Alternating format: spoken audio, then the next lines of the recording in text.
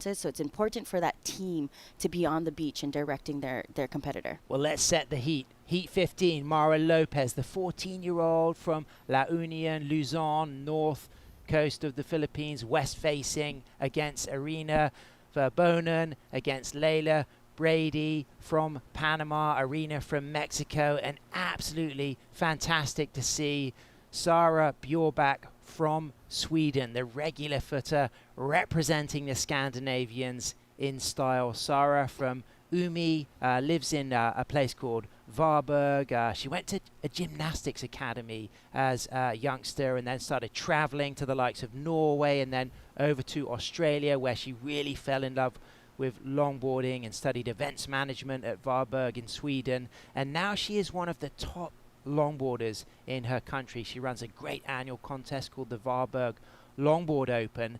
But let's look at Mara Lopez, the 14-year-old from San Juan. Her sister Ashley competed here last year. Mara is now top on the Philippines tour, just ahead of Daisy Valdez, who is also surfing here, just ahead of her sister Ashley, who competed for the Philippines last year. And then it's Daisy's daughter who's fourth on the tour. So big shout out to the Lopez family tuning in. Mara's dad, Nano, who runs Nano Surf School. And I know her brothers RJ and Warren will be listening. Of course, her sister Ashley, who was here last year. Irina, fantastic surfer from Mexico, and Layla Brady from Santa Catalina, loves to surf at La Punta. And we can see there that we've got 44 national teams, 143 athletes, Norway, Poland, Tahiti and Thailand represented for the first time. Megs, what are you most excited about today? Oh, the waves. I mean, waking up this morning and looking out towards the ocean and seeing the lines come in and how consistent it was. I mean, they actually had to move the buoys a little bit more out because that swell that we've been talking about has finally filled in. And I'm excited to watch them all get their campaign started. It looks blue out there, it looks azure, it looks silky, it looks smooth. We have had tricky conditions for day one and day two, but now we've got smooth faces, and it looks like Mara Lopez, the 14-year-old, up and riding straight to the tip there, locks a 5, holds a touch of the 10 on her Luffy board. This is her first time traveling outside of Asia. She's only before traveled to the Maldives, and she's already into a second soul arch, looking to surf with an incredible level of maturity for a 14-year-old, and bounced out of that cut back, but already delivering some beautiful nose work into a second soul arch after that opening 5. That put my hair on end, Megs. To see a 14-year-old surf with that much panache, absolutely incredible, considering she has never traveled outside of Asia. I mean, that's wild. I mean, that's why it's so incredible to have that team backing you and really supporting you. 14 years old, to be able to get to the nose. You can't really tell it on screen, but when you're nose riding out there and you're looking down, the waves are not small. She looks so cool and confident as well. So cool and confident. A sense of strength. It was a little bit of Elise Lemoine in that. Just like, I'm a regular footer. I'm in control. I know the speed of this wave. I'm not just going to perch myself on the tip and throw a little soul arch in there. And that's what's going to be interesting today, is seeing they're going to start boosting themselves up, giving themselves that confidence, watching these waves come in to really commit and get that nose ride done in the beginning. And it's not easy. It's steep. It's when you look down, it feels like you're standing on a balcony on a one-story building. So, well, let's get to appreciate this, Megs. Oh, I love this nose ride. She looks so cool and confident, just making her way to the face of the wave. Beautiful hang 5, closer touch to get a tight hang 5. Just beautiful soul arch. Nice turning cut back. Just turns back a little bit too much into the whitewash, but the way that she controlled herself on that first turn was veteran moves right there. Sara up and riding from Sweden. Bjorbak cross steps forward, takes a high line, cross steps back, drops down into the wave. Tall stance, the wave getting a little bit bouncy there, but she's staying in control as she sets herself up with a couple more elegant cross steps forward, just increasing her trim speed. Back to the tail, very traditional stylish upright stance there, but out on the shoulder, she just gets bounced off, as we can see Layla Brady up and riding the 18-year-old regular footer from Panama. Speedy section, just dealing with that chandelier of foam, cross-stepping forward, and then locks in a touch of the 5. Nice nose ride from Layla there. So shuffles back to the tail as she just then redirects, bounces a little bit. She should drop back down into this wave as she does nicely, just eyeing things up, just opening out those arms, just squatting a little bit low there. And that wave did still have some scoring potential, but what we see from Layla is just a little bit more need to use that footwork quicker to really keep pace with the wave, as we can see Minami Tomei's son on the left surfing for Chinese Taipei, and Hiroka Yoshikara. Hiroka is really going to be a standout in these conditions, Max. Yeah, she's been, surfing for a long time. She's a veteran in this sport, and she's so comfortable when it's bigger waves, and she's always so cool, calm, collected. So I'm excited to see her surf in the next heat. First ride for our Mexican, Arena. Up to the tip, stretches out that 5, locked hold onto that 5. An incredible nose ride there. The angle looked impossible, but she managed to walk out of that nose ride. But the angle she was pointing at the beach just made it pretty hard to keep control once she finished it. Yeah, and it looked like that wave was starting to push her down more into the flats. And as she was walking back, you're walking back with your heels. So she got a little bit too heel heavy and ended up getting unstuck. Mara looks to be, for me, one of the more flamboyant, in control surfers in this heat. She, from that immediate setup with the footwork and the confidence, but what we did see from Mara was getting bounced off on the cutback when she hits the foam, and I think it's so important at this wave. If you want to hit the foam, you have to be solid. You have to have initiated a maneuver expecting that you're going to rebound off the foam. If you hit it when you're not ready, it'll bounce you off, and she's up and riding for her second wave with a 5, soul arch, arm forward, leaning back, hips thrusting, speeding, and then she just really puts that board on a little stool as she just redirects with a snaking turn. And now she knows from the experience of that first wave not to hit that foam on the cutback. Cross steps forward, now back through to the inside section here and just weaving. Wow, this is a talent. For me, I am seeing, Megs, a potential future world champion in Mara. If she can get the support, the nourishment, and the coaching that she deserves, the talent is there. That is a spectacular performance for a 14-year-old. Oh, absolutely. To be 14 and to be able to be in a heat and learn from the wave previous, that's really hard to do. You really have to have that self-talk in that heat to be like, all right, this last wave, I bounced off the whitewash. Let me just go a little easier, complete the wave. As we see this replay here, nice walk up to the nose, high line, touch for the 10, and she holds this hang 5 right here. I love the way she just uses her knees to really navigate back up for a high line. That's really hard to do for a 14-year-old. And just weaving. And I love that she's more controlled. She's not, the shifting of the shoulders is not swinging so much because she knows she doesn't want to overturn. I mean, this is so special. I mean, you think about capitals of longboarding, Waikiki, Malibu, Noosa, but let's talk about La Union. I mean, they are creating so much talent. It is so special to see, and a big shout out to the Philippine Surfing Federation for supporting them to get here, because the talent is rich. They're going to do well. They're already doing well. JR is one of the standouts, and up and riding right now is Layla Brady. Just had that leash around the foot as she cross steps forward. She manages to untangle that leash by lifting that back leg. Couple of cross steps in and out of trim. No nose ride so far, but there's that first lock of the 5. Rolls that toe over the nose. Cross steps out of that nose ride. Now a little bit out on the shoulder. So she's probably not going to be able to drop back into this wave. So demonstrating commitment to the nose ride, but just needing to surf a little bit lower in the wave to stay with the wave. But looking composed, looking good with the footwork, but certainly just, if she wants to go bigger on the scores, it's getting back down to the bottom of the ride. Yeah, absolutely. As we see this replay, she's just trying to look for that face, finding that high line, and we're going to want to see the commitment today on those outside nose rides. As we see her working her way, there it is. Little bit on the shoulder, but again, it's first heat of the day, so she's just scrubbing off a little bit of those nerves, swinging back wide. And these women are doing amazing, considering that this is a new southwest swell filling in. It's likely that none of them have experienced a free surf session like this yet at Sunzal, because it's probably one of the biggest days we've had for a while. Yes, we had a bigger day, but it was bumpy, but this is one of the bigger, cleaner days. So it's impressive that all of them are demonstrating a commitment to find the nose ride, recognizing if they can get that nose ride on that first section, that's where they can really do the damage on the scores. Yeah, absolutely. And with this south-southwest, with having a little bit more, the direction is a little bit more west, we're going to see a lot of more committing nose rides today with that long face. Stylish, high stance, Sarah. She takes a midline, has those legs very upright.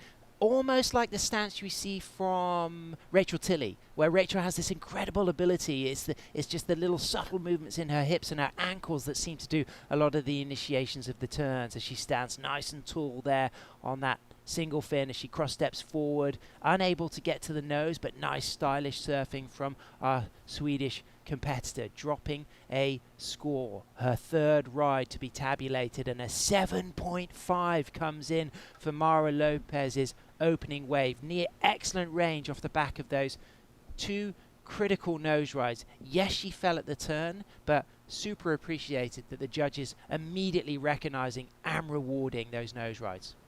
Yeah, here's a 7.5, the replay of this.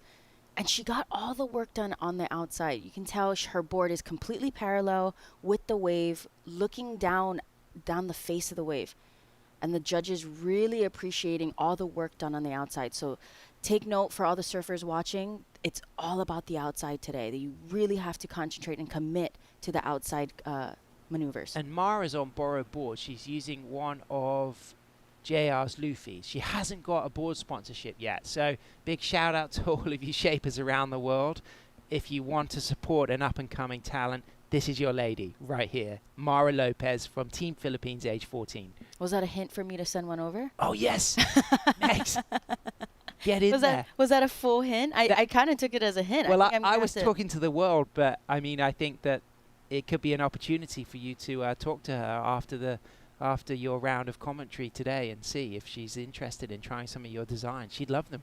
Yeah, I mean, I'm mostly Filipino, if no one knew that. So, I mean, yeah, get the roots going.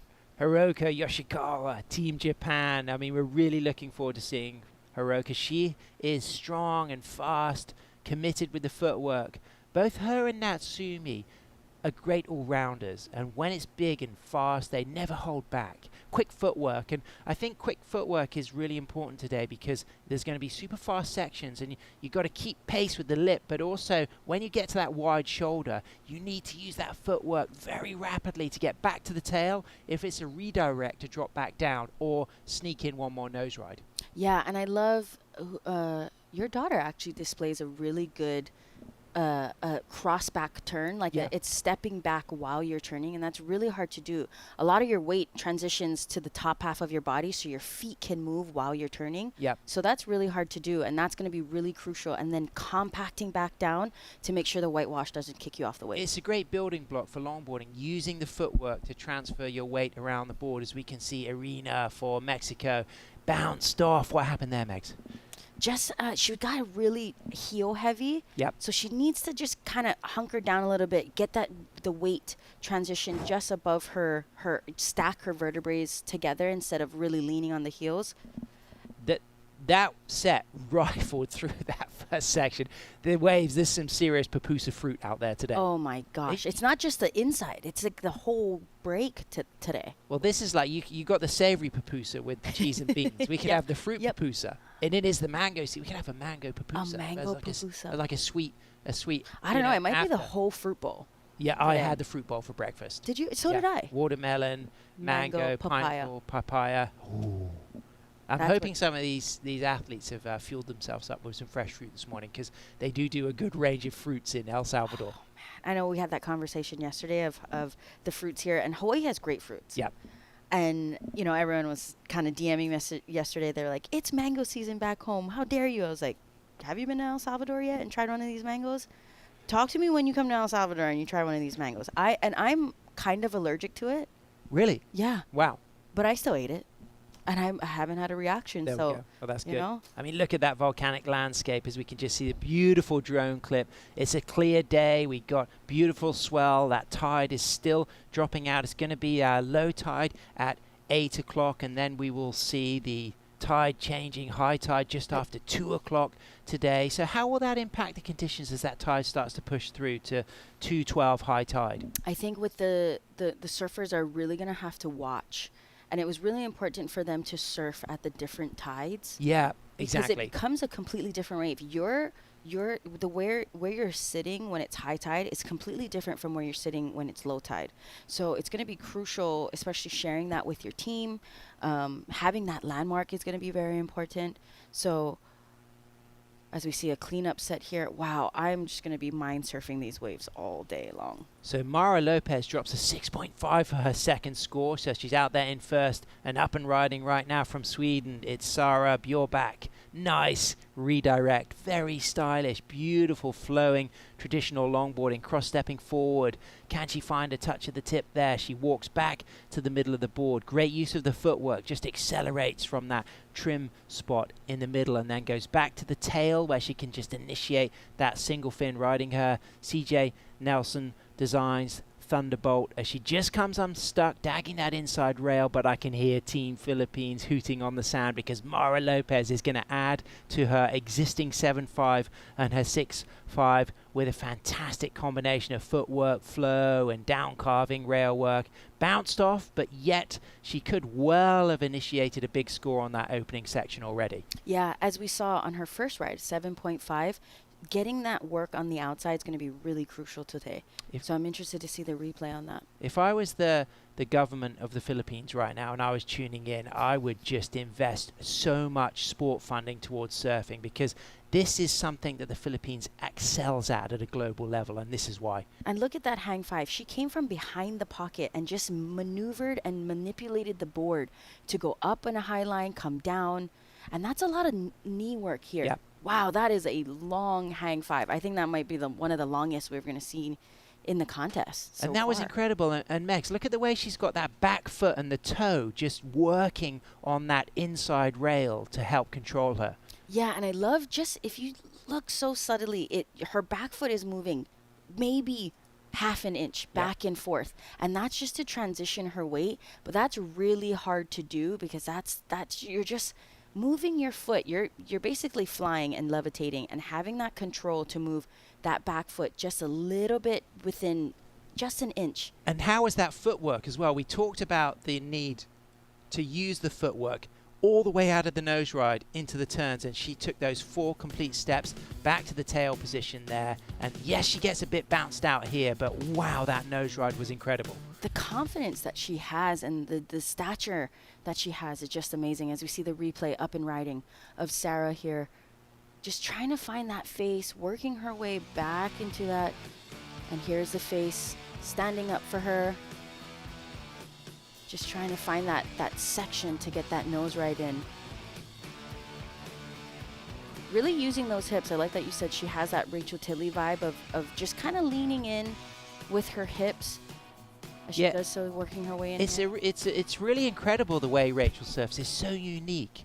She's got such a unique style, and for me, what I see with Rachel is a lot of control from the ankles. Yeah, it's really unique, and we talked about the synergy between other action sports, and you know, you and your partner do a lot of snowboarding. Your partner's a keen snowboarder, and of course, a lot of snowboard turning is initiating that kind of heel to ankle transition. But of course, with surfing, it's about leading with the upper body, looking, and you know, the shoulders being open. And what we see from Sarah there is she has that very upright style. Not easy to surf like that in big waves, but you can see that she's got that very kind of traditional aesthetic. She wants to be tall on the board, and that's the way she likes to longboard. Yeah, and it can really play a key part in wanting to turn because your weight is not always just on your legs. It's really distributed throughout your whole body. Sure. So that's why it's a little easier to turn, and it can make it a little harder to compress, but as long as you got that figuring out what the wave's doing for you and reacting to it, you'll get it done. Yeah, but there does come a point when it's big and you do have to bend the knees just to hang on. It's a rodeo ride on big days. Yeah, and you're definitely... And talking about hanging on, I mean, what have we just seen from Mara Lopez on that last score, Megs? That long hang five got her 7.93. Her backup is a 7.5. She's got a 7.5, a 6.5, and a 7.93. To be the first heat, 14 years old, and this is a world-class surf contest. to be able to do that, and she's probably going to be cruising right now. She knows she's got 2 solid scores. It's sunny. This contest is a marathon. Yep. So I'm hoping that her team really was like, get those 2 waves, chill out, relax. Yeah. Because you're going to have to keep doing this for the next 4 days. And so it really emphasizes quality of maneuvers, doesn't it? Yeah. It's not about length of ride. She did fall on that opening 7.5 and that last 7.93, but the quality of her opening maneuvers was recognized by the judges to fit the criteria, to be critical in the pocket, high degree of difficulty on a risky section of the wave. So it's not about amount of maneuvers or length of ride. If you do some extremely high degree of difficulty quality maneuvers on the first 2 sections, you can get an excellent range score. Yeah, and that's what it's going to be about today. If the surfers are watching, and I know they are, make sure you guys get all that work done on the outside. Commit to that outside, and the judges will reward you. So as it stands, Samara Lopez with a convincing lead, an incredible heat total as we move down into the last minute. 15.43, that's her 7.93 plus her 7.50. In second, it's Layla Brady from Panama. She's got a 3.4 and a 3.3. Now this surfer Arena on your screen chasing a 4.80 to move up into second and avoid going down into the repechage. 2 cross steps forward, cross steps back, cuts back.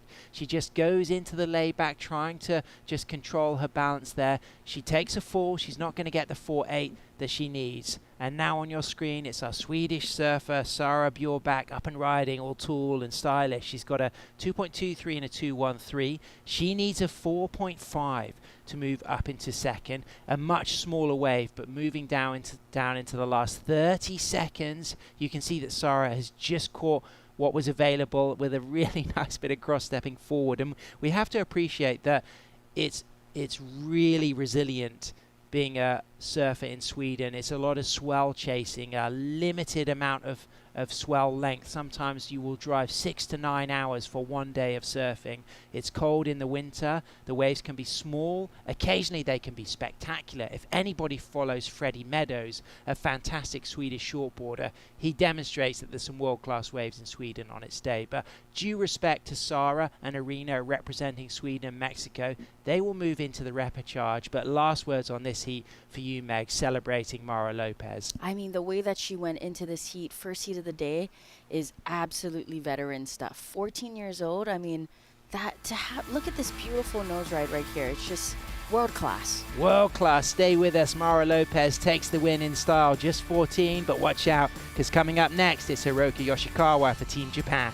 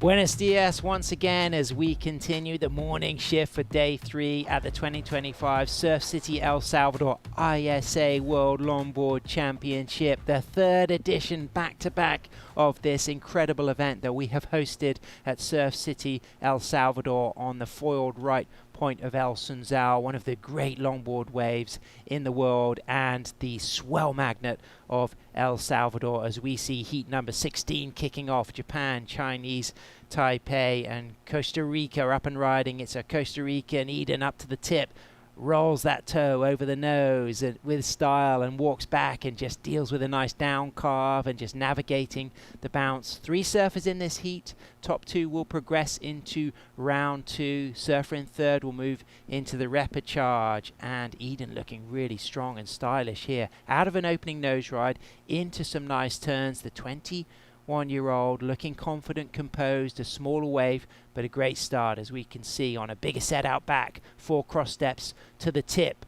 Hiroka Yoshikawa for Team Japan comes streaking out of that first nose ride into a second off the bottom, and then setting herself up for that nice second nose ride in a really radical, elegant, graceful but powerful down carve, and then coming off the bottom all in the pocket. If you just put a color code in that zone, which is just like a yard either side of the lip, she has been in the pocket for this entire ride. So if we think that Mara Lopez dropped close to excellent range rides in the opening heat, for me this could well be excellent range, Megs. Yeah, I agree. I think that turn in that critical section, I mean, and for her to control on the way out, on the way back up to the face, was absolutely incredible. I mean, she's been surfing for years, decades. I've competed against her. I've watched her surf. I've been such a fan of her, and she really, really put that wave together. Wow, great surfing there. So we have just seen a fantastic performance from Team Philippines, and considering that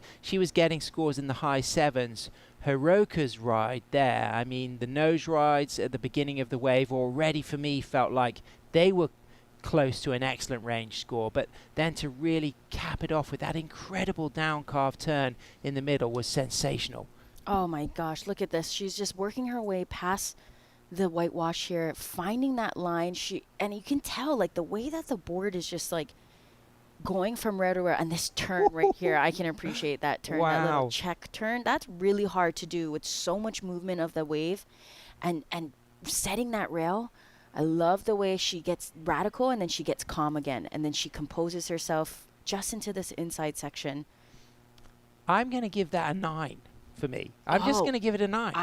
I just think that was incredible. I mean, I'm not a judge, and yes, I may well get this completely wrong, but I just feel as if it was excellent range surfing and a bit more as we get to appreciate the replay now of Eden. So this comes out at a 4.33, Megs. What do you think of this ride? I love it. It's a little smaller of the wave, so the judges want to see that commitment to that bigger set today.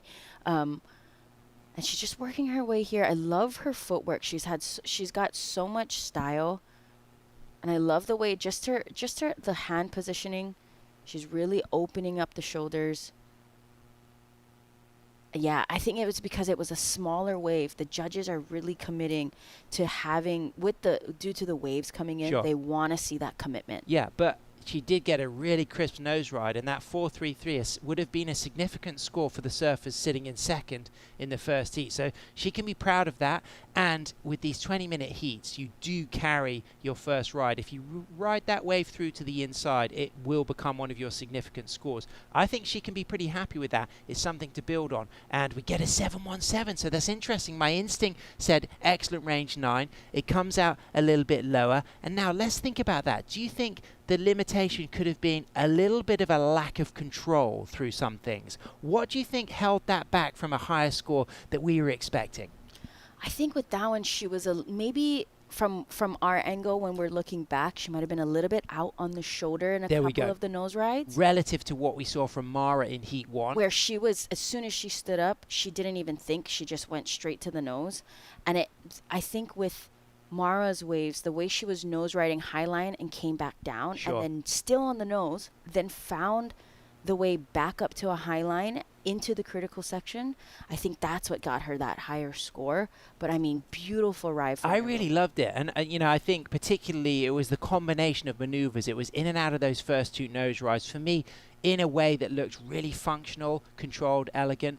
But the turn, I mean, it was unique, it was innovative, it was creative, and it was way under the pocket. And she came out of it with an incredible soul arch. She kind of really claimed the sense of control, the essence of longboarding, the way she just drove and flowed out of it with panache. Yeah, the way that it was almost like a check turn because she was trying to scrub off speed, and she realized like because she was starting to lose the face, there was no point in drawing out the turn. She just needed to stay in that tight section, in that tight pocket. Sujin coming up pretty soon. She is going to be representing Korea. She's going to be surfing against Luana Suarez from Brazil, a local legend, Cindy Portilla from El Salvador, based in the southeast of the country at Punta Mango and Las Flores. And also we're going to have Patricia Orlowski representing Poland for the first time at the ISA World Longboard Championship. Patricia actually based and learned to surf in Brazil, but we'll get the opportunity to talk about Poland because they do have quite a vibrant surf culture on their kind of North Baltic Sea coast there. And I did get the opportunity a couple of days ago while I was doing some research to watch a fantastic episode of Dylan Graves' travel show where he goes and meets the Polish surf community. So if you want to learn more about surfing in Poland, go on YouTube, go to Dylan Graves' travel channel, and he goes to the community. Actually, the town is known as, no kidding, it's actually called Hell, but it's got great waves at the right moment, as we can see up and riding right now. Eden in green, our Costa Rican there, setting herself up smooth, cross steps, real nice and stylish, in and out of that nose ride. That board much flatter, fast trim speed. You can really see that it's not got as much rocker as some of the other boards competitors are riding, but very good, smooth footwork for our Costa Rican. She'll get a second score, and things are looking good for Hiroka out there in first and Eden out there in second. Yeah, good ride from her. This is going to be a great backup score. Maybe even go a little higher than her first score just because it was a bigger wave and she was more in the critical section with that hang five. As we see here, yeah, much bigger wave than her first one. Just scrubbing off some speed, finding that high line, getting that nice tap five. And I love the way that she's really working the wave. And good point on her board there. It looks narrower in the nose and a really big tail. So with that big tail, she can actually get way more in the pocket because the wave will catch that tail. As you can tell, it's honestly way wider than her nose. And that wide point is back, a real kind of involvement style design with the narrow nose, the wide point back, a hippie board. So it has that nice swing through the turn. Those are the types of boards that work beautifully at spinning small point breaks like Tea Tree and Noosa, because they allow lift, but then they allow a beautiful swing when you come back to the tail. Live action, Hiroka on her second wave. She's got a 717, leans forward into the nose ride, really committed, almost got the lock and lift and hold, but I appreciate what she was thinking there. She was just going for it. Yeah, she was just getting a little too toe heavy, got a little bit too excited, and just ended up falling into the face. But good start for Hiroka. She's got time to get back out for more. And with that, let's go down to Berlin Alvarez Kimball with the 14-year-old Mara Lopez, who just put on an incredible display. Mara, this is your debut here in El Salvador. What an impressive performance. What was your mindset like heading out into that surf today? What's your takmo yung mindset mo bago So current situation in the water, 9 minutes and 30 seconds. Red, Hiroka Yoshikawa has a 7.17 and 0.83 in first place. Green, Eden Van Ackeren.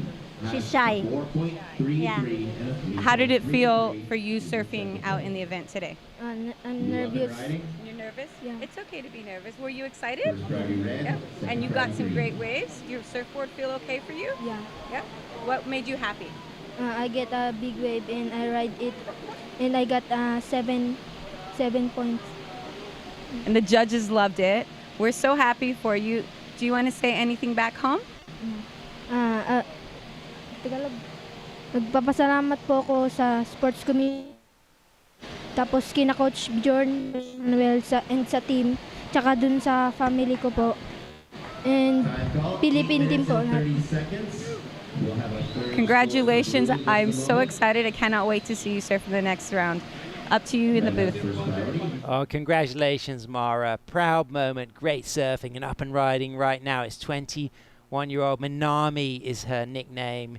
Mei Chen, the daughter of Tomei, an absolute legend of Chinese Taipei surfing, from mixed background between Japan and Chinese Taipei, and the first person for the last 25 years of surf exploration in Chinese Taipei that people go to as a surf guide, as a fantastic local knowledge, a fantastic longboarder himself. So to have that father-daughter combination competing here, they're both in the team together, and that was really nice from Minami. She looked controlled, stylish, and poised.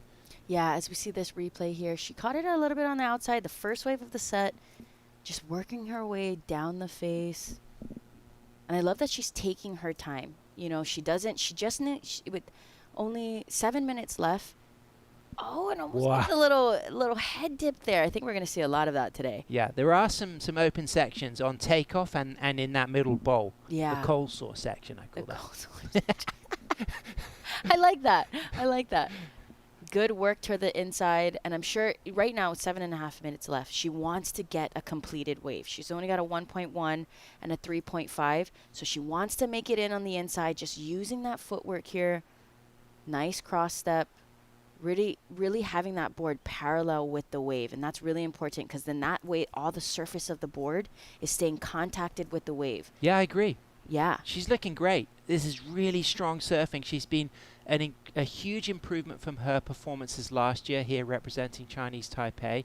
She's been out free surfing, getting a lot of good waves, very busy, very active, and I love the composure that she demonstrates on this ride. Yeah, and I love the way that she's redirecting her eyes on where she wants to go, right? We talk about where your eyes go, your shoulders will go, your hips will go. So I love the way her direction is. 4 steps up to the nose, walks out of that nose ride, Hiroka, and has to use a little bit of shuffling, but then just redirects with a beautiful down carve. Once again, an incredible acceleration with the footwork, touching that second nose ride, now cross-stepping cleanly and then just widening the back foot. And you can really see the foot placement there, recognizing how all of those little snaking turns were all initiated by that back foot just moving further back or to the inside rail where that front foot was in the good spot and it stayed still. So a great demonstration of technique as she cross steps forward and then gets another touch of the 5 and then cross steps out of that nose ride and then just squats into a kick out.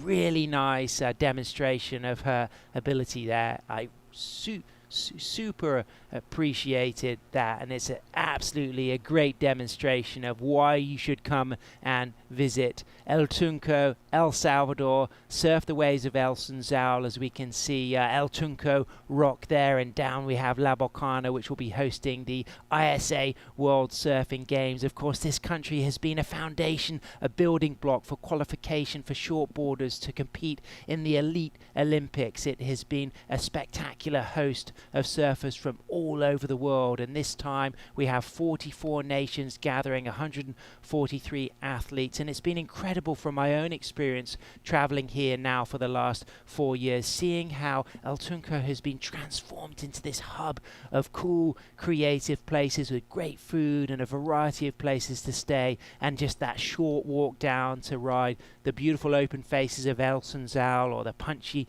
lefts and rights of La Bocana. And Megs, you've now had 2 years of experience coming here, and it's a special place. Yeah, I mean, I plan to come here every year. I mean, the waves are world class. The food's great. The people are so warm and welcoming, and it's really, it almost reminds me of home a little bit. Absolutely. So it's so great. It's warm. It's nice and hot. So yeah, I love El Salvador. And that building there in the middle at Club Salvadoreno, that is the side of the competition, and the judges just positioned below that digital screen where you can see the priority numbers and colors next to the different singlets, and then our broadcast area is situated just to the right, and the judges are now looking out on this ride, live action, just under 4 minutes, as we can see Eden up and riding for Costa Rica. Beautiful footwork forward, and then a nice turn off the top, down calves, comes to the middle of the wave, opts to just trim back out towards the shoulder, using that cross-stepping to just transfer her weight forward on the board, and locks into a nice touch of the 5, walks back to the tail, and then just stays nice and high as this wave really starts to stand up through the middle as she just redirects again.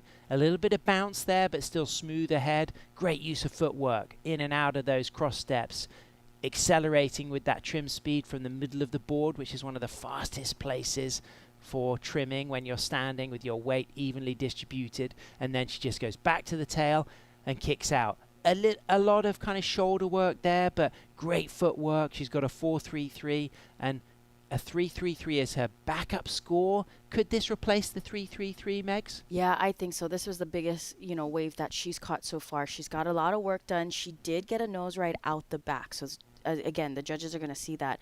And, it's really impressive for Eden. She's in Costa Rica. She's usually surfing a beach break. So the size of the waves today and having it so far out, that's nerve wracking, especially when you're coming from a beach break. So kudos to her. She's doing great. I love the way she's surfing. It looks like Manami just had to have a pretty big set on the head then, but it looks like both of the surfers have got their boards, no broken leashes. One of the significant experiences for surfers over the last 5 days has been broken leashes, broken boards, because yes, the lip of this wave isn't super heavy, but the white water has a lot of turbulence and a lot of momentum, and with this south-southwest swell filling in, there's a lot of force and power as we get to appreciate Eden up and styling. Yeah, this is the biggest wave of her campaign, and she's working her way down the face of the wave. And I love that she cross-stepped in the beginning, didn't get that hang 5, but she's working her way into the inside, knowing that she needs to get that work done. She's got this beautiful high line. That's the tap that we want to see. Yeah. Committed to that nice hang 5 high line, working her way onto the inside. And I love how much she's just staying so poised and posture. Yeah, great composure. Yeah, great composure. Nice reworking onto the inside, looking for this double up here. And we've seen a lot of different styles already this morning. That we saw Sara Bjorback from Sweden, also with a very classic upright stance. And these women want to surf this way. This is the way they want to surf. And that's where the kind of knees and the ankles really do a lot of the work. Some surfers will opt to bend their knees a lot. For instance, we see Alice. She stands tall on the nose, but in the cutback, she will compress a lot. But these surfers wanting to stand higher. We also see with Hiroka looking to catch this wave now. A lot of variety in the way. She'll flex in the turn and stand tall on the nose ride. In and out of an opening 5. Great footwork. And then again, just unleashing that rail, throwing some spray, lifting up that side arm and real leaning forward. Super appreciate the way she came out of that nose ride. Just staying at the front of the board and just keeping pace with the peel of the wave. Back to the tail. Some variety now, using the drop knee and keeping those arms really out to deal with the speed and the balance. And then a fast nose ride through a very tricky bouncy section on the inside, back up for another nose ride. So smaller than her opening 717, but the same amount of panache, speed, variety, and then taking this through to the inside as we move into the last 10 seconds with a cross step turn, soul arch out of that cross step turn. She's feeling that. That could potentially be her highest score of the heat, Megs. Yeah, I think it's going to come close to her backup score for sure. It was a smaller wave. Tamani up and riding, Manami up and riding. Really beautiful surfing for Tomei's daughter from Chinese Taipei, Che-Mei Chen.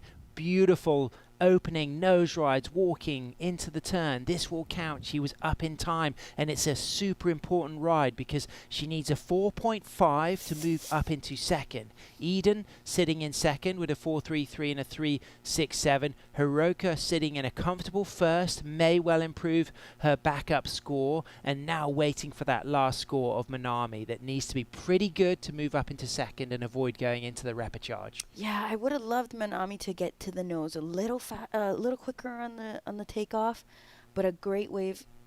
That was smart.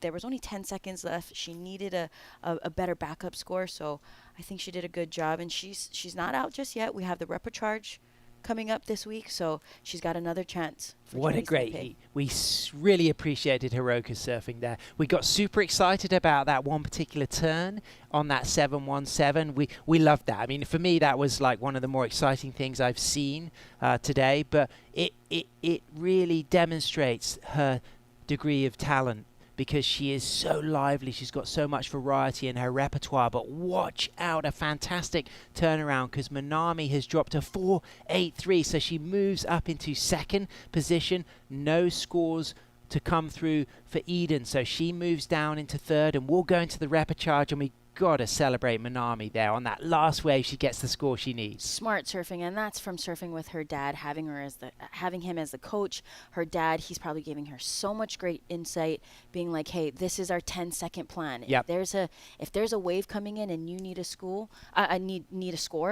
get on that wave. Absolutely. Congratulations, Hiroka and Manami. Stay with us, because coming up next, we've got El Salvadorian style maestro Cindy Portilla from Las Flores, Punta Mango.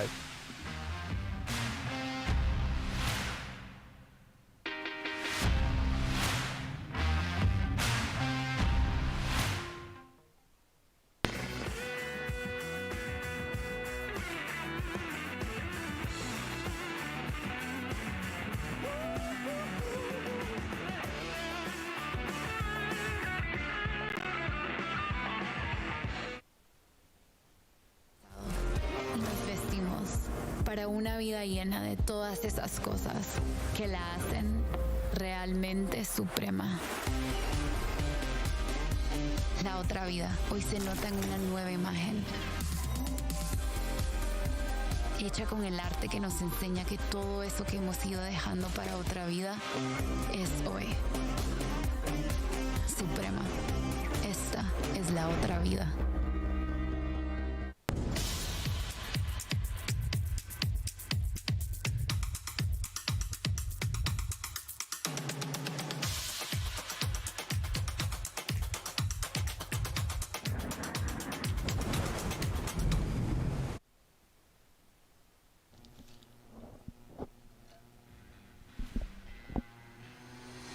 Welcome back to the continuation of the morning session of Day 3, live from Sunzal for the 2025 Surf City El Salvador ISA World Longboard Championship, as Heat 17 kicks off with Luana Suarez for Brazil, Cindy Portillo for El Salvador, Sujin Park for Korea, and our Polish surfer representing Poland for the first time at the ISA World Longboard Championships, Patricia Olwowski. Patricia, a goofy footer. She's from Krakow, but she moved to Brazil in her 20s, and that's where she really honed her surfing skills. But there is a great surf community in Poland, as we can see. Luana Suarez, the Brazilian, just comes off the back of a second place behind Chloe Calmon at a big event in Brazil last week, and Luana Suarez has been a standout the last couple of years from Ubatuba, Sao Paulo, and she's looking strong on this opening wave as the thing starts to shoulder out a little bit,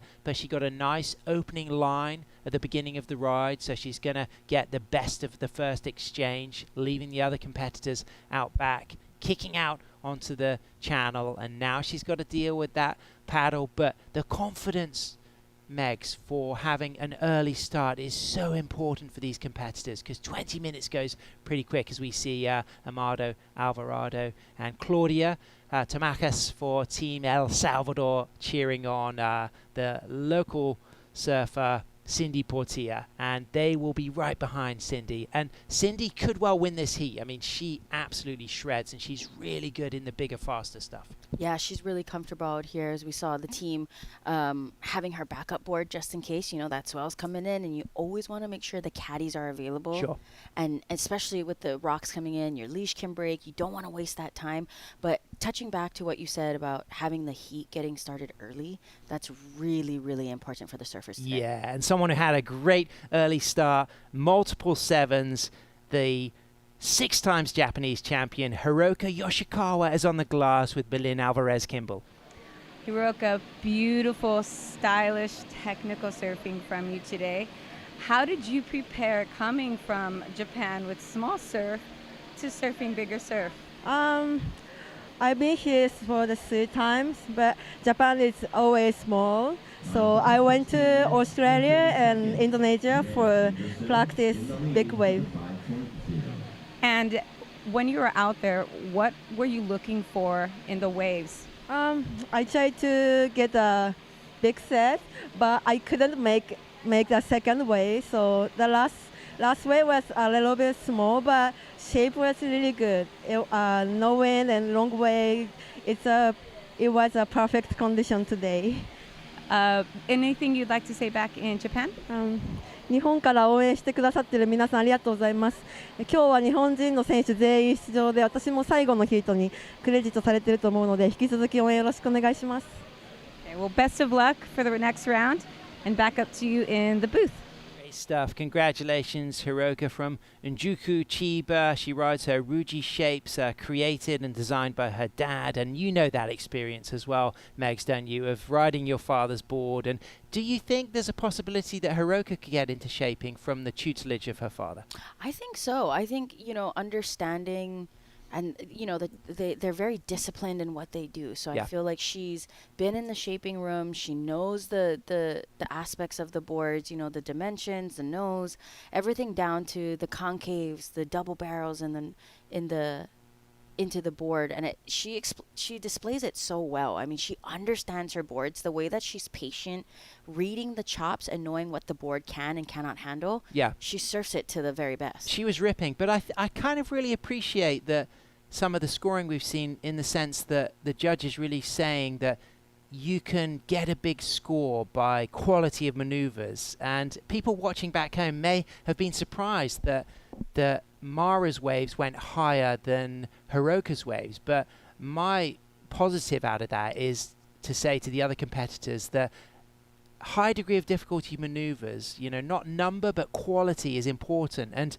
what we have to appreciate as well is that when we're watching the screen, we're quite close to the surfers. It's quite a cropped angle. The judges get to see the whole wave live, and they can really spot immediately how close to the pocket they are, and speed and ground covered. And I think Mara's nose rides that garnered that near 8 score were in the pocket. They were fast on a really big outside section. And I got excited about Hiroka's rides. It was fantastic. She did an incredible turn after the nose rides. But sometimes when you were watching it on the screen, you miss the whole scale and speed of a ride. And that sometimes is why you might be surprised at a score. Yeah, absolutely. I mean, the judges can see that long wave, that long face, and it's going to be up to the surfers, too, to really pick out what wave they want to be on. How's that set, Megs? Talk about the conditions. What's going through the minds of these 4 surfers? The mind of the 4 surfers or mine? Because I keep yours and theirs. I would have been turning and burning as we see blue. Whoa. Cindy, that was a heavy one. No stranger to bigger waves, but that was a good call on her, because you can see as it's closing out the buoy. Wow. Oh no, is this buoy going to go bye-bye? Well, the positioning of that buoy already, the fact that the wave is breaking further out than that. So we've already seen 2 heats this morning with a few significant sets, but that was substantially bigger. And it looks like the buoy may have kind of shifted positions and start to roll through. So the water safety team will kind of potentially get involved and let that move through, and then to take it back out in the current and reposition it. But that was a really big set, by far the biggest set we have seen this morning, really demonstrating the power of this southwest swell. This has been celebrated as one of the the most significant south swells of this season over the last few years. So we're just going in between late April, it really kicks off in May all the way through to October, is south swell season for this region in the Pacific. This is the time when you start to get those amazing south swells for all those great breaks in Costa Rica, like Pavones and Boca Barranca and Mexico, and even all the way up to Malibu in California. And this swell will be lighting up the whole Central Pacific right now, as we can see live action.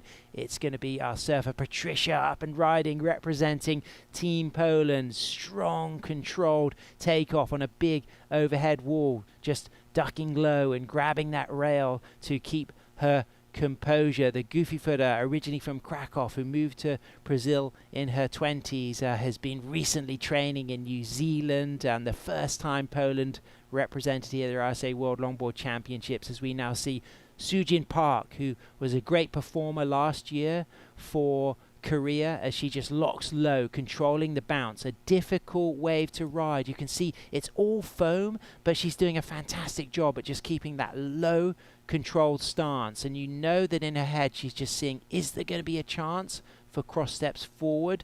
But that was all about control to get to the shoulder. Yeah, and I feel like she was trying to really feel the waves under her feet, especially with this new swell coming in, and just getting her mind right, just to get on a wave. Let me feel what it feels like to get my feet on the wax. How's my board feeling? And I think the next wave, she's definitely going to be able to read it and kind of get a little bit more risky. Well, there it is. The buoys come through. So the water safety team will take that back out. They'll reposition it. But live action, it's Cindy Portilla from Las Flores. San Miguel, the 23-year-old goofy footer, up and riding, fades nicely with a drop knee setup into that wave, and then cuts back. Elegant control, but also powerful, and a really nice turn there. The spray just coming out the back of that rail as she now gets a bit lower on the wave, holds that rail, but strong and controlled, dealing with the bounce of the foam. And now she's going to start to have to really initiate rail work to see if there's a chance for a steeper section. But that wave breaking quite wide into the channel. Not a huge amount of scoring potential for Cindy, but you can see the quality of her longboarding. Cindy is a world-class longboarder, a pioneer female surfer here in El Salvador. She's won gold at the Central American and Caribbean Games for El Salvador. She's the hotel manager at Nativa Surf House in Las Flores, and she's been competing now for 5 years. She started surfing age 8 with her brother, Cesar Portillo, and she's a proud family from San Miguel, which is the southeast area of El Salvador, and a really beautiful region. Yeah, I mean, all of the coast of El Salvador is just so beautiful, and it's really the land of rights. I could not believe the first time being here, home of the right surf, and I was like, oh my gosh. Wow. That wave, that set. Look at that, Megs. I mean, talk us through. This is interesting now because this swell is really starting to fill in, and this is now a combination of competition but also survival. You know, you really need to be having your wits about you. You need to have your backup board ready, a plan for if you break a board or a leash, your leash strong, your team behind you, your mentality. Because both of these women now are going to have those foamy ones on the head. Luana Suarez is going to have to roll this one as well. Oh, she just makes it over too. She just kind of gets stuck, but wow, that wave. That was Hawaiian stuff. That was, I was just about to say that. That's giving sunset. That's giving a little bit of outside of Haleiwa at avalanches. Avalanches to the left, but more of walls out at outside of Haleiwa. And wow, that wave was absolutely incredible. And considering that you need to get 2 waves in that 20-minute spell, it just emphasizes the importance of a quick start. Because if you don't get a wave and you get cleaned up and you've got to then paddle back around, I mean, you're really starting on the back foot. So a quick start, good positioning, you know, making a wave back out to the channel, using the channel, staying wide, and then going in but not sitting too deep. Yeah, and that's why it's so important to have those landmarks and to have those references for with your team on the beach, as we see Tully White getting ready for her heat. This is I can't wait to see her surf. She's going to be up against Marcela Machado for Uruguay, Bianca Dutzen representing Germany, Bianca based in California, and the fantastic surfer from Thailand. Really looking forward to seeing Thailand representing once again. It's Atia, known as Rami Junprasert. She's a very stylish surfer, but somebody who is used to surfing small waves, and she's already expressed how this has been a big challenge for her. Yes, the Thai climate is very similar to El Salvador. It's tropical, but she's not used to surfing waves of this size. And I did see her yesterday come back in from a free surf in the evening with a broken board. So another board broken, but picking up so much from this experience. And if you follow Atia on Instagram, you know, you'll see that she's an extremely graceful, stylish Thai longboarder. So looking forward to seeing her coming up in Heat 18, which will be the last heat of this opening round of the women's. We did the first half of the round yesterday. We're finishing off. It's day 3. After the women's, we'll be moving into men's round 2, and then we'll be moving into the first half of women's round 2. Yeah, that's going to be exciting. I mean, the alternating of the women's, the men's, the women's. It's going to be important for all the surfers to really watch every single heat. Absolutely, and it's a great celebration of El Salvador, and there's so much more. There's the big surf, but there's these incredible archaeological parks in El Salvador where you really get to appreciate the rich Maya legacy, and you can see the Tazumal ruins, which is a UNESCO World Heritage site. And you know, beyond all the great food and hospitality, it's the cultural heritage and the revival of San Salvador as the capital of the country. It's become a really great, exciting city to visit as well, and it's wonderful to see a lot of San Salvadorians coming down to the beach and watching the action and enjoying their holidays in El Tunco, as there's a little bit of a lull now. So with 5 minutes 30 seconds remaining, what's the situation, Megs, and who do you think is the front runner for this heat, considering there have been some surfers who haven't got a backup wave? Yeah, I think for, 5-minute drill for the surfers, I feel like Luana is definitely going to want to get busy. She has second priority, so she's going to need that backup score to solidify that first place. But let's not count out Cindy Portillo. She's no stranger. She loves El Sunzal. She surfs here a bunch. So she's one to watch. With third priority, you don't want to be giving up. You don't want to be giving her a wave to really to get that score. So it's going to be, and you can tell they're kind of pushing each other a little deeper as we see the replay from Luana here. Nice hang 5 out the back. Working her way. She's been surfing for so long. She's only been longboarding for 4 years. So, but she looks so cool, calm, collected. And I love the way that she looks I get her confused sometimes with Alice. Yeah. Moine. They have very the same, similar style. Yes, similar style. Just working her way back to the left. We're going to see that a lot, especially with the wave selections today, that they're going to have to position the board to the left to get back into the reform on the inside. Sure. Lua, as she has known, she has grown up with epilepsy, so she's really had to kind of move through that to get to this stage at a world level in sport. And this was a really important score for her because no surfer has got a backup wave, but that opening nose ride really garnered that 5.0.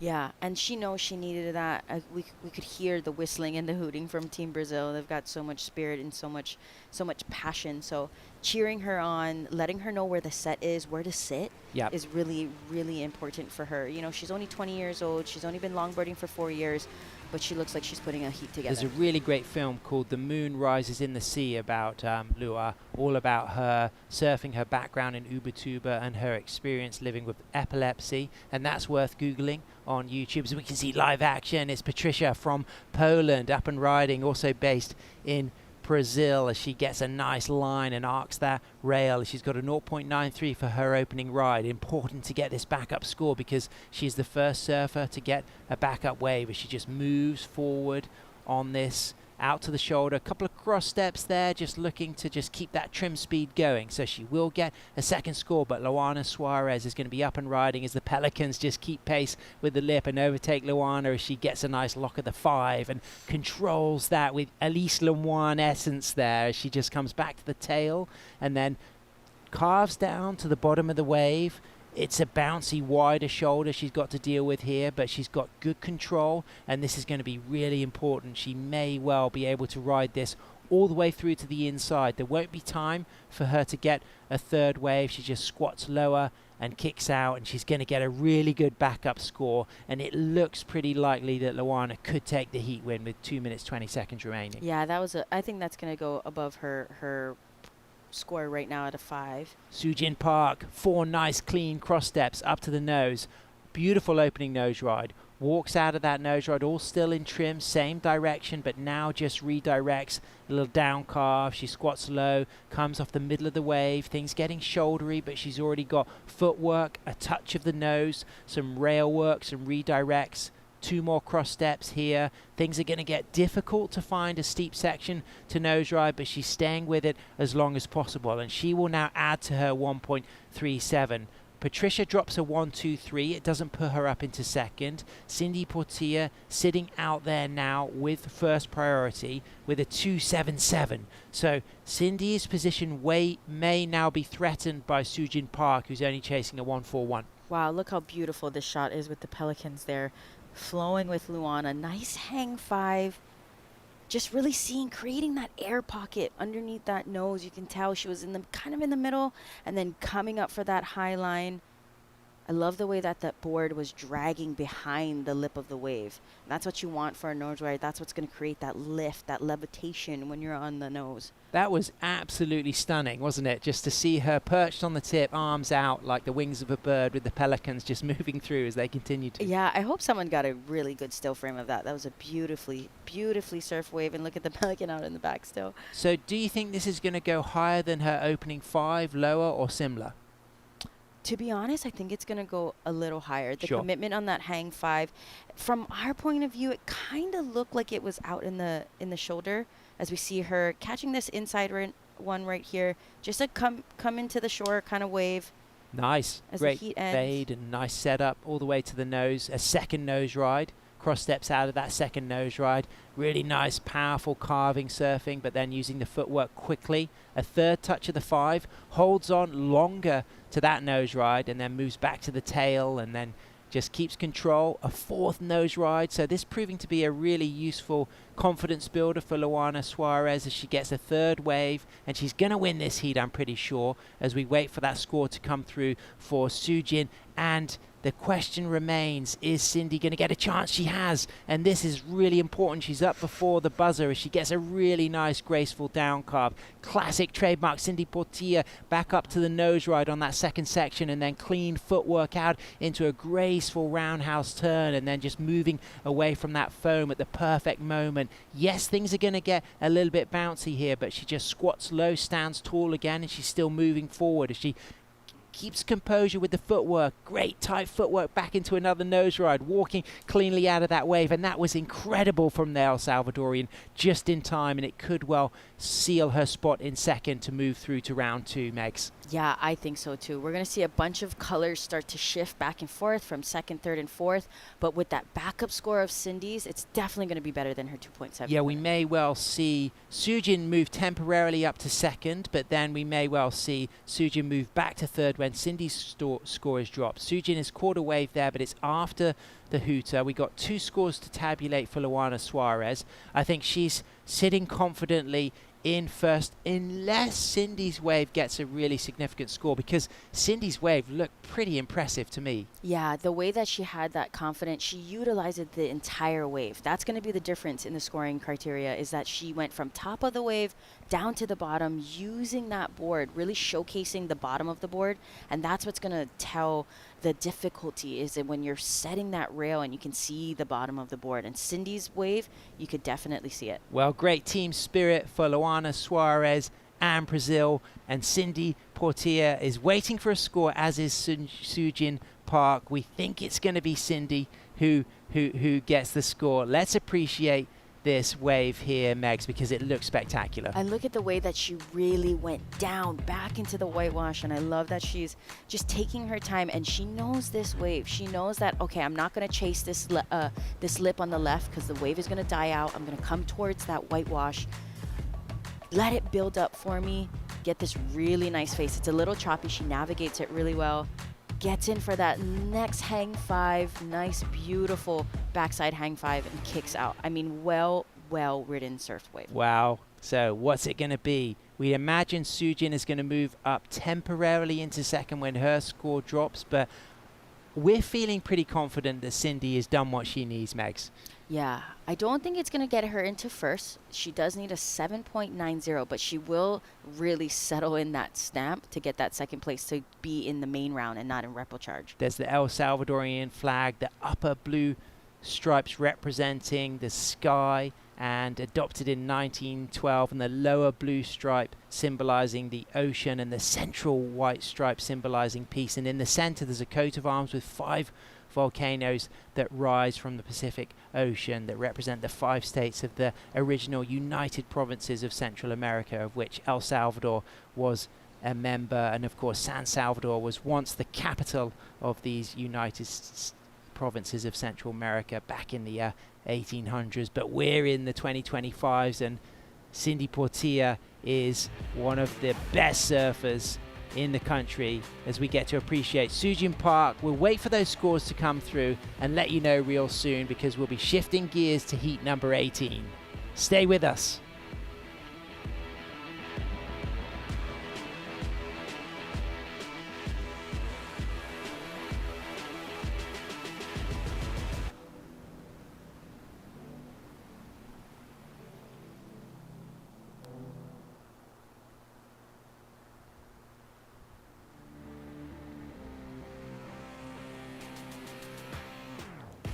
There it is, Megs. 4.10. Cindy Portilla moves to second. Sujin Park stays in third, and Cindy Portilla secures her spot in round 2. Great stuff for Team El Salvador. Amazing stuff.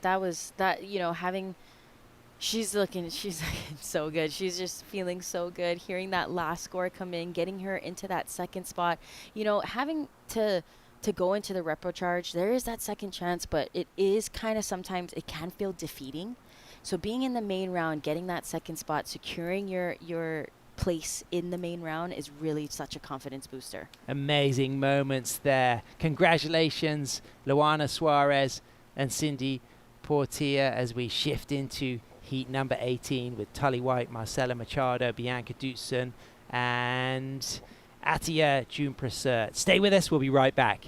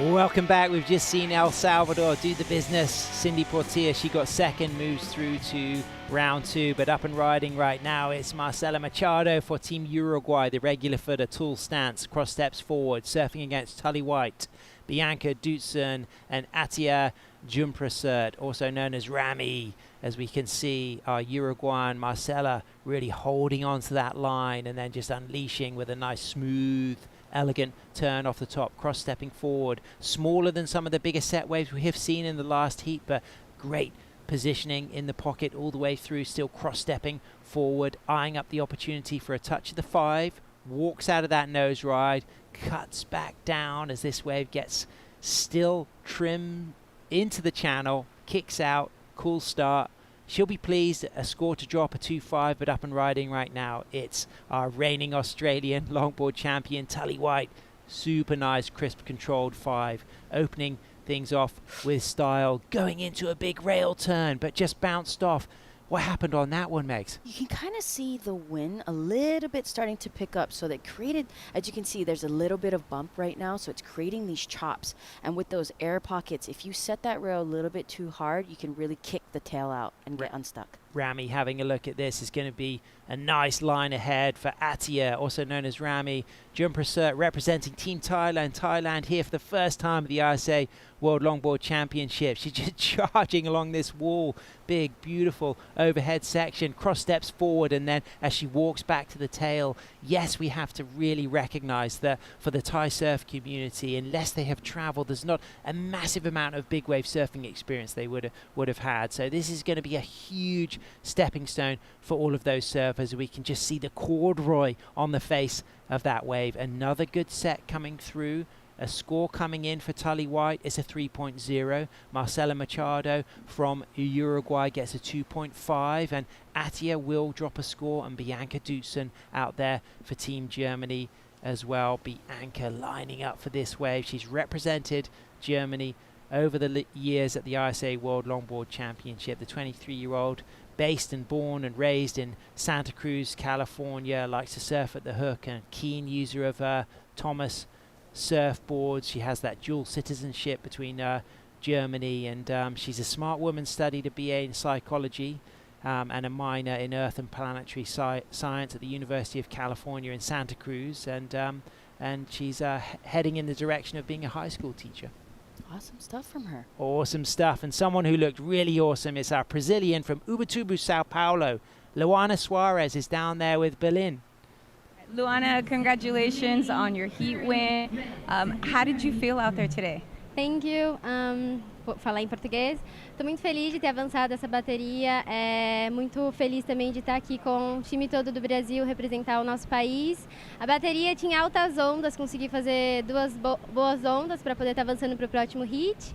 Estou feliz de ter avançado e vamos para a próxima. Quero encontrar melhores ondas na próxima bateria e é isso, estou muito feliz.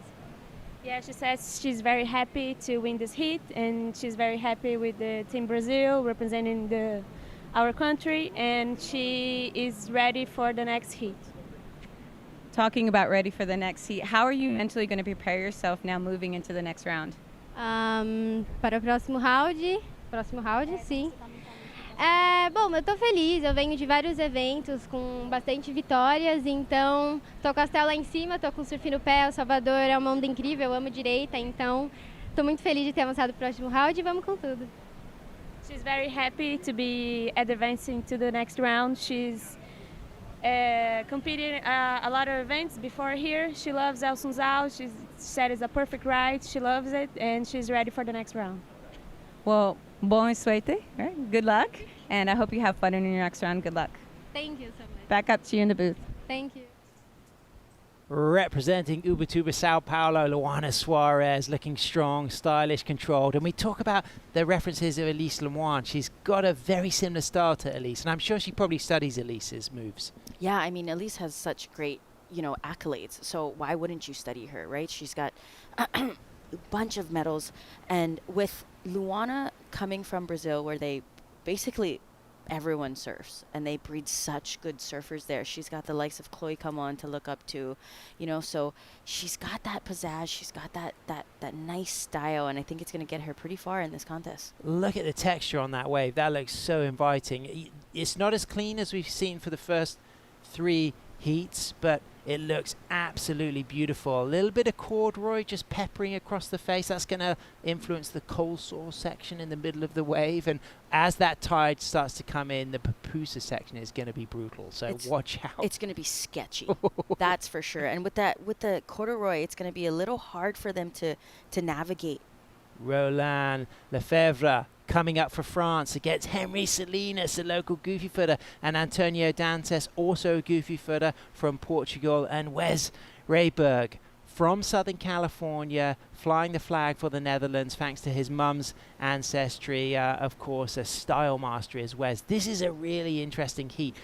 Really difficult to call because you've got local knowledge from Henry Salinas. You've got the one of the coolest, smoothest surfing goofy footers, Antonio Dantas, and his local spot Estoril. Sal Pedro is a really good long right hand point break, quite similar to El Sunzal in the way it reels and rolls, obviously not as tropical. But then watch out for Roland Lefebvre. He is a really, really talented French surfer, comes from a shortboard background, in his mid-30s, new to competitive longboarding, but he looked really strong in the opening round, Megs. Yeah, he really did. They looked really comfortable. Yesterday was a little bit difficult with the tide and the conditions, with like 3 swells coming in at once. So they're gonna have such a good field day. They're probably itching to get out there Fully. and surf like perfect right point breaks. Megs, let's have a little recap. Where are we at? What's happening? Who's up and riding?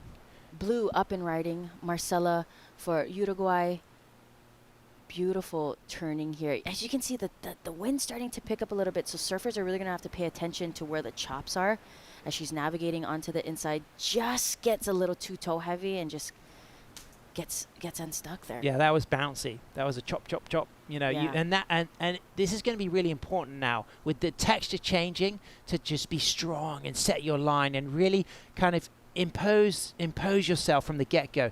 Deal with the tempo, you know, fit the kind of rhythm of the wave. And I think if you're a little bit off balance, it's hard to not fall on this ride. Yeah, as we saw, Tully, she fell on that wave from that chop. So I can imagine her next wave, her stance is going to spread out. When she's turning, she's going to turn a little bit more with the legs rather than really leaning on the heels.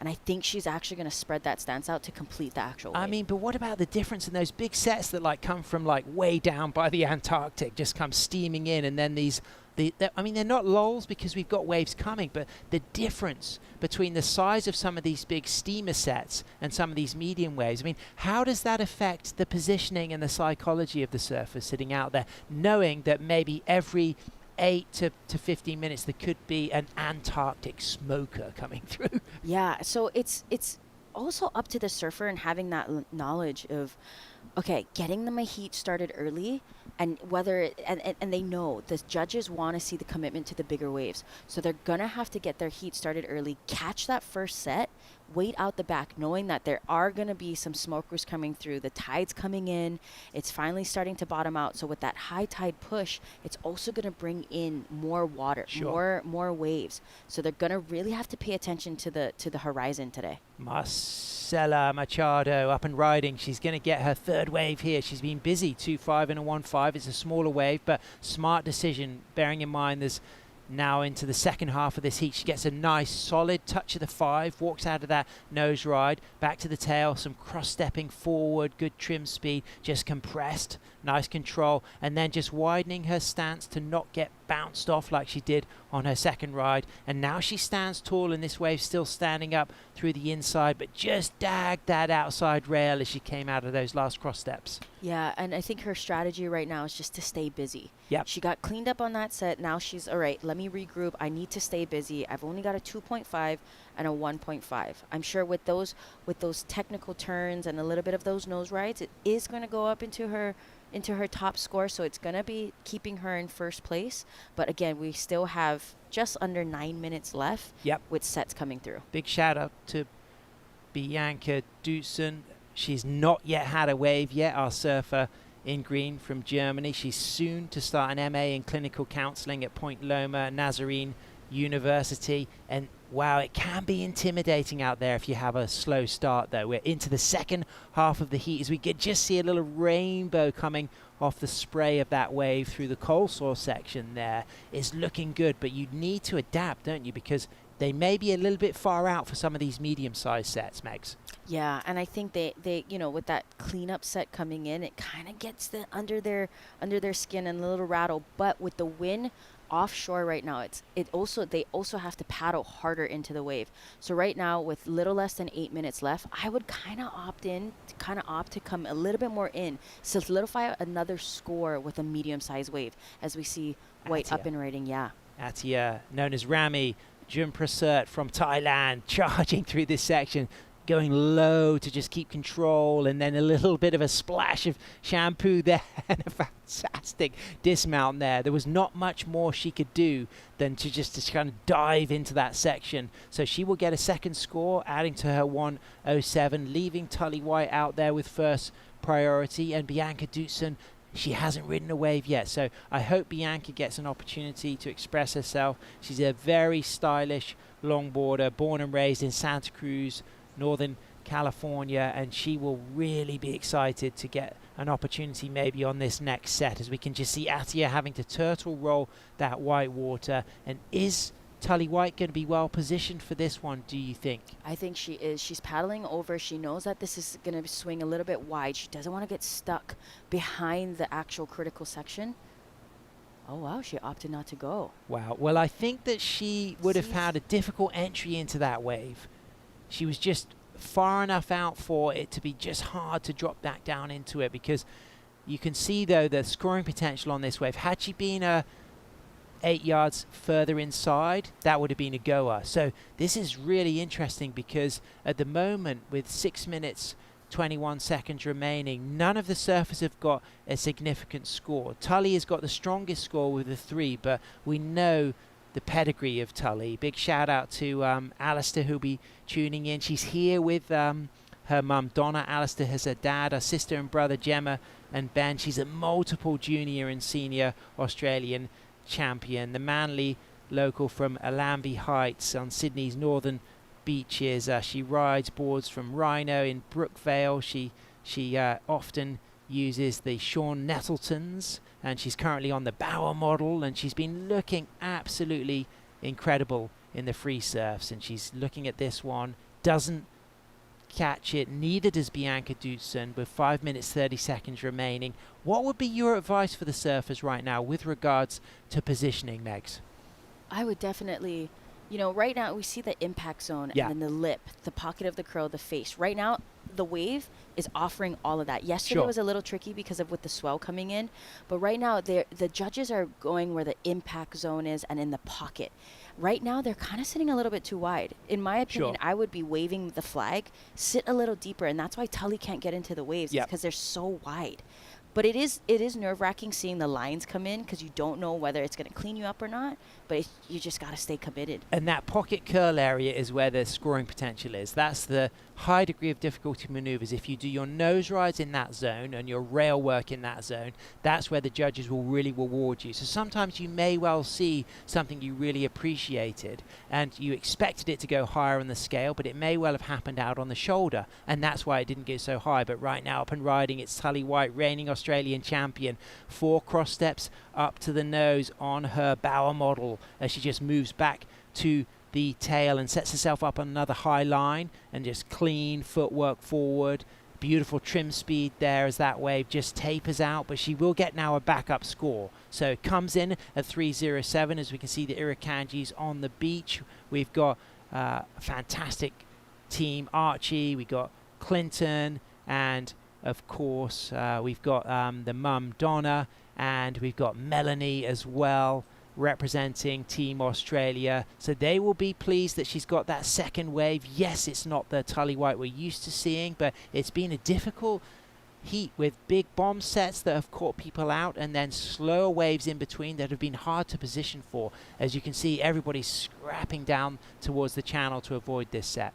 Yeah, I see them swinging out wide. You see the white buoy. They're actually really close to that white buoy, but I think with this set coming in, they're getting a little nervous with how the wave has been coming in. They did get cleanup earlier on in the heat, so yeah, just trying to find that backup score with 3 minutes left. Bianca Dutson really putting everything into trying to catch that wave. So she's not been able to get away. 3 minutes remaining. So she won't now be in first priority. She'll shift down into third priority. First priority is with Marcela Machado. Tully White is in first with that 3 and a 3:07. In second, Marcela Machado for Uruguay. Marcelo, the reigning Uruguayan national shortboard champion as well. Grew up in the Canary Islands, although she was born in Uruguay. Started surfing age 14. She's represented Uruguay since 2017. This is her 4th ISA event, and she loves to surf at San Juan and Lanzarote, riding master surfboards as Tully White through the middle up to a second touch of the nose. Nice opening 5, walks in and out of that second touch of the tip, and then just stays in the middle of the board, cross-stepping forward on a high line, and then opens her stance for a cutback, using that footwork elegantly just to keep pace with the wave and find a chance to touch a nice nose ride through to the middle on the inside as things get super bouncy, but she just gracefully drops back down into the wall, and she's just dealing elegantly with this speed as it goes overhead, and she kicks out on the corner, and we get the claps and the cheers from the Irukandjis because Tully has now got things rolling and is looking pretty secure in first place to book a spot in round 2. Yeah, she looked a lot more comfortable on that wave. I think she was trying to figure out the chops, but she did so well on staying low, staying hunkered. We could even see her spreading her stance out as we talked before, Sure. just so that she can get that stability on that Yep. wave. Well, it's going to be difficult with the bumps at this speed. You know, the power of this southwest swell, the speed you're going, hitting those bumps, you've got to be strong. I love the way the Irukandjis are writing all of the names in the sand. Yeah, Really it's cool so, for each yeah, it's so cute. I love it. I mean, it's like they have so much spirit too, the Australian team, and they've got a solid team today. You know, with Tully's mom being a physical therapist. Exactly. I mean, I would knock on her door and be like, hey, got a little tight shoulder. Yep. Can you work this out a little bit? So it's good to have especially her mom too, having that comfortability with family here. Yeah, and she drops a 4.83 for that last ride, so it proves her situation. She's out there in first, Marcelo Machado in second. She needs a 5.40 to move up into first, and Marcelo has first priority. Atia, she needs a 3.7 to move up into second. Bianca, she hasn't caught a wave, but it's still attainable because with a 4.77, she could move up into first. To Megs, I mean, talk about how close the water temperature and the air temperature are here. I mean, the water's hotter than the air. So, when you're jumping in, you're thinking of it going to be refreshing, but it's actually really warm. So they really have to pace themselves and breathe through their paddle outs because it does get really hot. I felt myself almost sweating in the water, and you don't do that much places. Even in Hawaii, the water's a lot colder than the air. But here, it's staying, there's not that shock of like, oh, it's too cold, but it is something to get used to. Up and riding, Marcella in second position, chasing a 5.4 to go to first. Big overhead wall. This is speedy and fast as the clock goes down, so this will count, and it doesn't look like we have any other surfers up and riding. So waiting now for a small score to be tabulated for Tully White, but Marcella, can she get the 5.4 she needs to move up into first? She's strong in second position. She comes out of that turn and then just grabs that rail and controls the white water. She will be so pleased to have got this wave and ride it through. Sitting out back with no waves ridden, Bianca Dutson will stay in fourth and move to the repechage. In third, Atia, Rami, Jumprasert for Team Thailand will stay in third position and go to the repechage. And congratulations, Tully White, getting the high fives from the Irukandjis team with her mum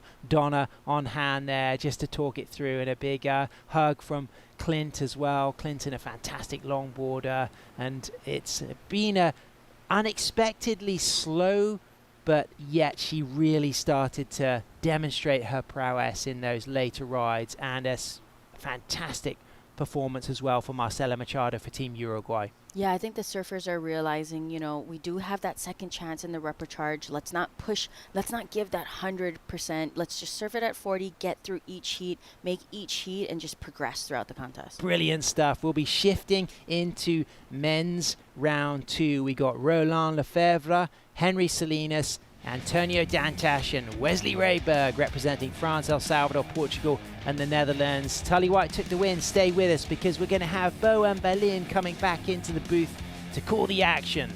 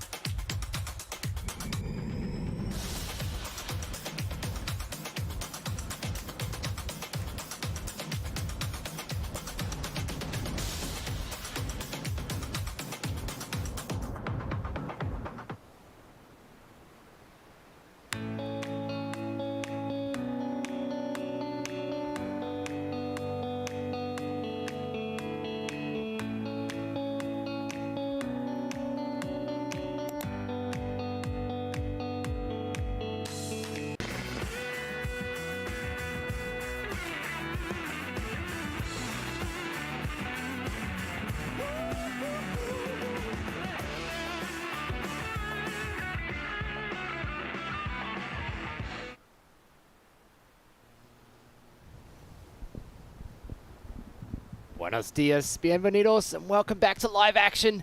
Men's round 2, heat number 1 in the water, up and riding. Roland Lefebvre from France. You see this overhead wave just powering through, waiting for this wave to offer him a cut back toward the whitewater. As he bounces off there, you can see a bit of chatter on the face now from that easterly wind picking up. Roland doing very well to negotiate those bumps.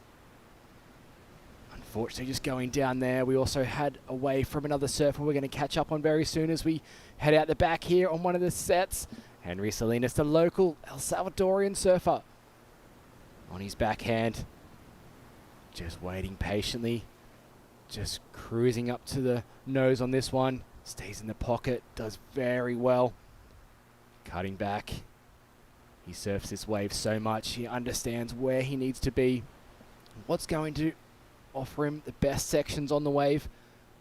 We see him just very patient, smooth style, making the most of that wave on the outside section. Surfers in the water.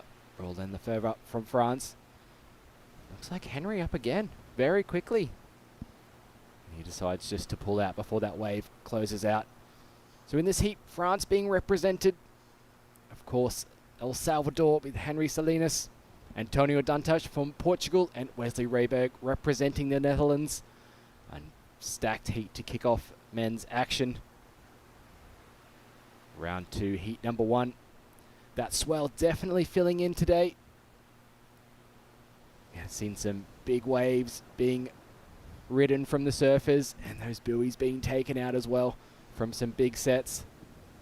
My name is Bo Nixon. I'm joined by legendary longboarder Berlin Alvarez-Kimball.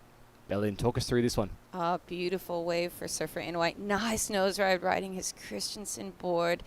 Beautiful drop knee. Really composed, not really kind of rushing, getting down through that bump. As we said, you know, just kind of grabbing his rail, understanding that inside has really started to change with this wind picking up now. You know, really lovely kid. Great surfing. Again, nice little bit of a drop knee. Nice footwork. Again, really working this all the way to the inside as we've seen some really nice scores being dropped with those connecting inside waves. It looks like a different strategy there from Wesley. It's taking off on those smaller ones as we see Roland at the back representing France. Beautiful hang 5, holding that through that critical section. Still up on the nose. Beautiful style from Roland. He's going to cruise off the top here. See that wind holding him up the top of the wave a little bit. So he does some navigating through this whitewater section. Cutting back. I love the arms, the flair he has when he surfs. Sam mentioned he comes from a shortboarding background, but no stranger to longboard surfing. Competing back home in France and of course on the world stage here. So 2 really quick rides from Roland, getting things underway here for the men as we see a clean-up set coming through, Bellin. Oh, goodness. It was real interesting sitting down on the sideline and watching those last heats. And you could see everyone sitting so wide and, you know, going, God, why are you all so wide? And then you just see these kind of monsters come through. And, you know, they have so much power behind it. And I think yesterday when we were explaining, hey, it's coming, I think people kind of giggled and like, surf report was off. And we all woke up this morning like, oh, Lord, here we go. Yeah, definitely. As we're going to throw it down to Megs on the glass with the winner of the last heat. Thanks, guys. Congratulations, Tully. Little victory at sea. You know, you're no stranger to competition. How did you feel? What was your strategy going out there? Yeah, it was a pretty fun heat. We had that big wash through set come through when we were standing on the sand. It took out all the boys. So just wanted to try and get out the back, have my board there, and then ideally catch one quickly, obviously, because it's a big paddle back out. But that didn't really happen for me, so then I was just trying to make it work. And I just, 2 waves and do best. So I was happy to get 2 waves, and the wind really came up pretty much as soon as the heat started, so that switched things up a bit. I was, stoked with my board and everything, but just hitting the shatters pretty hard. Yeah, we saw the chop starting to kick in, the wind picking up, the roll-in set that came in kind of rattled you guys. How did you get your composure back? Yeah, I was lucky I didn't really get any on the head. but I mean, when we were paddling out, it was kind of barreling past us, and it was like kind of frothing, but it quickly turned to non-barrels. So I wasn't too like rattled, more just like hoping I could get into one at the right section and then win for the ride of your life. Well, you looked really good out there. Into the second round, what's your strategy going into it? Just same again. Got all the Oz team here supporting each other, so we'll watch them go first, and then hopefully just surf another heat. Awesome, and we'll see you in the next round. Good luck to you. Up to you guys back in the booth. Thanks, Megs. Starting to get a bit tough out there, Tully was saying, just with that wind, with that chop on the face, she paddled out. There was a big set that rolled through. The competitors decided to sit wide, as you were saying, Berlin, so maybe out of position for the smaller ones, but it's tricky. We can see those lines stacking up to the horizon as we take a look at this beautiful drone shot, the coastline of El Salvador. This is beautiful. This is growing up, we would say, oh, look at those corduroy lines. And then you remember corduroy jeans. That's exactly what it looks like. Beautiful lines, nice texture still. That wind is coming up a bit, but it's still giving everyone a beautiful canvas right now. And how lucky are we to have this kind of surf right in the beautiful El Sunzal, as we see surfer in blue taking off local boy Henry Salas. Yeah, Henry Salinas here, up and riding. Quick 5 to start things off. Just waiting patiently to get around. Looks like he's going to try to get to the nose again. Beautiful hang 5. Right in that critical section. He's going to cut back on this wave. Another surfer up and riding out the back. We're going to stay with Henry on this one as we see him up on the nose again. Hanging 5, waiting for it. Looks like he's going to try and get the 10, but just falls off the back of that one. You can see these waves pushing into that deeper water. Surfers trying to get up on the nose on the top of the wave, but ideally they need to be down the bottom of that wave. We just saw that wave, obviously a little bit smaller inside, kind of hug the reef, and then you see the whitewater line from the next 2 waves coming through, and it's a lot wider. He was not rushing anything. His opening wave was a 2.83. Second wave came in as a 1.33, which is just a quick takeoff, as we see lovely overhead wave of our surfer Antonio Dantes on a bomb, but just unfortunately just having to get off of that. And then here we go, opening ride of local boy. Gorgeous 5 in the pocket, staying really in the middle of his board, trying to get the drive off of, you know, not staying back on that tail, and then back up to a 5, facing down the face on that one, and then, you know, connecting back to this inside. Minimal footwork, you know, he's just being precise, looking for that section as we see his board completely disappear, and unfortunately you could just see that wind come up underneath that board. I do feel like it might be his best wave though. That was his 3rd wave ridden. Just those nose rides, very critical. Rollout moving in on the inside here. So surfer in red, up and riding. Hanging 5 straight to the nose, holding that 5 through this section. Holding it beautifully timed from Roland. Seeing him having to pump in that compression and extension. Sitting a bit deep, and that can be the problem with surfers trying to move on the inside a little bit. That wave running in front of them a little bit too much, but he is out in the lead currently with a 6.5 and a 5.33, staying busy. And out the back, where's Rayberg representing the Netherlands? Beautiful 5 to start things off, dropping down the bottom of this wave. You can see Wes on a bit of a flatter rocket board today, negotiating those bumps very well. Holds that 5 through that section, moving out to that deeper water here. He's going to stick with it, trying to get to the nose. He's going to bring it back to the white water as we see him up on the nose again, holding that 5. Very controlled, stylish surfing from Wes. I love the patience that Wes and also Henry bring to their surfing, just waiting for the wave to offer them up something in front of them, as it looks like he's going to get caught behind as he moves through the inside section. And Antonio Dantas from Portugal up and riding, Bellin. Antonio, just getting that leg rope wrapped around his back foot. Again, up to a 5, another 5, just holding that, adjusting that weight, cutting back to the whitewater, bouncing a little bit, trying to stay right in the pocket. You can see, you know, not much of a face out in front of him, so trying to stay really close and hoping that this thing kind of reforms. As we see, smart maneuver connecting to this inside. Hopefully that face is going to give him a wall to work with. You know, just timing right now. As we see again, you know, just a little bit of rail, just really hunting through this bumps and lumps, able to pull off that nose ride. Again, just hoping this inside's going to give him a little bit more to play with on the nose as he gets up there to 5-10, holding that 10. Again, nice footwork back, looking for this lip. Nope, kicking out.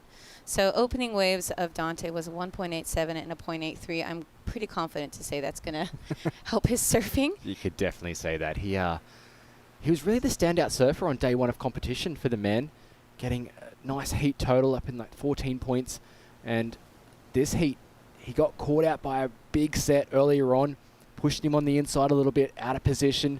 Unfortunately, was caught behind on a couple of those waves that he's been surfing, but that wave definitely going to help his campaign. But only 7 minutes, 20 seconds left. He's got to paddle out from the beach. And with these sets coming through, you know, like I said, just so much water moving. That current is so strong.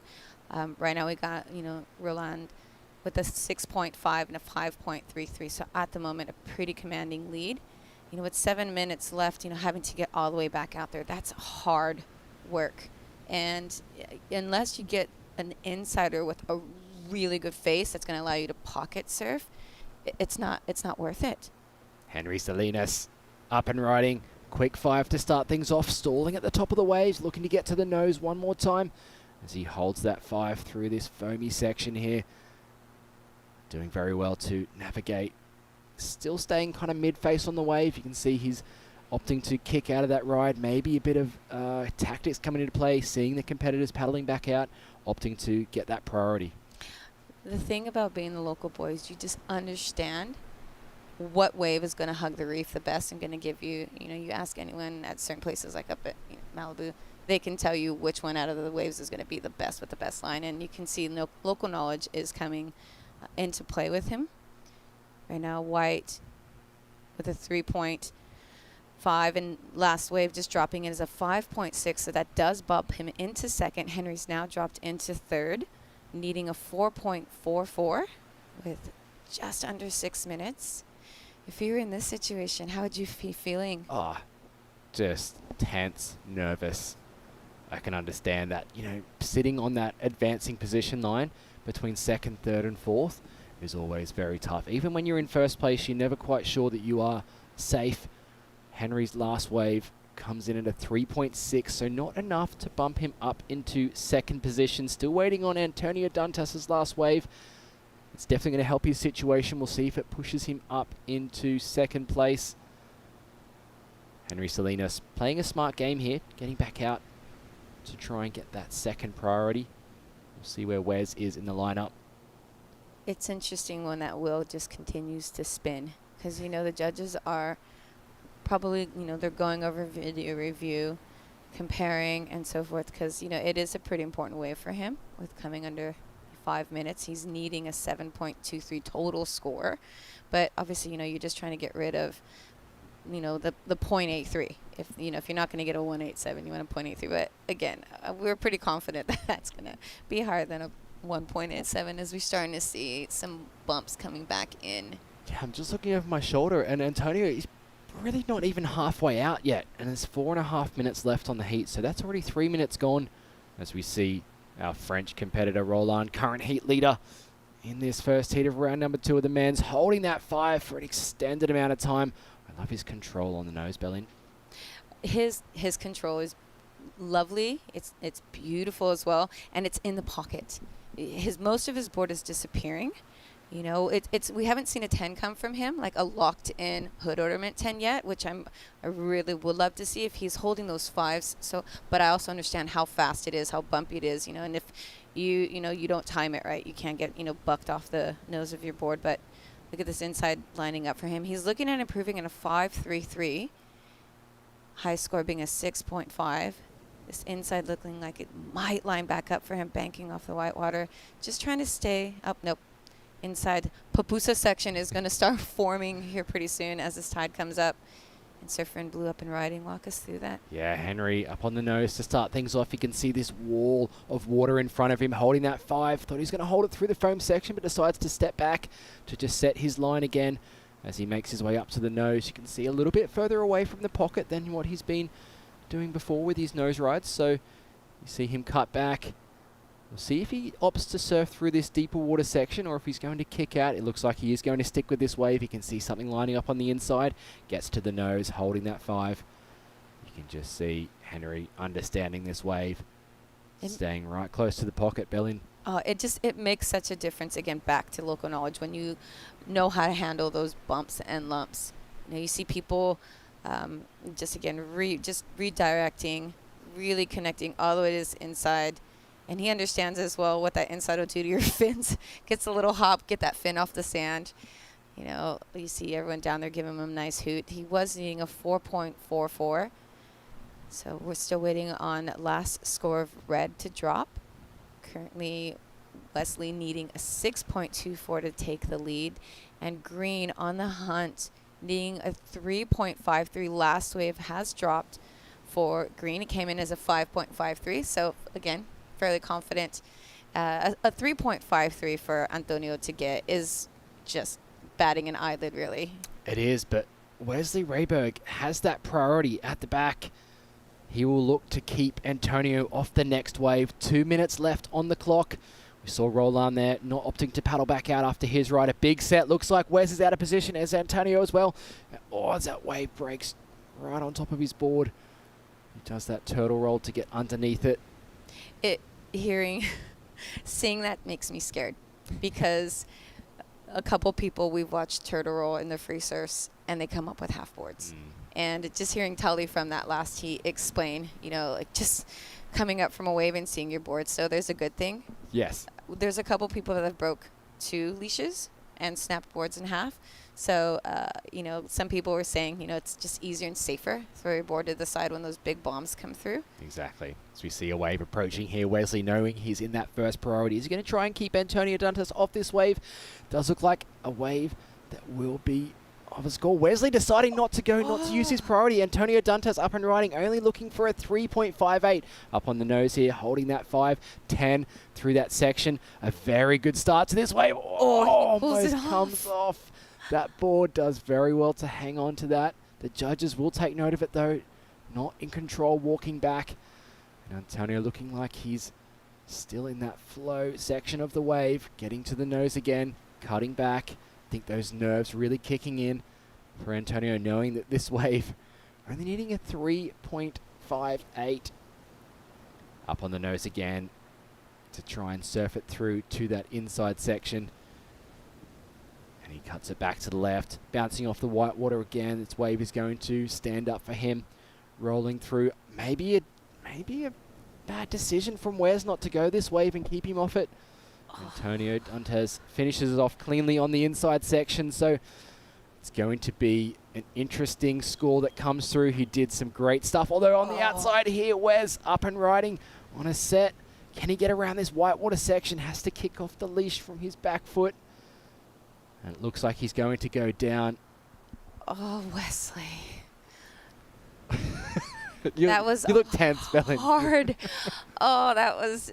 he's going to look over this. Can Antonio turn this heat around? He didn't really get anything kick-started until 7 minutes left in the heat, Bellin. He's just had a couple of rides in that last half of the heat. Can he move up into second position to advance through to men's main event, round number 3? It is tense times on the beach. Team Portugal there, moving in to meet him. High fives all around. Oh, Antonio's be freaking out right now. He'd be so proud of himself. And, those nerves coming through and then almost knocking himself off and being able to, put it back together. I'm pretty confident that's should bump him out of 4th position. What an unfortunate situation for Wesley. It does. As Henry Salinas just bumps Wesley down into 3rd.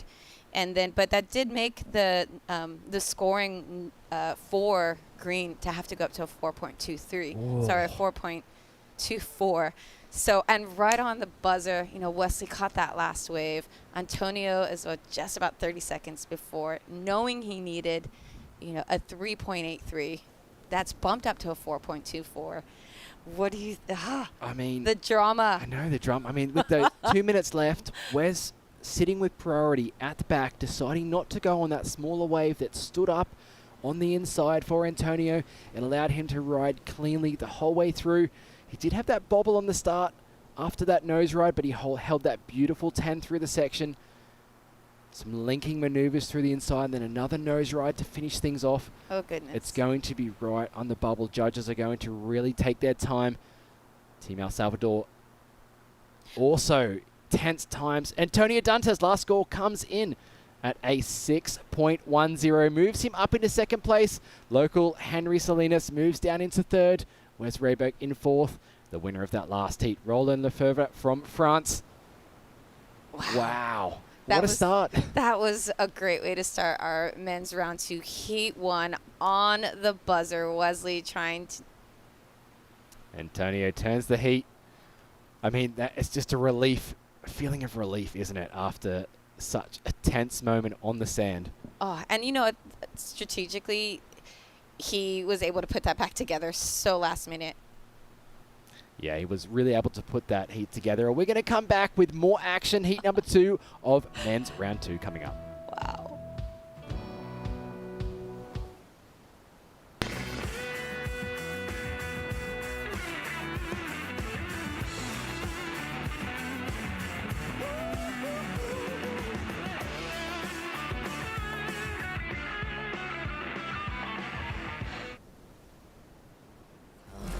Nos vestimos para una vida llena de todas esas cosas que la hacen realmente suprema. La otra vida hoy se nota en una nueva imagen, hecha con el arte que nos enseña que todo eso que hemos ido dejando para otra vida es hoy. Suprema. Esta es la otra vida.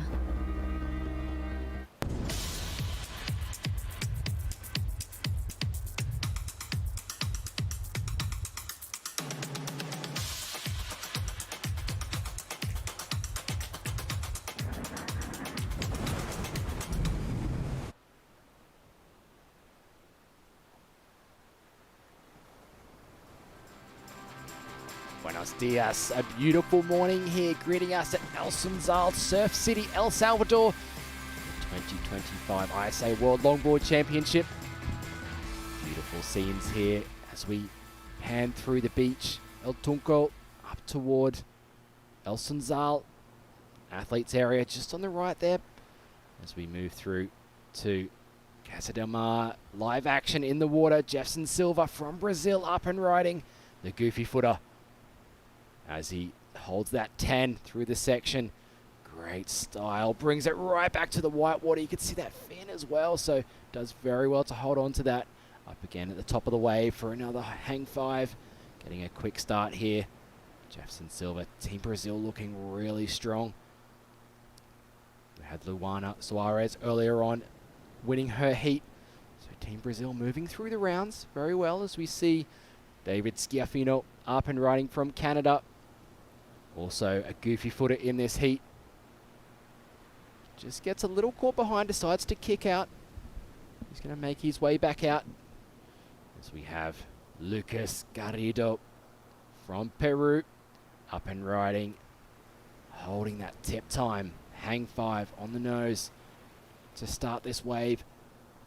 So 3 goofy footers back to back. Lucas grabbing that rail, having to deal with that whitewater section, really bumpy to get through there. Does well. You can see him eyeing off down the line what's going to happen. He's going to stay with this one. You can see it walling up. Already got a bit of work done on the outside. Beautiful drop knee bottom turn as he stalls it to get up on the nose. Holding that 5. Brings that back foot up slightly. Tell the judges my weight is on the nose. Really nice whipping turn back to the pocket. Again, places himself in a great position for another quick 5. Really carving it back to the whitewater, bouncing off. A great start from the Peruvian surfer. He really finished off the middle half of that wave. You know, kind of a little bit of a slow start at first. And then, yeah, once he linked into that inside, really lovely as we see surfer in blue out the back. Donghyun Kim up and riding from Korea. All 4 surfers getting started here. Donghyun just getting up to the nose. Again, he's already started with a nice 5 at the back. Just keeping this ride going through the inside. Drop knee cut back toward the white water, stalling. You see that board has a little bit more weight in it. as we're going to go down to Megs on the glass with Roland Lefebvre from France.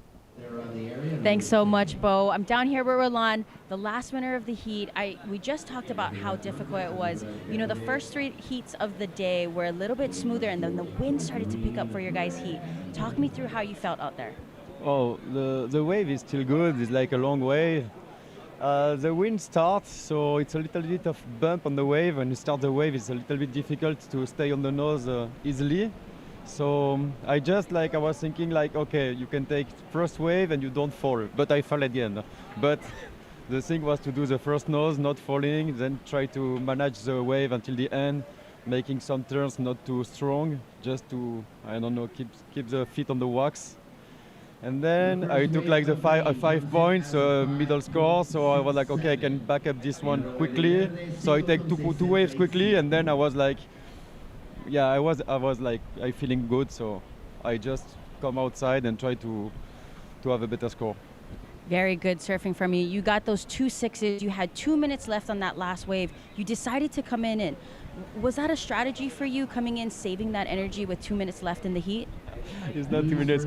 Yesterday I was thinking about strategy because the wave are bigger today. So first I was thinking maybe I can do a backflip like Medina to have a 10 points, but I think it was like a little bit too strong and too radical for longboarding. So next I was thinking, maybe I can go with an Alaya with no fins. And then I said, but maybe with no fins is not good too. So I just take my board and took some waves and have fun, and it works. That's good. Perfect. You did beautiful surfing. Did you want to say anything back home? Merci beaucoup pour tout le monde qui me regarde. Voilà, j'ai fait une interview un peu décalée comme d'habitude. Merci au Côte des Bas Surf Club, merci à ma famille aussi qui me regarde et qui me soutiennent beaucoup, qui m'envoient beaucoup de messages. Eva Bayonne, ils sont en live aussi, très cool pour vous. Et toujours un grand merci aussi à toutes les personnes du Cap-Vert qui me regardent, qui me soutiennent et qui me laissent beaucoup de vagues l'hiver. Et ça me permet de bien progresser en longboard. Je suis très content. Voilà, merci beaucoup. Awesome surfing. We can't wait to see you in the second round. Back up to you guys in the booth. Thanks, Megs. I love it that Roland just has all of his quiver with him of boards, and that it just makes it really tough to decide what board to ride. And you can see him there. He was in 3 different minds yesterday. Do I take out the short board or do a backflip? Do I take out my Alaya? He decides to get some practice in his longboard. Very good decision, making it through to round 3. He surfed so well in that heat. You know, just beautiful nose rides. Like I said, just really tight, flying on the nose. You know, kind of set the standard so far as we see our opening ride of green of 5.67. Backup is a 1.10.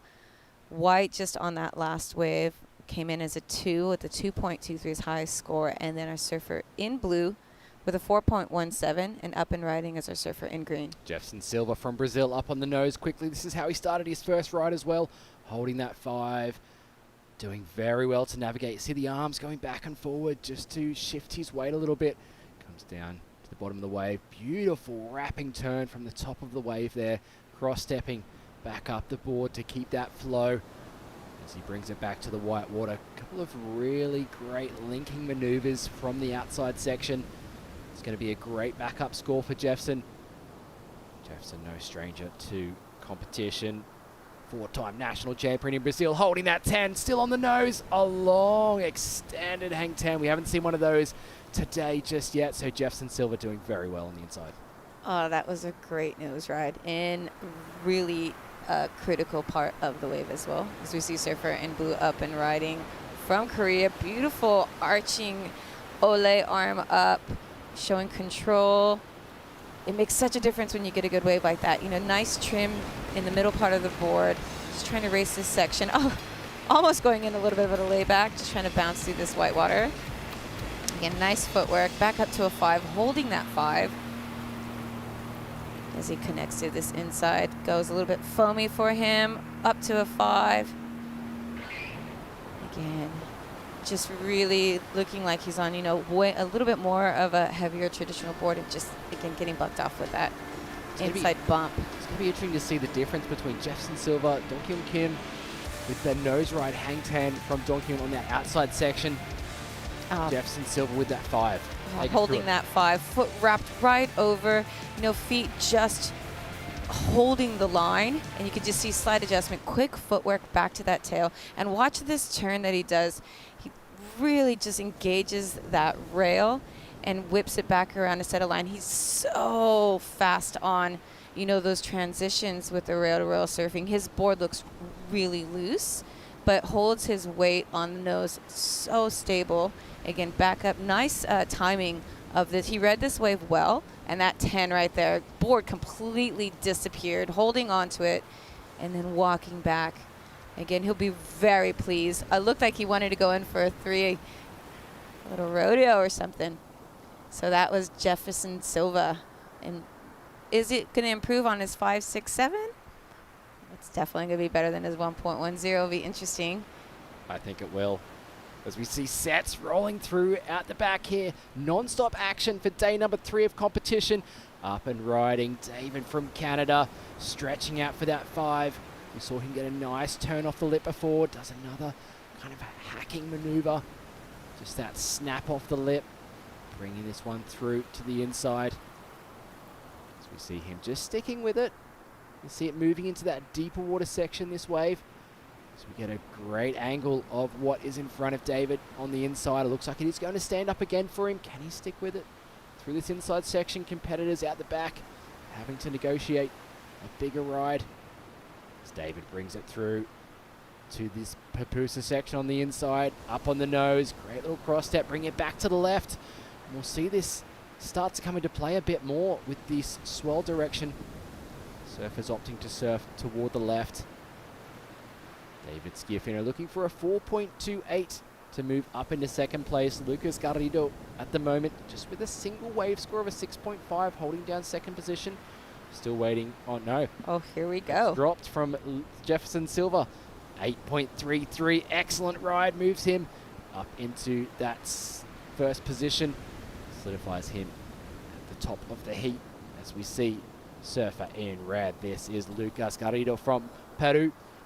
Grabbing rail. Carving back. Yeah, that nose ride to kick things off as he walks back up to the nose. Critical section on his backhand. Holds that 5 through that section. Steps back. Navigates his way around that foam as he carves back around. He's really linking together his maneuvers, keeping that board moving. Rail to rail. Cross stepping up toward the nose again for a 5. He shows us a little bit of style there as he carves it all the way back. Lay back.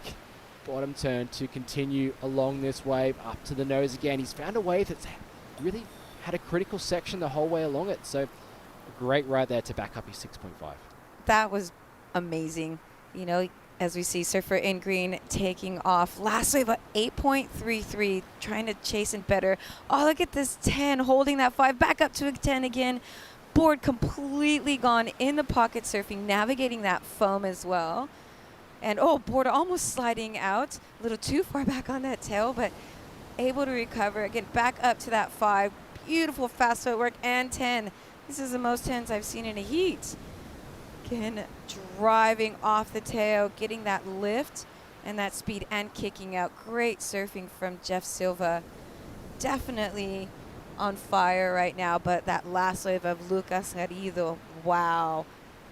Replay of this gorgeous 5, holding that 5 to a 10, still locked in 10, back to a 5, into a 10, and that's absolute control. When you take that nice step back to stall, and then to get back up to that 10 for that forward momentum. And again, just this tail surfing and drive that he gets off of in the lift up to the 5 and holding that, and then back up to that 10 again. He's having so much fun out there. That board really looking amazing under his feet. As again, a nice controlled kick out too. So it'd be interesting to see what is dropped. But judges still waiting on what they're going to give to our Peruvian Lucas Garrido. Amazing all-around surfing, beautiful tail, nice nose rides, traditional performance, well-timed. 6.5.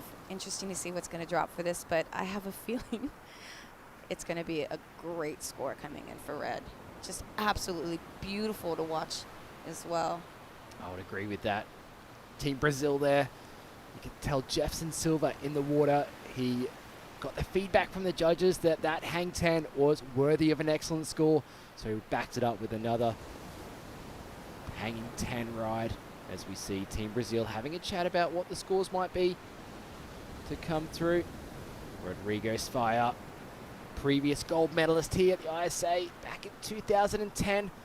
He's going to be coming up later in round number 2. You won't want to miss that heat. Rodrigo on fire out there this morning on his backhand. I was talking to a couple of the coaches from different teams, and they both said that Rodrigo's fire looked on point. As we see Donkey and Kim, he locked in a 5.60 for his last ride. The hang 10 in the pocket. Again, straight up to the nose for a 10.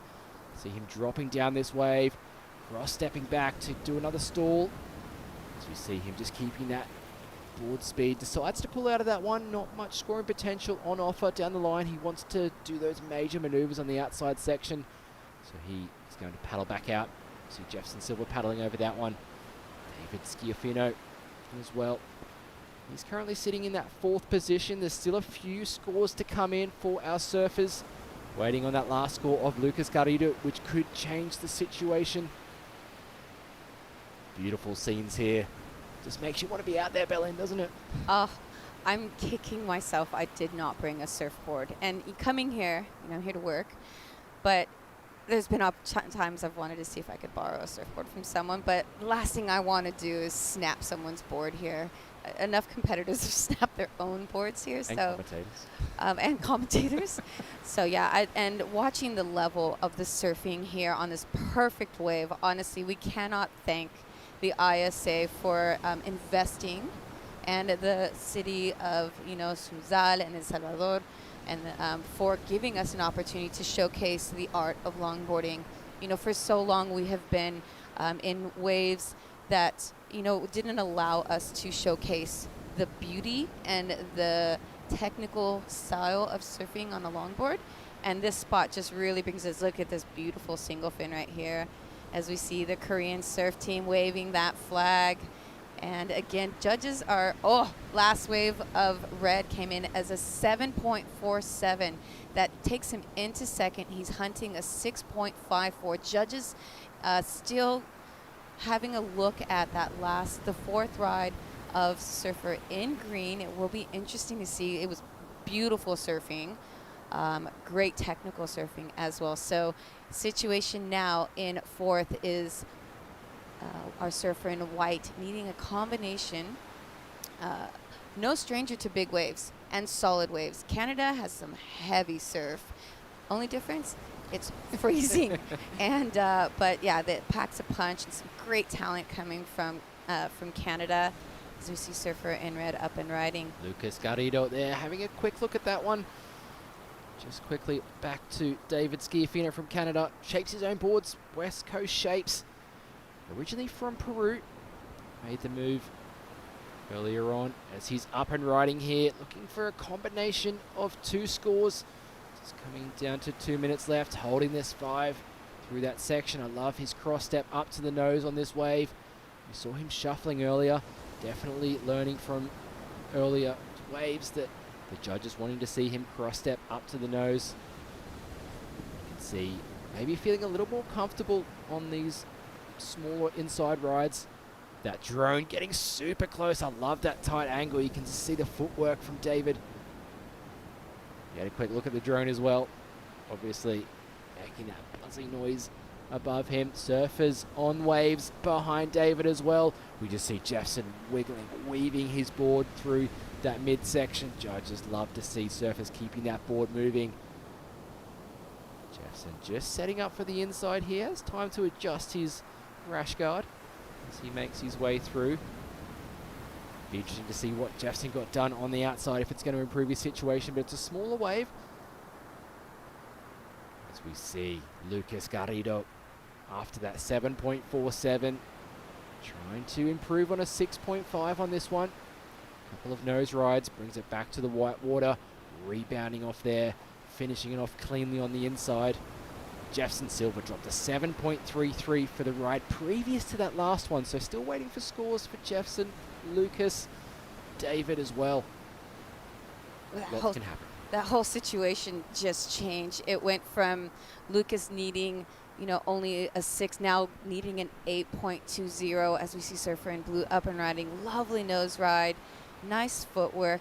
Again, not chasing, nice little stall there on the tail to open up this section as a beautiful posed nose ride. Lovely, control, digging in that hand to help stall these boards, especially the heavier boards.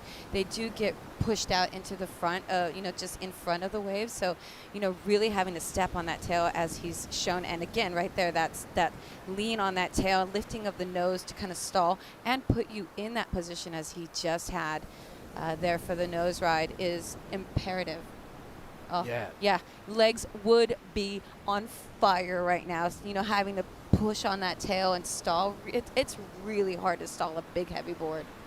I mean, that wave for me was so well surfed, really controlled. The poise he had on the nose through that really critical section. He needs an excellent ride. Probably there is another score to drop for Lucas, so he might need a higher wave score than the 8.37. Dong-Kyun Kim from Korea waiting for his last wave score. Jefferson Silva, though, does very well. Jefferson on fire. Absolutely. An 8.33, a 7.33. Can you just want a better heat score? Obviously, everyone would love to have a 10, but still opening up, into, your round 2, your second heat. And then Lucas chasing an 8.20. His last wave that was surfed so well came in as a 7.47. We didn't get, we could see his surfing from the drone footage, so I didn't really get an opportunity to see, the front shot of that last wave, but it did. It came in as a 5.57, so 7.47. He does take second. In third is Blue with a 5.6 and a 4.7. Yeah, surfer but he's from still Korea. waiting for a score. That last wave to come through, needing that 8.37. Can he turn the heat? Lucas Garrido on the beach, waiting for the last wave score of Blue to come through. I know Team Korea will be down there, waiting for Dong-Kyun to come in. It is another buzzer beater situation. Heat number 2 of the men's, waiting on the beach. We're going to see a lot of these today, Belen. Last wave of green came in as a 6.77. He's dropped some amazing, mid-range to, high-range to amazing scores. An 8.33, a 7.33, a 6.77, a 5.67. And last wave, a 4.80. Keeps him in third. Well surfed, everyone, in that last heat. Yeah, official results from men's round 2, heat 2. Jefferson Silva taking the win from Brazil. Lucas Garrido from Peru in second place. Moving through to the repechage round, Dong-Kyun Kim from Korea. David Schiaffino from Canada. We'll be back with more action. Do not go anywhere. Thanks for tuning in to ISAsurf.org.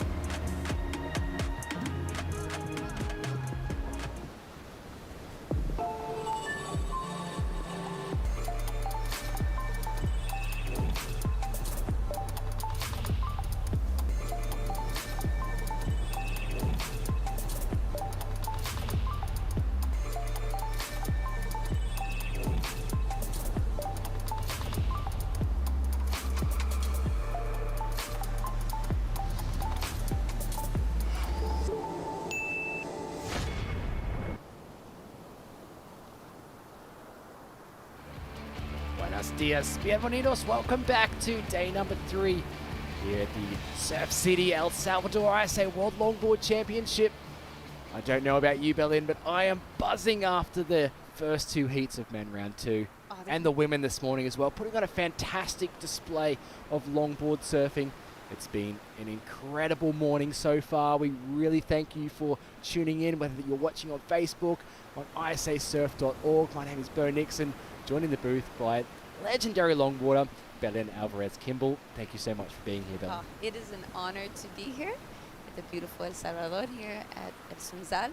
And the surf is pumping. Everyone is ripping and really getting an opportunity to showcase, their surfing. Worst thing you want is it to go flat, and it's not flat. Definitely not flat out there today. The swell has filled in. We've been talking about it the last few days on camera. It's fantastic to see the surfers greeted with groomed conditions out there today. Moving into heat number 3 of the men's round 2, Taiki Mori from Japan, Evan Rogers representing Wales in the blue jersey, Sofia Gil from Argentina, and Dorian Torres from Costa Rica will be in the white jersey. I just love Sofia Gil's name. It's so cool. As we take a look at some replays of the heat getting started, our surfer from Costa Rica, Dorian Torres. Dorian opting not to wear the leg rope or the leash, as we call it in America. Beautiful surfing up to a 5. Nice controlled nose ride. Just lovely style. Again, going in for this little bit of a rail cut back right into the white water. Really reading this wave. Well, wave IQ is on point at the moment. Again, just nice lift of the arms coming off that bottom turn, and then leaning into this right as well.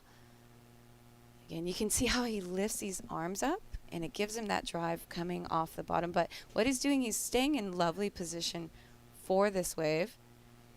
Again, seeing this inside pupusa section coming. That's hectic. Not wearing a leg rope out there. I can't believe it. As we see live action in the water, Taiki Mori from Japan getting up to the nose, holding that 5, using that arm to drag himself, stall himself back to that critical section in the pocket, carving that board. Just directing it back down the wave a little bit as he brings it up into the pocket, off the bottom. Powerful surfer, brings it back, wrapping to the white water. He's going to stick with this one. You can see it pushing a little wider, not offering up that steeper face, so having to just cut back to stick with this one. And he moves through to the inside section, stalling, leaning on that back foot up to the nose for a quick 5. You can see Taiki there opting to wear the leash. A lot of competitors will today. Taiki bringing this one right the way through. Just gets a little hung up there on that turn, decides to kick out. Great start from Japan. Last wave of white coming in as a 6.67.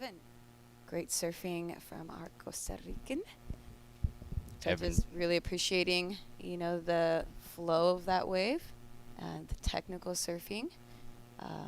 Again, really great wave reading, keeping himself in the pocket, not really chasing out that shoulder where we have seen a couple people, going out a little bit further, not sitting in the right spots as well. Just look at these lines coming through. So we're going to go down to the glass with Megs for the winner of the last heat.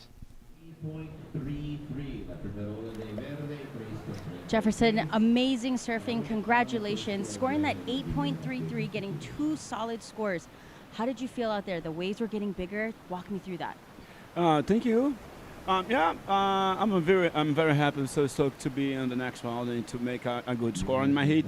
When I listened to the first score, 8.33, I think with myself, okay, let's go. Now I have to get another one. And when the waves come, I just want to improve myself and to something good, make some turns in 5 and 10s.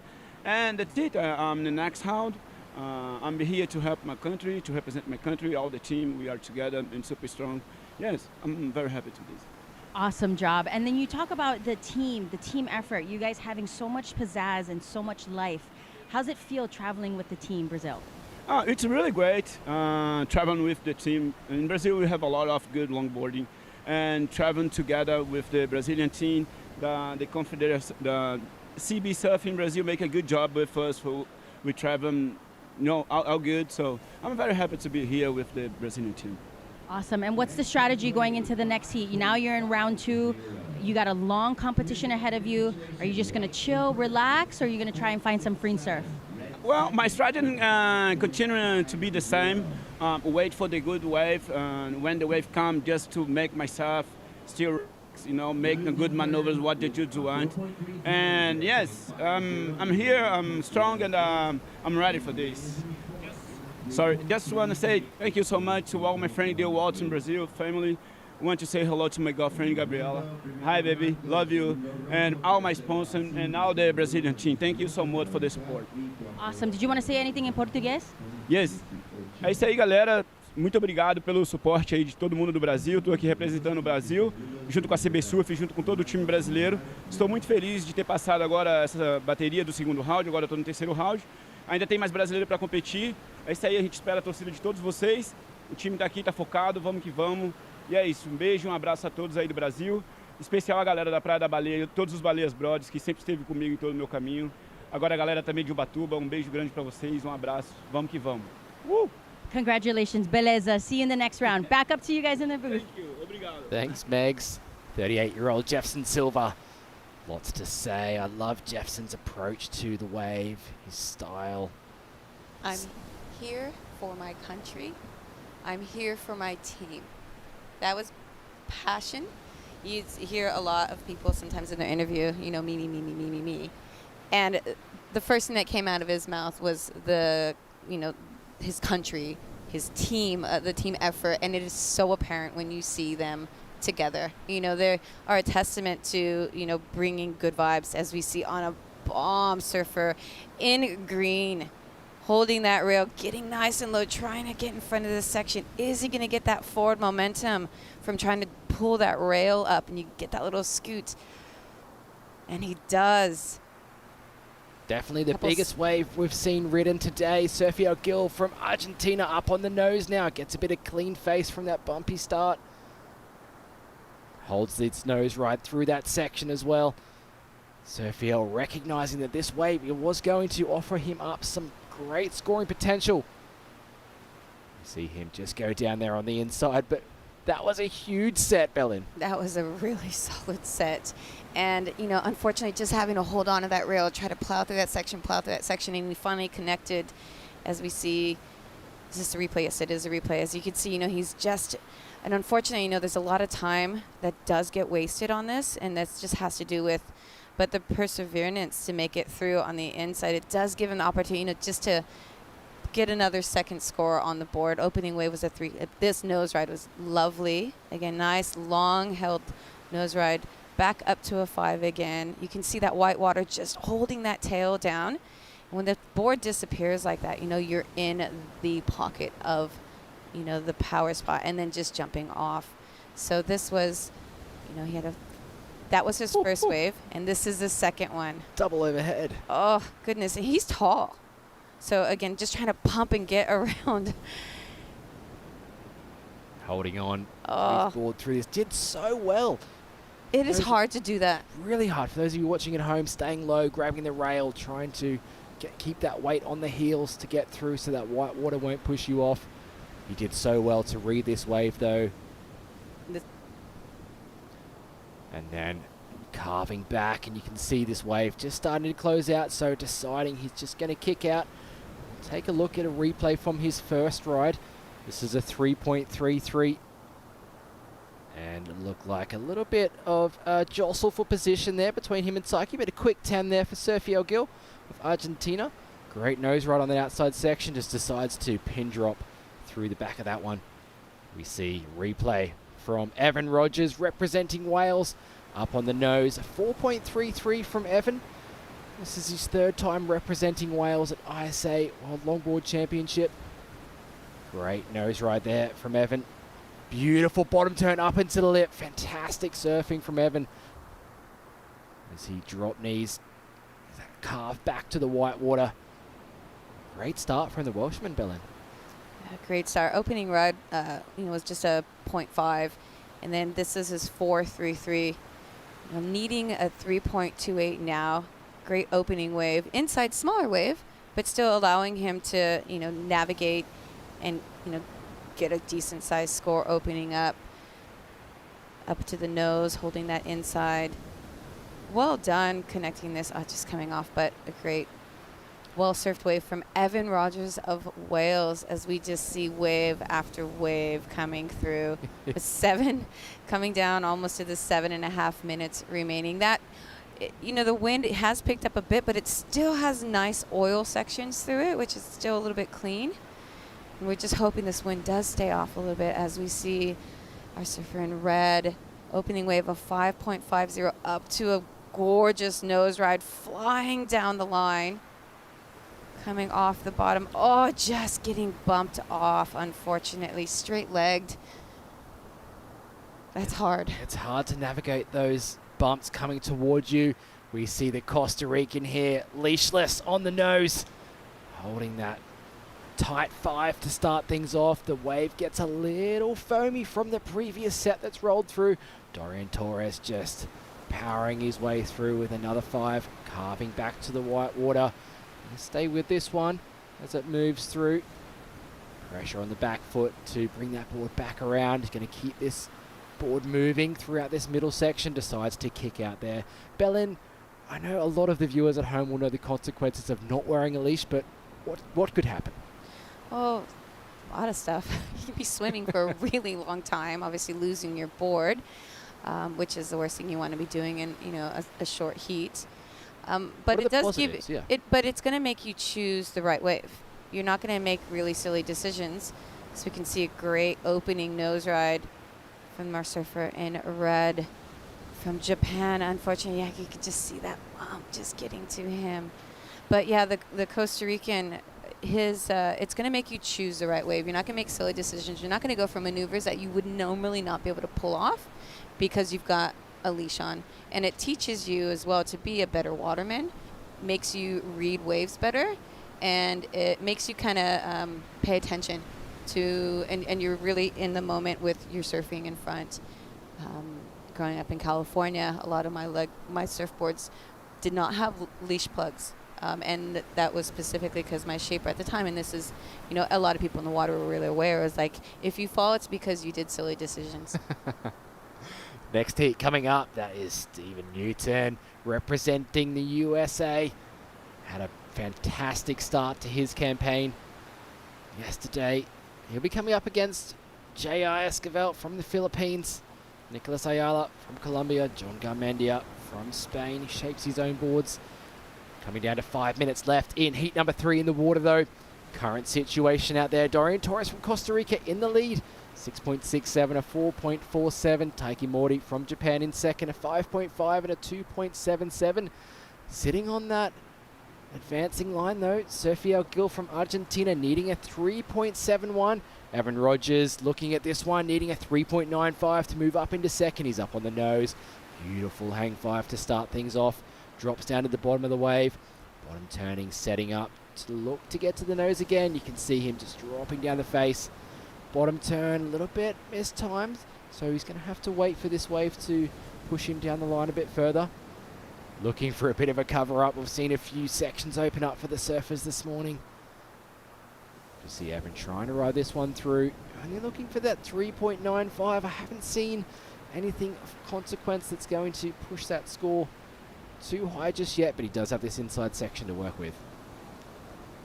See if that's going to open up and get him. Like I said, a 4.33 was that last wave rewarded for his surfing. And again, I haven't seen much nose rides come out of this. I've seen a lot of lovely turns. And just a quick nose ride. It's definitely going to, better the 0.5 that he has, coming down to 3.5 minutes. So we see surfer in red, Japan again. Nice quick 5. Redirecting because knowing that's not going to be the long nose ride that he had before, and then sees this thing right here. Great reading, nice footwork, not pushing it too much to try to plow through a section that he knows his board probably would not have handled. Great rail to rail surfing, just catching an edge there.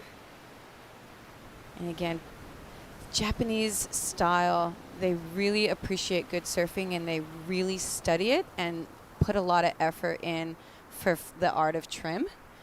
And, making sure it's graceful as you know, this board right here seems a lot lighter and more maneuverable, but still very polished and great surfing.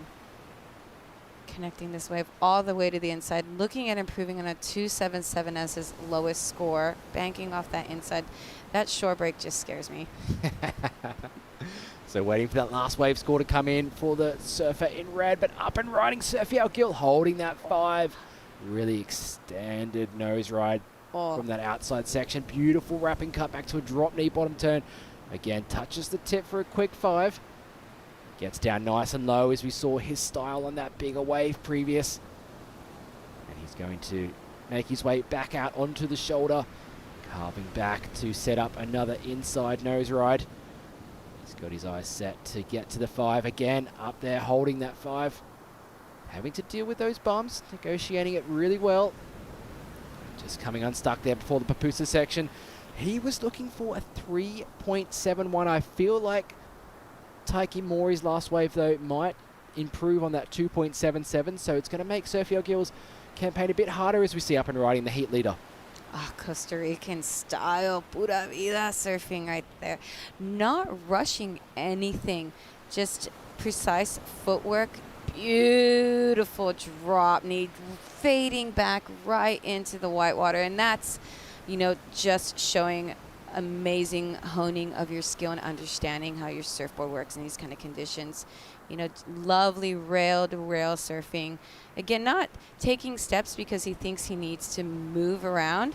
He's making the steps because it's what's functioning for him, and it's precision. It really is. His timing is on point. Lovely style. Arms aren't popping all over the place. This is a true testament of beautiful Costa Rican longboarding as he sees this little inside section. Yeehaw! Kicks out of the back of that one. Fantastic display of longboard surfing from Dorian Torres there. As we see Team Costa Rica making their way down to the beach to support their teammate there. In the lead, still waiting on wave scores though for 3 surfers. Evan Rogers' last wave comes in at 3.5, not enough to see him up into second. We are waiting for scores of Surfy Gill, Taiki Mori, Dorian Torres. Look at all of these waves. It is wave 1, 2, 3, 4, and then there's a couple, and then there's more sets coming in here. People are like, oh, what do you do for, not me right now because I've come off an injury, but you look at how fit all these surfers are. And, you know, a lot of them don't train. Some take it quite serious and do, you know, which is awesome. You're an athlete. And so, you know, you got dietitians now, you got great strength and conditioning coaches, and you got psychologists. They're also fit. Look at why they're fit right now, especially here. Biggest thing that I find that I'm seeing from people is dehydration. Yes. You know, fatigue. You know, you're sweating so much, and you don't realize how much you're sweating in the water. And when you do come to places like this, you got to really be cautious of that. As we see, look at this, the pride ship of the Costa Rica. Last wave of Japan, of Takai, coming in as a 5.93. That bumped him into first. At the moment, we're still waiting for 2 scores to drop for Dorian Torres and surfer in green. That spinning wheel. It'll be quite interesting to see what happens in this exchange. Dorian Torres was looking to improve upon a 4.47. That was a very well surfed wave for his final wave. Currently sitting in second, tense times as Surfy Gill was looking for a score as well. It's probably going to be more than a 6.58 though. We see some scores coming in. Surfy Gill a 5.97, so not enough to move up into second. Last wave of Dorian Torres just waiting to come through. So we'll be Taiki and Dorian moving through. Just need to find out who's going to be in that first position. Only needing a 4.76. You know, they say pura vida. It's like everything you say, good morning, oh, pura vida. And it means pure life. Like, live pure life. And it's beautiful. And they really embed and you know, showcase living life to the fullest. And they're such a prideful country, so beautiful, and they're just so open. One of the most inviting countries I've been to. And we are going to bring you the official results once we come back from the short commercial break. There'll be Sam Bleakley and Megan Godinez calling the action for the next heat of men's round 2.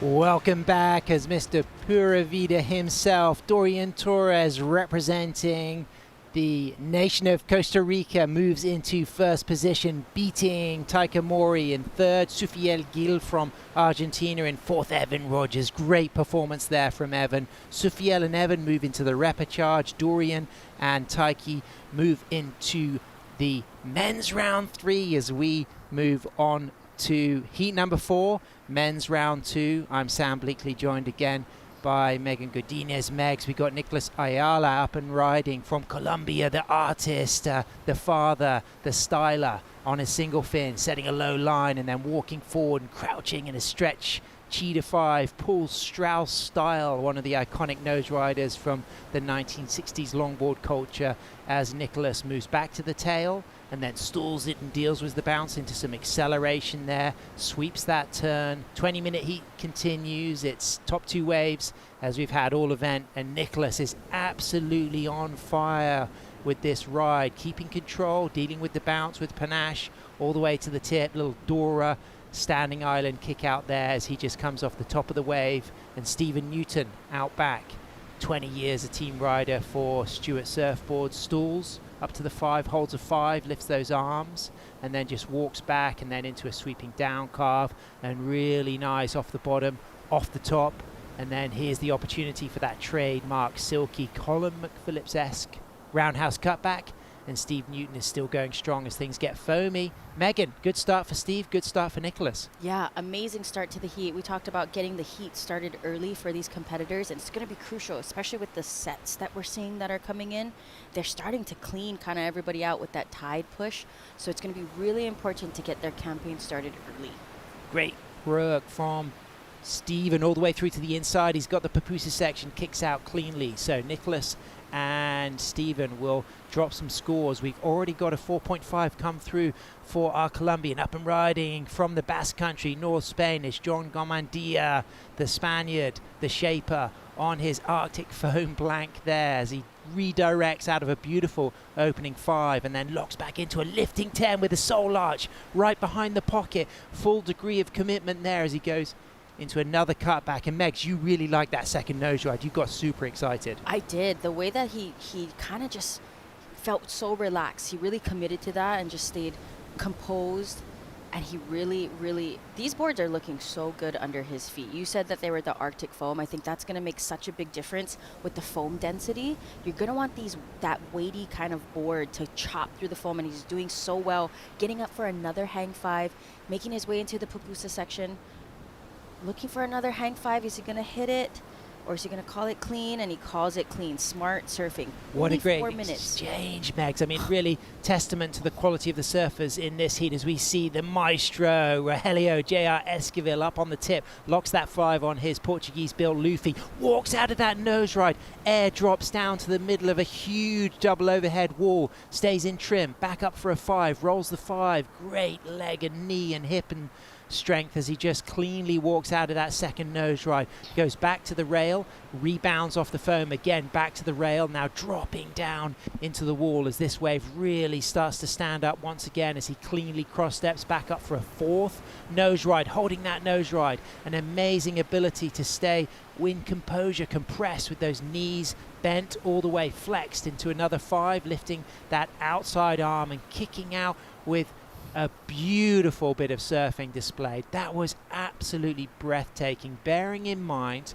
we have just seen every single competitor catch a wave, but JR's wave had to be twice the size of all of the other surfers' rides. Yeah, that was one of the biggest waves that's come through today, and that was so sick to watch. Absolutely, and somebody who was incredible to watch, it's Dorian Torres. Mr. Pura Vida moved up into first with a buzzer beater, and he's on the glass. Dorian Torres, fantastic surfing. I love your style. I was fortunate enough to call your heat there. Beautiful surfing. How did you feel out there? I feel very good. The waves looks amazing, but it's a little bit tricky out there. Yeah. It does look very tough. You opted for no leash out there. Tell me, what was your thoughts going into that? You've been practicing this week with no leash. Yeah, I think, I've been surfing my entire life without a leash, so I'm like, why not just send it, go big or go home, So I'm like, I feel comfortable. When I wear a leash, I feel like I'm all over the place. So I feel a little more professional when I'm not using a leash. Anything you've taken from that previous heat that you're going to take through the rest of the competition with you? Yeah, I've been trying to figure out what the judges want, So every hit I'm adjusting a little bit better, like maybe closer to the pocket, trying to get the hand 10. But it's a little bit tricky because it's up and down. You never know what you're gonna get. Anyone in Nasara, Costa Rica that you'd like to say hello to? Yeah, I want to say hi to my family that's watching, my supporter team, Michael, Iram, everybody here. I really appreciate you guys being here, and everyone at home watching. I thank you so much for everything, and yeah, we're here. Pura vida, Dorian. Congratulations, great surfing. Back to you in the booth. Great stuff. Costa Rica from one rich coast to another here in El Salvador, the smallest country in Central America, just the size of Massachusetts, but big in heart and incredible in wave quality. As we can see, our surfer from Colombia, Nicholas Ayala, locked in an incredibly long hang 5 with great composure and incredible speed and control all the way along that opening wall, and he walks out of that nose ride into 2 rail turns, keeping a high line, kicking things off fantastically here. This is already his second wave. He's got a 4.5 for his opener, and he's stalling through the middle here. He's going to get back up to the tip as this thing starts to steepen up for him, but recognizing that he's down to the inside shore break and there's no more nose riding opportunity. But what a great streaky 5. Commitment, locked, great control. He spent a good time on that nose. I mean, that was like a 30-yard nose ride. Yeah, easily a 30-yard nose ride. I mean, the way that he had got control, but they're letting them know that the beach marshals are saying you got to get busy on the outside, and he does so with this replay. Beautiful lift on that nose. I love how much he has that high line, and he's almost like kind of steering the nose of the board with his knees, just going from a midline, high line, nice, beautiful cut back into the power source. Yeah, it was cool how he dropped down into that wave, and you could see that it was the functional maneuver because as he pedaled out of the nose, he was still in the pocket. Yeah, so it's important to really, at that point, when you're nose riding at the top of the wave, you have to almost use every single toe on your foot to really just distribute the slightest amount of weight to get that rail to engage back into the wave and get that higher line again. Federico Nesti representing Team Italia.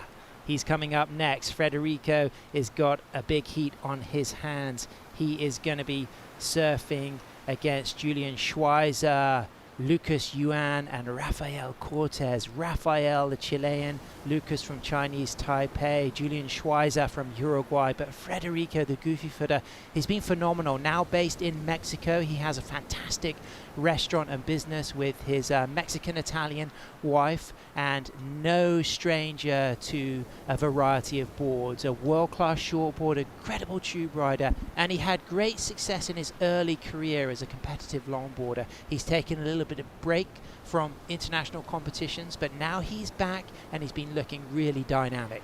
Yeah, it's really important for surfers to have that break sometimes, because then you can recollect, see what what you need to prioritize in your surfing and come back even stronger. Absolutely. And I think also having that growth of your home life as well, the fact that he's got stability, he's found a new life and a home in Mexico with his wife, with a restaurant that he runs. He's got a lot of great waves on his doorstep to free surf, but he's laid the foundations as a competitor in his junior years. He's been a junior European longboard champion himself, and now coming back with a little bit more maturity and wisdom. It's really healthy. Yeah.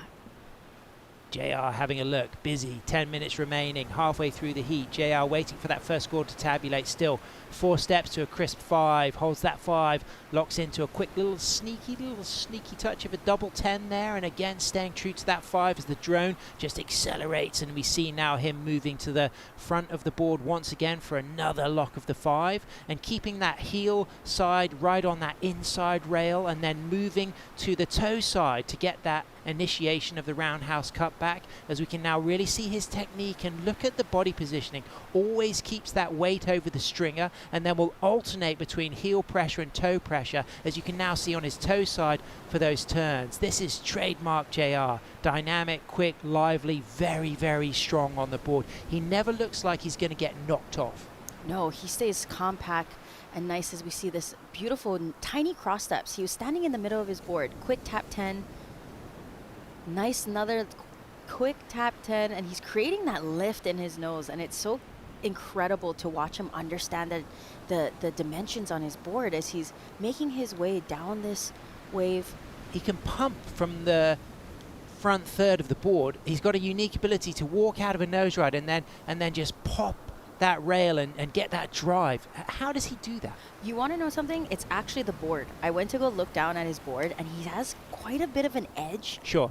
All the way to the middle of the board, and that's going to help him cut water and create that speed as we watch this slow motion here. He stood up in the middle of his board, which is such a smart move. Yeah. Right? You see the chops. You're going to want to cut through those immediately. And that's why with him, he doesn't get knocked off. And he's standing in the center of his board. And this is interesting here when we see the pump. So as he walks out of this nose ride, even though he's still in the front third of the board, look at the way he just like pops it up there and almost lifts it. That's really unique technique, and you say the board has a lot to do with that flex, edge, and rocker. Yeah, it's the flex, the way that he compresses just in his knees. As you can tell, his shoulders aren't going up and down.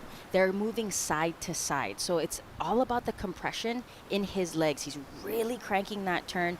If you can tell, his shoulders, like you said, his arms are not flying everywhere, so his weight distribution is really centered. Welcome to Auntie Meg's coaching class. This is elite level stuff here. Longboarders tuning in will have picked up a lot from that. And I think an important thing to do when you're learning to longboard is find somebody who has a similar physique to you and study their moves. Absolutely. Are they the same stance? That's super useful. Are they the same type of shape? And if you find one of those international surfers, it may well be JR.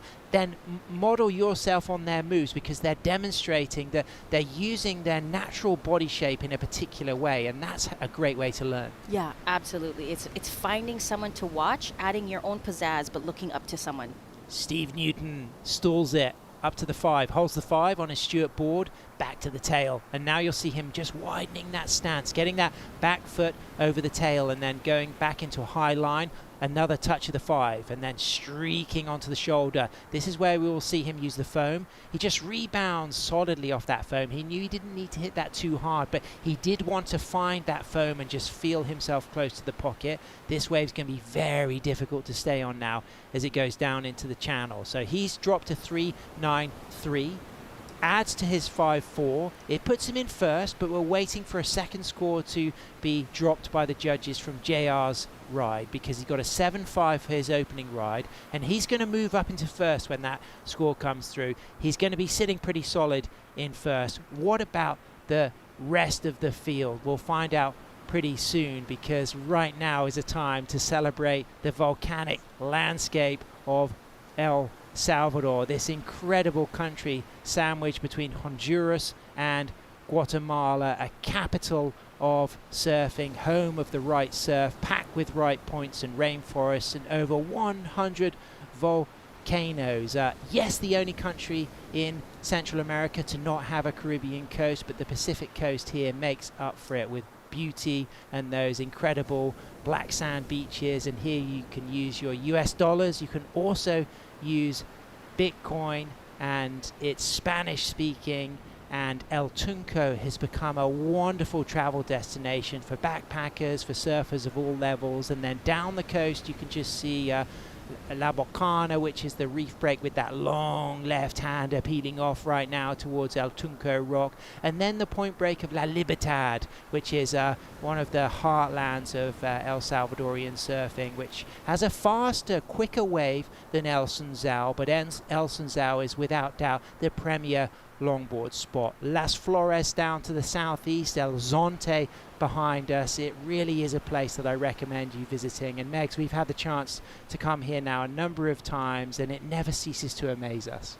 No, it never does. And it's so welcoming and so warm, and it reminds me of home. Like when I come here, I imagine that this is what old Hawaii used to look like. So it makes my heart feel really good. Well, you're Polynesian, I'm Celtic. It doesn't remind me of home because I live in Northwest Europe, which is very different. But that's why I appreciate coming here, because the abundance of difference is what excites me. And how great is it packing without a wetsuit?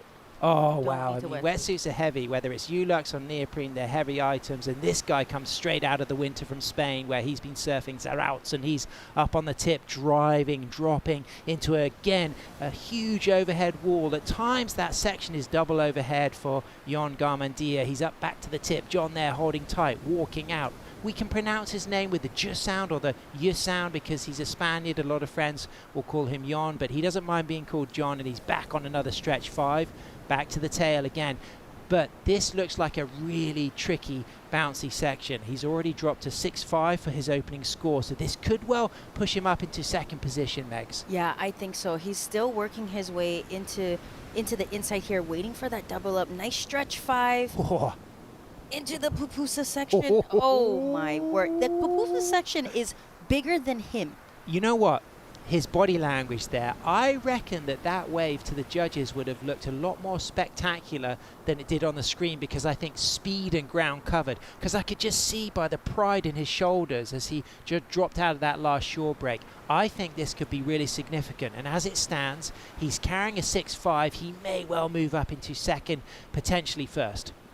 Yeah, and look at, he was sitting so deep, and look at that nose ride, dropping down to the bottom of the wave. Nice turning cutback just to avoid his competitor in green. Nice high line for that hang 5, working his way back. Again, you said he's a shaper and a glasser, so he really understands his boards, and it's really important, especially for today with the chops, the sides of the waves, working his way onto the inside. He's one of the surfers that's actually made it into this deep section over here, where you can tell he's going to be passing that buoy. Yeah. And the way that he connected this wave is just a sign of him studying the wave. Big nice. moment. Big yeah, moment. Big moment. I mean, there's only 2 minutes, 40 seconds remaining, so that score is waiting to come through. I think that he's going to be shifting up into second. JR's dropped to 7.10 to add to the 7.5, so John needs a really big score to go to first, but he only needs a 2.83 to go to second, so that's certainly going to come through. And it's going to put the pressure now on Steve Newton chasing a wave. But Steve's out there in third priority, Megs. Yeah, and he's smart. He knows he needs to stay on the inside. He has to give way to JR and Nicolas. But he is going to pick off whatever they don't choose. And he is going to stay close to JR. If JR doesn't catch this, I bet you Stevie would catch this. Ooh. But it looks like JR is on it. Here we go, up and riding. Our heat leader looking for his third wave. Straight into a 10. An incredible 10. Lift, lock, walks, holds straight in and stays with that nose ride, soul arch, as he lifts that back arm and goes into a second 10 and gets an incredible amount of lift. And that was incredible as well because of the way he just opened out both arms, and your hair on your arm also stood up there, Megs. I just got goosebumps. I saw it. I saw it. I could not believe that hang 10. Wow. So, I mean, talk us through the rest of this ride, Megs. I love the way that he's staying stacked above his hips, and that's so important. He's so sturdy. He's so compact. Oh, my word. Another beautiful hang 10. I mean, stretch 5. Having seen a 7.5 and a 7.10 dropped, we saw his teammate Mara Lopez get near excellent range for nose riding out back. Is this finally going to go into the nines? I mean, yes, I'm putting my neck on the line talking about scores, but I'm just celebrating the quality of the surfing we saw. It was exceptional. That was amazing. I think it will be higher than any of his scores right now. I think that was his best wave ridden. The hang 10s were in the most critical section of the wave. You couldn't ask for anything more. I'm speechless. Well, I think it's a really positive sign when you get goosebumps and your hair goes on end. That's such a surfer thing too, when you're watching and you're stoked for the surfer. Don't we just love it? I mean, the feeling, it just oozes through, that salt water in your blood that you get if you're lucky enough to be addicted to the ocean, as I'm sure you all are tuning in. And I think that you would have really appreciated that, waiting for a score to drop. And it looks as though John Garmandia has moved up into second with a 6.8. So now Steve Newton out there in first priority, chasing a 7.9 in Megs. He's going to get an opportunity to paddle for this wave. He's got a high line, chasing a big score, straight to the 5. This will count. Walks out of the 5. He's really got to hang on to this section because it's fast and bouncy and there's a lot of bump in the face, but he controls that top turn into a down carve, and now he stalls and he looks up for the shoulder. He's going to have to go back into another cutback. There it is, nice control turning. That first wall was really difficult to navigate, but he's doing very well and holds a touch of the 5 and just about walks out of the nose ride, but unable to control that bounce. So chasing a 7.9, unlikely to get in on that score. Yeah, but that was a good fight for him, the way that he fought to the very end with 10 seconds left. And there it is, an 8.83. So some judges dropping a 9, and it averages out with that 8.5 as the lowest score is an 8.83. A masterclass from J.R. Esquivel representing La Union Team Philippines. He wins with a heat combination of 16.33, and it looks like John Garmandia gets down into second. Look at that beautiful hang 10. The way that he's so posturesque, like he is just this tall stalk of sugarcane. That's what I imagine. It's just like he's just standing on there and nothing, no wind will blow him off. I think they should build a JR statue in Manila. I agree. Hanging 10 like that, that's a shot. That is the perfect shot for that statue. And the score comes in for Steve Newton. It's a 4, not enough. So JR takes the win for Team Philippines, and we will reset the heat. Congratulations. Stay with us though, because we've got a great one coming up with Chile, Chinese Taipei, Uruguay and Italy, live from El Sunzal for the continuation of the 2025 Surf City El Salvador ISA World Longboard Championship.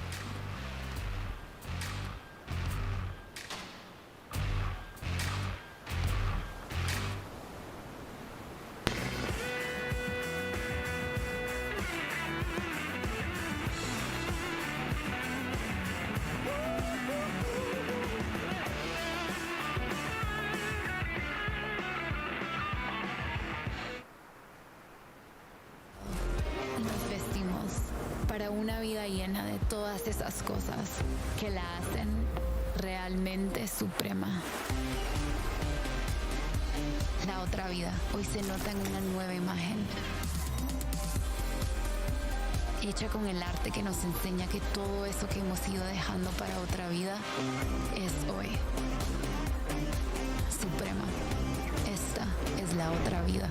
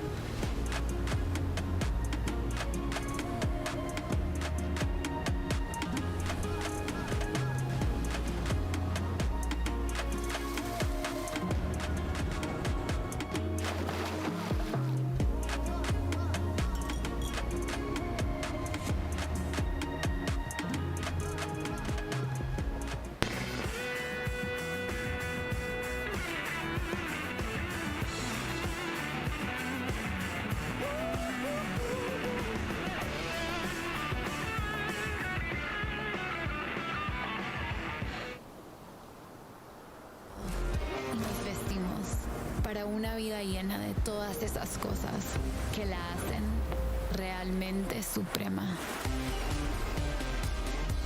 La otra vida hoy se nota en una nueva imagen, hecha con el arte que nos enseña que todo eso que hemos ido dejando para otra vida es hoy. Suprema. Esta es la otra vida.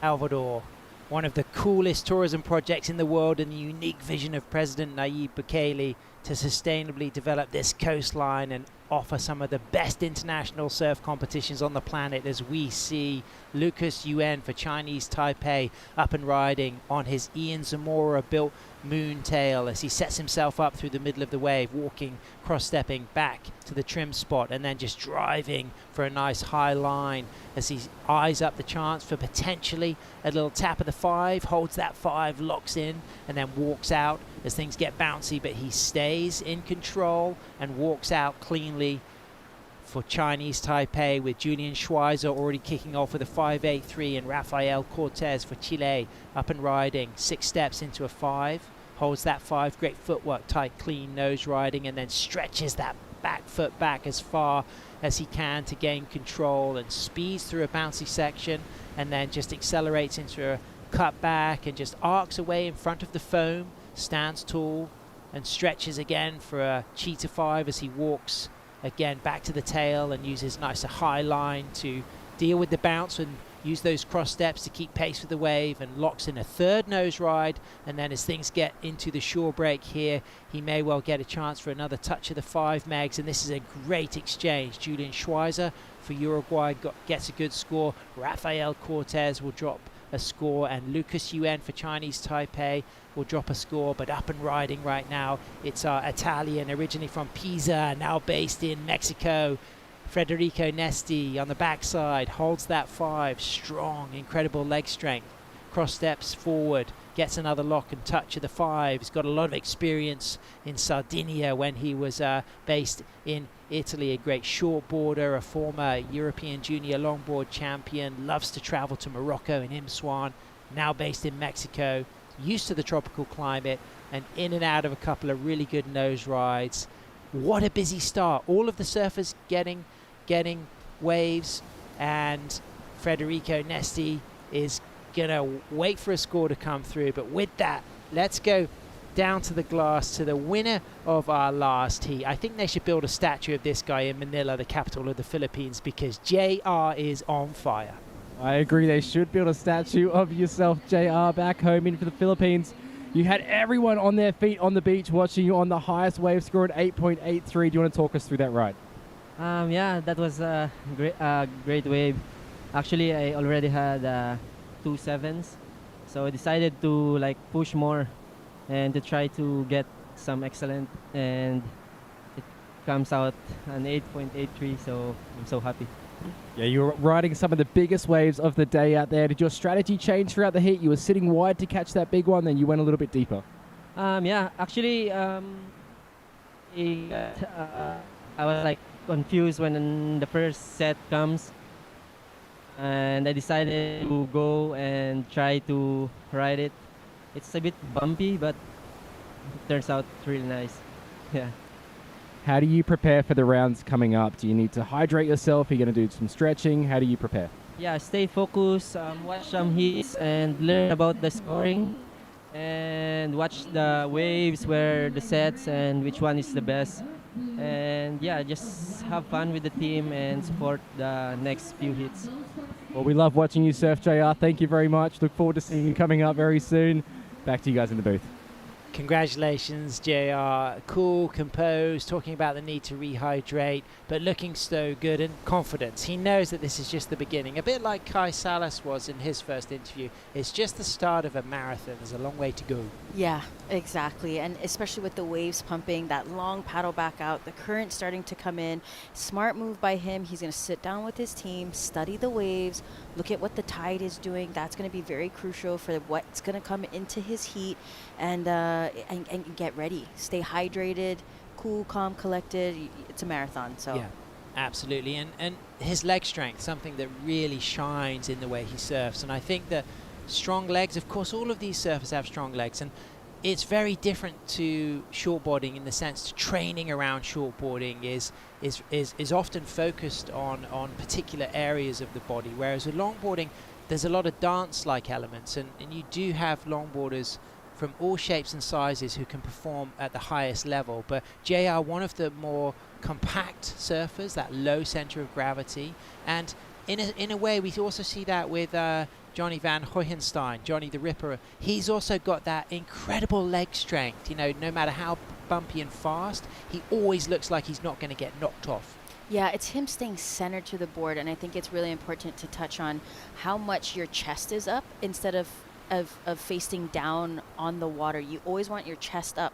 The only time that your chest or your shoulders should be turning is when you're actually engaging your legs first, and then turning the shoulders. Great moment there with Mateus Maturano for Team Argentina. Mateus there with his father, both giving a high five to Johnny. I really appreciate that, because Mateus would look up to Johnny, but Mateus himself a world-class longboarder, and I like that Johnny gave him the space and the time, and they shared a high five. They shared a good luck, a good positive. That's really special to see. Yeah, it's that true Hawaiian spirit, I feel like, that comes through.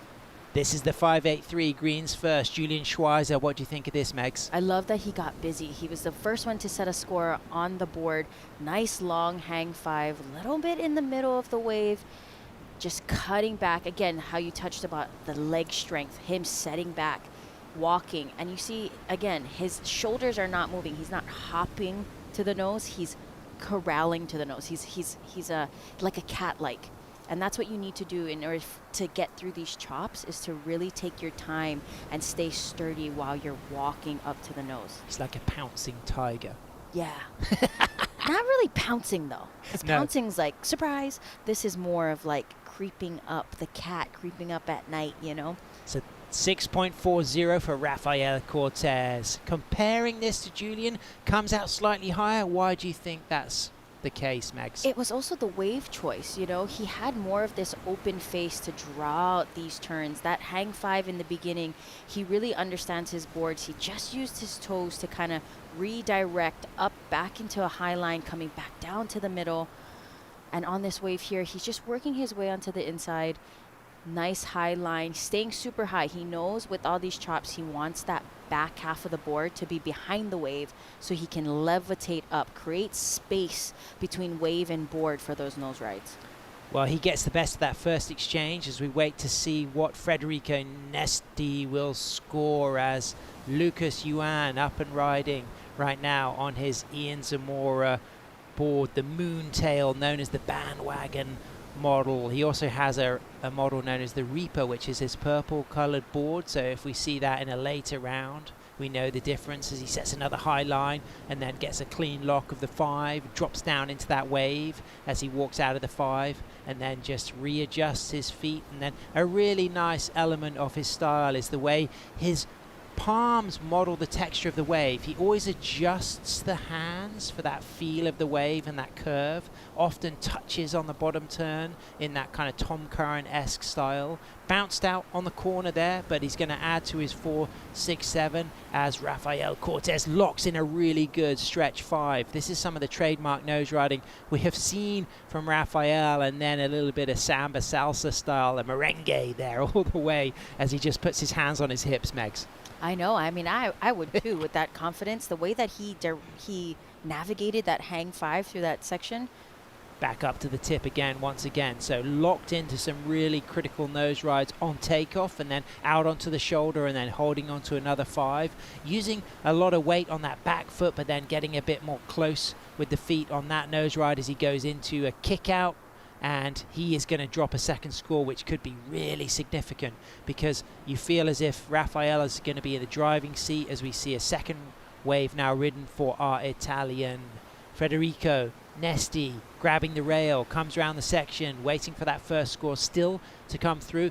Great sweep on the downturn, and then this wave peaky, difficult, but yet he's controlling it, and he rebounds off the foam nicely there. The 29-year-old, originally from Pisa, kicks out, waits for 2 scores to come through, and we're still awaiting now that second score for red from Chile, that second score for Lucas Yuen from Chinese Taipei, and the 2 scores already through now for Julian. He's had the quickest start. He's got a 5.83 and a 3.67. He's in first, but I think Rafael is going to move up into first when that score drops. Yeah, absolutely. And even with Lucas waiting for that second score, man, these surfers are making the judges work hard today, and we're just in day 2. Are you seeing any change in conditions with that rising tide, Megs? Oh, absolutely. And the way that the wind has picked up, they're really trying to navigate, as Julian does so well on this wave. He knows he needs to get a better score than a 3.67 to solidify his first place. Yeah, he'll want to be replacing that backup score, and he's looking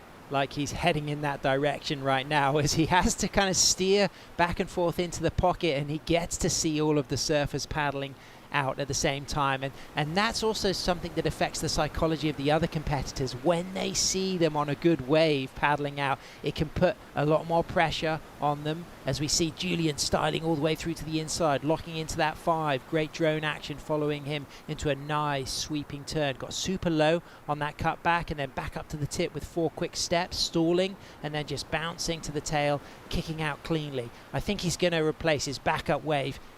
Do you think that's going to go as high as his 5.83? I don't know. Let's see his replay here. Nice hang 5 out the back. Quick little touch for the 10. It seems that it was a little on the shoulder, but he did get that hang 10 up there. Nice turning carve.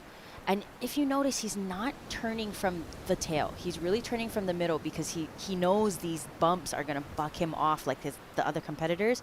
But he stays sturdy. He staying low to the board, and just working his way on the inside. I love how much he's staying low, his shoulders kind of dropping. He's realizing this wave is going to give him this inside section, so he finds the high line, waiting for that last little tip time, and setting that rail, bending those knees, really engaging that rail to cut back. Nice hang 5, and decides to kick out. I really truly think this might actually be really close to his first score. Waiting for that to come in. Just under 4 minutes remaining. Federico got a good look at that wave, as did Lucas Yuen, and they will now be out back jockeying for first priority. No priority deemed, so the priority judge is waiting to see if the surfers get out there into the lineup until we see those 1s, those 2s, those 3s next to the names. You can already see on the left of your screen there the surfers getting ready for the next heat, but they have to stay out the way near the buoy while we finish off the last 3 minutes 20 seconds of this heat. If they creep too much in, the beach announcer will warn them and let them know. If they do it in an impactful way, they could get an interference and really ruin their heat. Yeah, so it's really important to let to stay in that channel. The current is already pushing you towards that channel. So it's also, if in front of that buoy, it's kind of like you're forcing yourself to be there, because naturally the current will take you into the channel. So it's just, you want to give your competitors the best kind of playing field, so it's best to just kind of be behind that buoy. Great drone clip there as we see this set. It's got a lot of chop on it. You can just see the surfers paddling wide, swinging maybe to take this. Is Federico Nesti chasing a 3.81. This could be a good opportunity for the Italian. Really big late drop, holding onto the rail, and super difficult to control that wave. So he is going to still stand up. So he stood up once. He's gone back to his belly and stood up again, but that wave just bouncy. It's like a snow avalanche just running away from him. Yeah, he fully body surfed for a second. Lucas from Chinese Taipei in and out of a nose ride, and then goes back up for the second nose ride, but a little bit of a stretch of that toe right over the very tip of the board. Too far, he slips, but it was a bouncy one once again. But both Federico and Lucas will be in a position where they may be able to catch a shoulder, but it's Rafael Cortez dropping a 7.17 for his second wave. He's on his third wave, locked in a 5. Feet tighter on that 5, stretch that back foot just to come out of it, and then just steps 2 steps back, and then just adjusts his feet and widens his stance for a cutback. Now standing tall. He's looking really nice, Rafael. A lot of confidence, very silky. A lot of trust in his design and his ability to hold the fives through those opening sections. It's been a key element of all of his scores. He's been nose riding a long time on that opening wall, Megs. Yeah, beautiful work on his footwork too. And every wave, he looks like he's getting calmer and calmer and looking more collective, and he's getting more comfortable. And he loves that wave, as he should. That's going to be a good score for him. Great moment for the Chilean, Rafael Cortez, with a 6-4 and a 7-1-7. Possibility that he may well improve his situation and replace his backup score of a 6-4-0. Julian Schweizer in second. He's got a 5-8-3 and a 6 and a 3-6-7. Just under 1 minute remaining. Lucas Yuen needs a 4-8-4 to avoid going into the repechage and progress into men's round 3. Federico Nesti needs a 4-9-4. Let's appreciate this. Is it going to replace that 6-4-0? I think it's going to come pretty close. I love the way he hangs fives and really trusting his board and that wave to let him be on that nose. Nice swooping cutback. Just reading that wave. He looks so calm and collected. Like, he almost looks like he's at home in Chile. He's no stranger to bigger waves, right? Chile has one of the best spots for big wave surfing as he makes his way up to the nose. Long hang five, a little out on the shoulder, but he's really just using this maneuver to tap that 10 and wait for that wave to pick up again. And he's working his way into the pupusa section. Love his footwork. He looks so calm and collected in this wave, and he felt it. He did that little kiss up to the sky, and he knows he's solid. Looking great on his WEBCAST surfboards. He's from Santa Cruz. He loves to surf at Pichilemu, and that, of course, is a fantastic big left as Julian Schweizer up and riding, chasing a 7-7-4 to move up into first. Is this going to be an opportunity for the change of situation? But it was just after the buzzer, so it's not going to count. It's just before the buzzer, so it is going to count. He's sitting safely in second, and there were no scores, Megs, to tabulate for Lucas Yuen and Federico Nesti, so this can only be a solidification of his second position. He needs a massive score to go first, but big shout out to Julian Schweizer, looking strong and looking secured in second here. Yeah, and he's going to want to, he only had a 3.67 as his backup. And as that confidence booster, you want to be able to push even more and make it even harder for anybody else to advance through. But he does get that 5.77. Yeah, so a 5.83 and a 5.77 could well improve with this last score. And Rafael Cortez may well improve his lead with replacing his 6.40. So it's Chile and Uruguay who progressed through to men's round 3, and it's Chinese Taipei and Italy who moved down into the repechage. And I think that heat was really a great celebration of the nose riding skills of the Chilean Rafael Cortez. Yeah, absolutely. As it's lovely to see on the screen, on our screen here, that their strategy, Rafael only caught 3 waves, and there were 3 excellent scores, and had he fallen, his mindset probably would have changed to start to get busy, but he didn't need to. A 5-2 for the 4th ride of Julian Schweizer. It doesn't go into his top 2, but he stays in second. Rafael will stay in first, could well improve his heat total of 13.57 if he gets a higher backup score than the 6.40 to add to that 7.17. And we can see the smiles on Rafael as the Chilean team support him, and he's riding his WEBCAST surfboards, looking really good. I think it'll get really close. I mean, that was the one wave where he was hanging 10, and he was so relaxed and so cool as a cucumber, and it does. It's a 6.63. There it is. It goes into his top 2. This man is on fire, but stay with us, because coming up next, we've got England, Hawaii, Puerto Rico, and Argentina.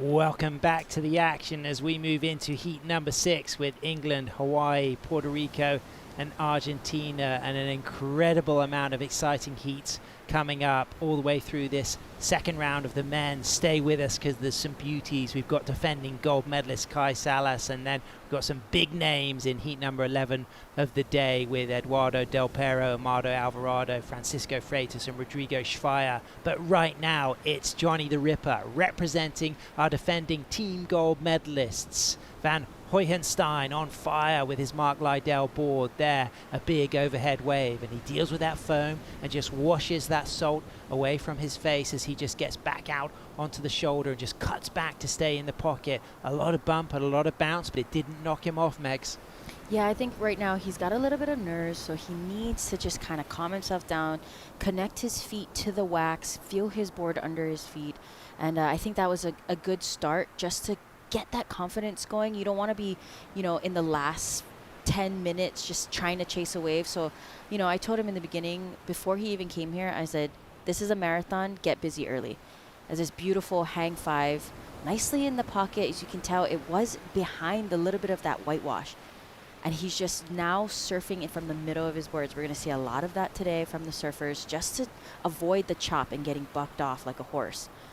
And I love the way that he's really navigating this. It's really a turbulent wave. He is getting tossed all over the place. It kind of looks like he's surfing Sunset right now. He did well, that opening nose ride and turn.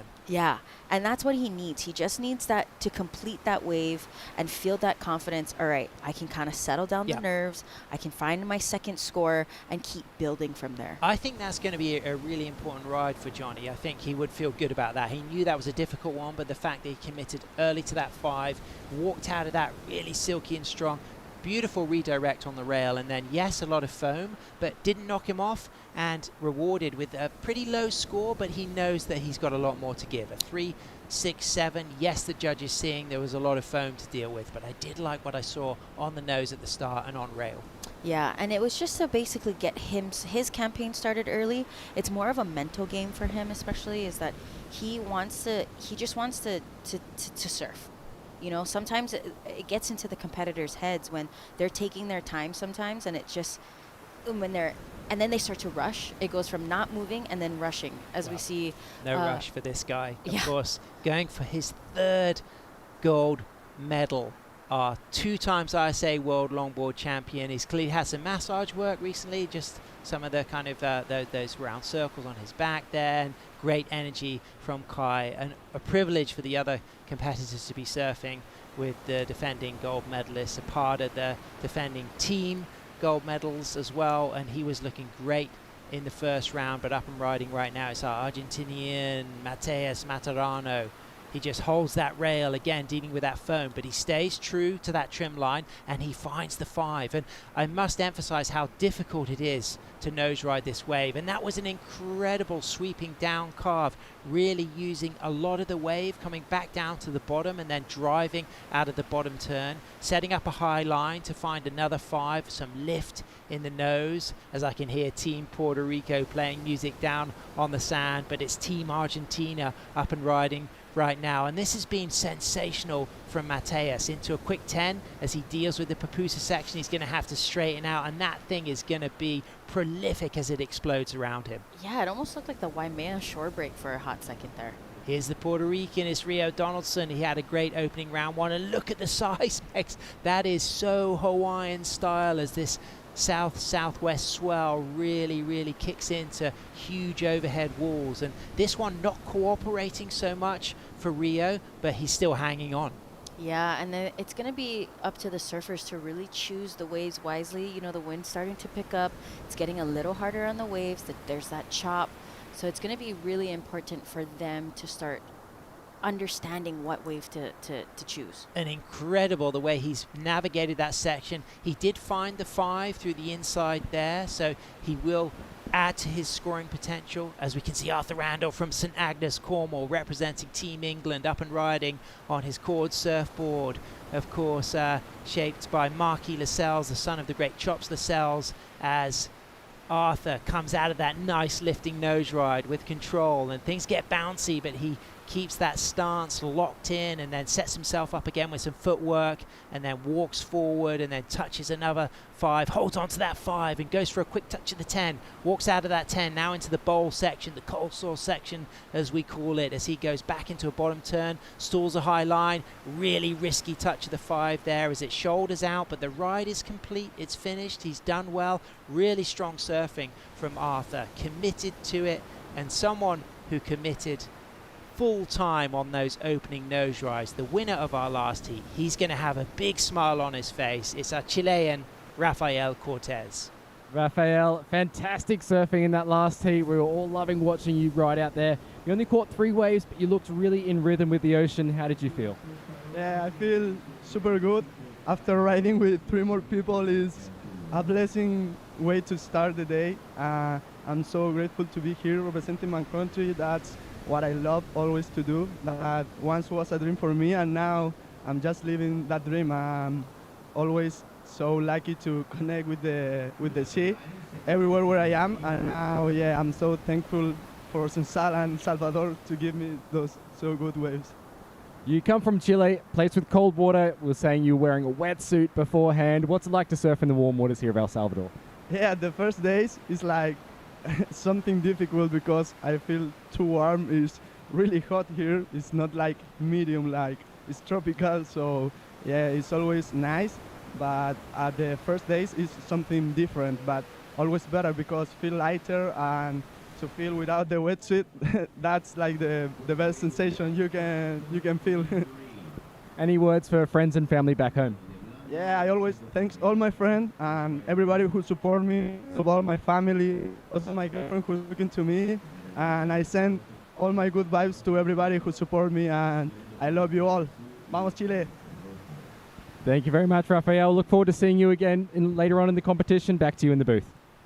Incredible stuff, heartfelt, sincere, full of passion. And talking of passion, Johnny, we have now seen the pedigree of this young Hawaiian. He really locked with control and style on that opening nose ride and then went on rail. That was spectacular. I think it's going to be a big score for the young Hawaiian. Yeah, you could see his pace and his demeanor and his spirit was starting to slow down a little bit. That's what it was. Yep. Because you could tell his feet, his stance got a little wider. He didn't have to do a crazy drop knee. He just said, in his mind, and I know, I've talked to him through contests and coached him a little bit here and there, but I could tell in his mind he had this narrative saying, I need to calm down, I need to slow down, I'm rushing a little bit too much on every wave, and I think from here this is going to set the platform for him and he's going to keep growing throughout the heat. And what would be the word in Hawaiian when you just ground yourself and you center yourself? That kind of meditative moment where you come back into the present. Well, in Hawaiian, using your na'au, which is like your gut feeling, and it's not just your stomach, it's not just in your diaphragm, it comes from your spirit. Great. And that na'au is telling him, slow down. Johnny, relax. I just got chicken skin saying Yeah, me too. I really appreciated that. It's fantastic. Arthur Randall drops a 5.33.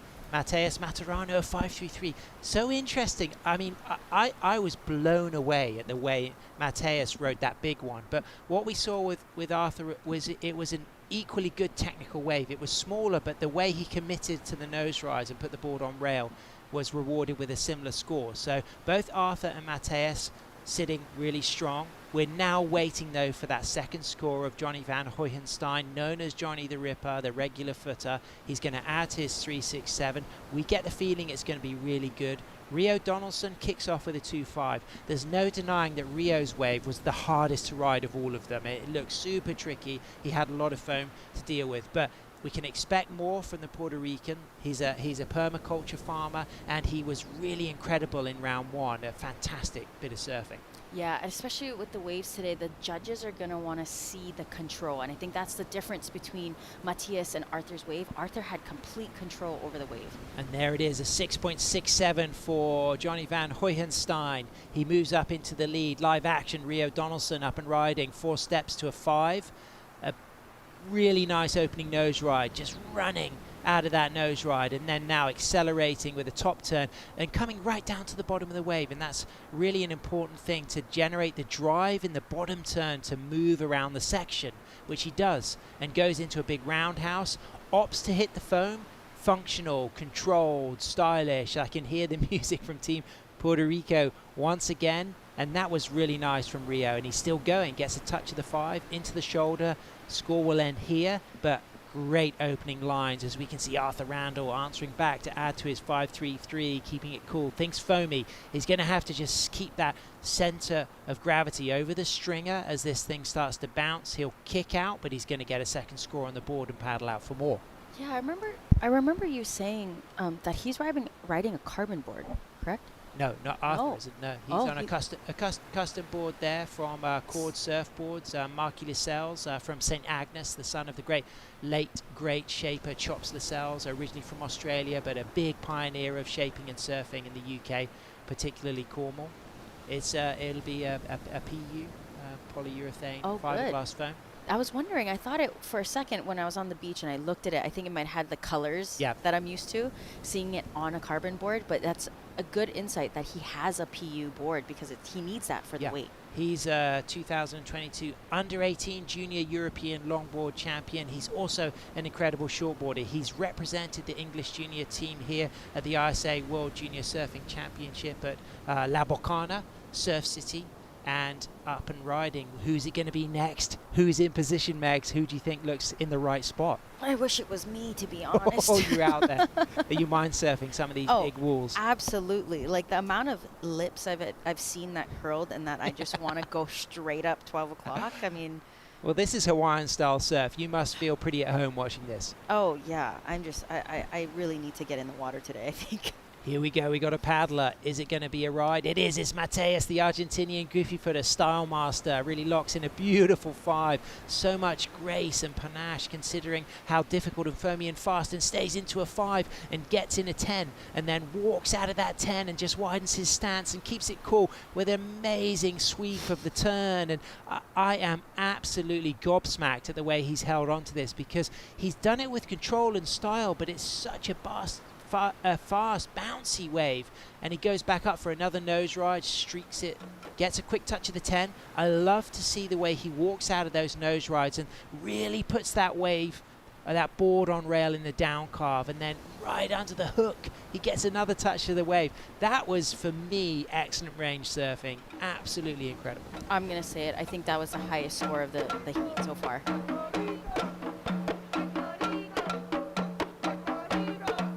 As we see the Puerto Rican team cheering on Rio Donaldson, loving that last score from him, 4.07.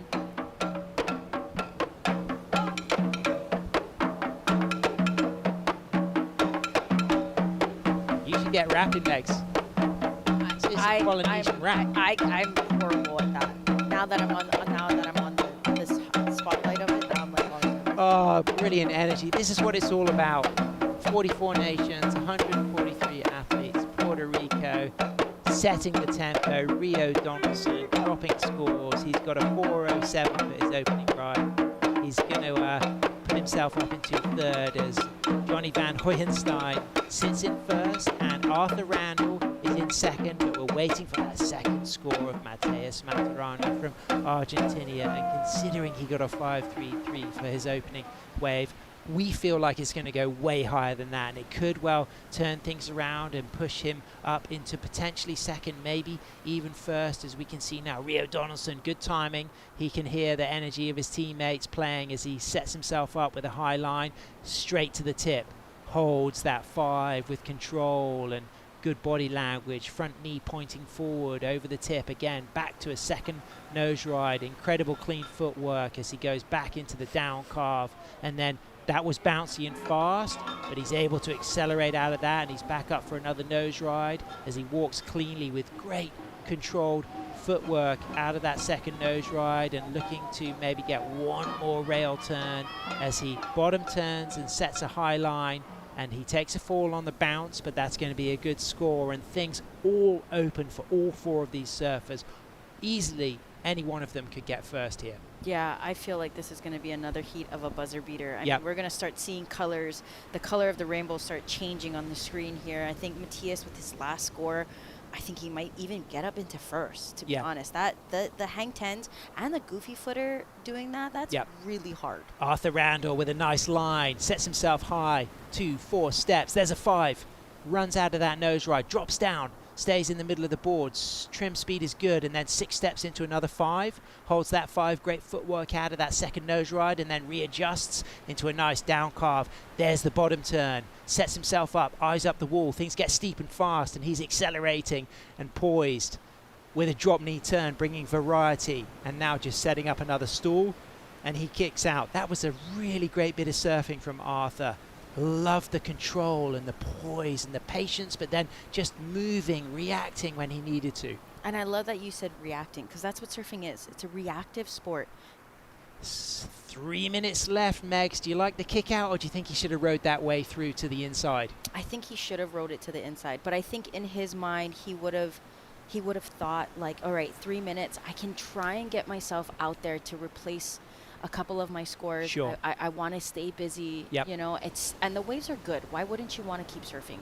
But again, you said it's a marathon, so keeping it kind of, resting the body. Yep. Well, we'll find out what that score is, and you can just see knee paddling out Mateus Maturano. It just says a lot about his approach, that he's on a board big enough to knee paddle, and he's there waiting for that score to drop, and it's really going to affect him now when he hears that score, because he's currently sitting in 4th, of course, because that score hasn't come through.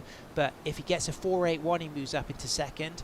If he gets something in the 7 range or the high 6s, he's going to move up into 1st. And he's going to be really then in a relaxed position to decide if he needs to get one last ride. Yeah, I think he's going to be feeling pretty comfortable. I mean, the score hasn't dropped yet, but just by his demeanor, I mean, I would feel super good after that wave. So a 4.07 comes in for Arthur Randall. Now, could he have manufactured more scoring potential on that, or do you think that the whole ride was complete and he did everything in the pocket? I think he really needed to, I don't know, we couldn't really tell. I couldn't see from our point of view if there was an inside, so I'm guessing he didn't see anything, because he would have done well to cut back into the power source and wait for the reform, but maybe he just didn't have a reform. And he may well get a chance to go out back and get one more wave, chasing the score that he needs. He's currently in 2nd, but we're expecting the situations to change because there's 2 scores to drop. It's going to be an important score for Rio Donaldson. We've seen him with a 4.07. He's going to replace his 2.5. He may well change the situation. If he gets a 6.06, he moves up into 1st. He did fall at the end of the wave. I think it's going to be pretty borderline, and we've now seen some scores coming through. A 7.17 for Mateus Maturano. He moves up into 1st position. He's now got to replace a 5.33 as his backup score, and we've got a rider having a look. It's Arthur Randall. He's setting a nice line. He fades in. He stalls 2 steps, 4, clean to the 5, holds the 5, a really nice long nose ride wall. He's staying loyal to that 5, walks out just in time. Now he's going to put that board on rail into the drop knee down carve. As we can see out back, our surfer Rio Donaldson chasing a score, waiting for that last ride to come through for Rio Donaldson, which could change the situation as Arthur, he finishes his ride and Rio takes a fall. So the situation could change for Rio and Arthur if they get the scores they need. Johnny Van Hoyenstein up and riding, looking to replace a 3.67, stretches for a hot 5, stays on that 5, 10 seconds remaining, deals with the foam, gets low, holds on, and then widens his stance into a down carve bottom turn. The heat's now ended. This ride will count. Mateus Maturano out there in 1st position with a 7.17 and a 5.33. Can Johnny move back into 1st with this one, Megs? I'm really hoping so. That was such a nail biter. Oh, that nice easy hang 10. Yes. I think he's doing well too. He's only got a 3.67 to back up that score, and it's on the way to be a pretty good score for him. Oh, yes. This is great. Does fall at the end. I love what I saw through the middle of that ride. He needs a 5.84 to move up into 1st, Megs. Mateus Maturano is looking pretty safe. Situation could change with Johnny's last score, but what is really important is we're waiting for scores also for Arthur Randall for Team England and Rio Donaldson for Team Puerto Rico. So it is not over yet, and now is a chance to appreciate the replay of Johnny the Ripper. This was stressful. I mean, he had 20 seconds left. This was such a good call from him. He's surfing really smart, waiting, taking his time for that hang 5. And he gets it in this pocket with that whitewash just coming straight at him. He's navigating this wave. Nice turn. He's not doing his fancy drop knee just yet. He knows he needs to complete this wave, so he just works his way. There's that signature Johnny the Ripper move. Nice hang 5, finding that high line, and this is where it is, that relaxed hang 10. Water splashing in his eyes, and I love it. He's moving his way. There's that signature turn again, working his way onto the inside. He's done a lot of work on the inside, out on the outside. It just goes down in the pupusa section. I mean, I feel as if Mateus is going to be pretty safe. He may well go back to second. He may stay in first, but there's a very good chance the situation for second place could change. I'm thinking that it's going to be Mateus and Johnny who take the win, but Rio's still in there waiting for that score to drop. What do you think, Megs? Yeah, this is going to be so interesting. I mean, I don't know. The judges are really working hard. I mean, every surfer, we're seeing stacked heats from here on out, you know, and we're only in day 2, and we're watching just the judges take their time with the replay too. We have to remember that Rio fell in the mid part of his wave, so he doesn't get the score he needs, so his situation doesn't change. Now Arthur is chasing a 5.02 to move up into second. So as it stands, Mateus looks super safe. Johnny may well move into first if he gets a 5.84, but Arthur's still in the mix chasing a 5.02. He also didn't make that wave all the way through, but he did do some great work up to that point. So it's going to be pretty close, but it may well not be enough. Yeah, I'm starting to really just get that nervous vibe right now, because it's just the heats are so stacked, and the surfing has been so good from every surfer, and just seeing them, Team Hawaii there, Sarah Culhane, Sophia coming up later on today, cheering him on with the Hawaiian flag. Yep, they're feeling good about that. He you know, he knows he's got more to give. You can see by his body language. Yep. But I think that is important. You know, you know, if you can build and find your feet later when you really need to peak, that's really going to help him. Yeah, and that's what I keep expressing to especially the Hawaii team, is just having to do that. Do you think from the language of Arthur that he thinks he hasn't got the score? Then you could see him already taking off his singlet. Do you think he's thinking, nah, I needed a 5.02. In my head, I don't feel it was enough. Or do you think that that's just him being modest? I think that was him rushing to the shower to cool off. Yep, could well have been. Yep. This guy waiting for that score. I think Mateus is safe. He's got a 7.17 and a 5.33. This guy could move into first if he gets a 5.83 on his Mark Lydell board. There's that big sweeping single fin, and he's still waiting to hear what score he gets. Great to see. I think it's going to be, I think it might put him up into first, and it does. 6.27. Congratulations, Johnny Van Hoyenstein. Johnny the Ripper moves up into first, waiting for that last score to come through for Arthur, but it needs to be a 7.17 for him to move to second. So it looks like it's going to be the Hawaiian in first and the Argentinian in second. Amazing surfing. Man, we're going to see nothing but nail biters for the rest of the day, and it's only day 2. A 3.9 for Arthur Randall doesn't change the situation. Congratulations, the Hawaiian. Congratulations, the Argentinian. We'll be shifting staff. We've got Bo and Berlin coming into the booth as we continue through men's main round 2 with our defending gold medalist Kai Salas representing Team Hawaii coming up next.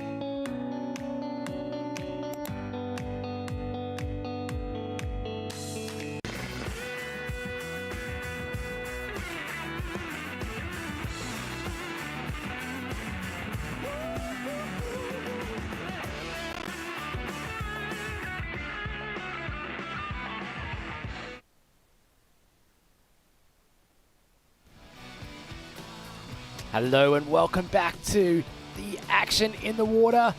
We do have our defending champion paddling, trying to get into this one. Kai Salas from Team Hawaii Team Hawaii also trying to back up their team gold medal from last year.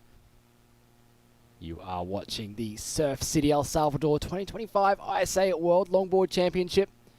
We're into heat number 7 of men's round 2. 18 minutes left on the clock for this heat. We do have Kai Salas in the red jersey.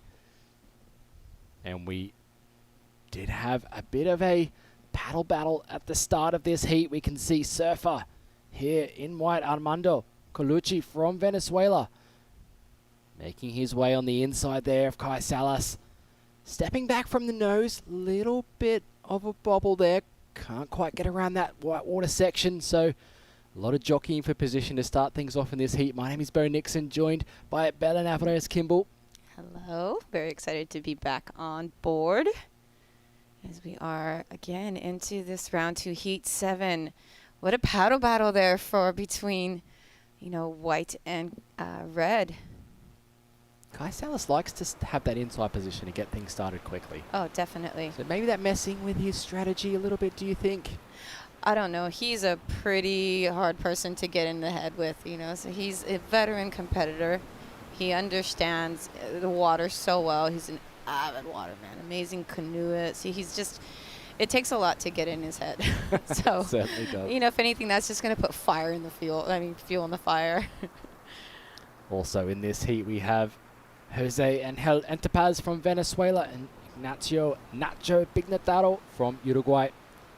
4 surfers, all very highly respected longboarders in their own country.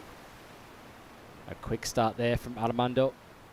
But we will be looking at some sets to come through soon. We've had a lot of action here. You can see the beautiful landscape there of El Salvador here in Surf City. El Zonte not too far up there toward the west. Beautiful drone angle here. Water super warm. Lovely conditions out there today. We have a slight breeze from the east, kind of southeast direction. So blowing in toward the wave here from that left-hand side of screen. As you look out here with this drone angle, you're looking directly south. So that swell being from that south-southwest direction, just clocking a bit to the right of screen there.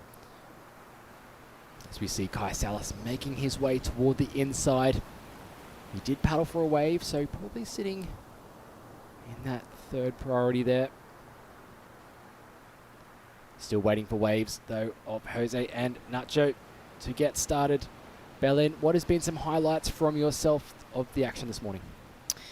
Watching the young girl from the Philippines, Mara, amazing, 14 years old, took off on some solid waves, really great deep nose rides. Yeah, she was really ripping this morning in her heats. We had some glassy conditions to greet the women's round 1. We were finishing off the last 4 heats of that. And a smile to the camera there. Hi everyone, thank you so much for tuning in. Whether you're on isasurf.org or on the ISA Surfing Facebook page, leave your comments below. Who are you cheering for back home? Who are you cheering for? Belen, I mean, longboarding, of course, in the end. You know what? For me, I have so many amazing the people that I really would love to see. But at the end of the day, I want to see the person that is surfing the best style. And as well, I'm looking forward to see all of the sportswomanship and menship, what this event brings out. Kai Salas, Team Hawaii up and riding, holding a long 5. Gets up for that tight 10 there from Kai Salas. Powerful surfer wrapping it back. Those bumps, he doesn't even need to negotiate them, just carving, slicing through them on his own shapes. As we see Kai bringing this one through to the midsection of the wave. Another nice wrapping cut back toward the white water. Kai just waiting for this wave to set up, walking the board, getting up to the nose. Hanging 5 and a staller on the nose for a quick 10 as well. So a couple of great nose rides from Kai Salas. You can see him making his way to the shoulder, but he knows there's going to be something standing up down the line. So he just decides to kick out there. Great start from Kai. And we have a post-heat interview ready down on the glass. After this wave, of course, we're going to call the action. Nacho Pignataro from Uruguay up and riding on his backhand. Holding that 5. You can see the size of these waves increasing throughout the day, having to deal with the set from before, so bouncing his way down this wave, stalling. Bit of a shoulder on this wave, so not too much of a critical section as he cuts his way back and almost loses it, does lose it out the back of that wave. We're going to head down to Sam, who's on the glass with the winner of the last heat, Johnny the Ripper. Thanks so much, team. Now we're starting to see the Johnny Van Hoyenstein we know and love. It just felt like you really started to find your feet there, Johnny. Well done. Thank you. Yeah, it was. It's not easy out there. The conditions, going from like the morning to glassy, and then to like around like closer to noon, it starts to get windy and choppy. And there's some sets coming. It's like kind of like firing North Shore, a little bit windy, but I'm stoked. This is my first ISA. Good job to all the competitors, and yeah, made it out of the short break alive. And talk about positioning. Those big sets, they're breaking really far out. How do you decide to line up? Do you have kind of teammates on the beach with positioning, or are you just going by instinct, basing on the rhythm of the sets? Yeah, kind of sitting with the whole white team, and then Kai's got experience surfing the ISA multiple times, so I was just like, hey Kai, so I just asked him some pointers, and he was just gonna paddle out there and kind of read it. So I was like, I'm just gonna paddle out there, read the waves, try to find a nice wall so I'll be able to do all the moves and get a decent score. Well, it's a marathon and you've made a good start, and you must have some messages for the family tuning in from Hawaii. Yeah, I just I love you all back home in Hawaii. Thank you to all my friends and family back home, my girlfriend and our dog, and my girlfriend's family watching in California. Thank you for all the support, and mahalos to all the sponsors back home. I love you all. Allah. Let's get it all the way to the finals. Defending team gold medalist Hawaii, looking good. Ripper there. Johnny the Ripper. He will be moving through to round 3. He's definitely got all the moves on the wave. I love that he chatted to Kai Salas before that heat, just to see what the judges were looking for, what the kind of the waves are like out there, as we see Kai Salas drop a 7.17, Belen. Great score for Kai. Looking forward to seeing the replay of that so we can walk through it. It is nice to see him lean into Kai, and this is not only an individual competition, it's a team's event, and leaning into your elders and people that have the experience here is so important. And like we heard earlier, people are here for their country as well, and what better person to lean into than Kai, honestly. And when you asked me who some of my favorite people surfing is, it's easy to say the Kais and the amazing surfers, but it's the dark horses sometimes that kind of come through, and so you got to be kind of careful who you think is going to win, because it sometimes ends up not being that person. Jose Angel Antipaz, Venezuela, stepping over the nose on that one. His teammate Armando there, also from Venezuela, watching on. Armando does have priority. We'll see if he takes off on this one. Nacho having a look as well, but he'll have to give way to the Venezuelan surfer in the white jersey. Armando stroking hard to get into this one. Staying high on this wave, stretching out for a 5. Long 5, held it through that section there. See him getting nice and low, staying really stable on his board to try and make it through these bumps. Up the top of the wave, unfortunately, just goes down. Looks like he found it a bit difficult to get himself up to the nose quickly. He kind of didn't get all the way up there, Belen. Yeah, we're starting to see a couple people, getting pulled off the wave as we see this opening ride, the 7.17, great nose ride in the pocket. Feet nice and tight together, not really pulled out, and again pulls that 5 right in. His transitions are so smooth and so clean, and they look so effortless, and he doesn't rush anything, but the way he distributes his weight when he takes that step back and then comes off of his turns normally into a step is just textbook. Beautiful to watch. And this 5 holding that again, nice tight 5, and he knows what he needs to do. He's not going to do anything silly on his first wave. Again, beautiful 5 and kicking out. Well rewarded 7.17, just oozing with style. Up again, second wave ridden for Kai Salas on the nose. This is the replay of that wave before. Belen Talk us through that opening nose ride in these calves. Oh, this is just the side view. So that was a front view we had. This one right here, you can really see the way he leans into these turns and the way the water comes off that rail. And it just really, there is no break in between his turning. And you can see and the difference now within these surfers is going to come to the small technical skills of, that's just a stretch 5, but he brings that right in. And, the judges do want to see nice tight 5s. They want to see it in the pocket, not out on the shoulder. And you're going to really start to see the more critical positioning of people's nose rides and their turns and the way they stay in that powerful spot of the wave. Live action out the back. Nacho from Uruguay up and riding. Getting to the nose. Hangs those toes over the nose of his board for that hang 5. Steps up again. Going to bring this one, wrap it back around. Almost toward the white water, but he sees it standing up down the line, so he gets himself back on the nose, holding that 5. Stepping back, stepping up again, cutting back to the white water. Just surfing this wave. Quite safe to get a good score on the board. He's looking to improve upon a 3.5. Carving off the top of that one, you can see that goofy footer having to deal with the bumps coming toward him, but does well to negotiate those sections. Up on the nose again to the inside section, kicks out. So good wave to back up his start. As we look out the back, Jose up and riding. Cross step to the middle of the board. Up on the nose, 4 steps. Holds that 5. Gonna cut that board just down the face of the wave. You can see those bumps just messing with his flow a little bit on this wave. Little stall there. Switching that front foot behind him. Grab rail. And just using his weight from his upper body to bring that board back around down the wave. And we saw the judges reward Kai Salas that 7.17 on a smaller wave. And I just think he had that flow, the style and grace. Part of that judging criteria that's going to score those rides high. So waiting for scores to come through from last of Nacho from Uruguay. The last wave of Jose Antipaz from Venezuela drops in at a 3.3. And Armando Colucci currently holding that second spot, but that might change with Nacho's last ride. He rode that wave from the outside all the way through. Judges deliberating. 5 minutes, 45 seconds left on the clock. Lines approaching the competitors here. You can see them paddling toward the left of screen, repositioning themselves out a little bit wider.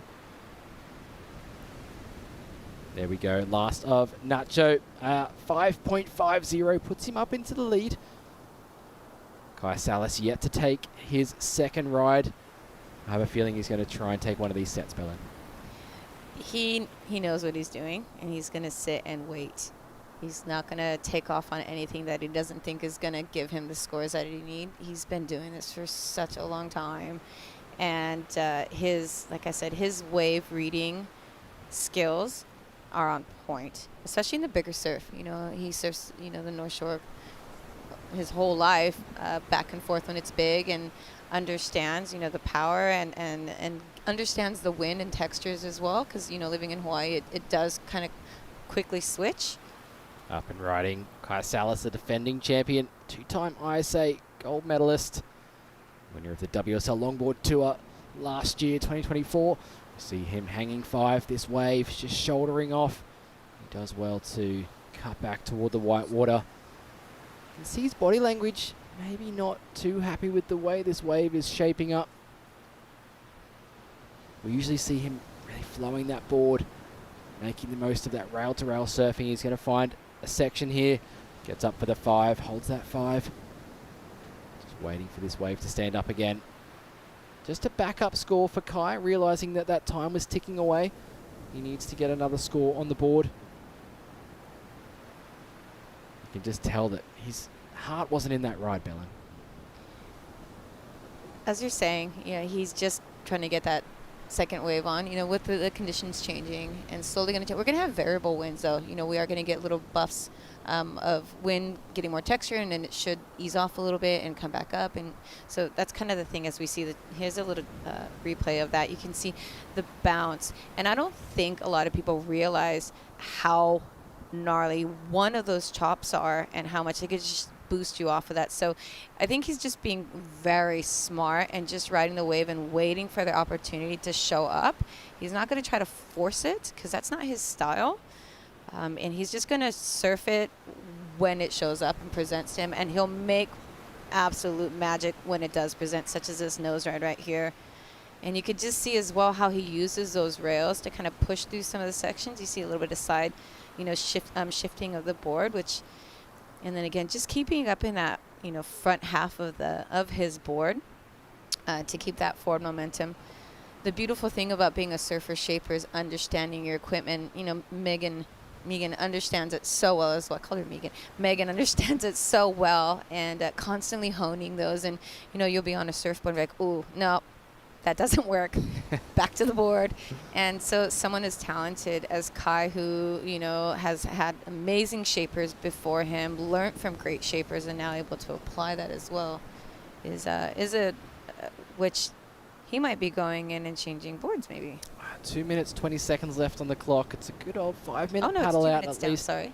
Yeah, so I think Kai Salas deciding to conserve his energy. That last wave score of 4.23. So Kai Salas sitting in the lead at the moment, 11.40 heat total. Nacho Pignataro from Uruguay currently in second position, but Armando Colucci and Jose Angel Antipaz from Venezuela both needing scores in that high 5-point range, a 5.9 for Armando and a 5.7 for Jose to overtake Nacho to move into round number 3. The top 2 surfers will move through to the next round, and the bottom 2 surfers moving into the repechage rounds. As we see, first priority, White Armando up and riding here, dropping down the face of this wave, cutting back, reading it very well, realizing he has to get back to that critical section of the wave, back to the pocket. And just drawing this board back toward the white water again. You see Armando likes to ride stand-up paddle boards too. We've seen him as SUP surf champion in the past. Armando on the nose here through this inside section. He's going to hold it. Don't think his toes were quite at the tip there. Just a little bit back from the nose. It just comes unstuck on the end there. So looking for a 5.9. I don't think that is going to be enough to help his situation as we see current second place in this heat. Nacho Pignataro up and riding.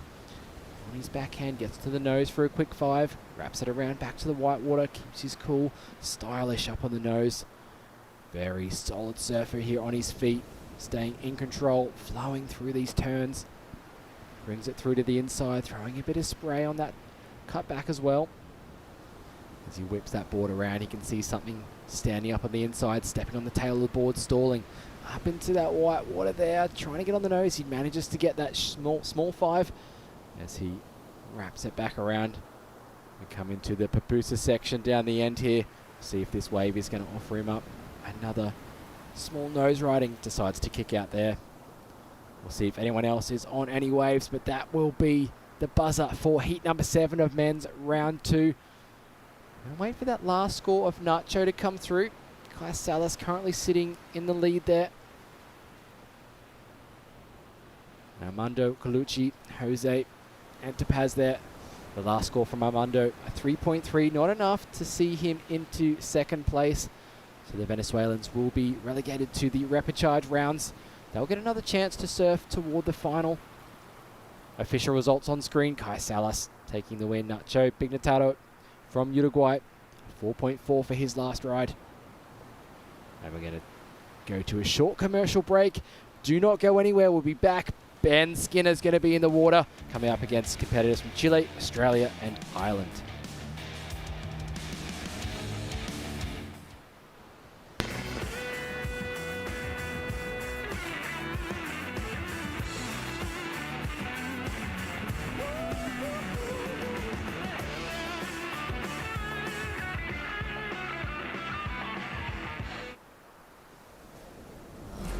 Nos vestimos para una vida llena de todas todas esas cosas que la hacen realmente suprema.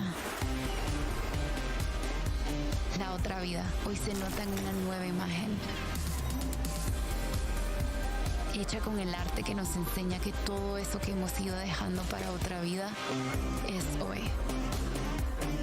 Suprema, esta es la otra vida.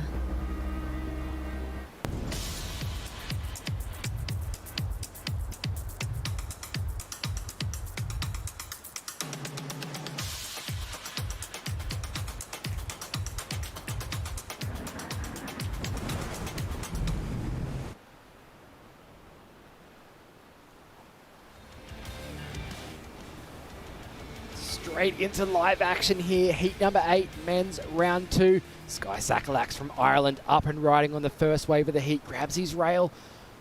Negotiates a quick 5 through that section there. Carves that board back down.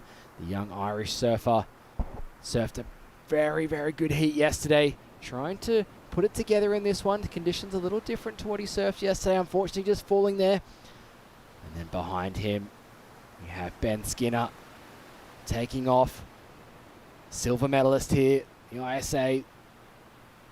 We see him just cruising through this first turn, stalling the board up at the top of the wave, getting to the 5, holding that nose ride. He's been watching his fellow competitors surf these waves, getting the high scores, nose rides out the back. So Ben recognizing that, linking together some major maneuvers on the outside section. Ben riding his own shapes, a new shape.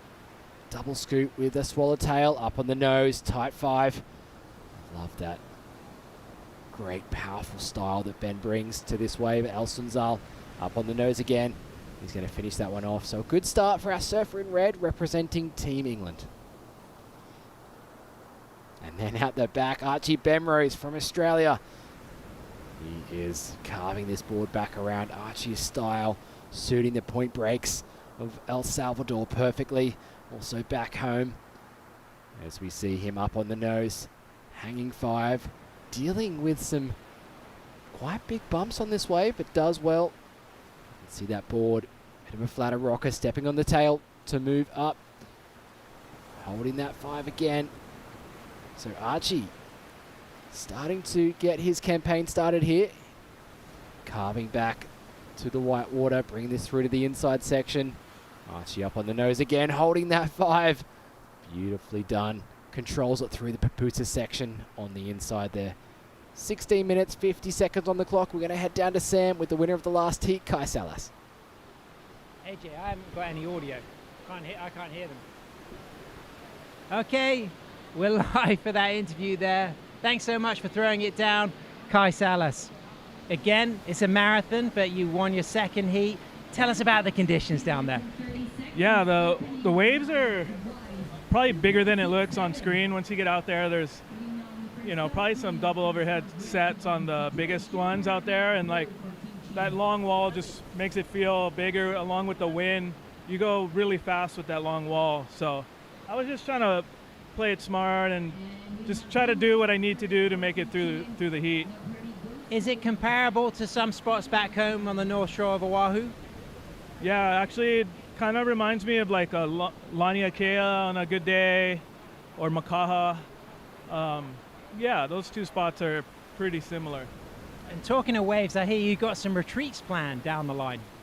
Yeah, I just started doing surf retreats at my home in Waikiki, and I partnered with the Kaimana Beach Hotel, and it's a chance for people to get to come to Waikiki and stay at the beautiful hotel located right on the beach, and then get to surf with me. And we go over a lot of coaching. I give them a lot of my pointers and tips on just things that I would do in surfing. So yeah, if anyone out there is interested, I got one coming up this June 2nd, and probably one in July. So follow me and stay tuned. Great opportunity to hang out with the defending gold medalist. Kai, you're looking good. Some last words for the family. Yeah, I just want to say hi to my family back home who had to stay back because my daughter Sissy's still in school. So yeah, just say hi to them and hi to everyone back home. Let's get back to the action. I saw Kai Salas just run his first retreat about a month back. I'm going to buy a ticket to Hawaii, I think, and join one of those retreats. I want to learn from the world's best. As we see Sky Sakalax from Ireland up and riding, carving back to the white water. Fantastic style there. Unfortunately goes down in the white water. We also saw a wave from Jose Manuel Boza during that interview, waiting for scores to come through for all of our surfers.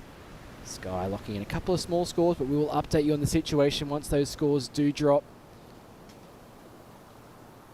See some more sets rolling through at the back bell end. Goodness. Yeah, a lot of sets coming through. As Kai just mentioned, it's a lot bigger. And Kai's a solid guy. Ben is a solid guy.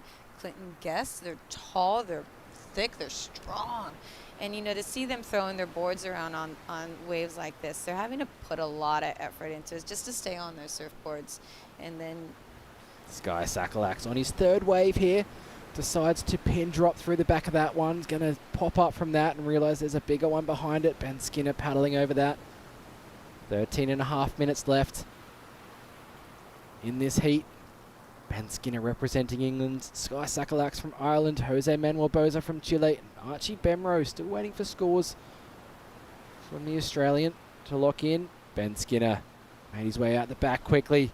Going to get up on the nose for a quick 5. Holds that through a really difficult section. Carves it back to the white water. Really great surfing from Ben.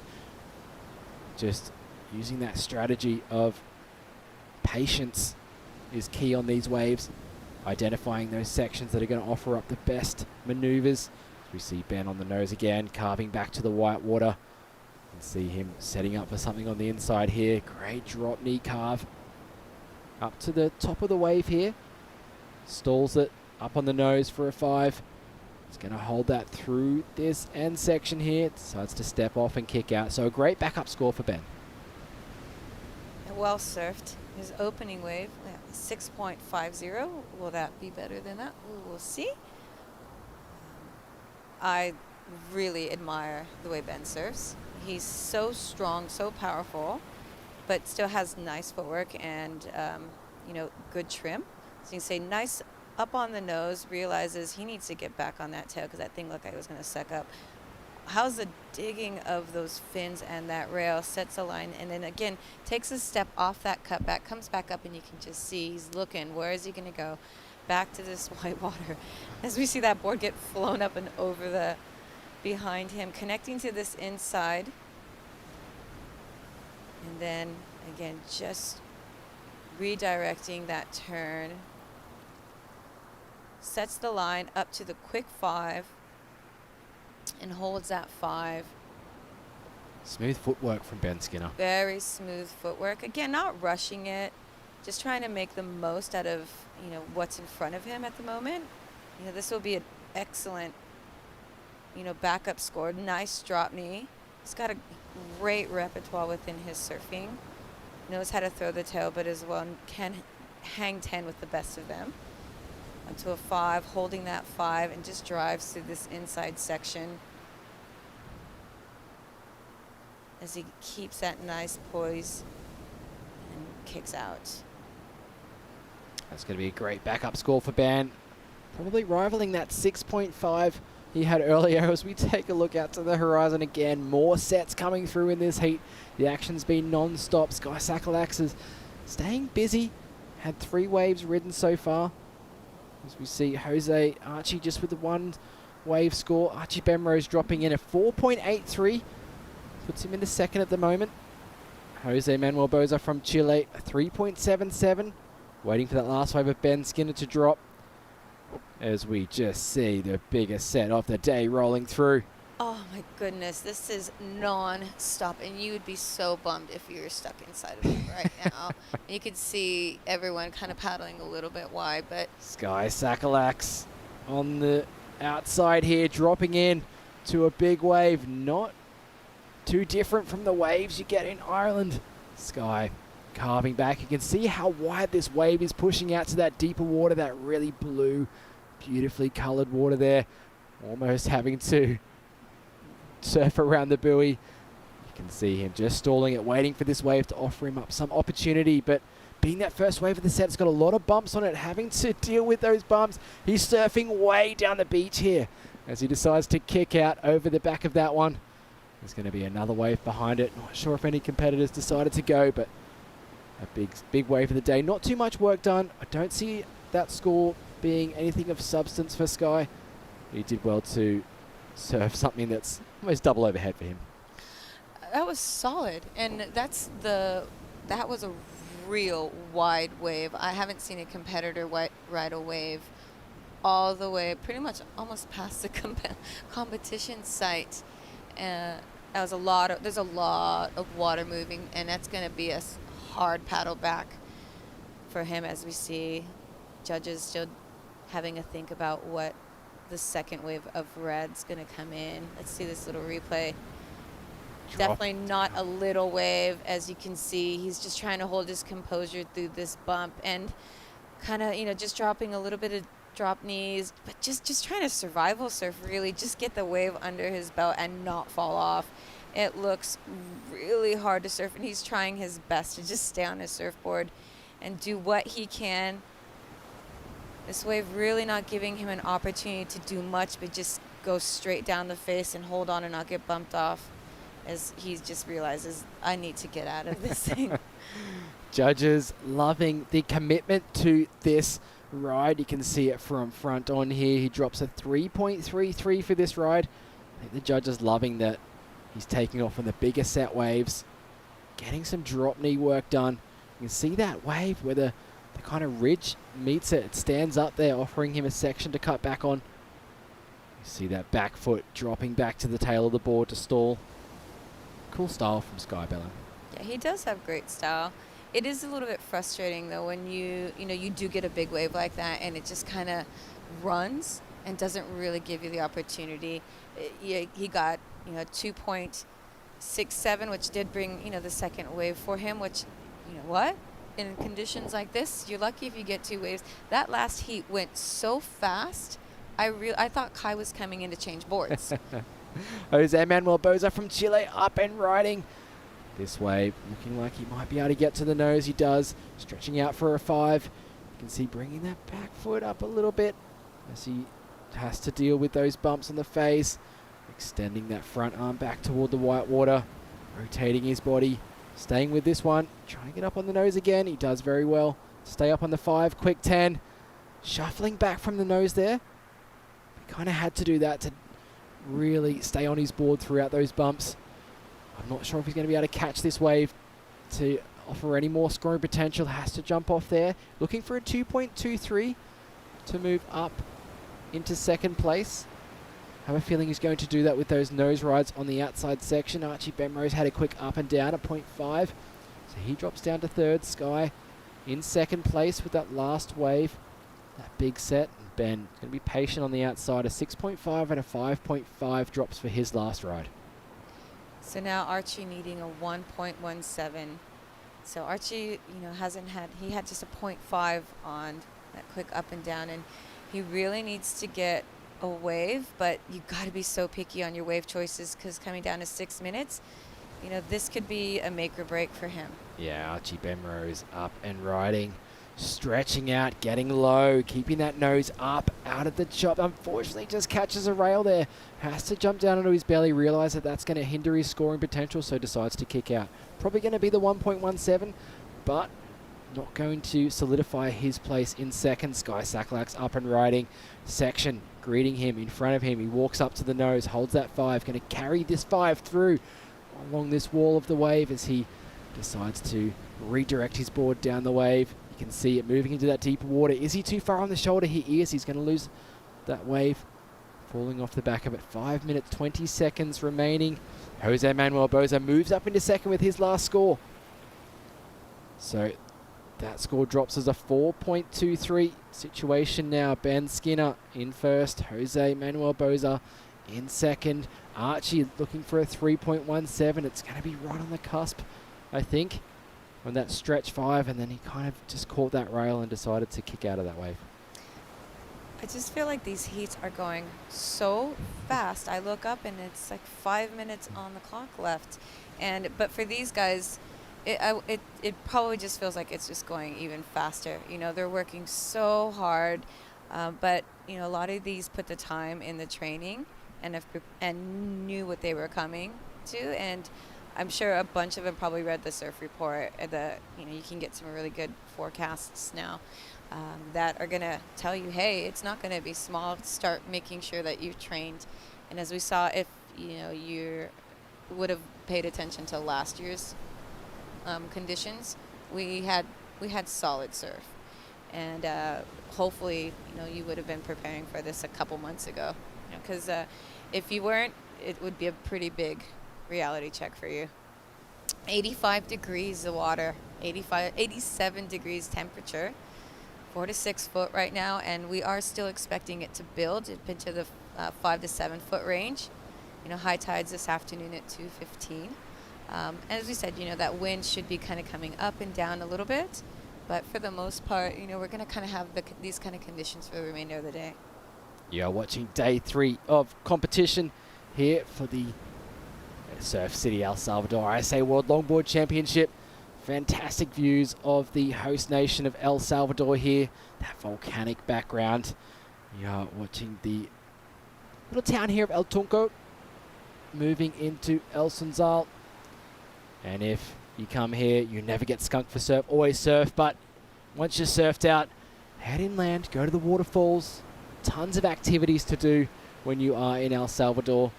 People come here not just for the surf, but for the people. Warm, welcoming nature of the local people here, for the activities you can do. It is such a tourist hub now in Central America. I can't wait to come back. Everything about this place is so inviting. It's very family friendly. It offers so many great opportunities for outdoors. You've got the waterfalls, the volcanoes, the craters. You've got amazing tracks and that you can go hike. And the coffee and the food as well. You can go visit some of the plantations. And each of the accommodation, you can have a nice little swim in the pools. It's just a place that is really inviting, and you feel so safe here. The government has invested so much into upgrades of all the different facilities and really have made this place a proper destination. Like I said, I would bring my son here in a heartbeat. He would enjoy having those fun little waves on the inside, and then going and swimming in the pool and going and having some fun times checking out all the sites. Let's look at this setup right here. Just a testament to, the beautiful accommodation on hand here. Yeah, Casa del Mar here, the pool there overlooking the surf break. You can see just chilling out in the pool. No better place to be on a day like today in El Salvador. Surf City back to live action in the water. Archie Bemrose unfortunately not being able to get onto that wave. 1 minute 30 seconds left. He's looking for a 3.17. That's going to change the priority situation out the back. Jose Manuel Boza currently in second, looking to improve upon a 3.77. He's not going to do it on that one. Unfortunately catches a rail. Ben Skinner up and riding, current heat leader. He's looking to improve on a 5.5. Gets a quick hang 5 to start with. Really bumpy section to deal with. He grabs the rail, slides that fin out, does well to hang on. This wave cleaning up for him on this inside section. Carving back. You can see that it's going to stand up, so he's waiting patiently, biding his time. Carving back again. Stepping on the back of that board, slowing things down. He knows he's in the lead of this heat, so just casually riding this wave through to the inside. Beautiful drop knee carve. Stepping on the tail, walking the board. Getting up to the nose for a 5. He's going to get up for the 10. As he does so well to keep the nose from nose diving on that inside section. Great technique from Ben. Like I said, for such a big man, he's still so soft. He's not clunky. He has a lot of flow. And he knows what he needs to get done, to get the scores on the board. Is also a coach for England with the juniors. His son Lucas being an exceptional surfer. I think he spent like 8 weeks here last year with not only here competing himself, but then coming and bouncing between here and up the coast. As we see, the man from England himself, the heat leader Ben Skinner, walking up the beach. I say silver medalist looking to go one better this year. He'd love to add a gold medal. He came close in the previous years, also on the WSL Longboard Tour, second in the world a few years ago. Let's see that swallowtail on his double scoop model Skin Dog surfboards. He says he's got his team coming out here. I think he's got Charlie coming out, which would be very cool. His glasser. So maybe testing some new shapes out here before they head back to the colder waters of England. I love to see the three-stringers. It feels like, some of the three-stringers have disappeared. I haven't seen very many of them. I think it's good to add a little bit of strength as well to the board, especially for the powerful waves we have out here at El Sunzal, especially on a day like today when the waves are a lot bigger than what we've seen, and those bumps to deal with too. Heat results from the last heat there. Heat number 8, Ben Skinner taking the win. Jose Manuel Boza moving through to round number 3. See Archie Bemrose and Sky Sakalats in the rapid charge round. We'll be back with more action. Don't go anywhere. Stay tuned.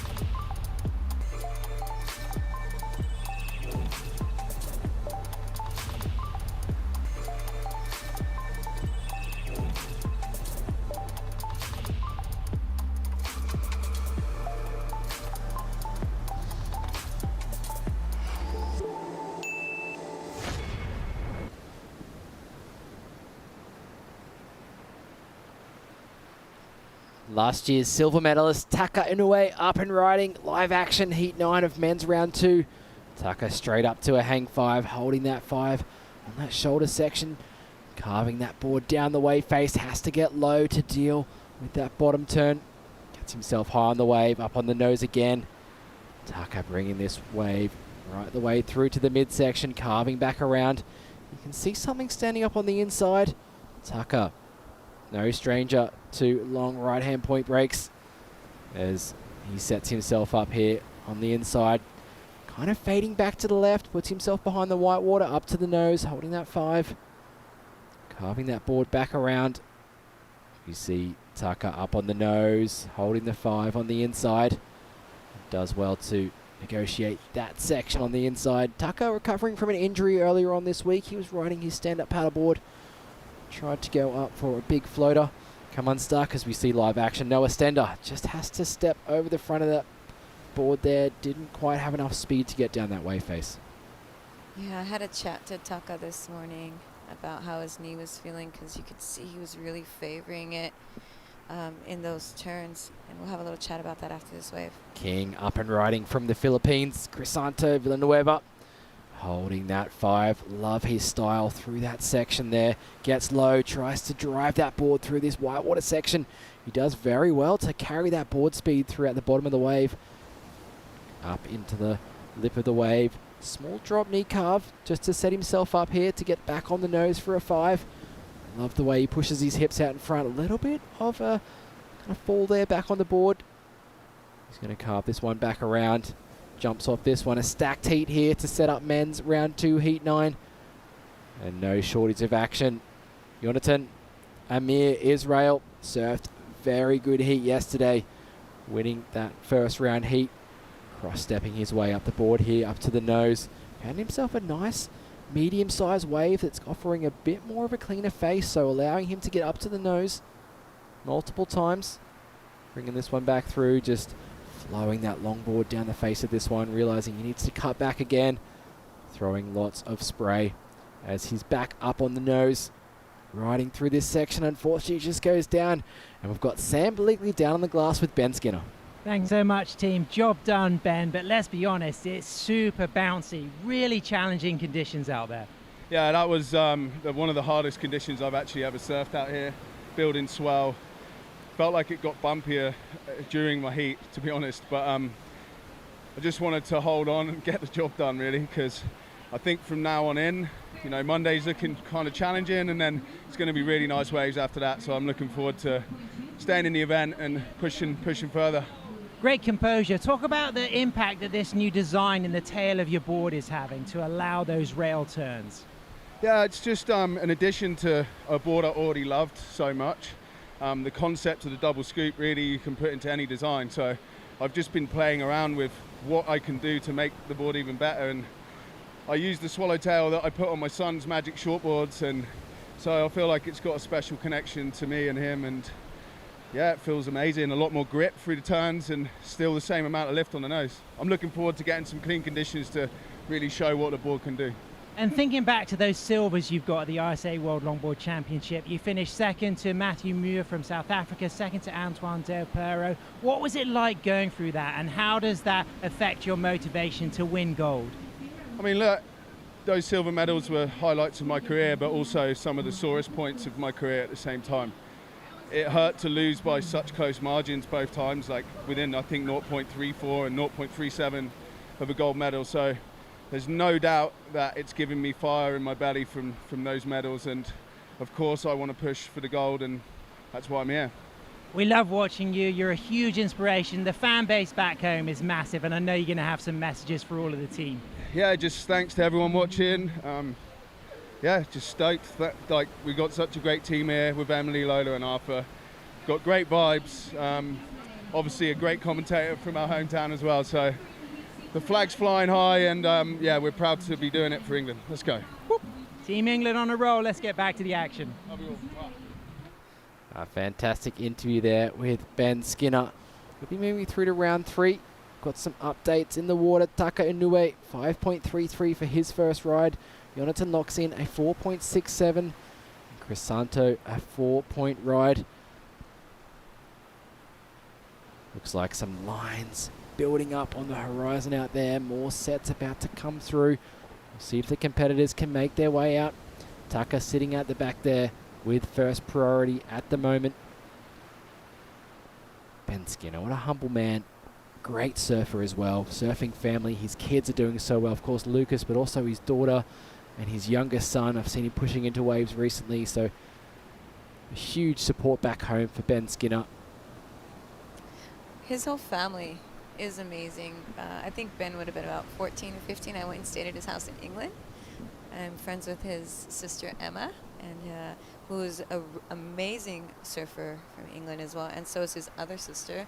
His parents used to own a beer company. Skinner's, yeah, and they had a pub there, and just a really involved family in the surf industry. And it really makes me so happy to see him all grown up and here, you know, following in the steps of his sister. And yeah, I'm very happy for him. Great surfer, great human, amazing shaper. As we see, yeah, coming down to the 12-minute mark.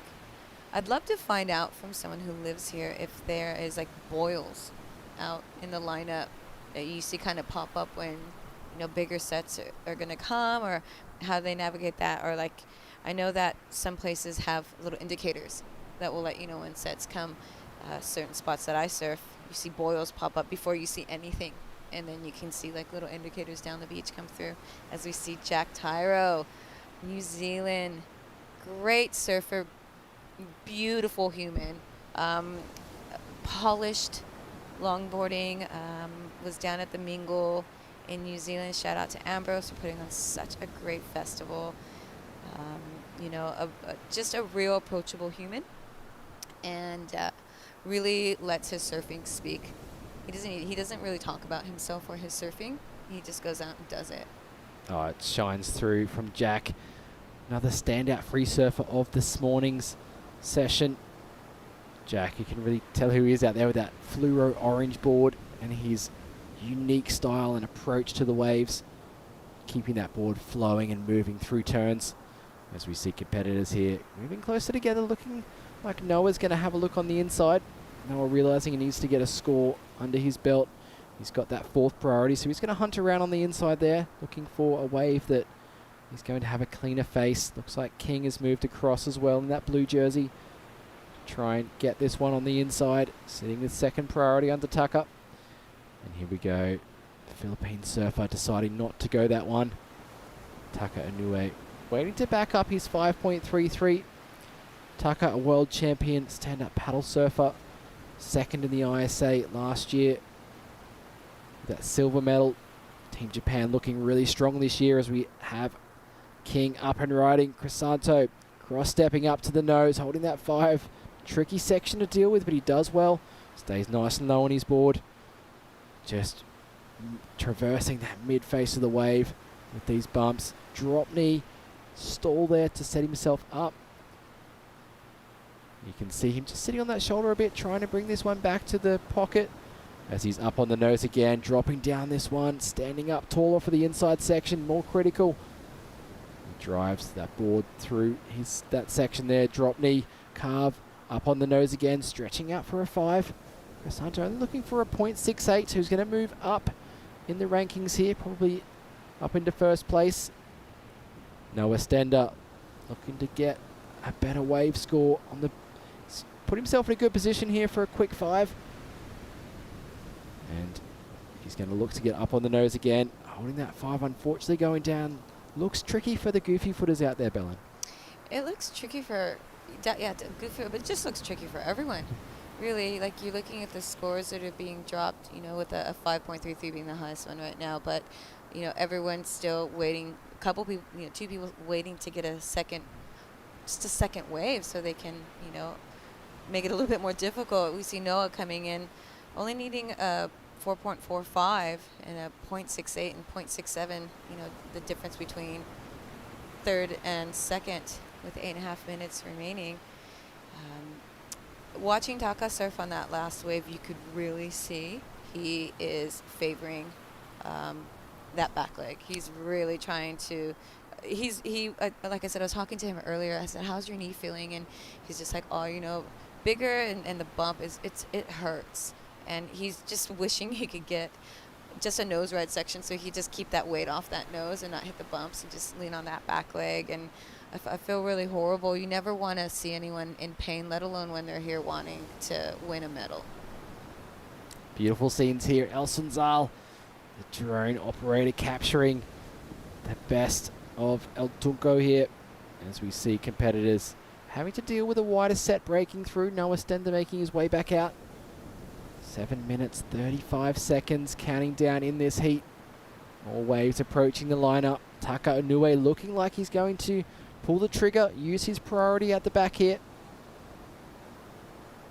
And we'll catch up with Taka paddling into this one. Not quite getting onto it. You can see priority now switches to Jonathan Amir from Israel at the back. Crisanto Villanueva from the Philippines drops a 4.77 on his last ride, so puts him into 1st place. Of course, Tucker and Jonathan just with a single wave score at the moment, looking to back up a 5.33 for Tucker and a 4.67 for Jonathan. So scores pretty close to each other in that mid-range.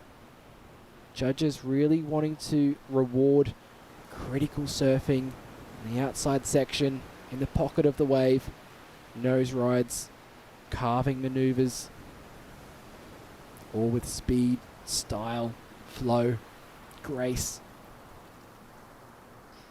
With conditions, predicted tomorrow to be, still quite similar, you're not going to want to be going into this repecharge. You're going to want to get 1st or 2nd. And if you're looking between 3rd and 2nd right now, it's a 0.67. That's all he needs. Taka's in 2nd. Like I said, that 5.33 only needing a 3.44 to jump into first, but the scores are so attainable from fourth up into first with 6 minutes remaining. It's going to be really, hopefully, you get a good wave, because the last thing you want to do is exert more energy and have to surf another round. The ISA organization trying to make a better world through surfing, and they're 100% doing that. They have 44 nations represented here at the 2025 World Longboard Championships here in Surf City, El Salvador. They were founded in 1964.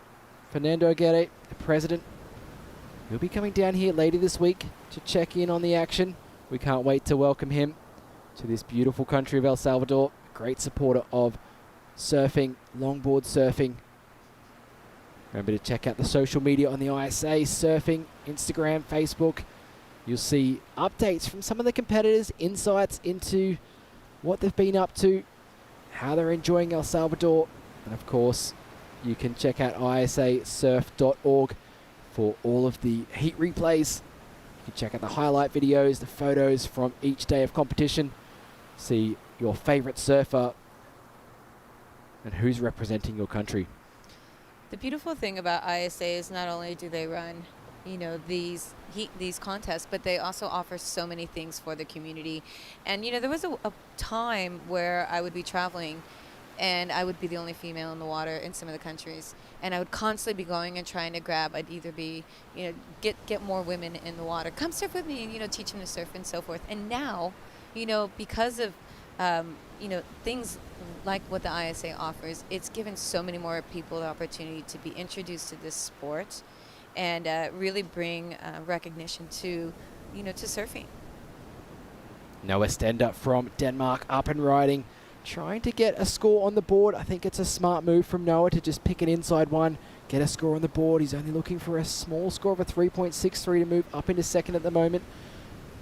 We'll do see if Tucker gets another wave to back up his situation. Noah trying to make something of this wave on the inside. I like his strategy of starting to stay busy. This wave really pushing back toward the inside. Noah sticking with it though. You can see something going to stand up on the inside.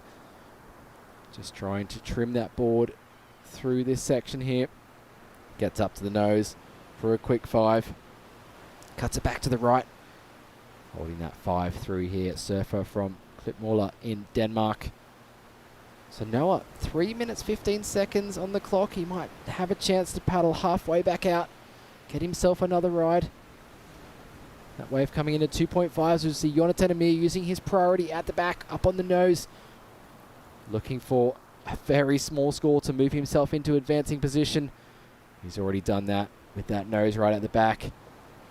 Bringing this wave right the way through. You can see how wide this one's moving as well out in that clear water, that blue, green, turquoise coloured water. Jonathan falling off the back of that wave. It will be enough to move him up into second. But Taka Inoue just with a single wave score of a 5.33. 2 minutes 30 on the clock. Jonathan having another look on the inside here. Could be a smart move from the Israeli surfer. Up on the nose, hanging 5. Stretching his foot up there as he moves back up for a 10 and falls off the back of that one too. You can see the frustration in that response. Oh yeah, Taka snuck this wave inside of all this. Didn't get an opportunity to see this until now as we see gorgeous, nice flow. Oh, just coming off. Unfortunate. You can see by his face too. He's needing a 3.44 to bump into second. But, he really wants to maintain that second position as we see some scores, going back and forth between. Yeah, still waiting for those scores to lock in. Let's take a look at the replay of Tucker. What happened here, Belen? Oh, he just goes to take a step. He's mid-trim, puts his foot up, and he's still holding that 5. And then he takes, just this step back into the white water, goes to do the cutback, and just leans into that rail and bumps and does a little Michael Jackson slide around. So that fin kind of slipped down on a bump. Little breakdance maneuver. I hope he's okay. His legs did wrap around that rail, so I hope he didn't actually injure that knee even more. Current heat leader, Crisanto of the Philippines, 4 steps up to the nose, holding that 5, tight 5. You can see the commitment to the weight on the nose from that nose ride. Little drop knee, set up turn for this section here, just riding the midsection of the board. Beautiful drop knee carve back to the white water. Keeps his board moving through the critical section in the pocket of the wave. And setting up for the inside section here. Keeping that board moving. Making his way up to the nose. You're going to fall off the back of that one, but I think the work was done. He's looking to improve upon a 4-point ride. But I don't think he feels safe. Taka Inoue still looking for a score. Taka had a 2.83 on that last ride with that nose ride. Jonathan Amir just waiting for that score of Crisanto to come in, but Jonathan in that 3rd place at the moment needs a 3.5 to advance. Taka with first priority is going to use it here. 15 seconds left on the clock. Taka's up and riding, silver medals from last year. Up on the nose, holding that 5, stretching the hips out, carving back. You can see him grabbing rail this time, making sure he's not going to fall off from those bumps. Back up to the nose, 4 steps. Gets back with cross steps as well to the tail. He sets up again, up to the nose, that 5. Great style here from the Japanese surfer. Grab rail all the way back to the white water. You can just see trying to deal with the bumps, but adding some power to his surfing as well. Dropping his way back again. Setting this one up.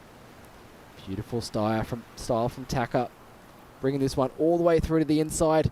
So he's going to be improving his situation. Will it be enough to move him up into first place? Banks it off the white water. Does he finish riding out of it? Unfortunately, goes down on the inside. So waiting to see scores from Taka to see if it bumps him up into first place. Jonathan Amir still waiting a small score to come through. Not sure if it's going to improve his situation. We'll see how the judges react to those last rides. Taka there dealing with the rocks and the sand.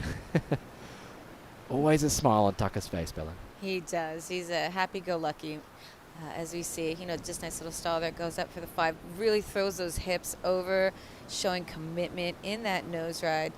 Again, just staying nice and low, running through, getting through those sections. Again, nice 5. Again, throwing weight on that tail to stall up to the 5. Again, leaning into that, getting that speed as you see drives. You know, really trying to absolutely maximize this to the most, which he does. You'll see this again, another lovely drop knee. Throws those arms around to really pivot, and again, another drop knee. And you see this really cool little hand stall he does here in a second, right there. Nice tail stall up to the nose, holds that line, and then again goes in for this big re-entry. That's how he did his knee, doing a re-entry there on his stand-up paddleboard. But Taka this time still doing well. We see the last wave score come in at 6.33, moves him up into first place. Crisanto Villanueva down into second place from the Philippines, still in that advancing position. We'll see Jonathan Amir and Noah Stender moving down into the repechage rounds. Congratulations to Team Japan. A strong team this year. We've seen Natsumi Teoka earlier on in the day putting together some great rides. And really good surfing to finish off that heat. Some fantastic surfing from all surfers. When we're moving through into heat number 10 of men's round 2. Don't go anywhere. Sam Bleakley, Megan Godinez going to be calling the action. We come right back.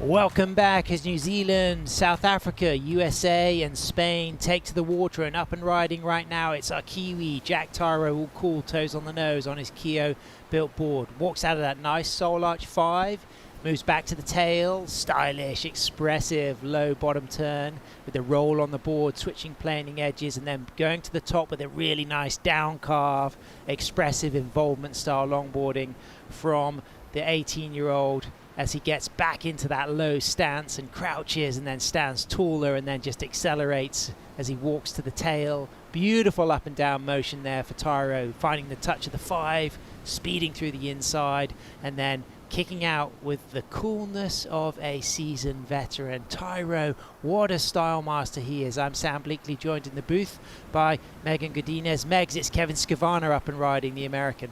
Yeah, he's just trying to make his way around this section. As you can tell, it's kind of doubling up, so the surfers are going to do well to stay in the middle of that board, get through that chop, and they're realizing there is scoring potential on the inside with this high tide coming in. There is going to be that double up, so it's really important for them to finish off the rides on the inside. Beautiful sweeping turn there from the 26-year-old from San Juan Capistrano, California, representing Team USA. Such a stylish standout on the global scene, hailing from Southern California. He has been a team gold medalist for Team USA back in 2018 when he finished in that final and got an individual medal as well. And he's also a pro junior kneeboard world champion event he won in Jeffreys Bay, South Africa for the ages 20 to 29 category. He's a rider for Birdwell Beach, and he has got his Infinity surfboards under his feet, and that was incredible from Skavana. Those down carved turns, trademark, sweeping, expressive,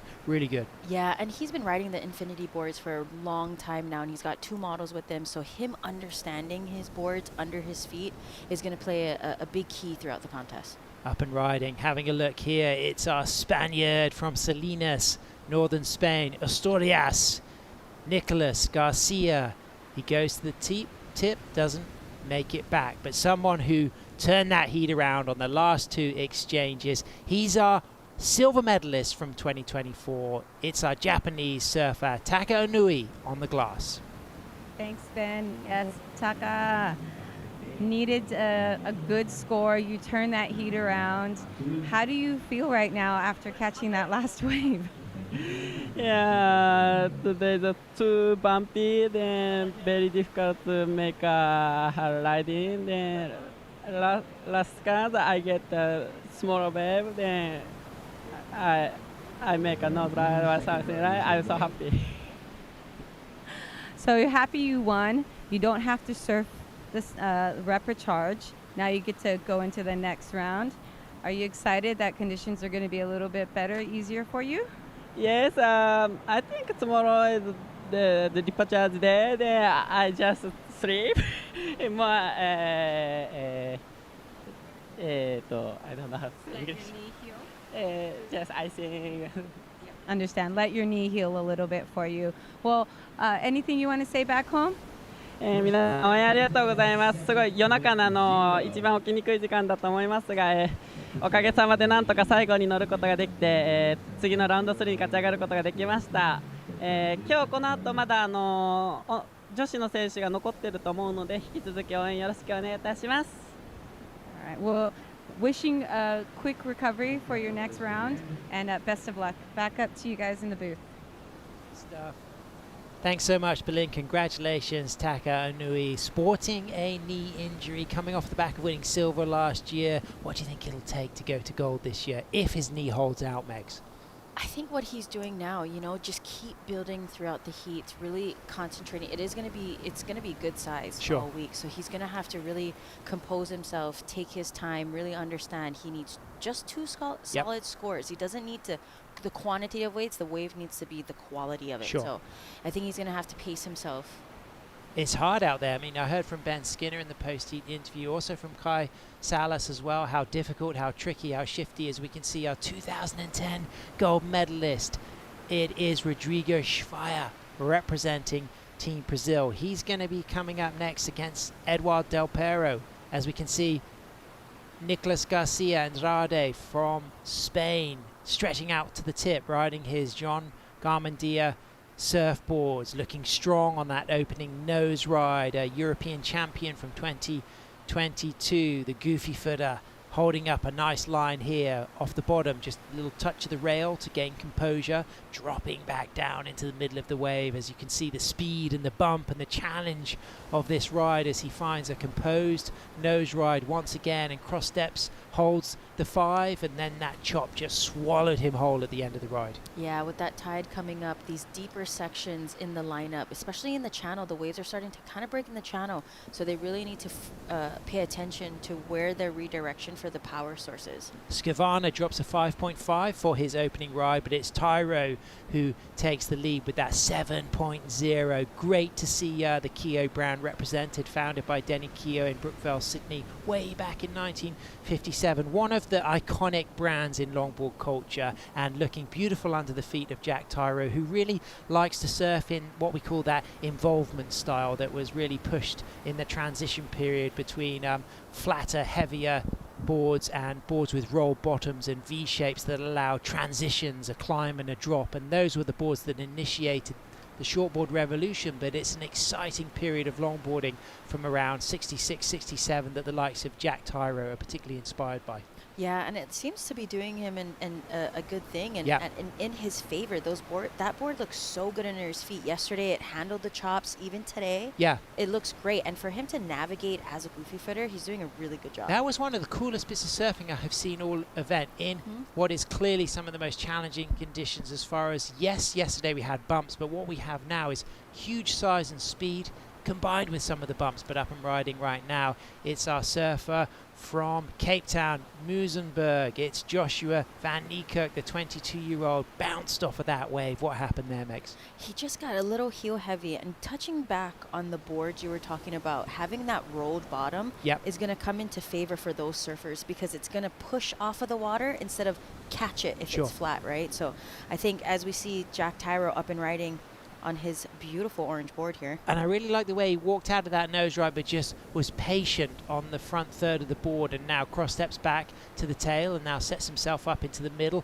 It's going to be difficult now on the foamy section, but he does find another nose ride and he kicks out. So he's going to add to his 7.0, and he's going to leave Kevin Skavana out back with priority. Kevin, a fantastic surfer, and as well incredible throughout his professional career, getting his bachelor's degree in business administration from San Diego State University. Hugely inspired by the way Kevin has combined an academic career with his professional longboard surf career. Yeah, I feel like a lot of surfers, have decided to further their education. Yep. And yeah, it's really cool. A lot of their stories, all of them have regular jobs back home, which is so awesome. I've been hugely inspired watching Kevin over the years. Technically one of the most gifted longboarders for me in history. I mean, that's a bold statement, but he is so gifted. The variety of things that he does, the footwork, the innovation, and he always pushes things, but he always has a really positive attitude and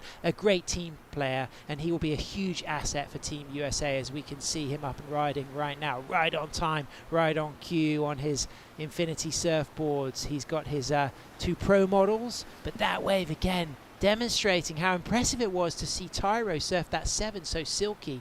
Skavana just couldn't hang on to that bounce and foam. Yeah, I can imagine surfers are going to have a look at their equipment and seeing what boards they need to change out. I was talking to Kai earlier, and he even said, he was like, there's so much paddling, I wish I had my bigger board. Yep, interesting. And even if it's bigger, it's not always easier to catch. Yep.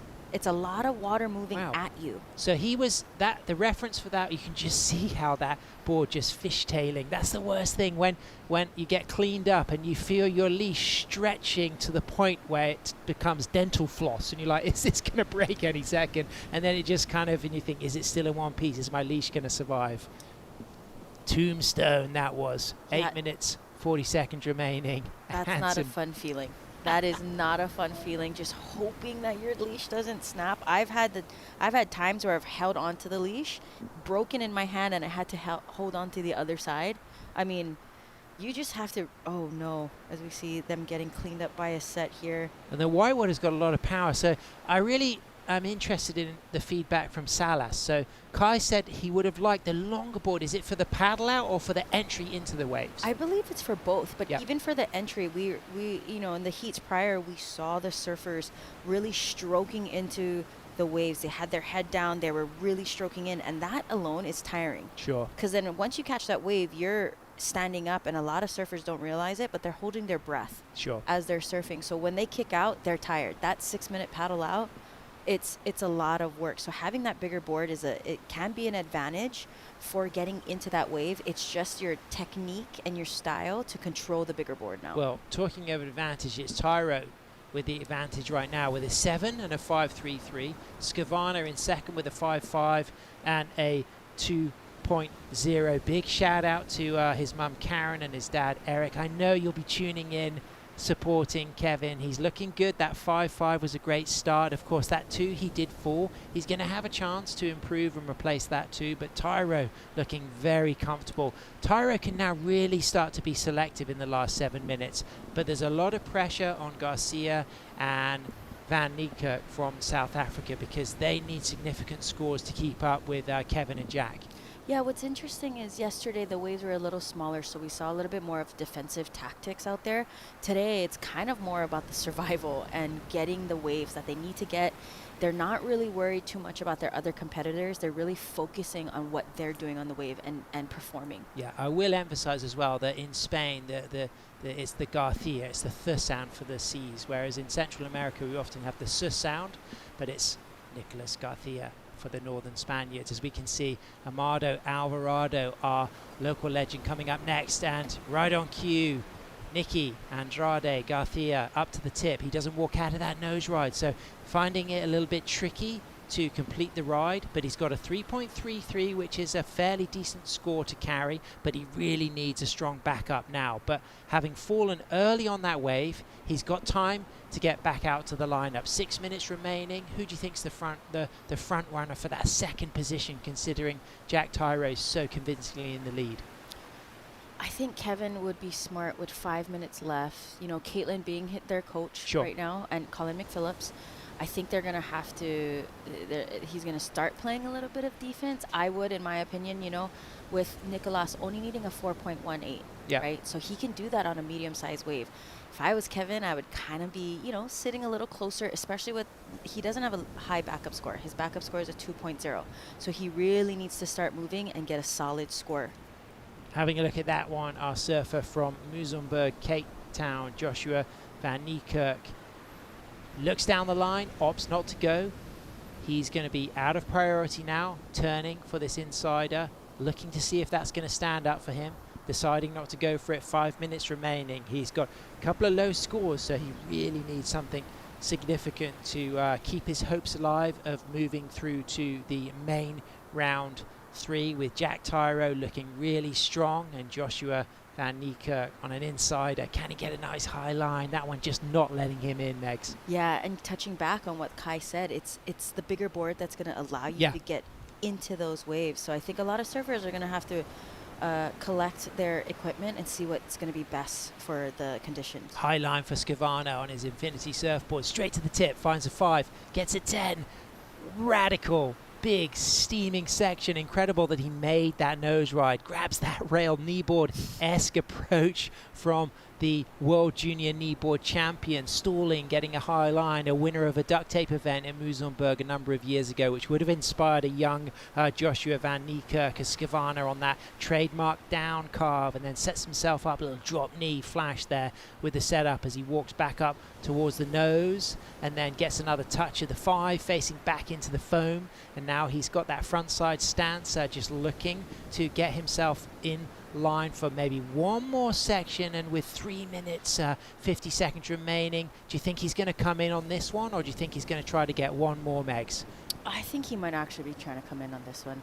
Nicolas Garcia, a really long locked 5, streaking on his John Garmandia board. Nicolas staying at La Ola Surf Camp right here in front of the contest site. So great experience already getting to free surf, and he is in and out of a second nose ride with control, with some nice down carves, bottom turning, keeping it nice and solid. So this is really important because he's got a 3.33 3. So depending what Kevin gets on his next wave, there could be a real battle for second place as Garcia takes it all the way through to the inside, walks out of that nose ride and kicks out coolly, and that really could be important for the Spaniard as Kevin recognizes there's no time now to go back out for more, so he will just be listening and waiting to see what that last exchange delivers. Yeah, sometimes it's really painful coming in and seeing your competitor who's in third catch that wave. You're almost like you don't want to watch, but you are watching, and you're like, oh my gosh, did I just make the mistake of coming in too early? But again, he was all the way on the inside. There were sets coming in, so I wouldn't have time to get back out there. Joshua up and out, kicking out. 2 minutes 30 seconds remaining. So as it stands right now, waiting for significant scores for Spain and USA. I'm expecting that it's really going to solidify Kevin's position and add to his 5.5. Certainly going to improve on his 2. It looked to be a really strong ride, but also Nicholas was incredible. The length of that opening nose ride was locked, it was long, it was backed up by a second nose ride. So both of those surfers are going to get potentially their highest scores of the heat. Yeah, and there's also 2 minutes left. So there's still some time for things to change around. There might be some lines coming in. So it's going to be interesting to see what's going to happen as we see the next heat paddling out. We saw Edward Del Perro already in the channel, getting ready. Yeah, he'll be ready. He's on fire. He wants to go gold. He's been close. He's got all the colors, but he needs that gold. And his brother's on hand as team manager because his brother's won 2 golds and also 2 SUP golds as well for France with ISA World SUP Championships and ISA World Longboard Championships at Juan Traco in 2013, and of course he won gold 2 years ago here in El Salvador, did Antoine Del Perro. So that relationship between older brother and younger brother still looking to get gold. I think that there's going to be a lot of momentum with Edouard for a big result here. Yeah, and I haven't seen Antoine travel with him in the recent years, sure. So I feel like having his brother is almost like that extra little push on his shoulder, just to have his family there. Yeah. You know, it's different when you have family there, and you start to realize and feel the, you know, in Hawaii, the ohana kind of unit. The ohana. Yeah, so he's looking really calm, collected. Even with his brother here, he seems to be approaching the contest vibe a lot more calm. Nice, yeah, I agree. Yeah, he's looking good. But Jack Tyro, really impressive. Just 2 waves, and we've got a 3rd wave waiting to be scored here. So is it going to improve his situation? Is Kevin Skavana going to improve his situation? The judges obviously studying those video replays. You have a panel of 5 judges. They know the criteria that they're looking for. If they need to look back on the videos, they do, and then they deliver the score. And of those 5 scores out of 10, the highest and the lowest eliminated, and an average is taken of the remaining 3, as we can see Edouard Del Perro, Amado Alvarado paddling out for the next heat, along with Rodrigo Schweier and Francisco Freitas from Portugal. Francisco, reigning junior longboard champion. Jack Tyro, winner of the Noosa Festival of Surfing, up and riding. Potentially, is this just going to be after the hooter? But we get to appreciate the speed and the essence and the style of his surfing as he puts that board onto a nice drop knee. And this is the trademark low setup where he really crouches. A lot of foam to deal with, but fast and elegant, Megs. Yeah, the way that he can and he really gets through all those chops, it's really due to that board and him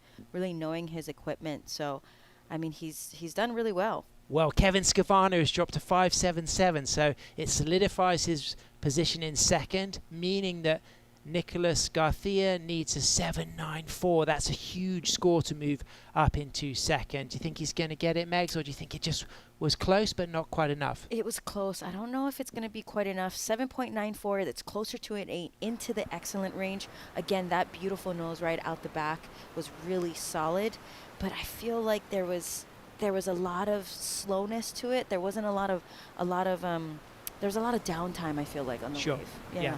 I mean, due respect to Tyro, that was a stellar heat. Kicking off with a 7, backing up with a 5.33, and a 4.60 comes in for Nicholas Garcia. It's not enough. He moves to the repechage, and Skavana and Tyro, representing USA and New Zealand respectively, they progress to men's round 3. Stay with us. We'll be back real soon.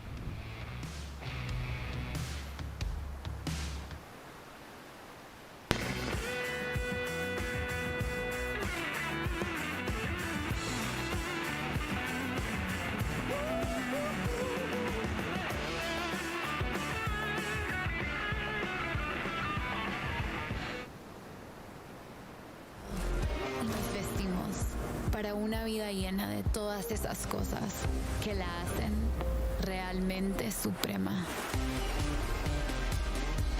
La otra vida hoy se nota en una nueva imagen,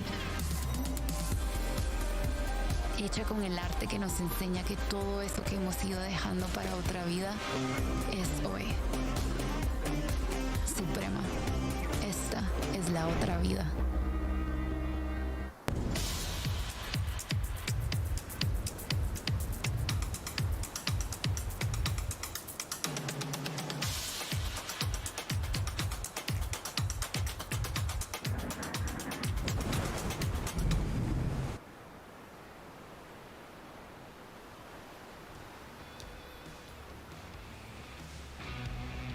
Welcome back to men's round 2, heat number 11. We have got Eduard Del Pero, Amado Alvarado, Francisco Freitas and Rodrigo Schweier, with Eduard up and riding, locked on his Minvel speed shape with a really nice opening 5. Pulls in tighter with the back foot, stretches out and then goes back in for another tight 5, lifting up that back arm in a hood ornament style and then unleashing off the bottom and grabbing the rail in that down carved top turn, and he sets himself up on a high line once again, quickly cross steps to the front, gets the touch of the 5 and then moves back to the tail and squats low and unleashes, climbing now and dropping and really looking comfortable here, Megs, as he continues to make the nose ride connect right through to the inside, and this will be a great start for the Frenchman.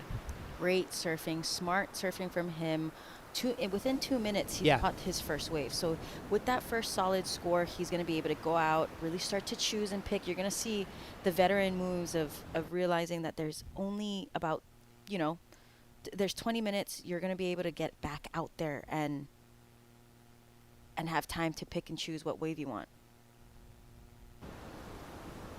That was amazing. Just locked into that nose ride. He just read that so well. Straight into the nose. And you can really appreciate the uniqueness of Eduard's style. Yes, he's very crouched. Different to somebody like Jack Tyro, who will stand tall and then crouch. What you see throughout most of Eduard's rides is that crouch stance and posture, but look at the way he's just putting that silky buttery turn through the rail and then back in and out of the nose rides, Megs. This is a real masterclass, and typical of Eduard, he's got such incredible read of the conditions. It's very rare that he doesn't have a good start and get a good set wave within the first 5 minutes. Yeah, and he actually opted, even yesterday, he's riding a 2+1, and this is what's helping him right now. It's navigating that the traction with 2 more fins on your board. He's having to be able to stay into this lip here and having half of that board drag from behind the lip.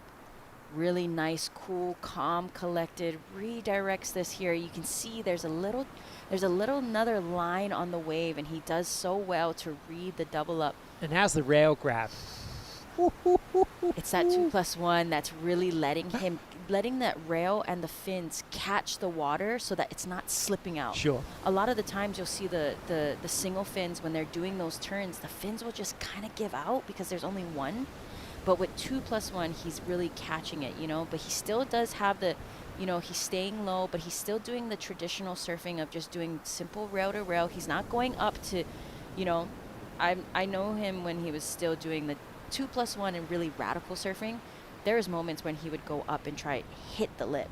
Not once has he really looked at that. Instead of hitting the lip, he's opting to do that traditional nose ride, as he does so right into this inside section. Nice hang 5, high line. And check the rewards, Megs. What's the scoreboard telling us? A 9-point ride. Highest This score man is on fire. Highest score of the event so far for a single ride? Yeah. There we go. 9s all around. All 5 judges dropping a straight 9. Averages out as a 9. There it is. Eduard Del Pero up and riding right now. 2010 gold medalist representing Brazil. Rodrigo Schweier from Saquarema, a fantastic beach breaker just north of Rio de Janeiro, as he moves back onto the tail. Trademark turn there. Big back arm up maneuver as he just comes out of that foam and then just goes top to bottom. So different projection from Eduard. We're talking about Eduard not looking for the vertical projection, looking for trim footwork and the roundhouse cutback. What we saw there from Rodrigo Schweier was more top to bottom on that last turn, but good nose work and rail work up to that moment. And Rodrigo Schweier will add a really strong score. And with that, let's get down to the glass, because the young 18-year-old representing New Zealand, Jack Tyro, just put on a masterclass. Thank you, Sam. Jack, how are you feeling? You're shaking right now. You're actually shaking. You're telling me it's pretty hectic out there. You're bored. How did that impact your surfing? Honestly, I couldn't ask for a better board. It's a Keo Cha-Cha custom model, and man, just having that edge and the power you get off that square tail is really insane. So I'm really appreciative of it. And man, these big waves, half the time you're just holding on for dear life, so to have a board that's backing you the whole way is pretty cool. Yeah, it seemed like having that bigger, heavier board really kind of helped get you through the chop and allowed you to nose right as well and get back out. We were hearing from some of the other competitors that, you know, it was really difficult riding maybe a little bit thinner, a little bit lighter board. Did that make a difference for you? Definitely, yeah. With this board, I've tried to make it heavier and definitely extra rocker, so that's been a big part of this board. And when you're taking those big drops, it's really appreciative to know that you've got a nose that's not going to dive straight down. So that's pretty cool. And having a heavier board just means, you know, I'm trying to pack on panels myself on my boards, doing most of that for me. So it's really helpful. And, you know, that wave has a lot of power, so you need a board with a bit of power in unison with that. You said paddling into this heat, you didn't really have a strategy, and that's not what you do with contests. Can you give a little insight onto that? No, definitely got a strategy, but in terms of winning or losing, I go out there kind of accepting both. But no, definitely have some heat strategy out there. A few years have taught me that it's definitely good to go out there with knowing what you're going to do. But yeah, just coming in, not worrying about if you win or lose, just knowing that you put on the performance the best you can. And it's something different when you get a ute from your team saying, oh, you did it. It's like, oh man, that relief just goes away, and you're like, okay, on to the next one, just same thing, just as best you can. And that's called humility, and you have a lot of it. And we enjoyed your surfing. Best of luck. You skipped the next round. You have a day to get some recovery, so best of luck. Thank you. Cheers. Once again, thank you for home. You guys are epic, and good job to my team too. We've had a big couple of days, and yeah, good luck to you guys, smashing it. All right, back to you up in the booth. Wow, the pride of the South Island there. Big shout out to all of the surfers in Sumner, Taylor's Mistake down there, who will be tuning in and really impressed, not only with the surfing from Jack Tyro, but that post-heat interview. Spoken with so much maturity and wisdom, and cool and calculated, but humble. Great to hear as we see Francisco Freitas, another youngster, getting a wave. His first wave, it comes in at a 3.67. Edward's got a quick backup and in and out a 0.5, but Rodrigo Schweier drops a near excellent 7.5 for his opening score. Yeah, absolutely beautiful. I mean, the way that he turns from bottom to top, he's really utilizing the entire wave along with entire of the surfboard. So he's no veteran, you know, he's already won a gold medal. Yep. He's chasing that gold medal again. He's not playing around. Amado, the local, up and riding, high line, cross steps forward, back to the middle of the board, and then just widens his stance for the bottom turn. Sets himself up, stalls it, couple of cross steps forward. Can he find the nose? There's the nose ride. Walks out of that nose ride there, and then goes into a big rebound turn, just grabbing the rail to hold on to that rebound down carve. High line again, couple of cross steps forward, stretching out, holds the 5 as things accelerate through these chops and these bounces and these bumps.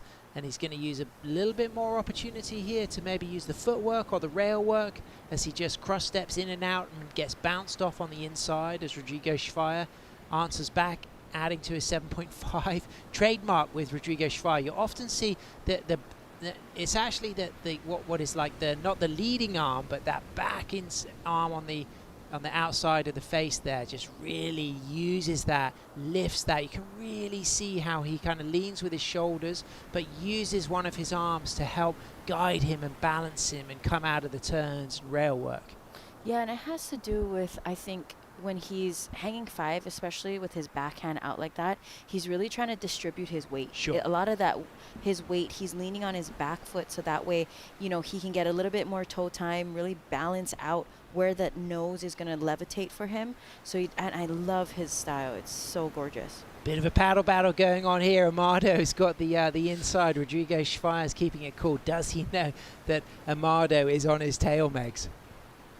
I'm not sure. I mean, he's kind of sneaking up to him, and Rodrigo kind of had a look over his shoulder. Oh, here he goes. He knows now. He's just started to dig in a little bit, but Amado is scratching and clawing to get the upper hand. Yeah, I think Rodrigo knows. Oh, no, I think the El Salvadorian, knowing his currents and knowing this wave so well, he kind of has the inside upper hand, I think. Well, he's hungry and he's got a 4:07, so it's a useful start. It's not as big, obviously, as those opening rides for Eduardo Del Piero or Rodrigo's 7.5. We're expecting Rodrigo to move up into first when his score drops. He only needs a 2.01, but it's a good chance that our surfer from El Salvador in blue, Amado Alvarado, will win this paddle battle. Schweier's keeping it cooler. He's on the outside, but Amado's digging deep, and he is hungry to get that second priority behind Eduardo Del Piero. Yeah, and the people at home, if you don't notice, if you're looking at the right side of your screen, the ocean is actually moving from right to left. So having Amado actually paddle through that section is quite difficult. Up on the nose is Eduardo Del Piero, looking good.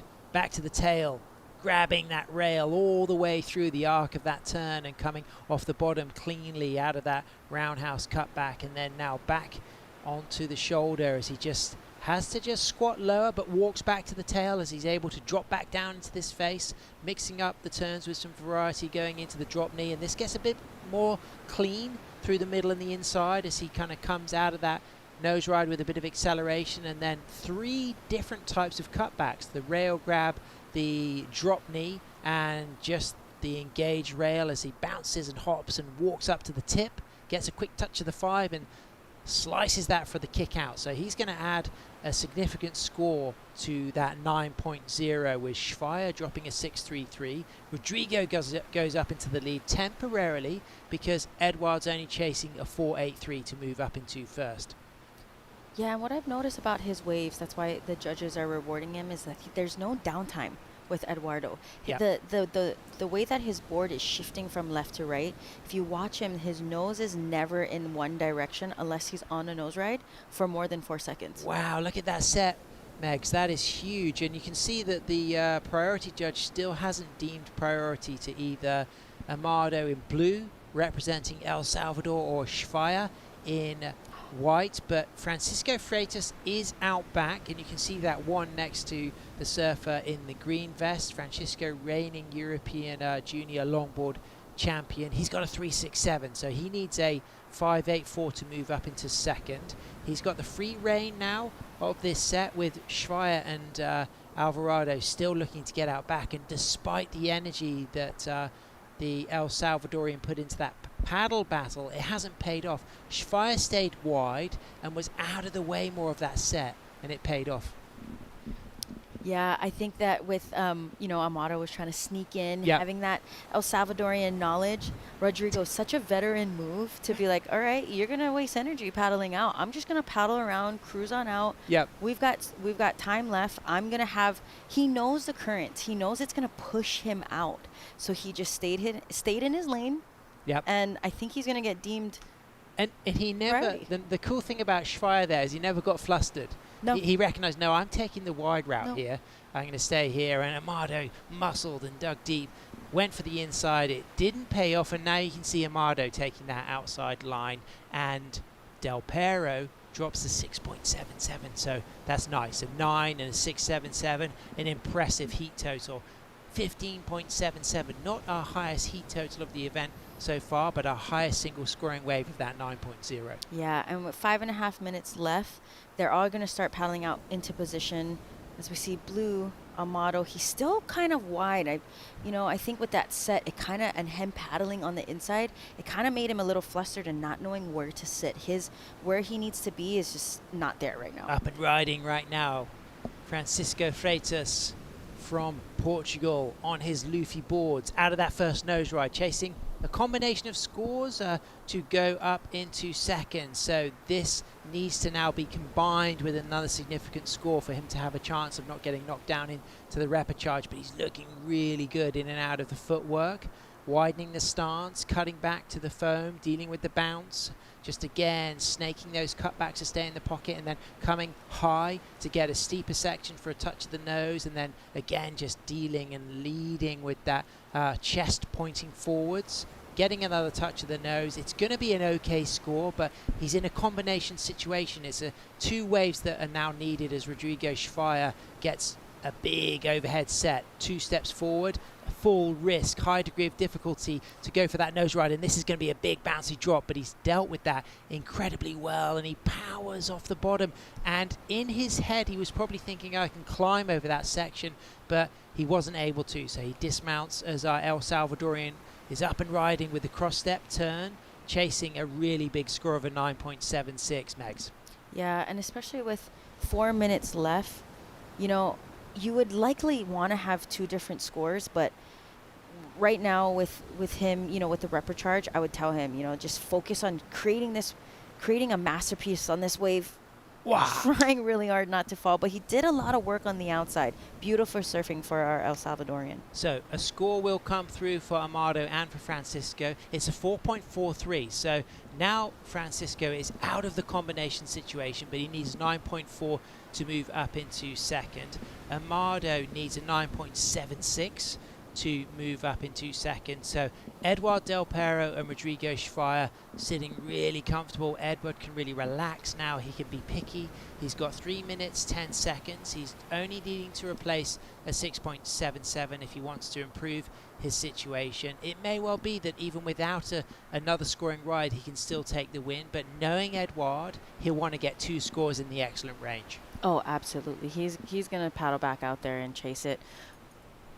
Schweier in second priority with a 7.5 and a 6.33, as we have a big shout out to our ISA president Fernando Aguirre, president since 1994, and of course the primary driver of the federation's growth and development in the last 30 years, along with executive director Robert Bob Fasulo, who has been the lead executive for the Olympic strategy, working hard with Fernando to bring shortboarding to the Olympics. And big shout out to all of the ISA staff as well who are supporting us, and of course Action Sports Productions, founded by Jay Johnson, at the cutting edge of live action sports broadcasts since the late 1990s, bringing all these incredible images to you around the world for surf fans to really feel at the heartbeat of the action. Yeah, I mean, I find myself waking up at 2 a.m. sometimes to watch a heat. Oh, I really want to. Don't we just?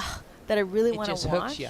Yeah, and then I'm like, I'm so appreciative at what the production teams can put together. Sure.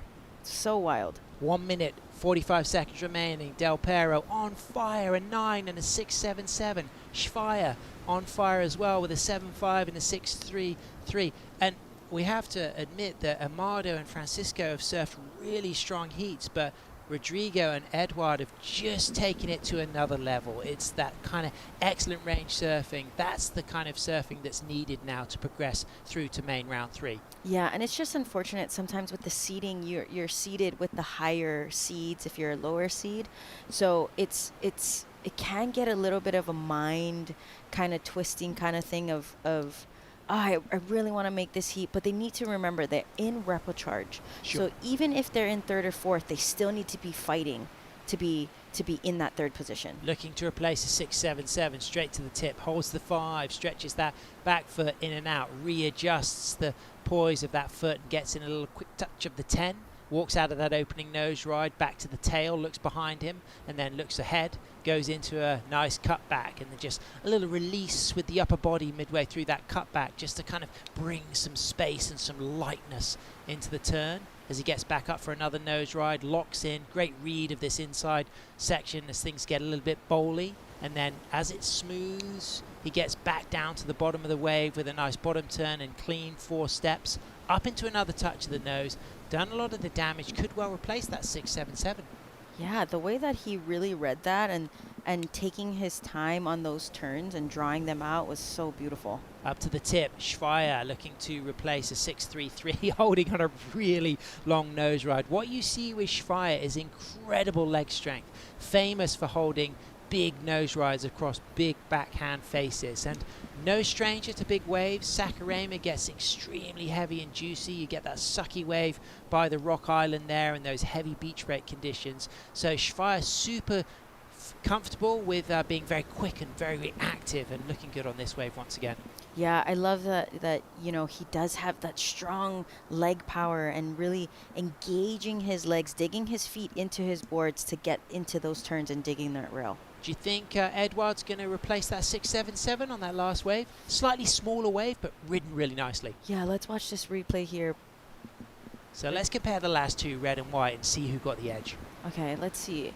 Edouard, nice hang 5, tap for the 10, and it's a really foamy section. To me, it was a little bit out on the shoulder. Sure. But he works his way, really utilizing every part of this wave. Like, I don't even think there was any wave left after this. Comes in at 6.4 meg, so it doesn't go to his top two, but it did clean up through here.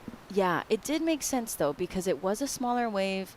You know, I think the judges really saw that his nose rides were a little bit on the shoulder, but still doing a lot of great work on the inside. I love that when he turns, he gives no time for him to think. He just turns and already immediately starts walking. He almost starts turning mid-turn. And walking. 6.33 for this, so very similar score for both surfers. Neither goes into their top two, but what a great display of nose riding and strength. Yeah, and I love that the scores were similar. So let's see, you know, Edouard had the longer nose ride in the beginning.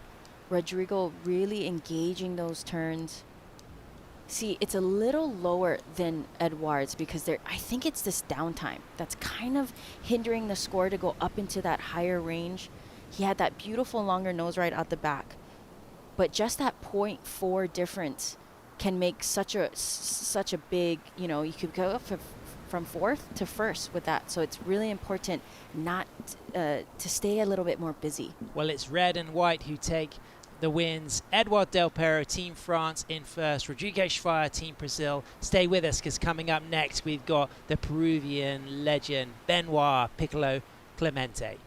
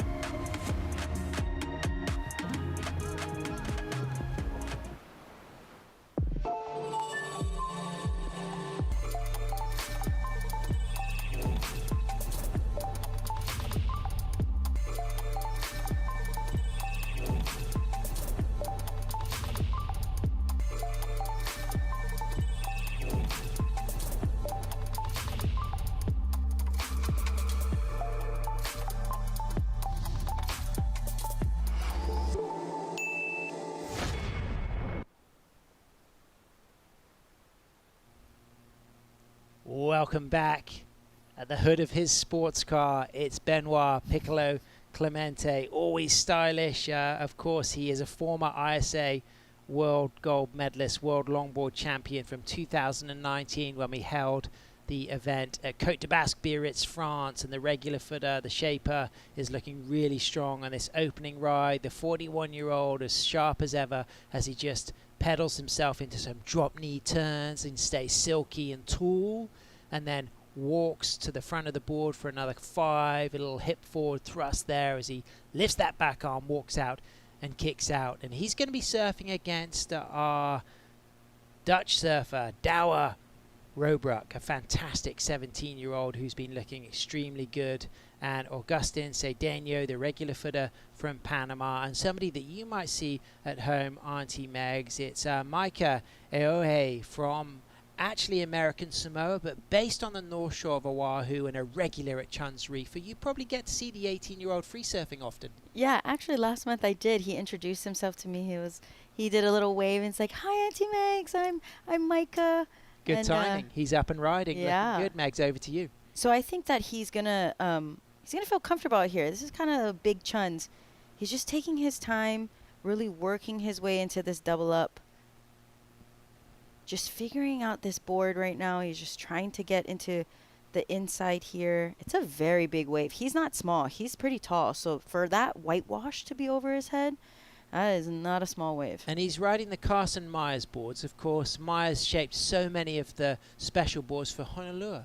Honolulu has worked with Carson Myers for a long period in her career. Yeah, and she's riding those boards. She's won world titles on those boards, so they look good on under both of their feet. And he's got the Tenore shorts on. I've noticed a lot of the Hawaiians wearing the Tenore shorts. Yeah, a lot of the Hawaii people are sponsored by Tenore. Pat Tenore, who was the founder of Ruka, has branched off and done his own company, and he's supporting a lot of our Hawaii people, which is so great. Shout out to Pat. So the 25-year-old from Panama is Augustin Cedeno, the regular footer from Playa Vanau, and he's riding their Slasher Low Pro model that's been designed by Ian Chisholm and CJ Nelson. So he's looking really good out there on that board. And somebody on his Minvel shape looking incredible. He's got so many of the colors. He's got bronzes. He's got coppers. Will it be his year to get gold? Edouard Del Pero is on the glass. Thanks, Sam. Edouard, a 9 and a 6.77. What a way to start the day off today for you. Your board, give us some insight on it, because it looked really light, but you're saying it actually has some weight to it, and give us a little insight onto that board. Yeah, thank you, Belen. Yeah, I'm riding the ED Pro Wide Torque surfboards model that we do with my shaper Alain Mandiel and Torque. And so we developed that model with Torque surfboard, and it's actually perfect for those conditions. As soon as it's a little bit heavy, you have the narrow pin tail that allows you to put the board wherever you want in tiny parts of waves. And yeah, there is definitely some weight, probably 7.5 kilos, I would say. I don't know exactly, probably a little bit more than 15 pounds, and just allows me to not bounce too much in the bumps, and it works pretty good. While you're out there, your 9 dropped, and you got the 6.77. Were you still in the hunt for a better wave of a 6.77, or are you pretty confident out there after that? Yeah, I just took the 6.77 because I just wanted to put my situation in first, because I wasn't sure it was 8 or 9. I didn't hear good, so I was just focused to find another one at the end of the heat, but I couldn't, so I could have done better. Well, congratulations.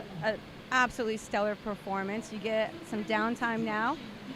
What else? Do you want to say anything back home? Merci à tous, on est là, on continue. Bisous ma chérie, bisous à tous. You. Passion and a lot of energy. Best of luck in the next round, Eduardo. Allez. Mon chéri, sweetheart. The best thing you can say when you buy something from a French-speaking country is Mon chéri, merci. Great stuff. Edouard Del Pero really looking strong. Augustin Cedeno up and riding for Panama. The regular footer into the rail work, out of the nose work, and then just composes himself with a low stance to deal with that bounce. And so much of a feature of surfing today has been how the surfers navigate this middle part. Do they get enough of a stool to find the nose ride touch? Not opportunities for long nose rides through this wide section, but certainly using that footwork, quick cross stepping and quick rail adjustment is so important to find that steeper wall. Yeah, it's going to be very important. The scoring potential is all the way to the inside, all the way to the pupusa section, so they're going to have to really read the waves and choosing the right waves. You know, it's getting a little trickier. The waves are still big, the current's pumping, the tide's coming in, so there's going to be a lot of more fatter sections, and they're going to have to keep redirecting their boards to the left to get into the inside. I think it was just after 2 local time high tide. It's now 20 minutes to 1, so that tide's still coming in. So now really difficult for the surfers to exit the water after a heat. That's an important factor, because there's not many stretches of soft sand where you either haven't got the rocks or the seawall. Yeah, and when I got here, there was sand on the beach, but now because of the high tides that have been sweeping the sand away and creating almost sandbanks out there, as you can see, the color of the water is a little darker. There's all rocks on the beach now. Straight up to the tip, Micah. Really nice, composed touch of the nose there. Clean steps up to the 5. Clean steps back to the tail. Nice redirect on the rail there, but just bounced off. It was a shame because he had great composure as that board just pings back, the leash stretching and the elasticity of the leash just bringing that board right back underneath him. He's going to be quick to paddle back out for more, but I like the body language from that takeoff. I would have loved to have seen him stay with that wave because it was really cool and quick on the footwork, but just a little bit too straight leg to deal with the bounce at the end. Yeah, and his stance was a little too close, and that's why when you put all that pressure on the back foot, it really just releases that edge, and there's no rail for it to catch, so that's why it really just kicked out. Well, we got Dower Robrock with a 5 for his last ride, so he has that opening 0.23. He's in second. Benoit Piccolo Clemente is out there in first, and this is the replay of the wave from Dower. Yeah, I love the way he stalled out in the beginning of that wave. Nice read on that wave, walking back through that whitewash. That is not an easy thing to do, by the way. Nice carving turn. I love the way he compresses down when he gets down to the bottom of the wave. Just working his way onto the inside. Like we said, there's scoring potential on the inside, so it's going to be really good for him to get all the way there. Nice little drop knee, just comes a little bit unstuck there, but regains that. Gets back into the inside. Nice carving turn. And I love that he's just staying busy. We talked about how staying busy is going to get you that score, and it does. It got him a 5-point ride. So, I mean, he's looking good so far.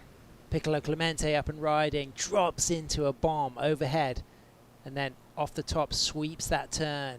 As you can just see Micah just moving out of that shoulder. Nice drop knee stool from Piccolo. That's his nickname. You'll see Benoit Clemente on your screen, nicknamed Piccolo. He's a gold medalist at the ISA World Longboard Championship from 2019. That was an incredible event because everybody was expecting the Del Perro brothers to take the win, and it was just Piccolo who sat slightly wider from the pack at Côte de Basque in Biarritz. It was quite big and messy on finals day, and he just found a really nice clean wall that gave him one particular dynamic 10 that was the flash of brilliance that garnered the score he needed, and he went right up to the gold medal position, and the beach just went absolutely silent because there was huge expectation on the Del Perro brothers. But then, of course, Elise went on to win the women's, Elise Lemoine. Her first of her 2 gold medals was taken there on home territory in Biarritz in 2019. Wow. It's cool times. Yeah, good times. And I think with Piccolo, it's being from Peru, he's no stranger to bigger waves and choppy, messy waves. So he looks really comfortable. And I think having that practice and having that advantage. Sure. And he's won a lot of medals. He's won bronze in 2011. He won a copper in 2010 and a silver in 2018. So he's got quite the collection of ISA medals there in his trophy cabinet back home in Huanchaco, Peru, which is where you yourself won a medal and his local beach. Yeah, I remember he was trying to tell me where to sit. Nice. And I didn't know like any Spanish back then. My Spanish was getting a little better, but he was trying to tell me and navigate like where to sit, and he was just like, don't be scared of the bigger ones. Sure. And it stayed open, and he was completely right. And I surfed that competition, the ISA in Huanchaco. I lost in the second round and surfed all the way through the repechage. So the repechage is really important. The surfers all have that second chance. They basically become, for people at home, the repechage is basically a whole nother contest that meets up with the main round at the end. So they are, even third and fourth, they're going to be fighting still to the very, very end. And Simone Robb won gold in the women's, Rachel Tilly silver, and then you got the bronze. Yep. No, I got copper. You got copper. The team got bronze. Who got the bronze in that final? We'll figure that out. Good question. We'll work on that. We'll do some research. Aaron Hughes will know. Aaron, if you're tuning in, master of statistics and knowledge and all things ISA, kudos and credentials. Let's find out who got the copper there. Well, you got the copper, but who got the bronze? As we see 7 minutes 20 seconds remaining. Piccolo Clemente with a 6.33 and a 3.33. So he's in first. Dower Robrock is in second with the 5 and the 0.27. Micah in third with a 2.17 and a 1.57. Augustin Cedeno is in fourth with a 3.3. As we can see, Dower up and riding and unable to just link that section. Took a risk in the sense that he knew he wanted that high line and that quick attack of the nose, but a little bit too high in the line to drop back down into the section. As we can see Piccolo scrapping to get into this, and now he has got that high line. Will he take the risk of a nose ride? He does. He's got 5 and he's got lift and he's got acceleration now. He walks out of that nose ride and he navigates the roller coaster bounce really beautifully here. Cuts back into the foam. He's just staying poised like a cat, back up to the tip. Gets a really tight 5, almost a 10, back up for another quick nose ride. But you can see how tricky it is. There was a lot happening on that wave and there was a lot of commitment, and he was really leading from the nose ride and he was risking a lot. It didn't pay off. He's frustrated, but he did some great work early on.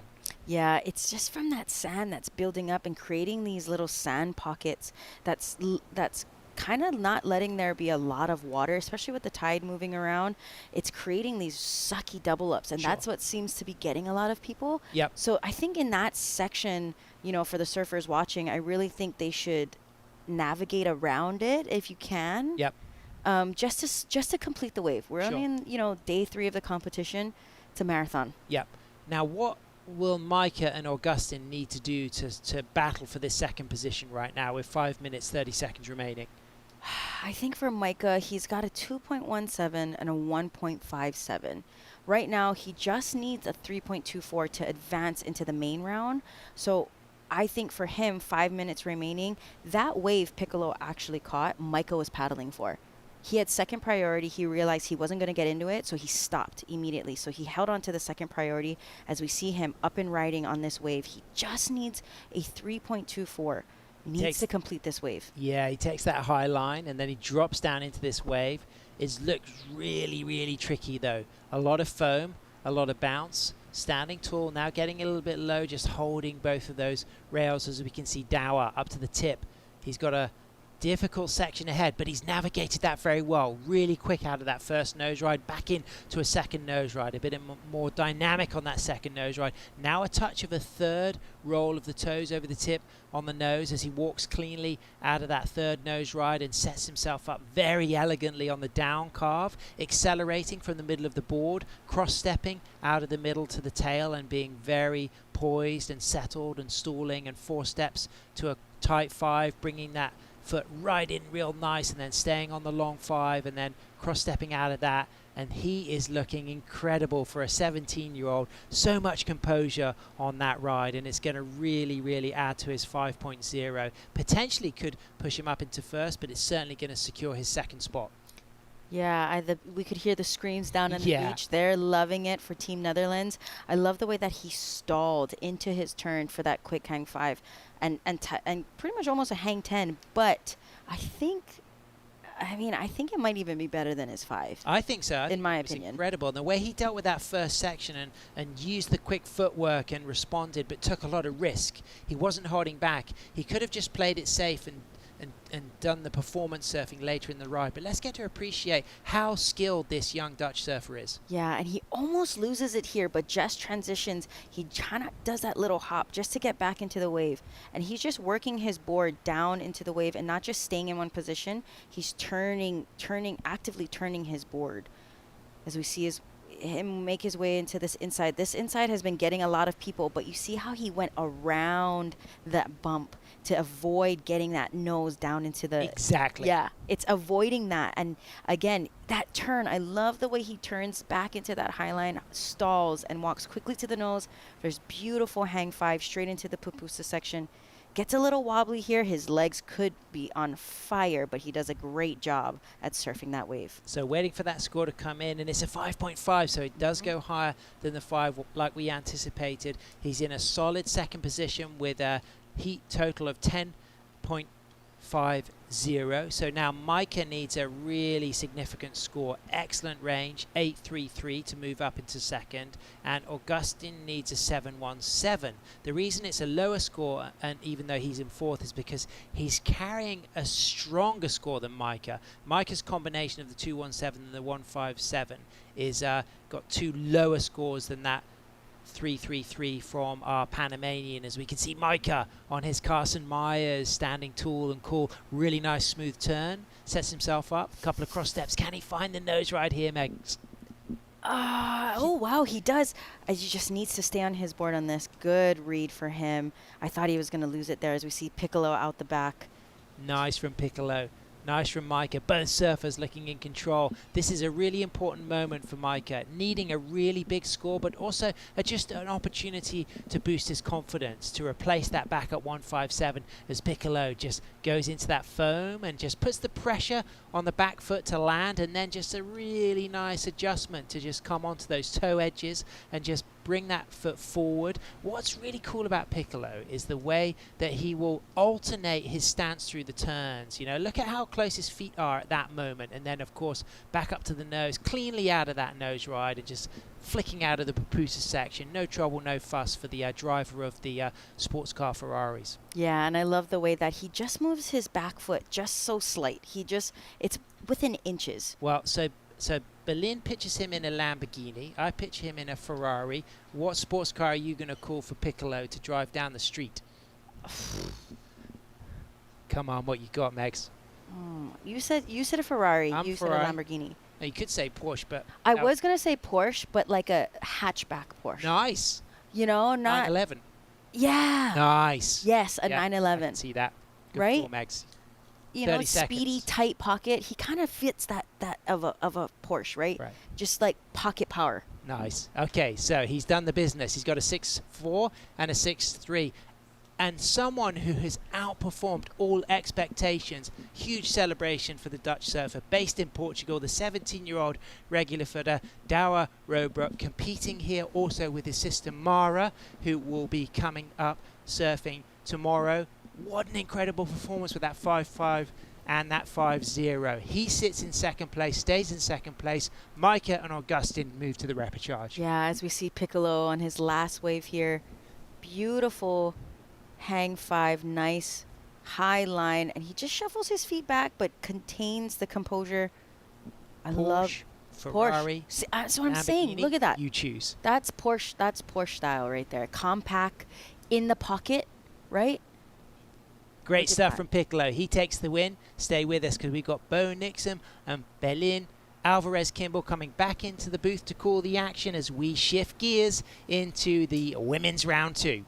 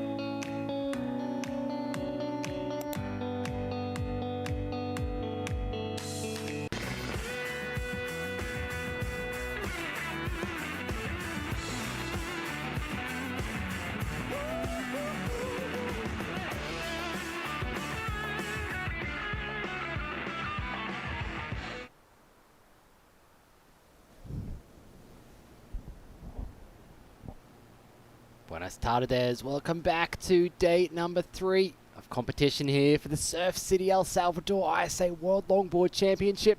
We are moving into round number 2 of the women. Kicking things off here in the afternoon. Maria Reyes from Peru put down some solid scores yesterday. She's going to be coming up against Jasmine Dean of Puerto Rico, Alice Lemoit from France, and Emily Curry of England. A stacked heat to kick things off as we see surfers positioning themselves. This is our Puerto Rican surfer, Jasmine Dean, up and riding on her backhand. She's going to bring this through, cross-stepping her way up the board. You can see this wave shouldering out, deciding to take a smaller one to kick things off, I think just to find her feet out there, just to test the bump on the water. She has been watching the men surfing earlier, understanding that the smaller inside waves have that cleaner face. She does well to bring that board back toward the white water, staying with the pocket on this one. And a clean finish for her at the back. We have our multiple medalist, Elise Lemoine from France, cross-stepping her way up. Great style from Elise. She brings it through that white water, standing up behind her, pushing her through, cutting it back to the white water here. Elise, our gold medalist 2023 and 2019. No stranger to this wave here at El Sunzal. Just goes down at the end there. She's got some stiff competition in the form of Maria Fernando Reyes from Peru. My name is Barry Nixon. Joining the booth, Belen Alvarez-Kimball. Talk us through those first couple of waves you've seen, Belen. Oh, some great surfing. Nice opening wave. We saw Jasmine, on that inside wave. Just a nice opening ride, just to get a score on the board, as we've seen some people really struggle to get two waves down. And, right now the thing is she's going to really want to get back outside before those sets come through. Team England up and riding. Emily Curry from Bude in Cornwall, carving that board back to the pocket. Unfortunately, just gets taken down by the white water breaking in front of her. As we see the queen of longboarding in Peru, Maria, up and riding, getting that foot up to the nose, stretching out for a 5. You can see her keeping her eyes just in front of her board there to navigate these bumps. She's going to be very patient on this ride, just making sure she completes it. That way she'll get a good score on the board to kick things off. Carving back, you can see there's that lower section of the wave. She's up on that higher part, manages to connect through with that double up. And she just pulls off the back of the wave there. So a really controlled start from her. Yeah, that was great safety surfing. She did what she needed to do. She didn't fall. Just minimalist. And she's used to waves of consequences. She's used to powerful surf. And, she's used to points as well. Frequently visits here. And, she's been to this event so many times. So she understands the lineup and navigating it. And I think that really comes to her wave choices as well. She came second to Elise back in 2023. So a silver medalist from Maria up against 2 years ago the winner, Elise Lemoine of France. Still waiting for scores to drop for all of the surfers there. Emily Curry a 1.23 just to kick things off. So some gold medalists coming up later on in the women's as well. Some young talent coming through from Italy and Ginger. Sive Gerard, American Samoa, being represented here. We've got a lot more action to come throughout today. As we count down 14.5 minutes on the clock, competitors paddling back out after their first waves. Still waiting for those scores to come through. Although it's windy on the outside, Berlin, the wave faces look a bit cleaner. I was going to say that last wave of the opening ride for Jasmine didn't seem to have as much texture in it, and she wasn't bouncing as much, and it had something to actually play around with, where some of those outside bigger ones still have like a fair bit of texture, a lot of steps in it. Elise Lemoine up and riding from France, looking to get to the nose, didn't quite get to the nose, and unfortunately had to try and step back to negotiate the bumps and ends up coming unstuck on that ride. She's trying to get some waves under her belt as we see a paddle here from Jasmine Dean. She started off with a small ride. This wave again looks really clean, similar to the first one she took off on. I think really recognizing to take off on these smaller inside waves are going to be the key for the high tide sessions this afternoon. Jasmine bringing with it this one through. I can hear the cheers from Team Puerto Rico on the beach. She's got a fantastic style, you see, bringing that back knee in toward her front leg, getting that weight forward, speed through the section, finishes it off there. So not too much done on that wave, but ridden with control. Her first wave drops through a 3-point ride as we see Green up and riding. Elise Lemoine from France, carving this cut back toward the white water. Bringing this one through. Great style there. 4 steps up to the nose. Shifts the hips forward. The judges love that. We're seeing that weight right up on the tip of the nose there. Brings it back to the critical section. Lovely cross steps from her as she brings this wave through to the inside again, up on the nose, holding that 5, arms up high, stretched out, great style. Carves it back around and kicks out. So a great wave from her. That's going to really improve her situation, making it harder on her fellow competitors. That was a nice third wave for Elise. You know, you can see her, it was just a quick in and out for her last wave. And there are 3 different scores getting ready to be dropped, so we'll go through that. But yeah, Elise, you know, even every wave she's been on, she's been quite poised. Like, so here's a replay. Beautiful cutback, nice open arms, you know, really rotating the body and then leaning into that rail. And you see the steps starting to form in some of these bigger waves, but she's able to navigate, goes up to really beautiful nose ride, leans in, puts the arms up, holds that line. Quick footwork to get her off the nose, seeing that, you know, that's not gonna, you know, keep her up there. Beautiful cutback with nice transition, touching of the water, and then sees this section right here, coming up for another big turn. You can see, again, she's just playing it nice and safe and clean. As we see from the front side of this, arms up, just controlled surfing. That turn is just butter. Little claim at the end there, you think, Belen? Stoked with that wave. She's just happy. Like I said, she's got a 3.83. We're still waiting for first wave of Maria to drop. You know, Maria had the highest heat score total so far of the women. Actually, we had the young 14-year-old drop that this morning. Absolutely on point as well. So it's nice to see the new fresh young blood coming up. I really would love to see Maria in with Mara and see what, you know, the young blood's going to do, chasing and nipping at the heels at some of these ladies that have been here for a while. Score starting to trickle in for our competitors in the water. Jasmine Dean, a 3-point ride for her first, a 3.93 for her last ride. So she's currently in the lead, but still waiting on scores for Elise on her last wave and Maria Fernandez for her first ride. A couple of small scores for Emily. At the back, you will see Maria Fernanda currently sitting with first priority, so she has choice of the next wave that comes through. That first wave of hers drops in at a 5.50. Highest single wave score of the heat so far, but again, waiting for Elise's wave to drop.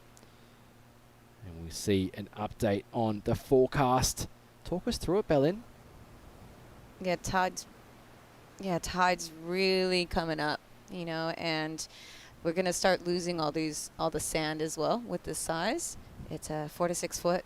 You know, we got south-southwest direction. It's coming in pretty strong. The wind's a south wind now, which has changed a bit. We had a little bit east to that this morning. High tide is at around 212. And it's a big tide. It's a 7.3, you know, feet. And the water temperature is 85 degrees. So for those of us that live in Australia, it's 29 degrees Celsius. That is hot. Hot. The weather outside is just a little bit more. And coming here, you try to find the blue sex wax, or foo wax as well works really well here, because, you know, places in Brazil gets quite hot as well, and that works so well when we were in Brazil. So good wax, good sunscreen, and good hydration is key here. Very key here. You'll see competitors sipping on coconut water down there to rehydrate. Scores coming in for the last of Elise Lemoine of France. A 7.83 puts her up into the lead. That backup ride of a 3.83 on her first wave. So Maria Reyes currently sitting in third place, looking for a 1.43, just pretty much standing up on the next ride. Emily Curry needing a 5.70 to get into second place. Second place currently held by Jasmine Dean from Puerto Rico. That wave of Elise was beautiful. You know, she didn't rush anything, and she just surfed the wave, but just nice style, critical maneuvers, and the judges really appreciate the flow. And especially in the conditions right now, to be able to display control of your board and flow is imperative and that's showing you have, you're a steward of your equipment. You understand your boards, you're understanding, and you're displaying what this event is about, is showing the best surfers being able to surf the conditions. And that's what makes you a great surfer, is to be able to surf any condition and make it look fun. And that is key, to have fun out in the water. Competitors sometimes finding these competition situations a little bit stressful, especially when you're on that cusp of being eliminated. But a non-elimination round out in the water at the moment. Third and fourth will move into the repechage round, so they will get another chance. Competitors paddling wide as one of the biggest set waves come through. This is what makes me stressed. Right here, getting caught inside of like a 6 to 7 foot, 8 foot wave, and numerous ones for that matter. And, it's really, it's hard, especially, if you don't have, and you're not confident in your breath hold, or you don't know how to kind of calm your head down in those situations. Getting hold downs can be very overwhelming for some people. And I really recommend everyone going in and getting some good breathwork classes.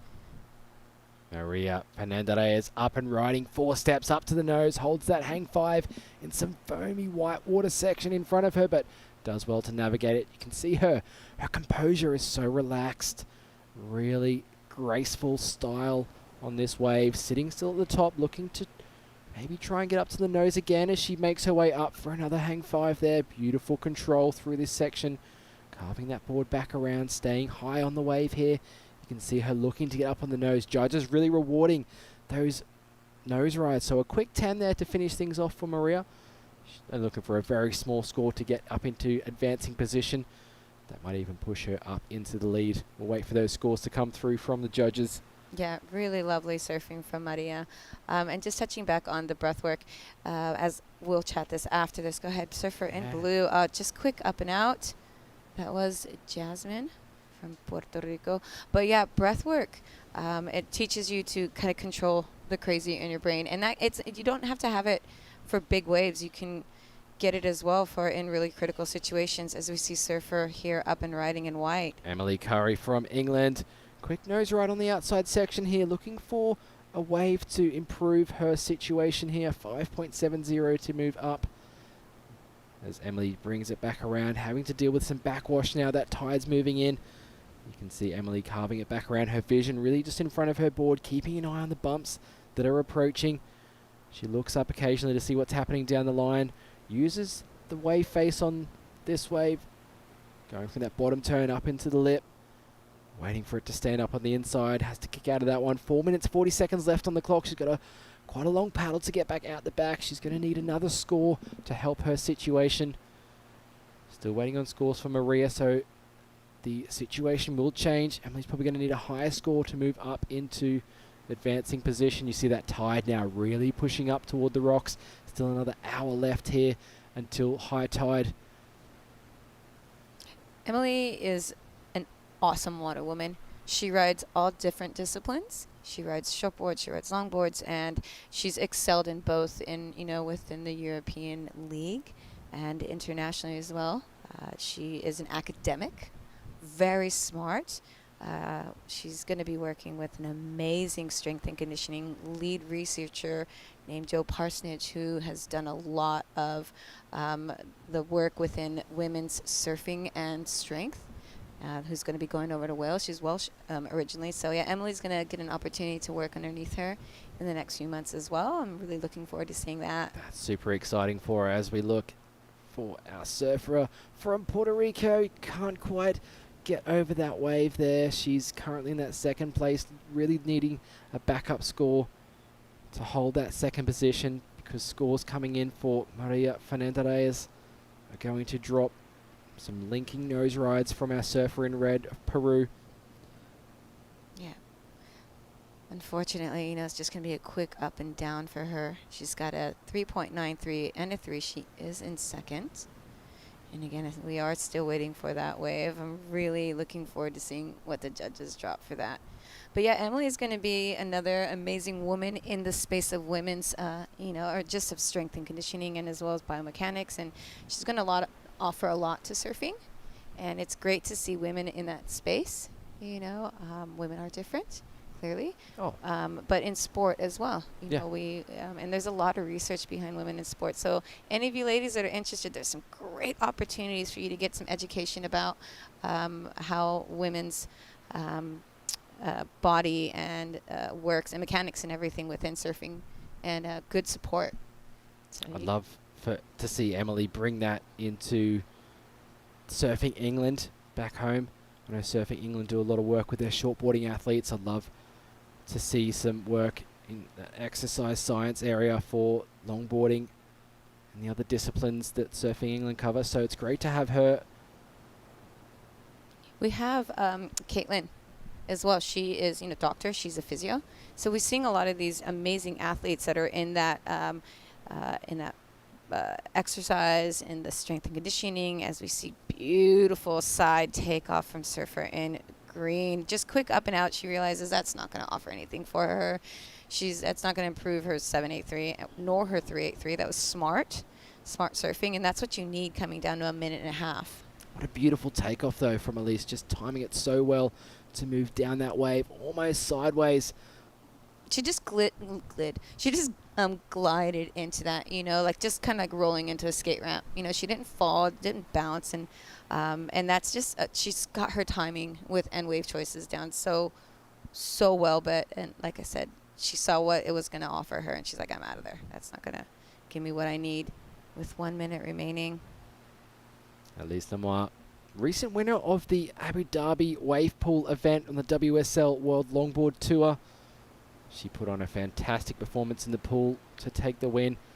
Scores coming in for Maria Fernanda Reyes in this heat in the water. A 5.57, very similar to her first wave score. Puts her into that second position. Jasmine Dean drops down to third, looking for a 7.14. Emily Curry needing a near perfect 10-point ride. As we see Elise there throwing her hands up, maybe to do with priority situation. Didn't look like Alice was trying to get on that wave. As we see Emily Curry needing a big score on the inside. Navigating her way around this whitewater section, finds the open face, carves that board back into the critical section. You can see her starting to walk up the board here, keeping that board moving through this section. The wave kind of splits in two. She decides to drop down, takes that low line, and she makes her way through to the Papusa section, pulls off. Maria Fernanda Reyes up and riding before the buzzer, up on the nose, holding that 5, dropping down this wave, standing up really steep in front of her. The turn in the pocket to match the speed of this wave as she makes her way back up to the nose. Beautiful quick 10 there from our surfer from Peru. Back up on the nose. She makes her way through to the inside. Just going to kick off that wave. We'll see what happened at the back there with Elise and Maria. Not sure if there was anything. Not sure. Clearly something was going on. The arms got raised, so we'll revisit that in a minute. It's interesting, just down to the last few seconds, a lot. But both of those women, first and second. So at the moment, we are waiting for, another wave of red to drop, and as well white, Emily's last wave. That was a beautiful wave Emily was on. I loved her positioning on that wave as well. She read it really well. She was dropping down, carving in the pocket. She's very smooth, and she surfs like her attitude, just chill, very humble, just cruises, and she's such a pleasure to be around, and she's so kind, and I really admire Emily as a woman surfer and as well as an athlete. She's going to bring so much to to the England area, and she's inspired so many young girls, and she's in a museum right now with a bunch of her medals and trophies. So it's a beautiful time when you get to a place in your career where you can be a role model for the next generation. She's a good a great role model. As we see scores trickling in, the last of Emily Curry, a 3.10, bumps her up into third, but we are still waiting on a score from Jasmine Dean of Puerto Rico. See if that does change the situation, of course. Waiting for the last of Maria Fernanda Reyes as well. Will it be enough to put her in the lead? She was looking for a 6.10 to jump up ahead of Alice Lemois. Let's take a look at a replay here, Belen. All right, quick footwork to a 5, holding that. And she's looking to see what is it going to do again. She's looking for that nose ride back up to 5, holding that nice, quick, getting back to that tail. Again, just a quick, nice turn. Again, trying to drive around this section, going in for the 5, up to a 10. Again, gets back quite quickly. Really putting those nice cutbacks in with positioning, and that was really important for her. Her, lowest score being a 5.57. That wave dropping at a 6.9. You saw on screen there some judges going as high as a 7.5. Averages out at a 6.9. Puts her up into the lead. First place. Alice Lemois into second. We saw the situation change between third and fourth. So Jasmine Dean jumps up into third. Emily Curry in fourth. They'll move through to the repechage round. But a huge congratulations to Maria Fernanda Reyes on screen there from Peru. Moving through in that first position. And we're going to go to a short commercial break. We'll be back with more action. Women's round 2, heat 2 in the water. Don't go anywhere. Some young, talented surfers coming up.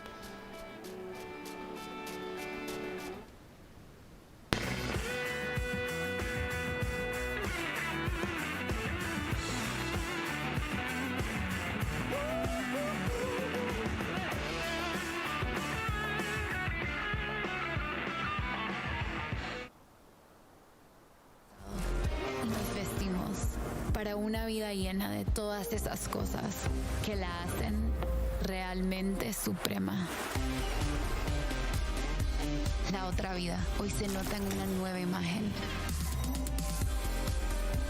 hecha con el arte que nos enseña que todo eso que hemos ido dejando para otra vida es hoy. Suprema. Esta es la otra vida.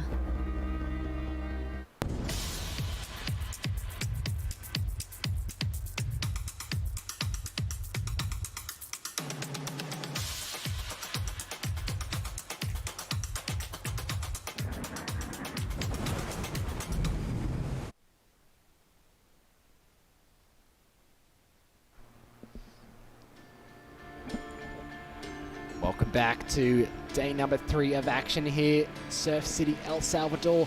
This is women's round 2, heat number 2 in the water of the main event.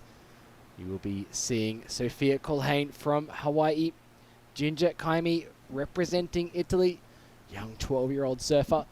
We also have Sive Gerard from American Samoa and Hannah Cohn from New Zealand. Another stacked heat to kick things off for women's round 2. Of course, Sophia Colhane, not a stranger to competition. A lot of time on the WSL Tour. This is her first ISA event representing Hawaii.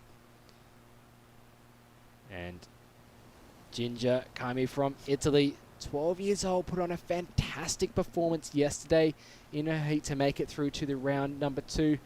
Tell us a little bit more about Ginger, Belen, because, 12 years old in this size waves, that's pretty amazing. She is a little pocket rocket secret weapon that you pull out when you need to get scores down.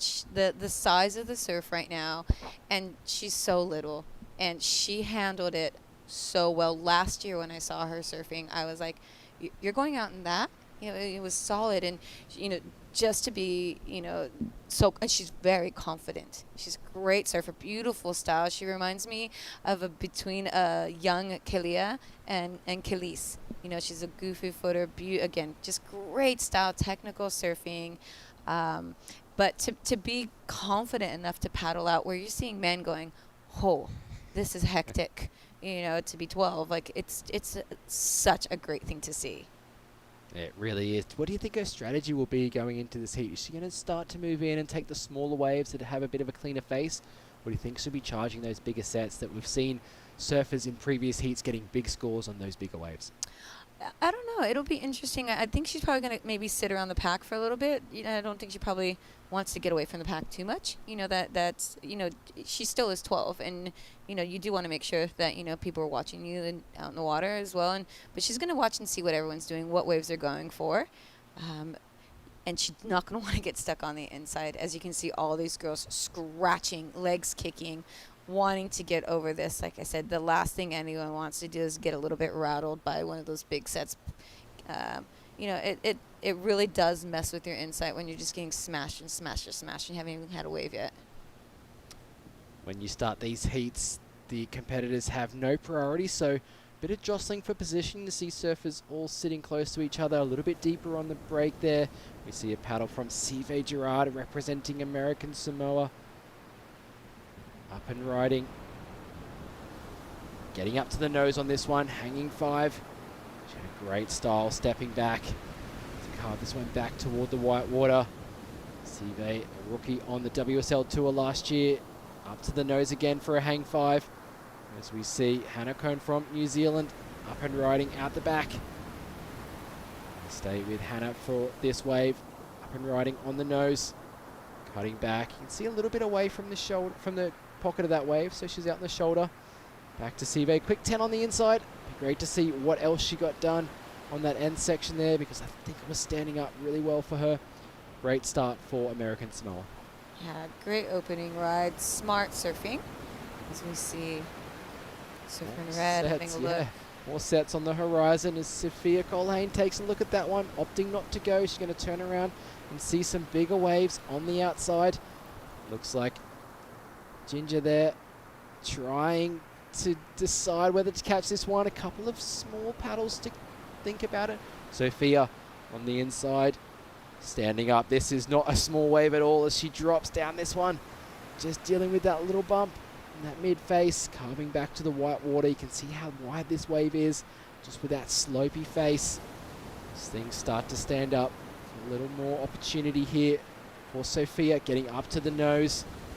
Great hang 5, really well controlled through that section as she brings that board back around toward the white water. Just deciding to kick out of that one.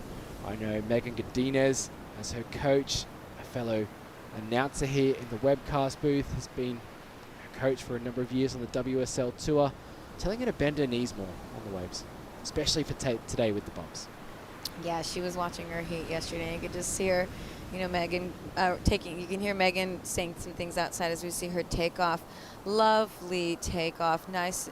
Just seeing the bump up, making it through that, just so composed. And she's no stranger to some chop and some bump and some size. You know, living in Hawaii, having the opportunity to go surf North Shore. Beautiful 5 there. Again, just staying mid space on her board. Nice redirection, and then kicking out. Should be a lovely score for her just to open up. But again, just not rushing. You can see from this front view, the drone footage, it kind of slides out for her right there. But redirecting to stay into the white water, which is what everyone wants to see. You know, we really want to see that nice pocket, really using the power of that white water. Quick tap on the nose. You can see her feet, see how they're leaned into the inside rail just to keep that line.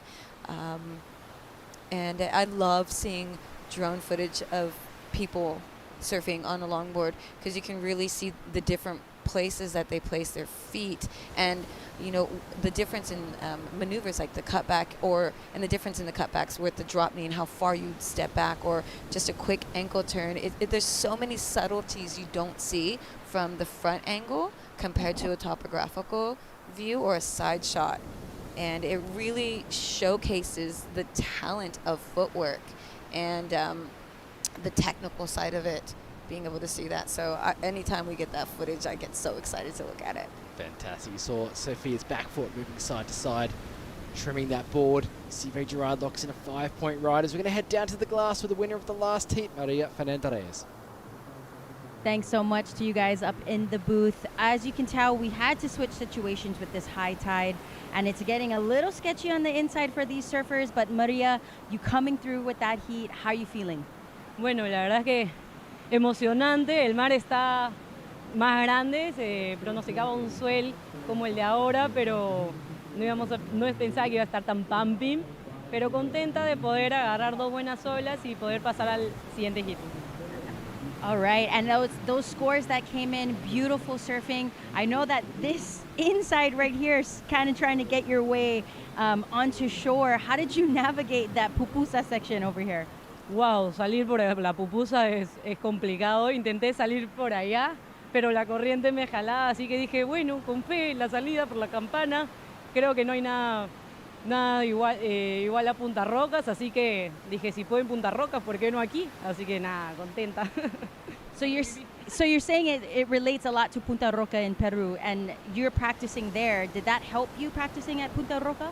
Sí, en Punta Rocas tenemos muchos eventos panamericanos, nacionales, mundiales, y siempre entrenamos en esa playa en todas las condiciones, grande, pequeño, y la verdad que me encanta porque me hace subir más mi nivel. Well, great surfing. Congratulations, and we'll see you in the next round. Back up to you guys in the booth. Thank you, Megs. Quickly, Belen, do you want to quickly translate what Maria said there? I will after this. Our surfer in red walk us through this. Sophia Colhane up and riding, getting another quick wave after that first one, just trying to be patient on this wave, waiting for it to offer up something, and legs go straight. Megs is going to be on that one. Bend those knees, Sophia. So what she was saying was when she wanted to paddle out, she was having a look, and she this pupusa section is so heavy right now. So she wanted to walk up the beach to try to get out, but the current was so strong that it kind of ended up pushing her back out here. She said she's really happy, that the surf's pumping, and but she's really happy with how she's done and very excited.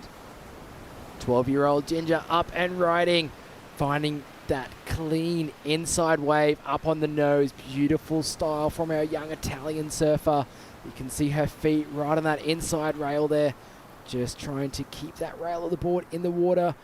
Transitioning through to another beautiful nose ride, navigates that backwash from the higher tide, bringing it back to the white water closer to the pocket. Kicks out a fantastic wave surfed from Ginger. Then this is why I call her the little secret pocket rocket, Deadly. She's the one you're like, oh, you keep your eye out for her. Beautiful surfing. So light on her feet. She is very small. I really would love to go pick up her board and see how heavy it is and what it feels like, and get a little bit of insight onto the equipment that she's riding right now.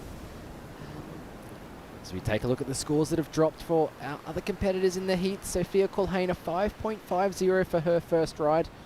Sive Gerard drops in a 5-point ride. Hannah Cohn a 2.40, and waiting for that last score of Ginger to drop. Definitely going to improve her situation. A couple of fantastic nose rides.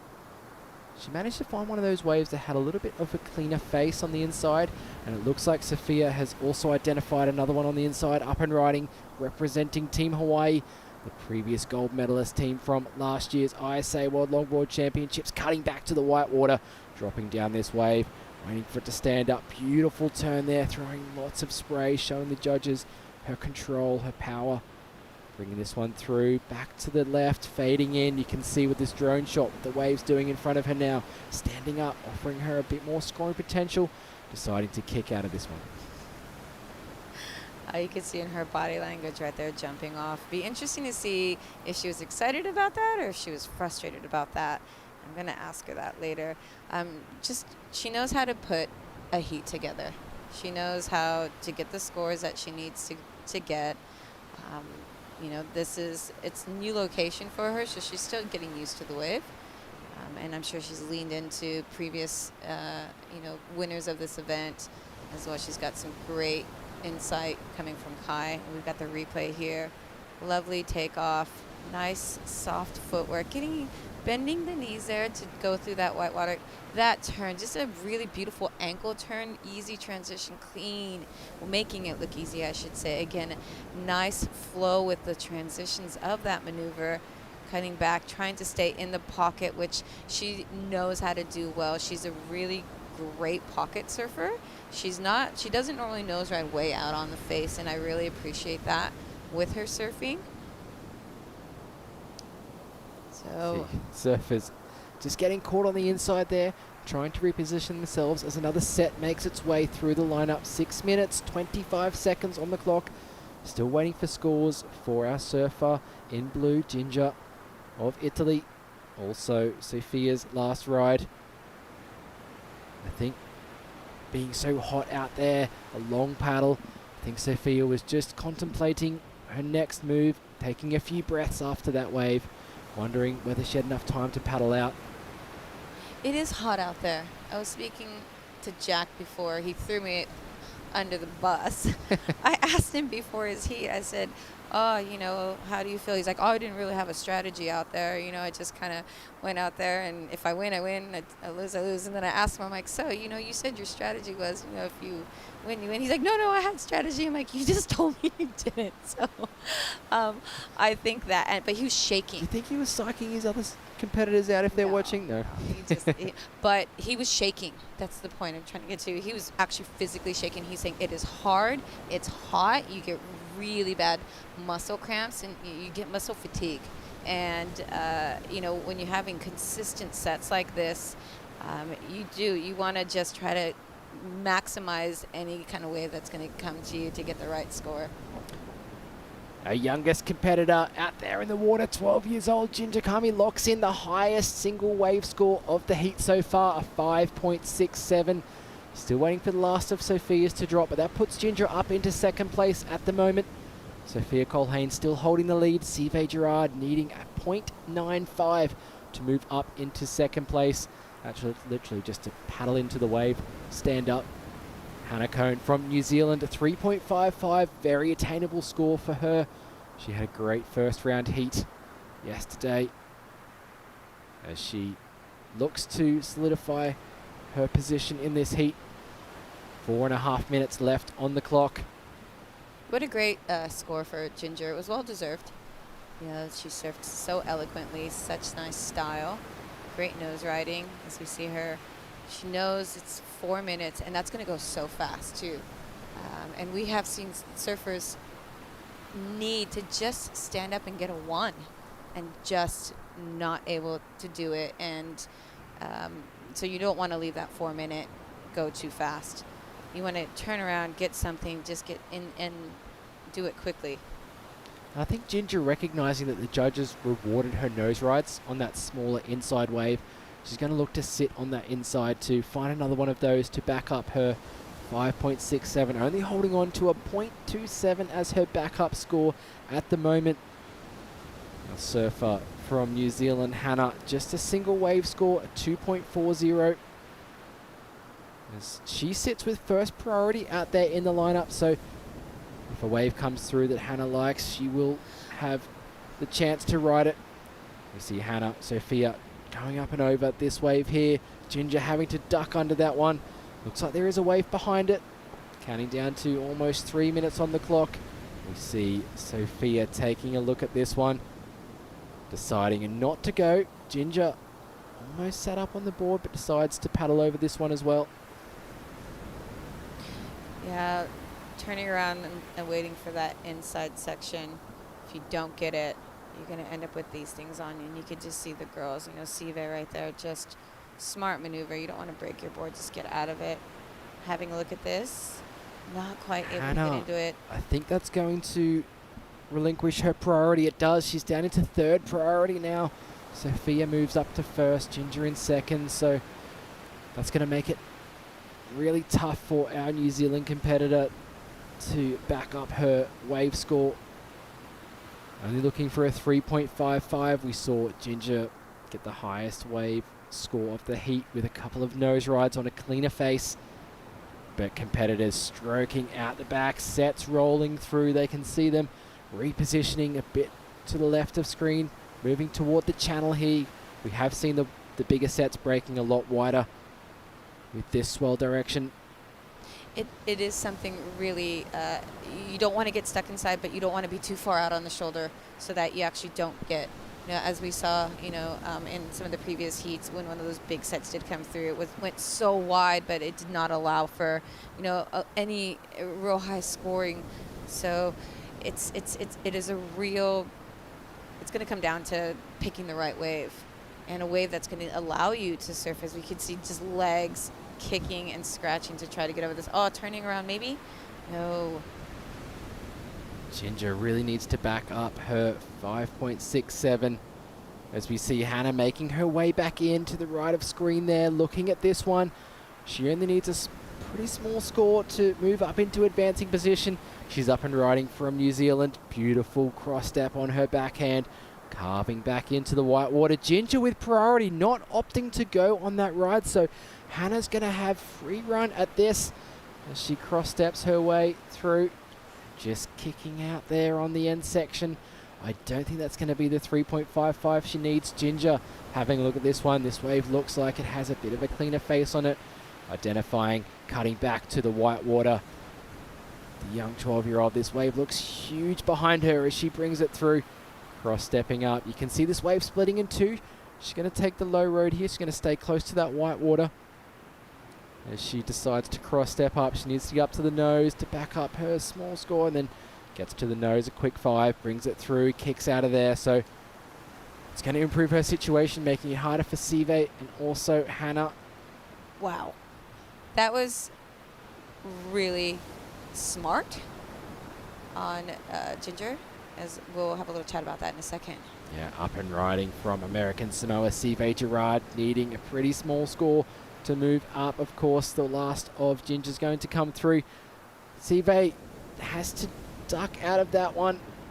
It's going to be a really tight heat. The judges going to have to reflect back on some replays. Sive was looking for a 4.01. I'm going to go out and say I don't think it was enough, Belen. For Sive? For Sive. I just want to reflect on that wave that White paddled for and Ginger had priority, and Ginger looked like she almost wanted to go, but then she pulled back. And whether that was a choice of I'm not going to do that because that's not in my personality, or I'm going to sucker her into this and I'm going to get that next wave. But whichever choice that was for her, it was smart because she got a beautiful wave and rode that so well. I'm so excited to see what the future is going to hold for that young lady. And she has a lot, she's very humble, and she is just so smiley, and she talks to everyone. She's got no ego, and I just adore her, and I want to take her on a surf trip with me just to go hang out with her. Well, it looks like she will be moving through in second place to round number 3 of the women's. Ginger on screen there, taking that second position. It will be Sophia Colhane of Hawaii moving through in that first place position with a 5.50 and a 4.43. So Sive and Hannah relegated to the repechage rounds. We will see them coming up later on in competition. Beautiful scenes here of the athletes area. You see that each country has their own little cabana there on the beach in the shade. Board storage, chairs there. Behind that they've got the physio, they've got ice baths, they've got yoga, Pilates, they've got the exercise bikes, a cool little bar out there for the food to be delivered to the athletes. It is an Olympic, it's the village. You know, it's great. Everything the athlete could ever want. As we look forward to seeing in the next heat, Caitlin Mickelson of the USA up against Melanie Staunton, Daisy Valdez, Agostina Pellizzari. Another stacked heat coming your way. We'll be right back after a short commercial break. All right.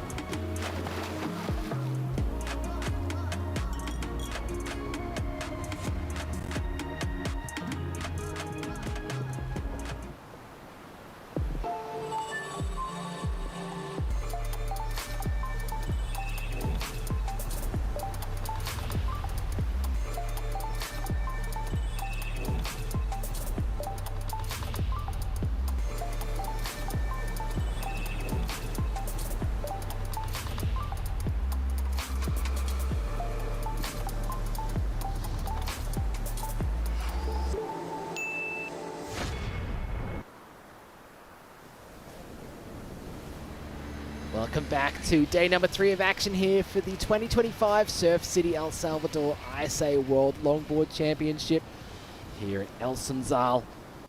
A fantastic location here to display the world's best longboarders here. I'd like to thank, of course, Surf City, El Salvador, ISA, and all of the event sponsors and partners. Round 2, Heat 3 of women's. Caitlin Mickelson from the USA in the red jersey. Melanie Staunton of Australia in the blue. Daisy Valdez from the Philippines, another young surfer. And also Agustina Pellizzari from Argentina. 4 regular footers in this heat matching up. It's going to be interesting to see their approach to the waves. On screen, Agustina there. I've seen her in her free surfs. Her strategy is to get to the nose really quickly on the outside section. Get those nose rides in early. We also seen Melanie Staunton yesterday in her heat. Getting some great rides, making it through to round number 2 of the women. Remember, top 2 surfers move through to round number 3. And the bottom 2 surfers, 3rd and 4th position, relegated to the repechage round, so still not elimination at this point in the competition. 19 minutes, 30 seconds. So still a full heat for the surfers here. And looks like Melanie Staunton there. No, sorry, Caitlin Mickelson from the USA in that red jersey. Just paddling out now. I think maybe getting caught from a set on her way out. So just greeting the other competitors in the lineup. Or actually, maybe she's got a bit of a strategy here and she's making her way to the inside to pick up a smaller wave. Obviously watching Ginger in that last heat, getting on some smaller rides, cleaner face. I think she's made a smart decision here, Belen. That could 100% be a strategy. I know I've done that. I've paddled out really late in the heat to get myself in the right spot, let everyone else get sucked out the back, and when I see insides, I'm like, later, I'm gonna come sit on the inside. 100% that could be a strategy. And Caitlin is a queen of strategy. She's an amazing surfer. She is a great coach, and she has years of competition under her belt. She is no stranger to putting a good game on. As we see a set here, taking out the competitors. This is where being on that inside can become a little tricky, especially getting caught in this white water. Caitlin just jumping off there, smart move from her. As we see competitors looking at this wave. Agustina on the inside here, representing Argentina, up and riding on the first wave of this heat. Cross steps her way up toward the nose, drops down the face of this one, carving back, unfortunately hits a bump and goes down. She's not going to stick with that one, so decides to get out of it and head back out for another wave. Quick start from her. We see more waves approaching the lineup. Our surfer in blue, Melanie Staunton from Australia. Taking a look at that one, opting not to go. Daisy having a quick look. These competitors, wave selection really plays a huge part in their campaign, deciding which wave to take off on, if it's going to allow them to get the highest scores, the nose right at the start, the turns through the middle section. What would you be looking for on a day like today, Belen? What would I be looking for? I'd be looking for, try to sneak in some of those insiders just to get it under my belt, and then I go out and wait for a big one. Good strategy. Yeah, I like it. I like big waves. I really do when I've got the right board. But I definitely would go try to get just something on the board. Melanie Staunton from Australia. AFL player up and riding, carving back to the white water. I'm sure her team is supporting her back in Australia, Geelong, as she brings this one through to the midsection of the wave. I love that carve back to the white water. You can see the power that she has using that back foot, shuffling forward here, trying to get that board speed over the bump of this one. Unfortunately doesn't make it back, so a couple of carves for her to get things started as we turn our attention to the outside. Daisy Valdez stroking, trying to get to the shoulder of that one. Unfortunately doesn't make there. Agustina there looking to take off on that one, but there are more sets coming through on the outside. I think our competitors just a little bit out of position for these waves. It's so easy to get caught out by these sets because you want to take off on those cleaner face, smaller ones on the inside, but it does make it difficult to reach that shoulder as the sets approach. Yeah, definitely. As we see them all kind of, Caitlin sitting a little bit wide right now. She does not want to get stuck inside with these sets as some of the other women are. just some opening rides dropping for some of the ladies right now. But yeah, this 20 minutes is going to go by really quickly. And, you know, we got Daisy Valdez, Agostina Pelizari, Caitlin and Melanie all understand what they need to do to get through a heat. Melanie Staunton drops a 3.83, but we're going to head down to Megs with the winner of the last heat on the glass. Thank you so much, you guys. I'm here with Sophia, the last winner of that heat. Talk me through that entire heat. I want to know what's going on in your head. I mean, just not get pounded by the sets, I guess. And make sure that, I was kind of worried about the other girls, make sure everyone's safe. But, I think the hardest part was getting in and out of the water, but a little, stoked to be out there. And I noticed that you switched boards. You were riding your Maiko Takayama wide tail, square tail, but now you have the pin tail. Tell me how you feel on that board. I went out this morning, got a couple practice waves, and it just felt more better, like more drive, and I felt more stable on it and had a little bit more paddle power to get out there. So it feels way better, and Well, you are looking good, and congratulations. You surfed very well. We'll see you in the next round. Great interview there with Sophia Colhane and her coach, Megan, understanding that she was on a different board today, as we saw an amazing takeoff by Agostina Pelizari, representing Argentina. Makes her way through to this section, stretches out for a 5, does well to negotiate that bump there, cross-stepping up to the nose. Not quite getting the inside connection there, but a great wave from her.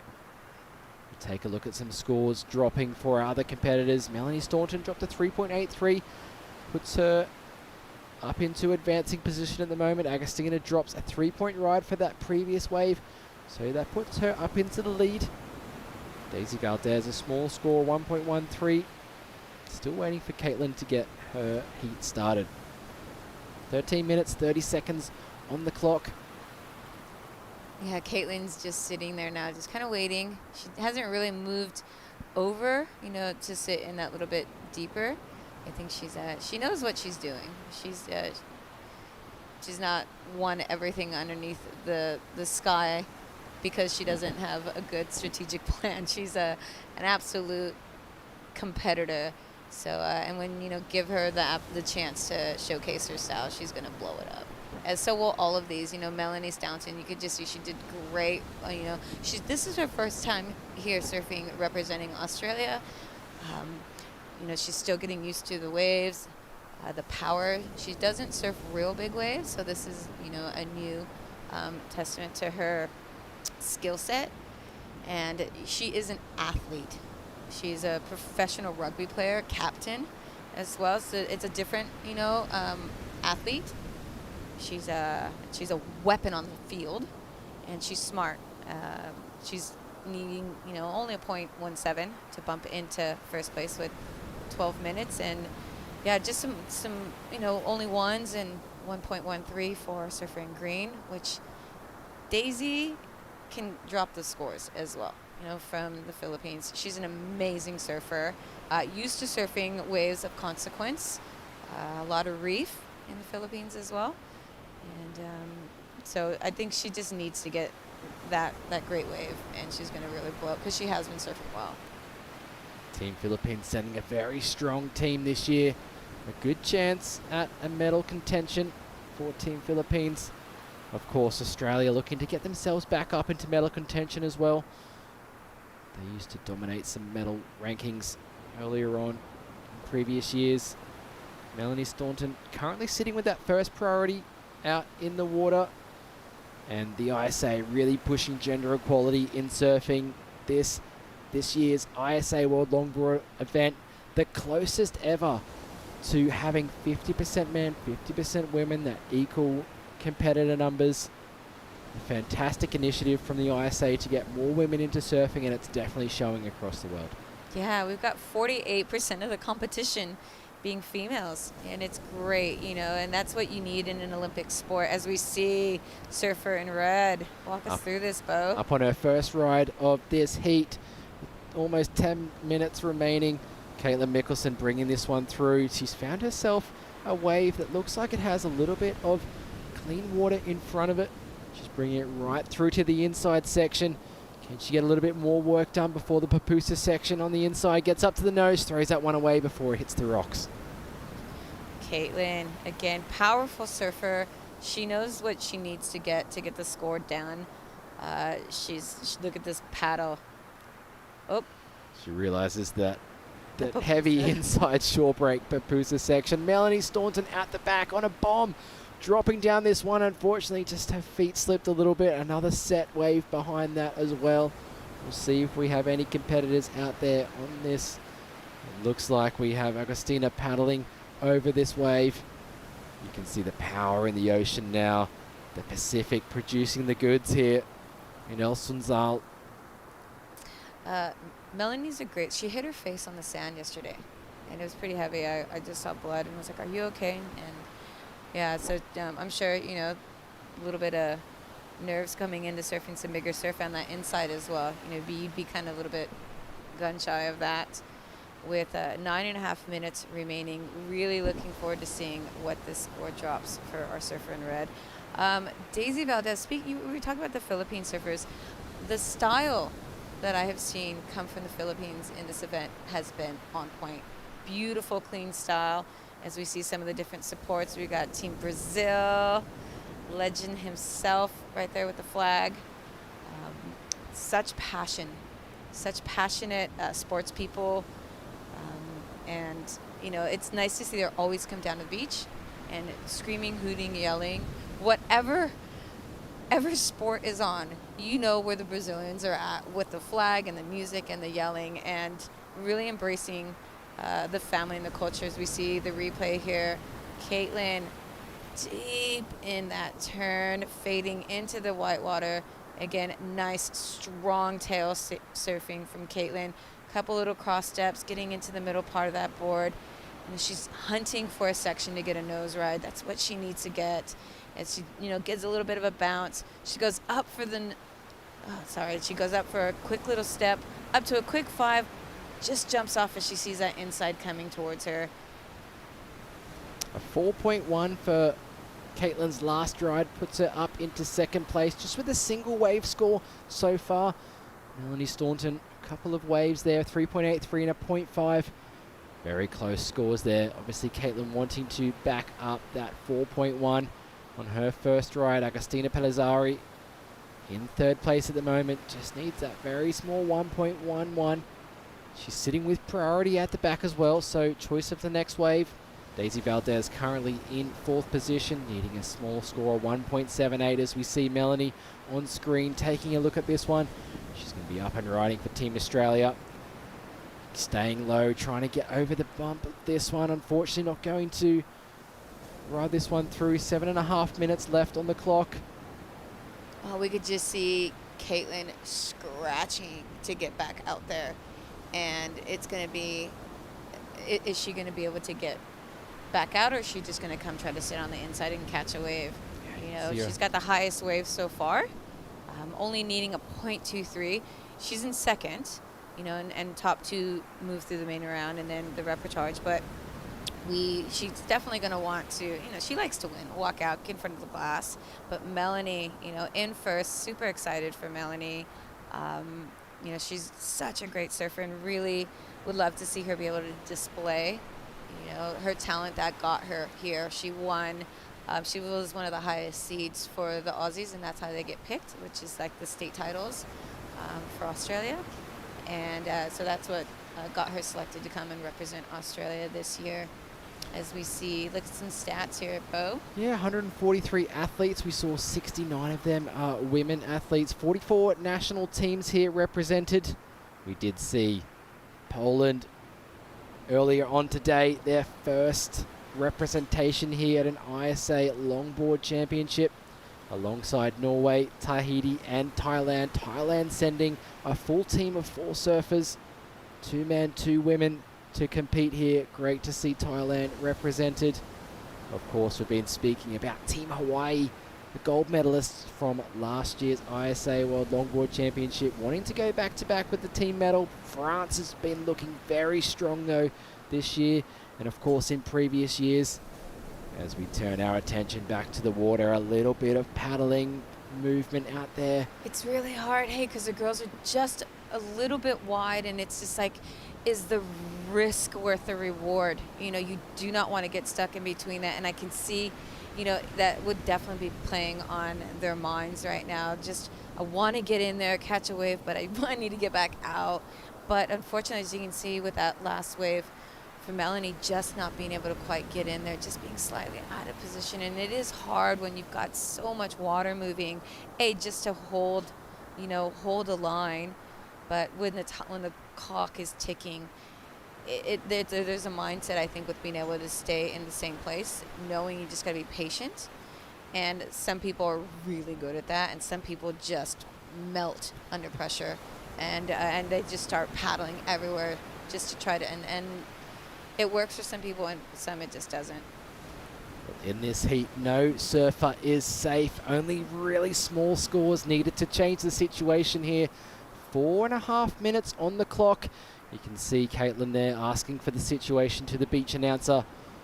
We have Ben Way and Ixa on the beach commentary, doing a fantastic job for the athletes, keeping them updated in the water of their priority situation, the scores that they need, and of course, who is in the lead as we see competitors trying to make their way out. Berlin? Yes, as at this point right now, the difference between fourth and first is 1.78. It's literally standing up and doing a couple of turns and just getting a quick nose ride. And the whole heat can change so quickly with 4 minutes remaining. So you see the little P1, P2, P3, and P4 next to the names on your screen. That means which surfers have priority. You see Caitlin sitting with priority number 4, so the last of the surfers, but she's sitting furthest in. No one else to be able to challenge her for this wave. Up and riding, a bit of bump to contend with. Beautiful carving turn back to the white water. She sets this one up on the inside, looking strong as she carves it again back to the white water. Starting to move further up the board, gets a hang 5. Beautiful timing on that one to continue along this ride. I love the combination of maneuvers she's been doing. This is her second ride of the heat. I feel like even though that body language told me that she was a bit disappointed, I really think that was a fantastic decision to take that wave on the inside. That's going to improve her situation. I think she looked exhausted, honestly. Like, you could just see the take from here. You could see the big breath. Megan talked about breath earlier, and, you know, just the bumps, and she's just trying to hold composure. She's really just trying to get a good score on, and she's surfing so well for the wave that she's chosen.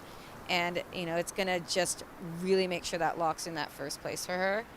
But again, she would be absolutely flogged from that big paddle out to turn around and just catch one. With 2.5 minutes, would you paddle back out? I'd like to ask this. Personally, I would. Yeah. And I'd be paddling out, trying to put pressure on the other athletes. But 2.5 minutes left on the clock. It's a long paddle out. We've seen competitors take about 6 minutes to get back out the back. Caitlin Mickelson drops a 4.93, highest wave score of the heat so far. That puts her comfortably in the lead, but still, second place, not safe at all. Agostina Pellizzari currently has priority over the next wave. Only looking for a 1.34. Here she goes. Can she get it on this one? Unfortunately, not going to make it on, so that's going to throw away her priority. Moves to Daisy Valdez now in the green jersey from the Philippines. She has choice of the next wave. Is she going to take this one? Is Melanie going to sell her into it? Daisy paddling in. She's up and riding on this one. Her family back home definitely supporting her as she rides along this wave, carving back to the white water, just waiting for this one to set up, looking for a 2.01 if she can get up to the nose on this.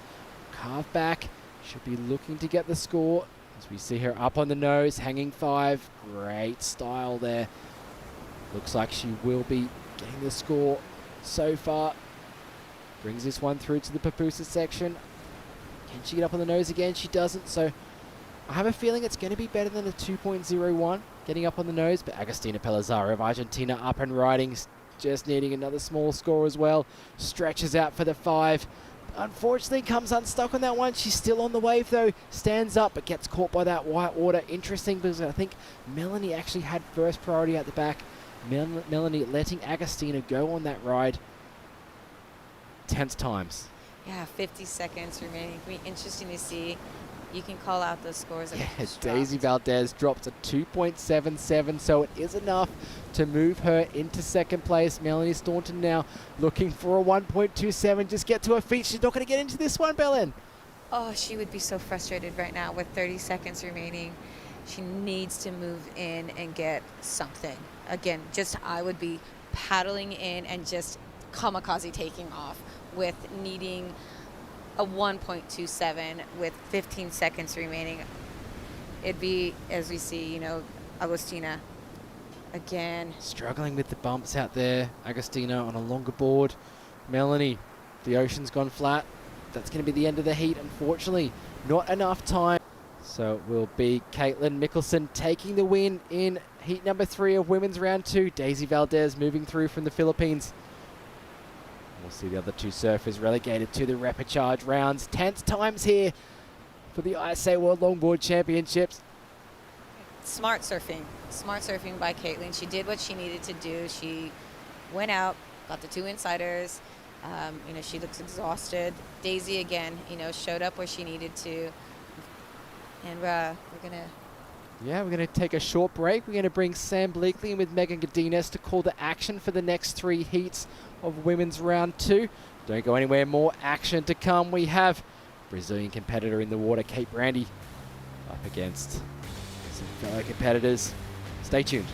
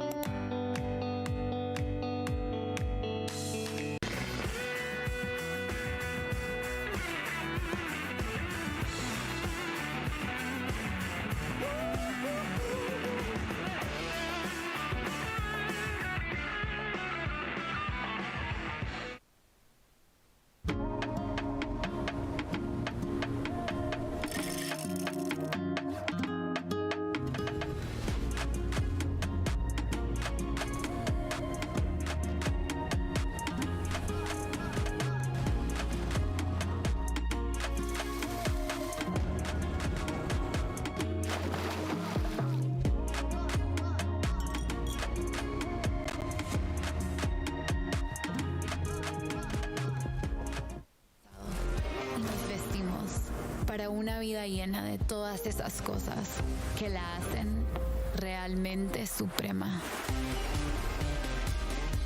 La otra vida hoy se nota en una nueva imagen, hecha con el arte que nos enseña que todo eso que hemos ido dejando para otra vida es hoy. Suprema. Esta es la otra vida.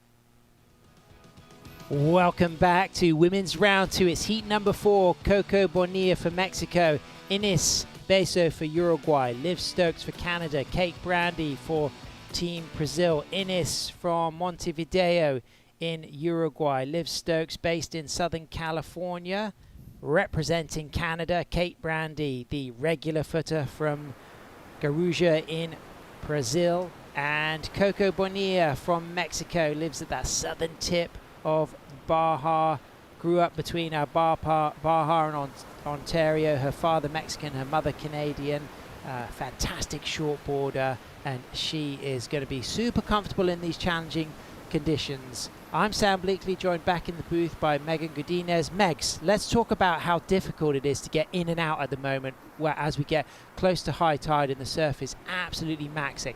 Yeah, we were down there and getting, we'll touch base on that as we see Liv just trying to go for this wave.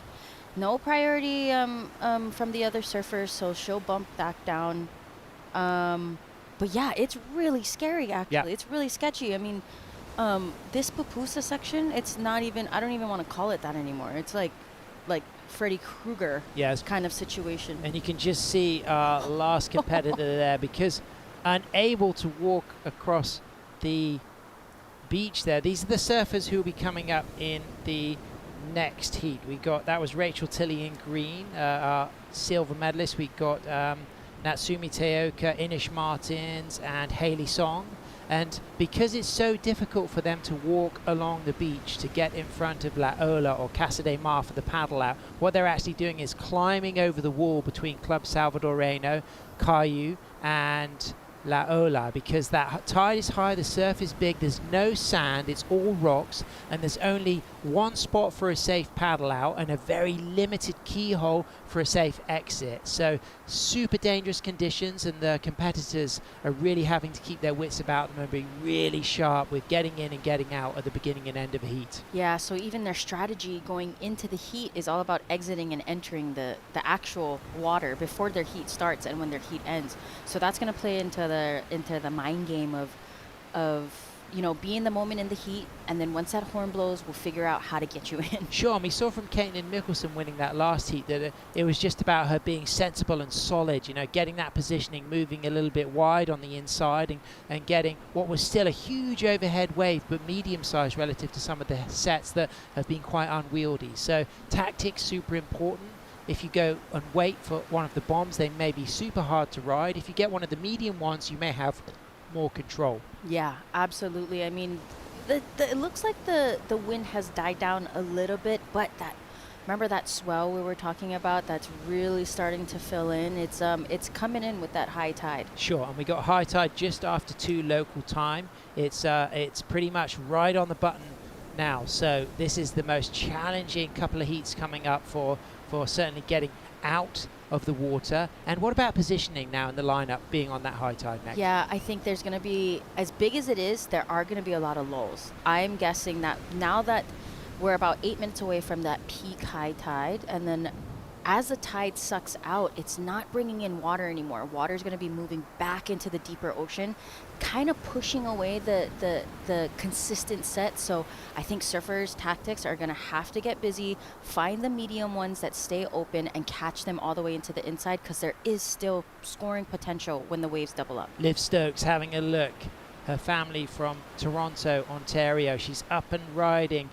She grew up in Elisa Viejo, and she's getting the opportunity to strike for a nose ride. Hits that 5, and that wave just swallows her. Her Michael Takayama normally so smooth under her feet, but a difficult wave to deal with, a lot of bounce. You could just see how that backwash seemed to just suck out the opportunity to ride out of that nose ride. As we can see, White having a look, that's Coral Coco Bonilla from Mexico. She doesn't catch that wave, but further on the inside, Kate Brandy up and riding, and on the inside of her it's Ines Beso for Uruguay. So it looks as if Ines was pretty confident that she had priority over Kate Brandy. I'm not quite sure what the priority situation was, but Kate kicks out, Ines stands up and kicks out too. Yeah, so interesting situation when they have a position like that no one had priority in the beginning of the heat. So it comes down to who is better in position. It's a right point break, so whoever was a little deeper. Sure. Well, Ines was closer to the peak, but Kate was up first and further out. So that's going to be an interesting one as we get to see some of the stats there. Defending world champions Honolulu, Bloomfield and Kai Salas, of course. Kai back representing, of course, Honolulu. Soon to have a baby with her partner Clay. A big shout out to the Bloomfield clan there back home in Hawaii, and those former ISA medalists represented here. Rachel Tilley for USA, Elise Lemoine for France, Maria Fernanda Reyes for Peru, Natsumi Teoka for Japan, as we could get to see the spread there of Hawaii, France and Peru taking golds on the men's side in the last 3 years, and Hawaii, France and France taking gold on the women's side. Those two back-to-backs for Alice Lemoine. Yeah, and she's going to be looking to get that gold medal again. She's no stranger to the bigger waves, you know, surfing on the WSL side. She's surfed here. She has surfed in, we've also surfed in Taiwan. Sure. Where there's that big left-hander kind of break, and it had to switch over to the right point break. So she's really going to be looking for that gold this year. So is along with everybody else, you know, Team Hawaii looking strong. Team, you know, her being from Team France, Team Brazil is looking very strong. Yep. So it's gonna be fun, interesting couple days, especially with the waves getting yeah, an opportunity for Kai to equal Marcelo Freitas' record of 3 men's gold medals if he gets a 3rd gold medal. Marcelo Freitas, one of the great Brazilian competitors, refined, quick-footed, radical off the tail, would always work the nose rides when he needed to. An excellent competitor from back in the 90s and early 2000s. Yeah. Amazing job from all our competitors. We touched about how crazy the current was and how big the waves are getting. So, yeah, interesting. Well, someone who did a great job. Caitlin Mickelson took the win in that last heat, and she's down there on the glass. All happy and good vibes down here on the beach. Caitlin Mickelson, congratulations moving through to round number 3. Looked tough out there. You caught only 2 waves in that heat. Was that your strategy going into it? Yeah, that was definitely my strategy. Going out there, I could just tell that there was a lot of water moving and that it was going to be a lot of work. And, you know, I thought just, you know, surf smarter, not harder is kind of my policy out there. And I was able to read the waves really well and know which ones I wanted. So I kind of just sat wide and slingshotted right into the section when I wanted to get a wave.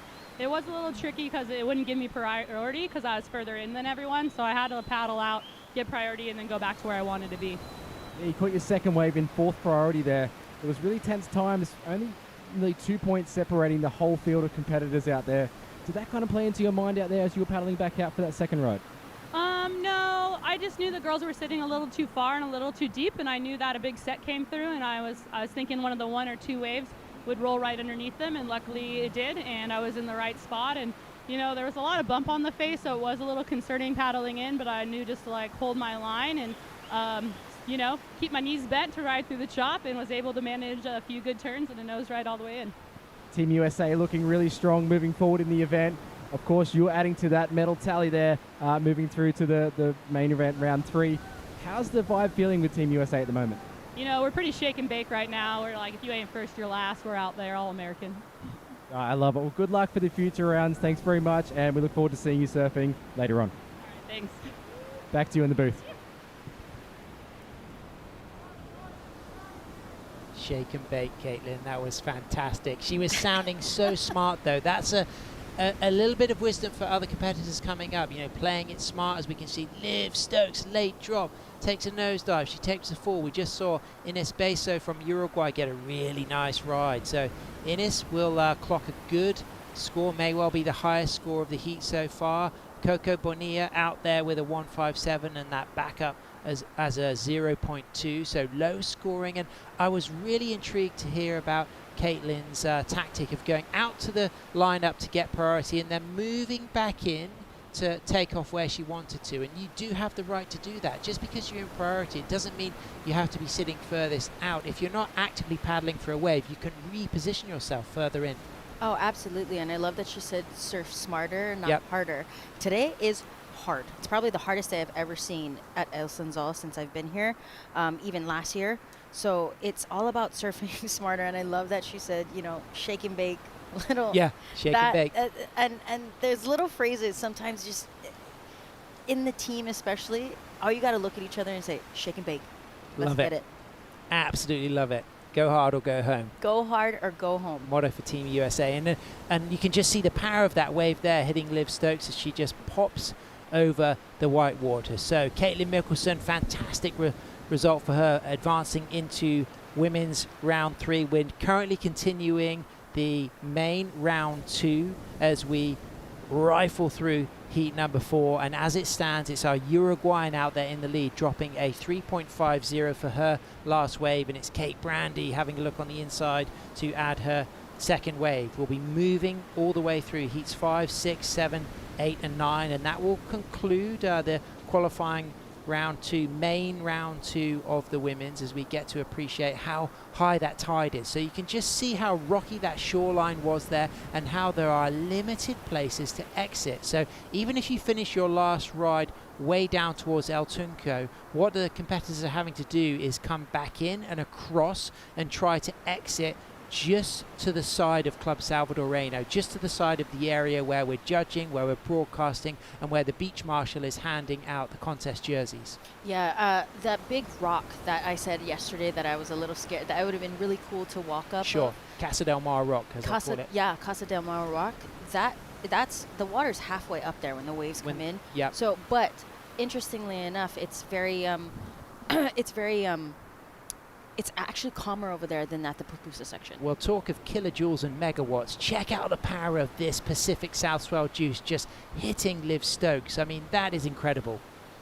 Yeah, that hit her. I mean, at this, where even surfing smarter includes paddling back out. I think you got to trust your leash, trust your equipment. Sure. She should have just dove under. I know it's going to give that advantage to when you do that and you lift the nose up, you have an easier time popping up over the wave. But sometimes that power, that kilojoules, will come and get you back if you don't transition your weight back forward to get behind the wave. And of course, as a Hawaiian surfer, you're no stranger to long period Pacific ground swells. But if you're a surfer from the Indian Ocean or the Atlantic, there really is a difference between the periods that you have on swells in the Pacific. I mean, a 22-second period swell could be unheard of in the Atlantic, but very common here in the Pacific. Yeah, and this past winter in Hawaii, there was a lot of swells in that 20 area. High teens up to the 20s. Yeah, I think the eddy swell was like a 19. Coco Bonilla up and riding. She just presses the dismount, takes the eject button. She's going to get a score though for that ride as Kate Brandy has a look on that shoulder. So at the moment, we can really recognize how effective and efficient Caitlin Mickelson's strategy was to just stick wider and look for those waves that had that slingshot to allow her in to go straight to the nose. And we can see a little opportunity here for Coco. She's going to get a chance here. She gets that drop. Can she hang on to it? She's up and tall and smooth and controlled. Cross steps forward. She gets a touch of the 5, but that wave just shouldering out on her. So 3 minutes, 25 seconds, very low scoring, and it's open for all of the competitors right now, Megs. Yeah, as we've seen, as for Uruguay back up, just a cleaner face on this. Smart surfing from her. She's just catching the inside waves, and that's what's keeping it safe. She already has a 3.5, so I think this will start to get her confidence back up, knowing that she has that backup score now. Yeah, and that was a good clean nose ride that she walked into and out of, so she's going to be sitting really strong in first place. 3 minutes remaining. You can see a lot of hustle and hassle for priority with the paddling there. Sitting furthest out to the right is Kate Brandy. I noticed that Rodrigo Schweier paddled out with Kate, opting to be her board caddy, as we can see Team Brazil whistling, cheering on the beach, keeping an eye on Kate. She needs to get a significant wave. She opted to go deep for that wave, but it hasn't paid off as this set just breaks on her head. Has she got time to scramble back into position? As we can just see Coco Bonilla looking to catch the corner of that wave, and Kate Brandy may well just have time to get around the side of this one and reposition. Yeah, it's getting really, really tricky out there. There's all these swells coming in.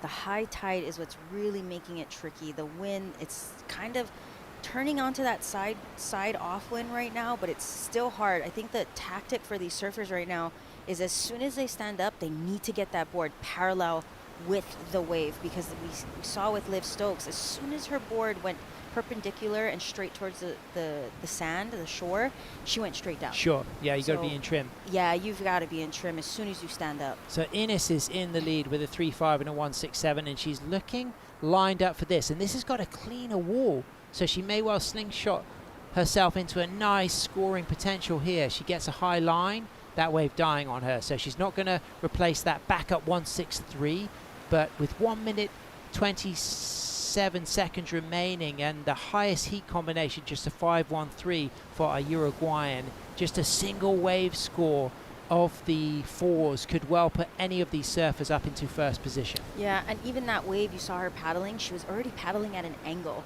because she knew as soon as she stood up, she needed to get down the line. This looks like a great opportunity for Kate Brandy. She's standing up tall and in control and cross steps forward. It gets a really nice lock of the 5, and I can hear Team Brazil hooting from the wall there down at Club Salvadoreno underneath the contest site as she just deals with that bounce with incredible control, and that opening nose ride, walking out of that, staying composed and dealing with the bounce. I think this is going to be really significant. May well put her into first. I feel as if it's got to put her at least into second. Yeah, I think that might be, as we see Luana Soares cheering her teammate on, absolutely screaming her head off. I can hear her actually from up here. Great stuff. Luana just right behind her teammate Kate, just cheering every single living, breathing. So much passion. The Brazilian team, they hold so much passion. They want everyone to make it through. They come as a team effort. Even on the individual sports, they come as the team effort, and I love it so much. I think that score will actually,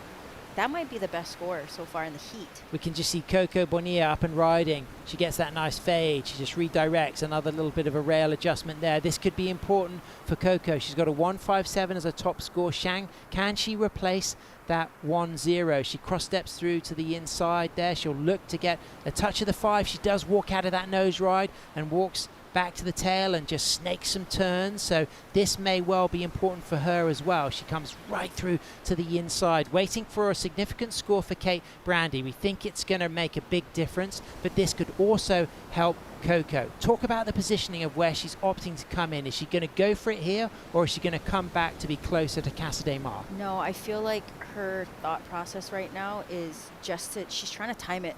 Right now is probably the perfect time. There's no sets coming in.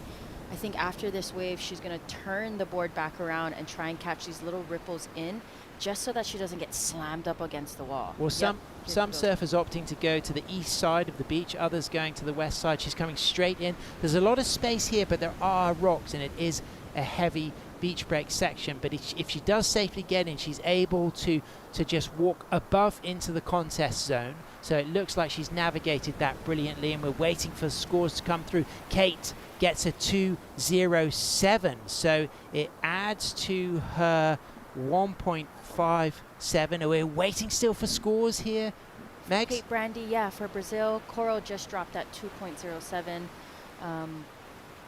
Okay, so that's great for Coco, but it doesn't push her into first. So Kate Brandy needs a 2.94 to move up into second. So it looks like Ines Beso will stay in either first or second. And now it's down to the score of Kate Brandy. She gets what she needs. She gets a 3.53. She moves up into second. Coco Bonilla moves down into third. So Ines for Uruguay takes the win. Kate for Brazil takes second. Coco for Mexico and Liv for Canada move into the repechage in third and fourth respectively. Yeah, I knew that wave was going to get that score up there. Oh, wow. And wow, you really get to see the challenges of how small that keyhole is for the surfers to get out. You've got Liv in front of La Ola. You've got the other surfer there just coming in front of Caillou, and you can just see to the right of your screen where the lifeguard is. That's the beginning of the contest area of Club Salvadoreno. But congratulations, Ines and Kate, for really muscling through in extremely challenging conditions. yeah, that was really hard for our surfers, but they did a good job and then handled their own. We're going to take a short break. We'll be right back real soon as we move into heat number 5. We've got Natsumi Teoka and our silver medalist Rachel Tilley coming up.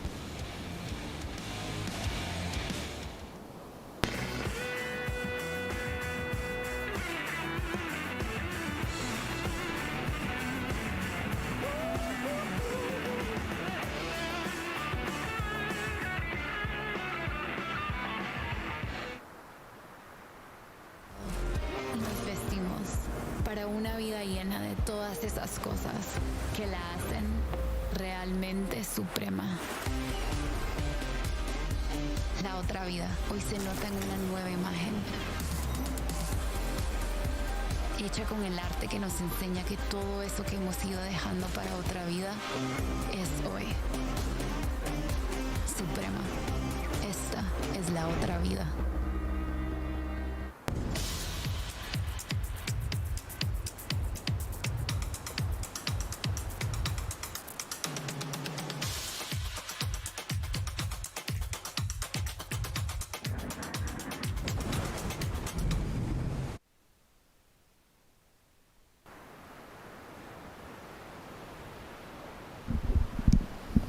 Welcome back to the action. It's heat number 5, round 2, as our silver medalist for Team USA, Rachel Tilley, takes to the water, surfing against Natsumi Teoka from Japan, Inish Martins from the south of Portugal, and Hailey Song from Korea. No takers on that first set. 17 minutes, 46 seconds remaining. So a quick small score coming through for Rachel Tilley. A 0.67 just would have been an up and down, and all of the surfers sitting close to this peak. Deepest it looks to be Natsumi. She's on the inside and she's going to have a stroke and a nice ride here. She's up and riding with 2 steps forward, 4, a touch of the 5, and walks out of that nose ride back to the middle of the board and just readjusts her feet. This looks like a good opportunity for Natsumi to get a strong start onto the rail work.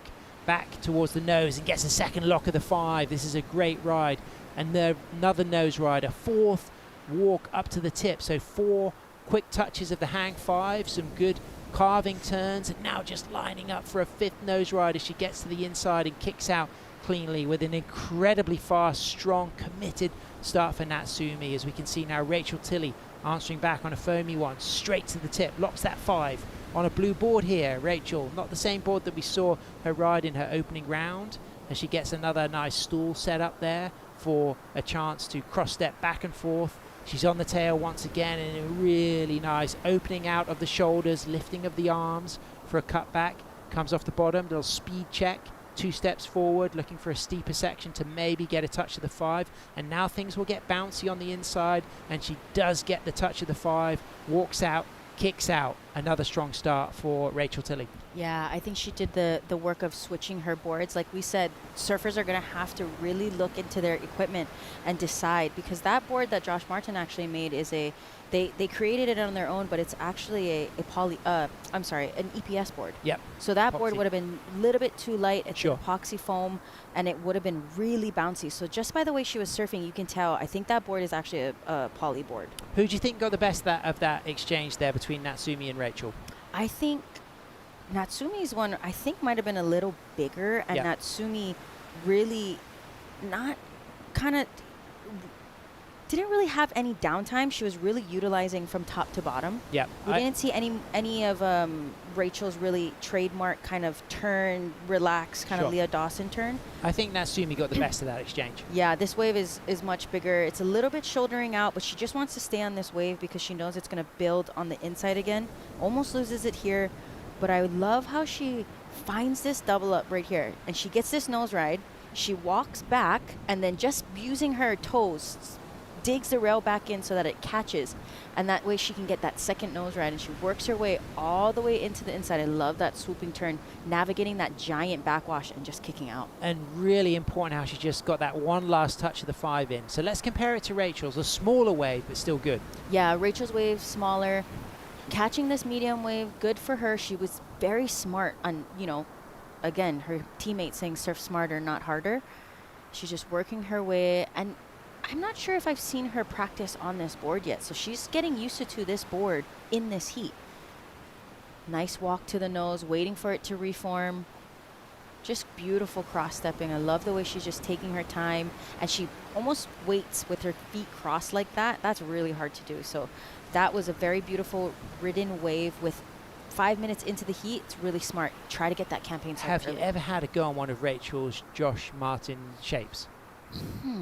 I have. I don't Really think I nice. have. Yeah, one of the distinctive things that she likes is quite a lot of rocker, but they're beautiful boards, and And Josh calls the stringers springers. He has real emphasis in the woods and the qualities of the woods in the stringer to give the board spring. Yeah, and I was talking to her about board shapes, and the rocker actually comes from the middle of the board. So it's not just a flip in the nose. Yep. It's actually coming from the middle of the board, and the stringer is actually spruce. Yep. So it bends and flicks, and giving her that flex.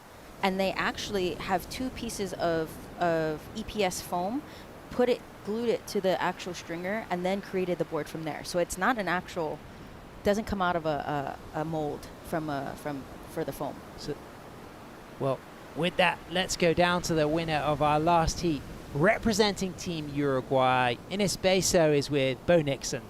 Thanks, team. Ines, it looked really tricky out there. Firstly, congratulations on moving through to round number 3.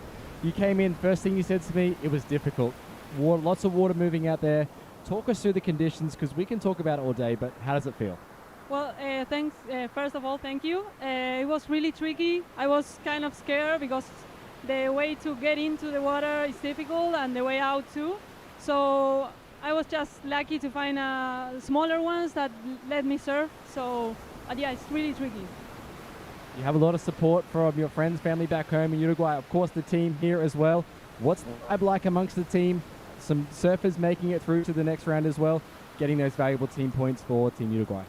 Yeah, for sure. Being here as an Uruguayan and representing my country is for me an honor. And I'm grateful to be sharing this team with like 3 big longboarders. So I'm really happy, enjoying my time here and also learning from the best of the world that are here. Any messages for friends and family back home?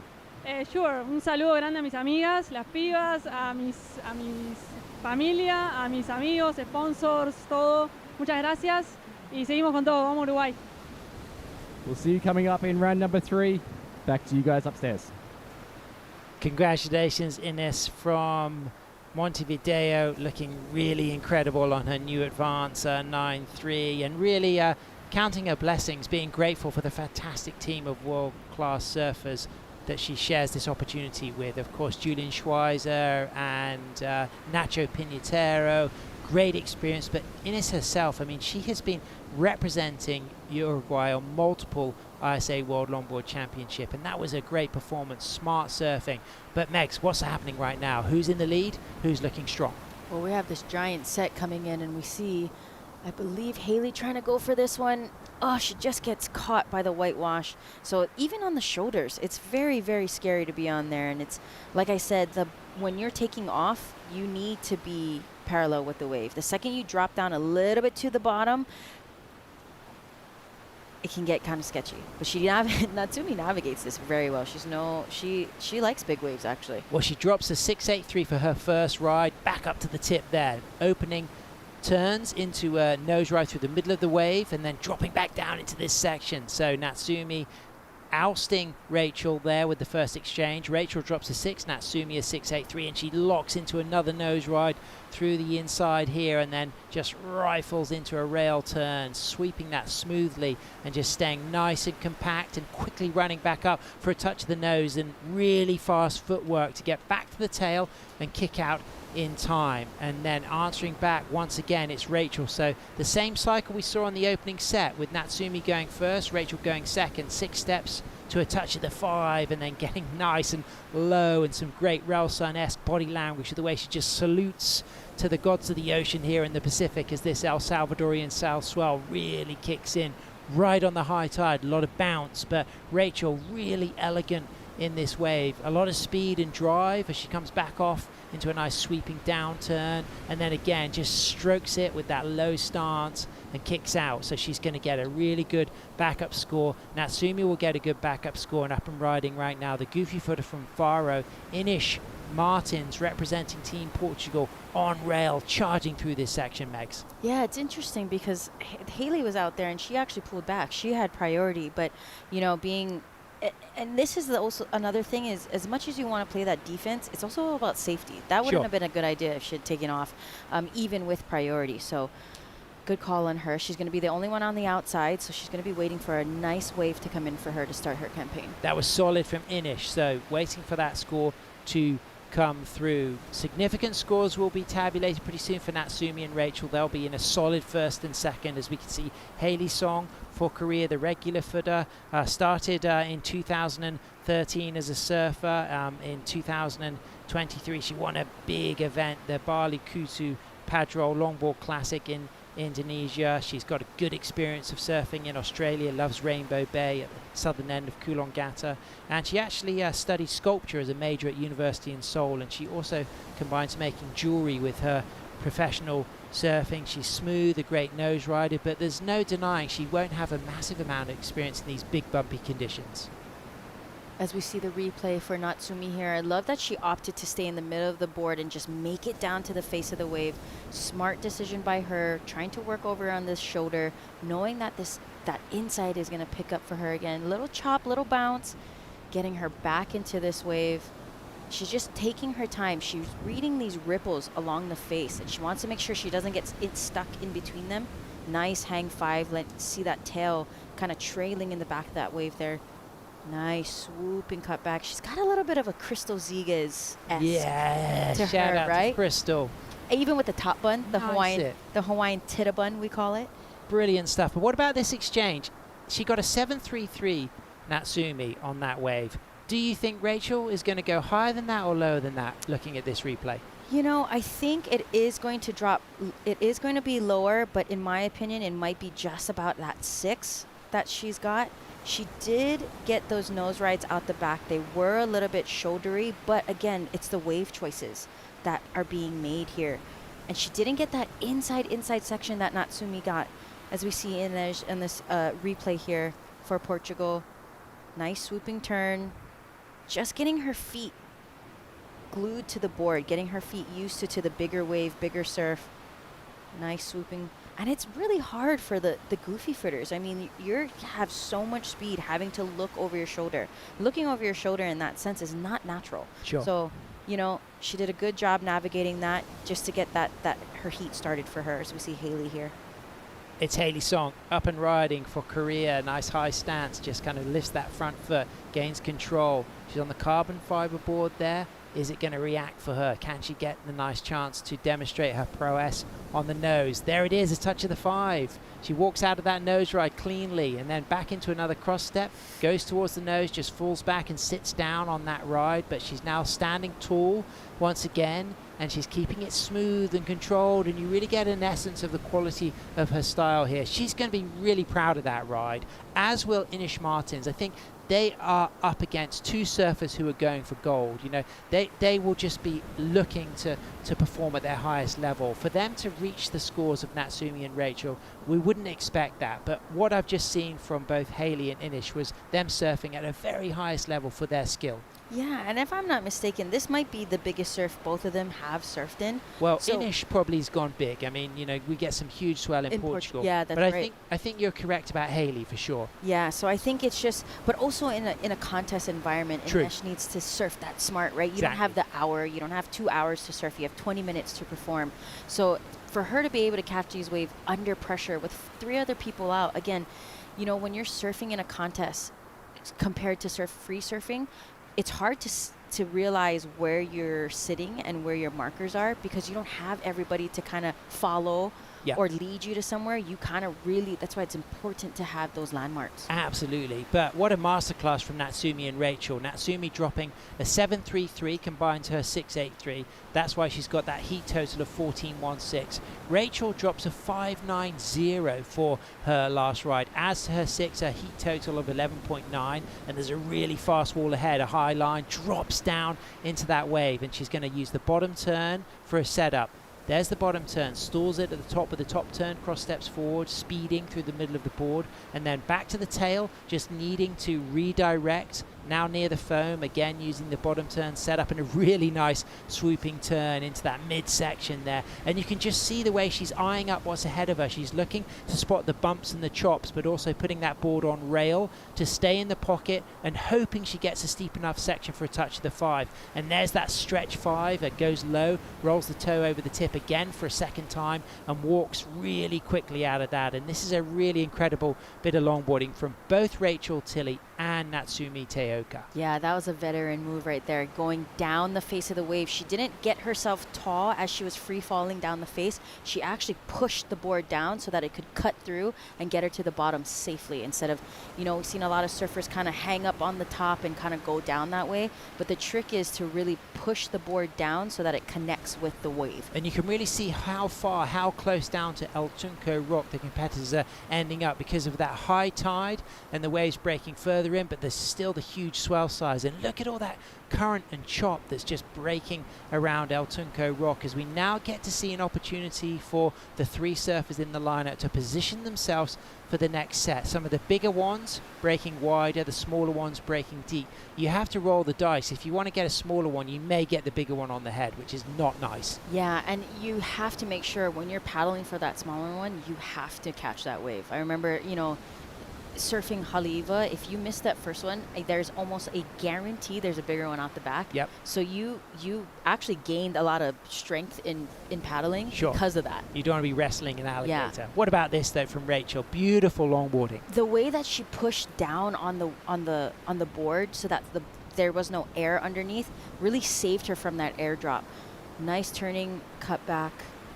And I love the way she just smiles after every maneuver. I'm pretty sure she's going to smile. Yep. See, yep. Smiling all the time. It's really great to Pure see. joy. I look like a pufferfish when I'm doing a cutback like that. There's definitely elements of Rail Sun in Rachel, for sure. Rail Sun, and I was going to say Leah Dawson.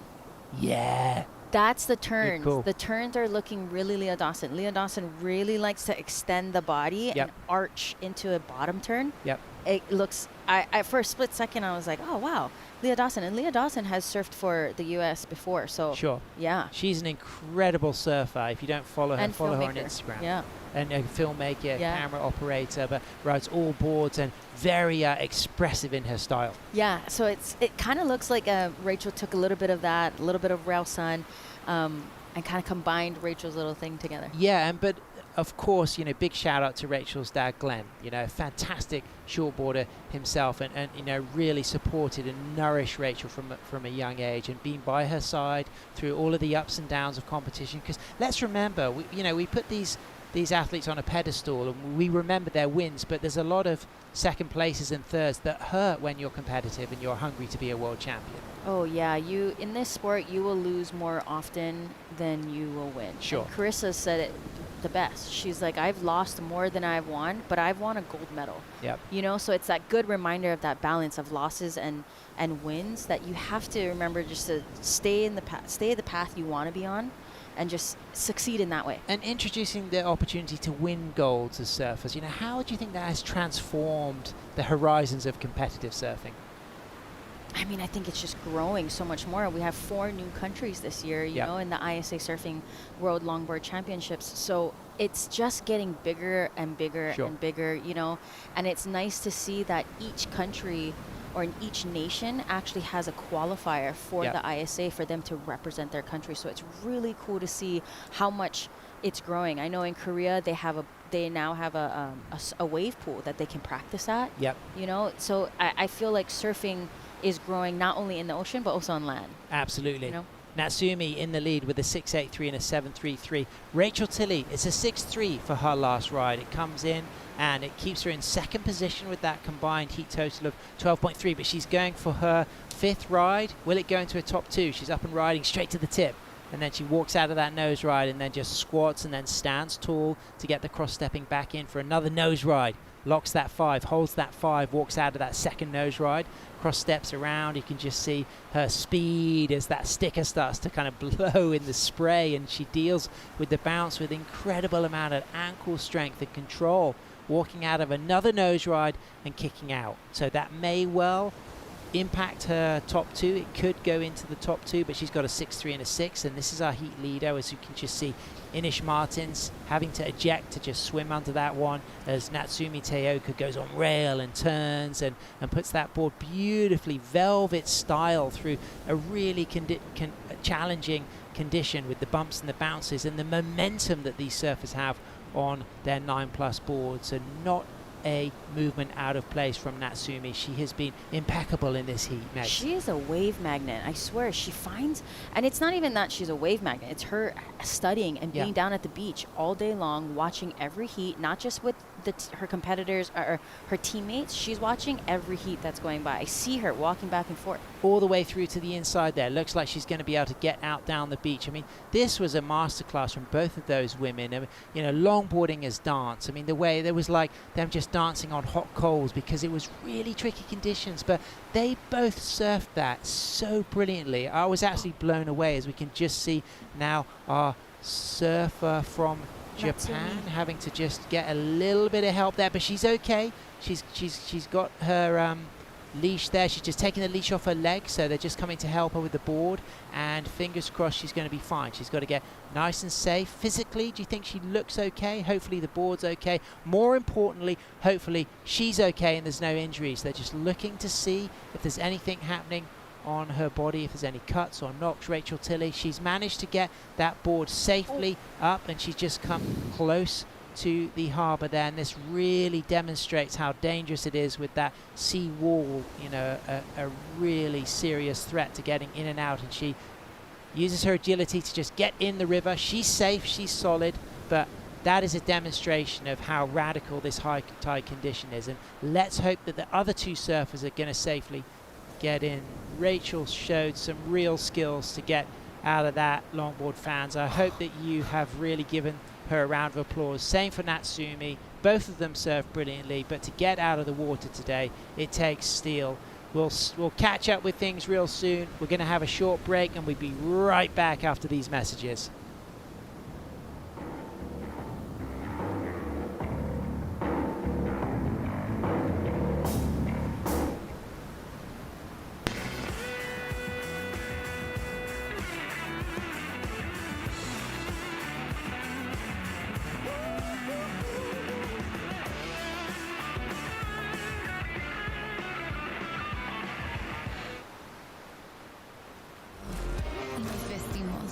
Para una vida llena de todas esas cosas que la hacen realmente suprema.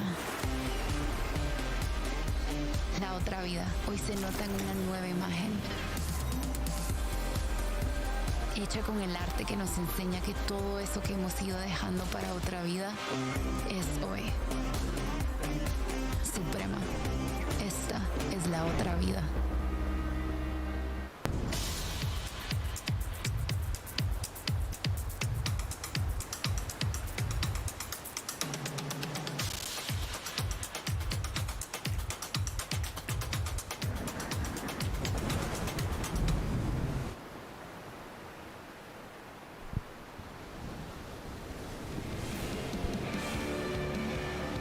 Welcome back to heat number 6, round 2, with Denmark's Tilda Rasmussen surfing against Anna Albers from Netherlands, and Ophélie Accouen for France, born and raised in Reunion, and Samantha Wilson for Team Chile. Thanks so much for tuning in. A pleasure to have your company. It's been a serious day of competition so far, and we've got some really tricky conditions for both entering and exiting the heat right now, because we're sitting right on that high tide. We just saw some near misses, some agile footwork from both Natsumi and Rachel to safely get out of the water, and fingers crossed they're both okay, Megs. Yeah, it looked like Natsumi kind of came up on those rocks, and then, I don't know, out of nowhere, Rachel turned into American Ninja Warrior over there and did some parkour flying up that bank of that river. Wow, you could tell at the end of that heat she was like breathing and huffing and puffing. We saw Aaron Hughes in the background just checking on everybody. Hey, we all good? We're okay? But seems like the surfers are navigating how to get in too. They're dealing with it. It's not easy, but this is part of what you prepare for. It's the big journey. It's not all about small wave longboarding in the world of competitive longboarding. This is a huge kudos. You know, these women are out there rocking it in not only a big overhead wave with a really challenging current and challenging wind, but a super tricky paddle out and an even harder exit. Yeah, and I love seeing people, seeing everybody excited for the big waves, and they're taking risks. Well, let's find out how much risk she took to get in. Is she going to be okay? She took the win. Natsumi is down there on the glass with Bo Nixon. Thank you very much, team. Firstly, congratulations. Secondly, are you okay? Thank you so much. I'm okay. And also my boat is okay. Oh, thank goodness for that. You surfed an amazing heat out there. You were definitely one of the favorites, not just for Team Japan, but for the whole event. Do you carry a lot of pressure on your shoulders, or do you reset before each heat? I just gonna enjoy. I know Rachel is really strong and she always lifting. So I just gonna try to do my best. And then I think this condition, the wave selection is very important. So I just select good waves. We've just had word that we're going to be running rapid charge rounds tomorrow. It means you get a day off. What are you going to do tomorrow? Are you going to rest or are you going to free surf? I'm gonna do free surf and then catch some good wave and ready for the after tomorrow. Congratulations, Natsumi. Moving through to round number 3. We look forward to seeing you up again soon. Thank you. Back to you in the booth.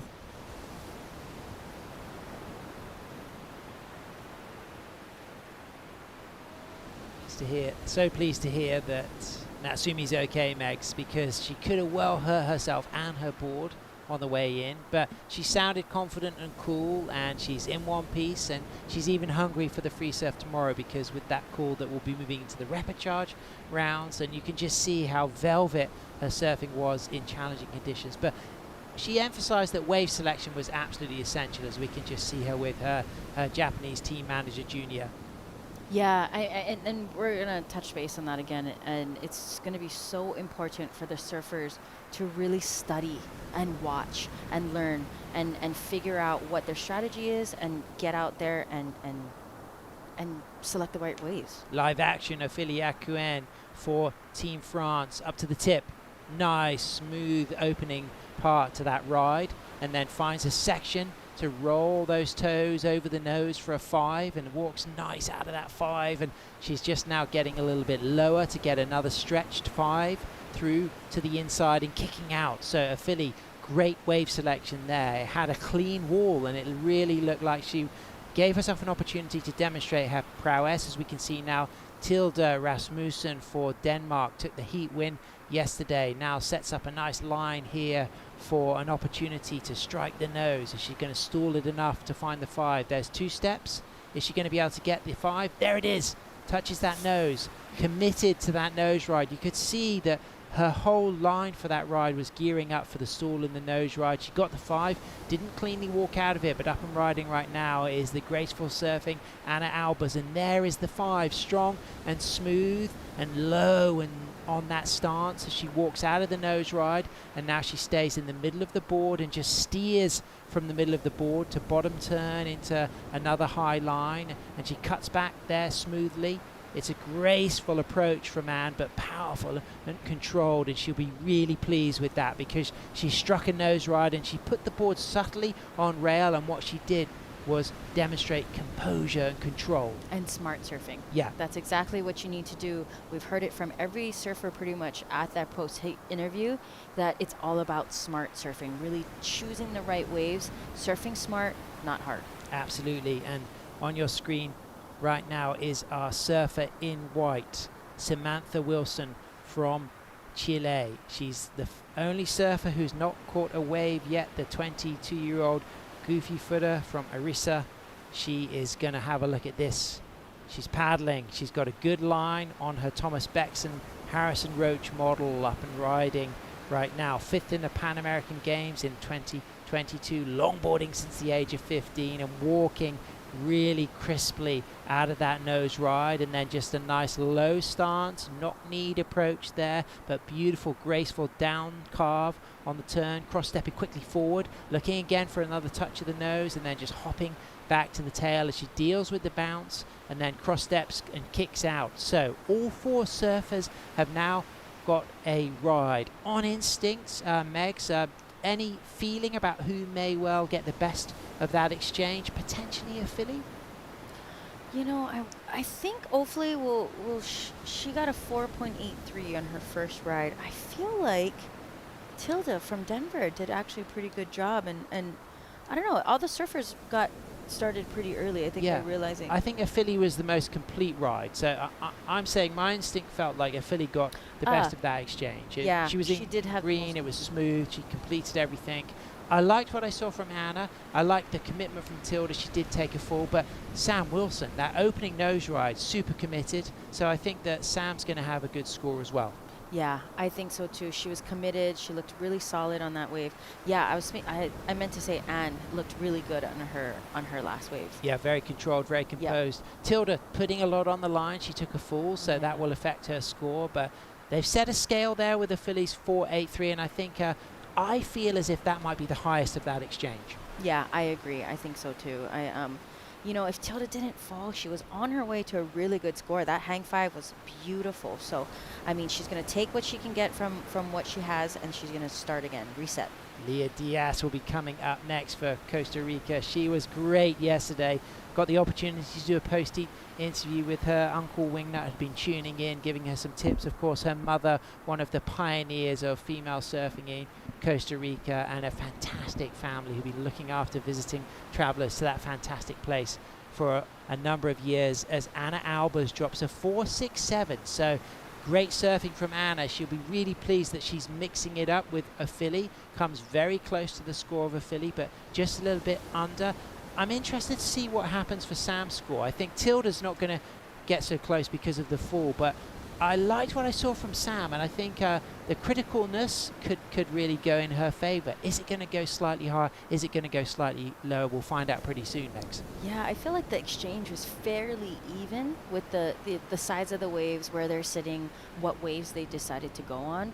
I think that it is going to be near the 4 range, but I think you are right. You called it. I think hopefully we'll have the better of the exchange. So Leah there getting ready, and it's all about timing now, because as those surges come up, there's no beach, there's no space, and what beach there is filled with rocks. So you can just see how this is about pacing yourself. It's about finding that moment when you've had a few swashes come up, and then it just starts to drain back out, and you can see that there's not a big set coming through. So she's just getting some guidance from the local lifeguard team, which is fantastic, and all of the Argentinian volunteer lifeguard team who work here, and she's hitting it straight out front. She's looking strong, followed by the surfer in blue there, which is Marcela Gonzalez from Colombia, right after her, and she'll also be surfing with Mara Lopez from the Philippines and Minami from Chinese Taipei. Yeah, that's going to be a fun heat to watch.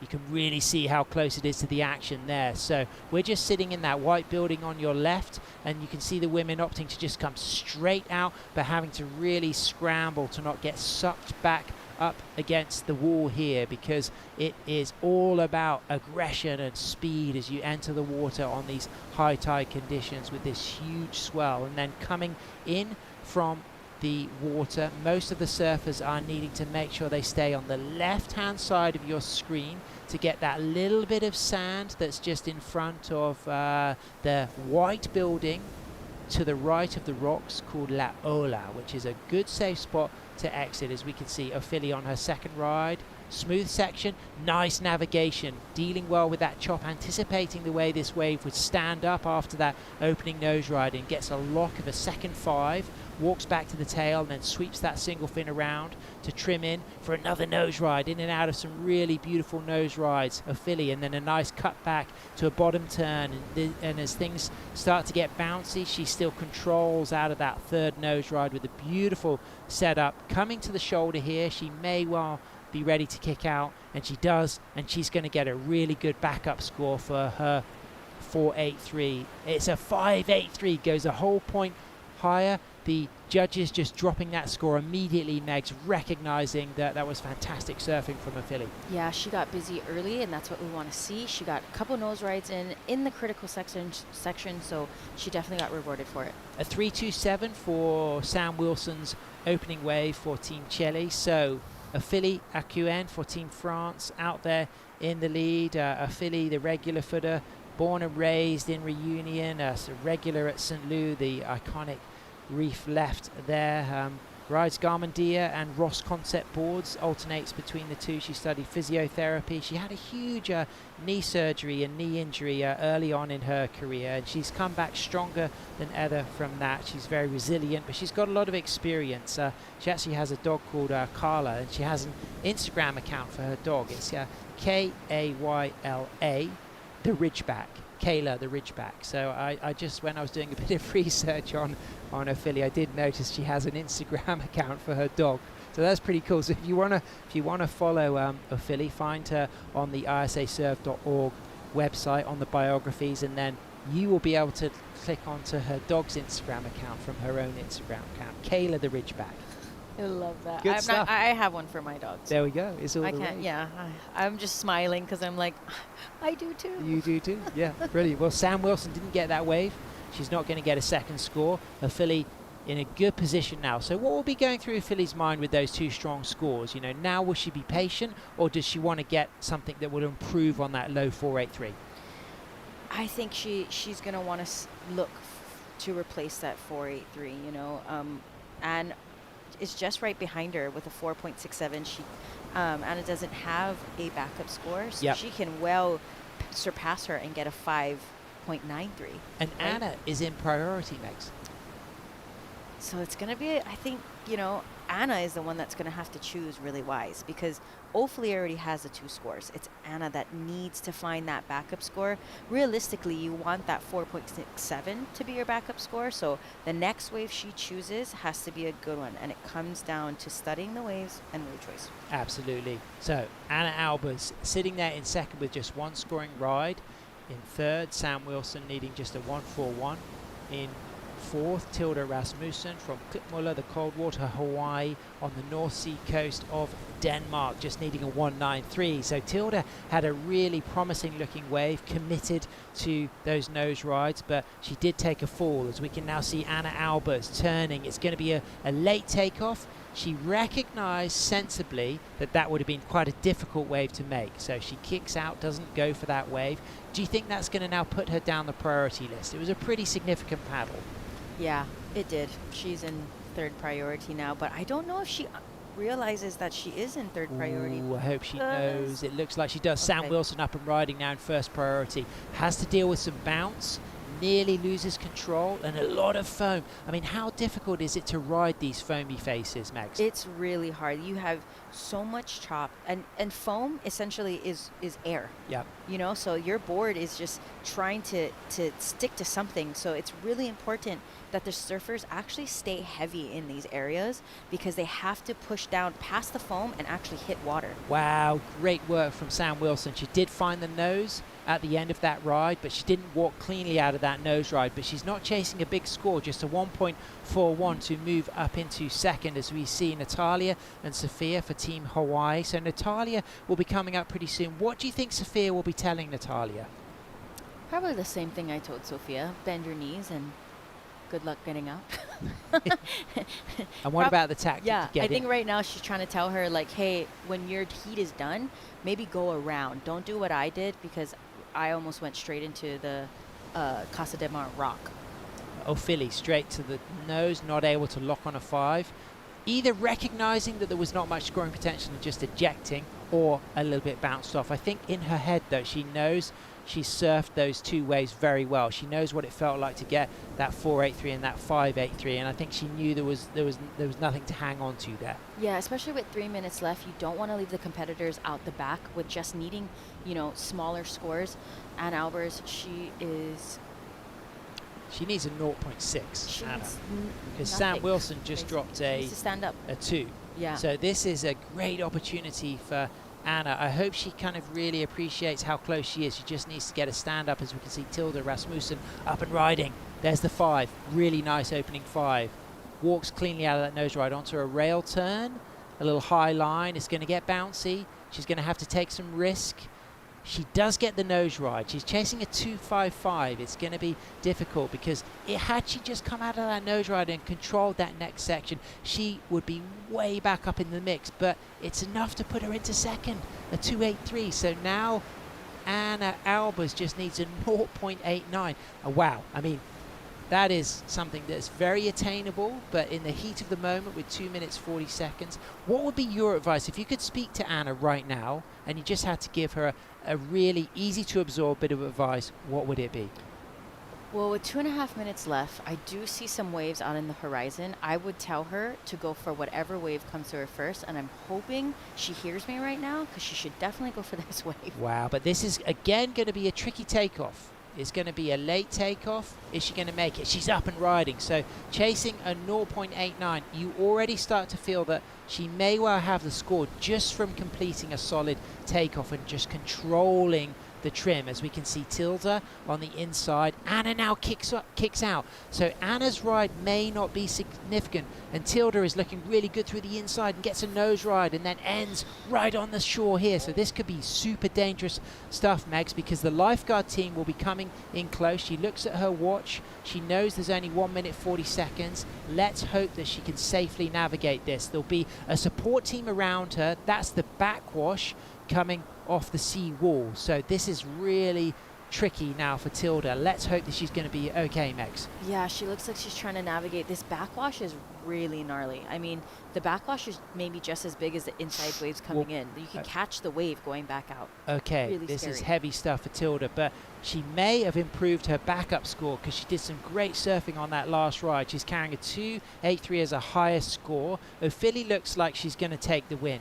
Tilda sitting like somebody who may well stay in second, but Anna gets the score that she needs. It comes in at a 2.27, so she moves into second, and now Tilda is chasing a score of a 4.12.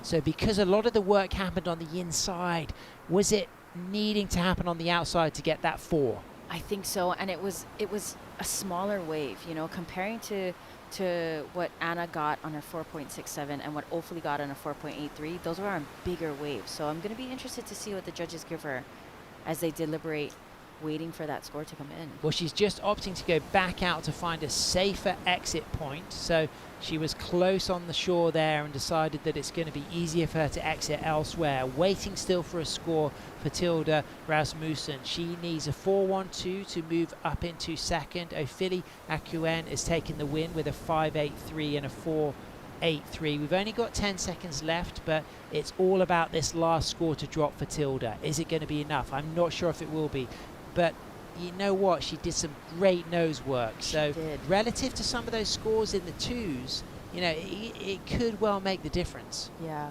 I think so. I don't know if it's going to... Yeah, you're right. It's a 2 point... It was because it was too much of an insider. She surfed it very well, but relative to the 4.83 that we saw for Ophelia's wave, where the work happened on the outside, and we can just see now that board has been broken.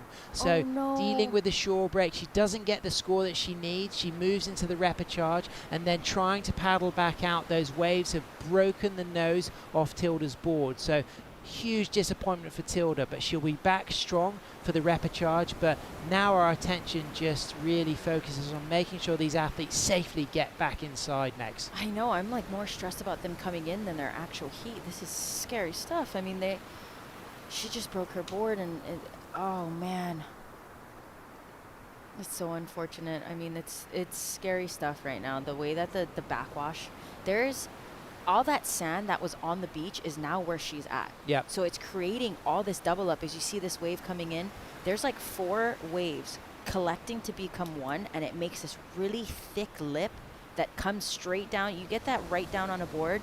What's nice to see now is the lifeguard's just coming in to help, because she's obviously recognized she didn't want to come in at that point. The next heat is already started there. So we've got Leah Diaz, Marcelo Gonzalez, Mara Lopez, and Minami Chen from Chinese Taipei. And of course our focus is definitely still on these surfers getting in, Megs. Yeah, I think with a broken board, I've done this before where the board was broken and I had the back half because of the leash.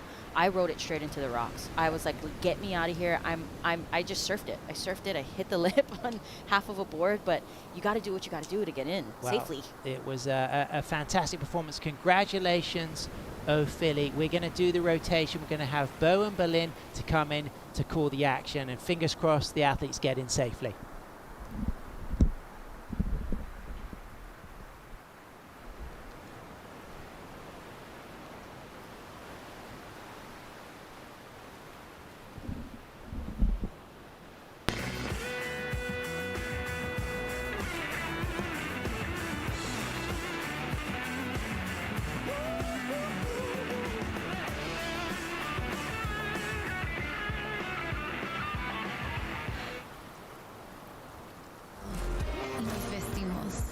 para una vida llena de todas esas cosas que la hacen realmente suprema. La otra vida hoy se nota en una nueva imagen, hecha con el arte que nos enseña que todo eso que hemos ido dejando para otra vida es hoy. Suprema. Esta es la otra vida.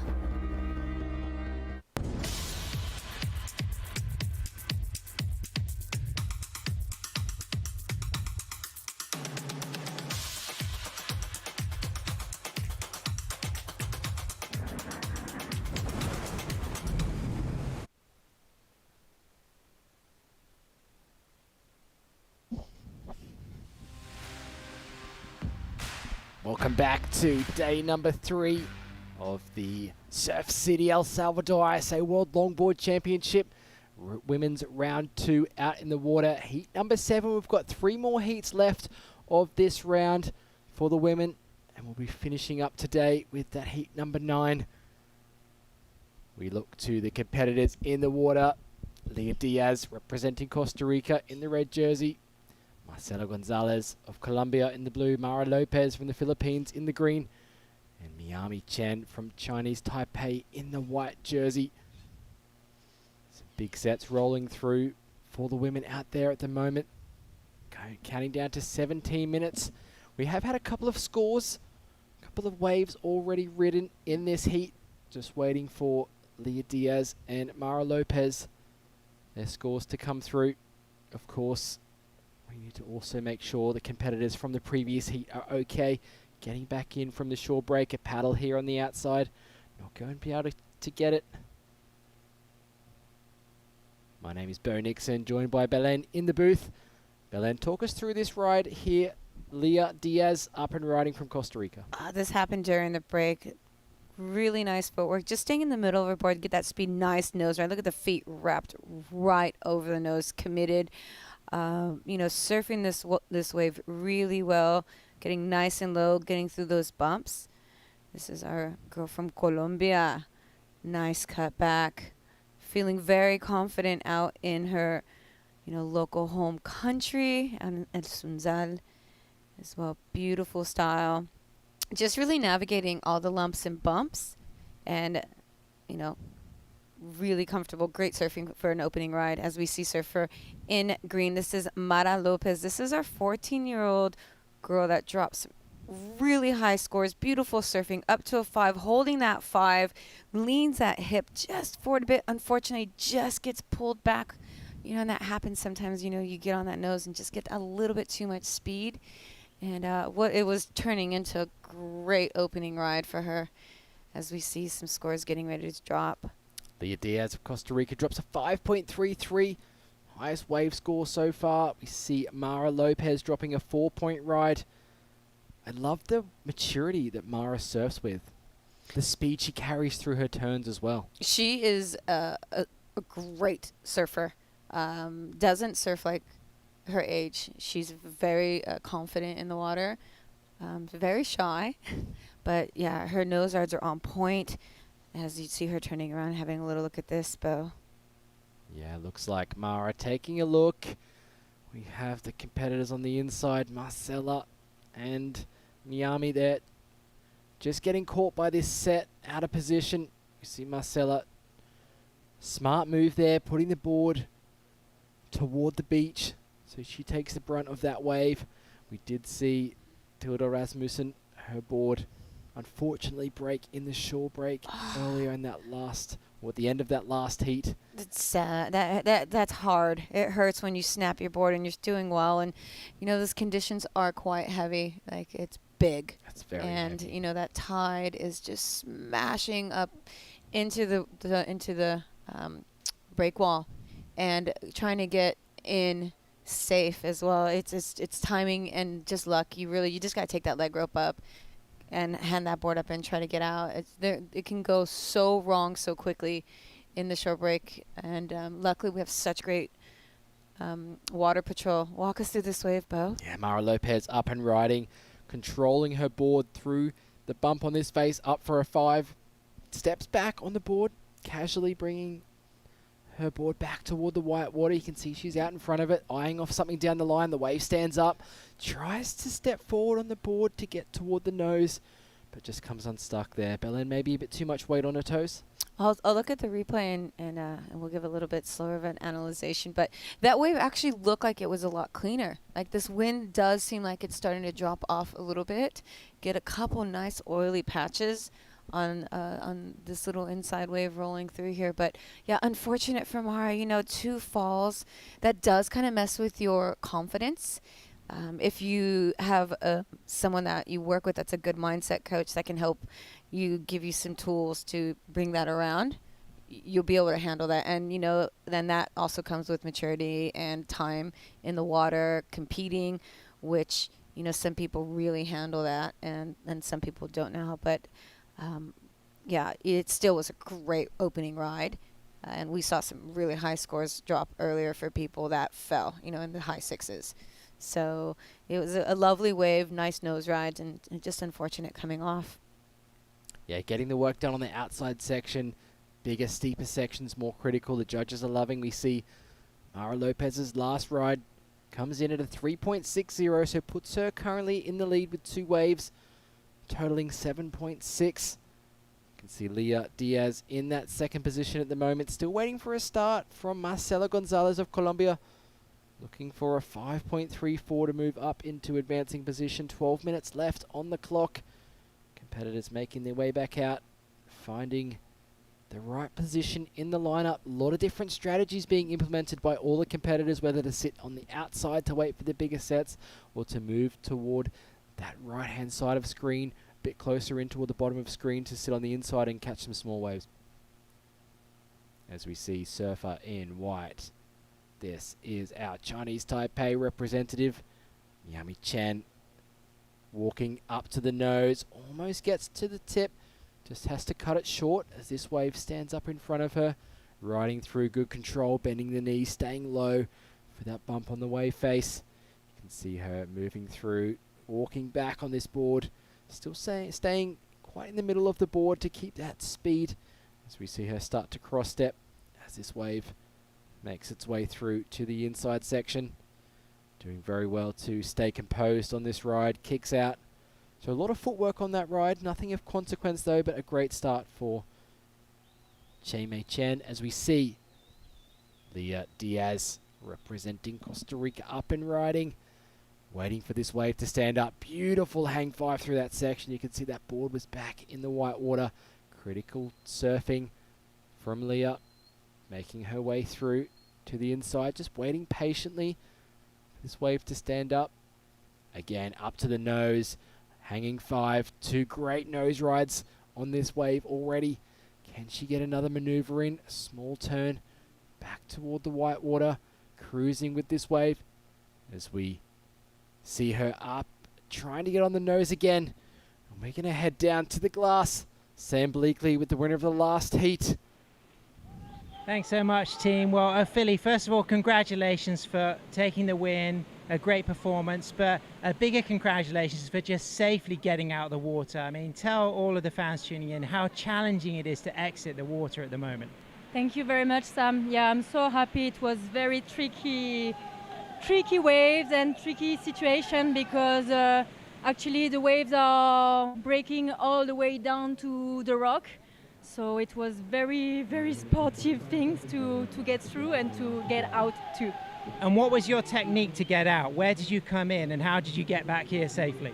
Actually, I wanted to go much more north, but with the current it was impossible, so I finished to take a little wave, but so many currents and my friends helped me to bring my board and get through the beach. And did you see what happened to Tilda from Denmark? She was trying to come in and then her board broken as she's in the shore break. Yes, I heard that. I was up there and I heard that there is a broken board. I was so scary. And yeah, I'm still shaking. But with all the adrenaline, you were so smooth and graceful. You know, what was the secret to maintaining that composure with that footwork and that really clean nose riding? Thank you very much. First of all, I didn't took the biggest wave. I took the middle one and I tried to bend my knee and go through the section. and actually the wave was open and I could stay on the nose and come back fast, and yeah, bend my knee and stay very focused on the wave, what she gonna give me, and that's it. Well, we're looking forward to watching more great performance. There's a lot happening, so we're going to get back to the action. Well done, Ophélie. Team France doing very well as we see the replay here of Ophélie's wave. Up on the nose, stepping back. Just that fluid style, flowing turns. She looks so happy, as she should. Completely reward her for the beautiful surf. Did you hear what she said? She gave me. She's referring to the ocean. The wave that she gave me, it was really beautiful to hear, you know, and the acknowledgement of, you know, just fun, having fun, but as well just, you know, survival surfing, but putting it all together as we see scores being dropped now for our surfer in green, Mara, with a 4 point and a 3.60. But bigger news, Leah Diaz drops a very good ride, a 7.0 for those two critical nose rides. That's especially that first nose ride on the outside section, holding it through the white water. So 7.0, a 5.33 on her first ride. Puts her heat total at 12.33. So other competitors having to do a lot of chasing now to get up into first position. Mara Lopez currently sitting in that second spot. And Jaimei Chen from Chinese Taipei in third, looking for a 4.83 to move up into advancing position. And Marcela Gonzalez still yet to open her account from Colombia, needing a 7.60 to move up. I accidentally called surfer in red Leah from Colombia because my eyesight went down and saw the color. Yeah. And but yeah, so apologies to that for Leah. I had a really nice conversation with her about, you know, surfing with epilepsy and the things that she's had to navigate in order to be an athlete and surf and navigate a medical condition that is, you know, is life or death, really. And she was just saying how she's kind of got it under control now, but, you know, it's been a journey for her. And for her to be at this level of surfing now and be able to navigate that is very impressive. And, you know, kudos to her and, you know, being able to be here to represent Costa Rica and her beautiful surfing. And, you know, clearly look at that 7-0 that she's been dropping and feels very confident out here. And then Mara Lopez, you know, our young 14-year-old from the Philippines, oozing with style, power as well. You know, she really knows how to throw her board around, but place her board in great critical positions with those nose rides. And when you see her nose rides, it's like a stomp of confidence. Her nose riding is very much a statement. And I really hope that she can get something to portray the surfing that she was able to showcase this morning. I am super impressed by the young talent here represented across the world at the ISA World Longboard Championship 2025. Of course, Mara Lopez, 14 years old, showcasing her maturity on a wave, her speed, the style she has. Also 12-year-old Ginger Kaimi from Italy earlier on today as we see live action out in the water. This is Yami Chen from Chinese Taipei.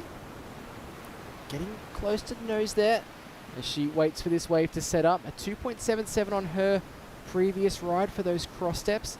Doing a lot more work on the wave face on this wave as she looks to get up toward the nose. A quick 5, stretches those toes out, carving back to the white water. Beautiful style to set this one up on the inside. She's going to take a few steps to get up to the nose, hanging 5, but just falls off the back of that wave. So we'll see if it's going to be the 4.83 to put her up into advancing position ahead of Mara Lopez. Of course, Leah sitting at the back with first priority, second with Mara Lopez at the moment.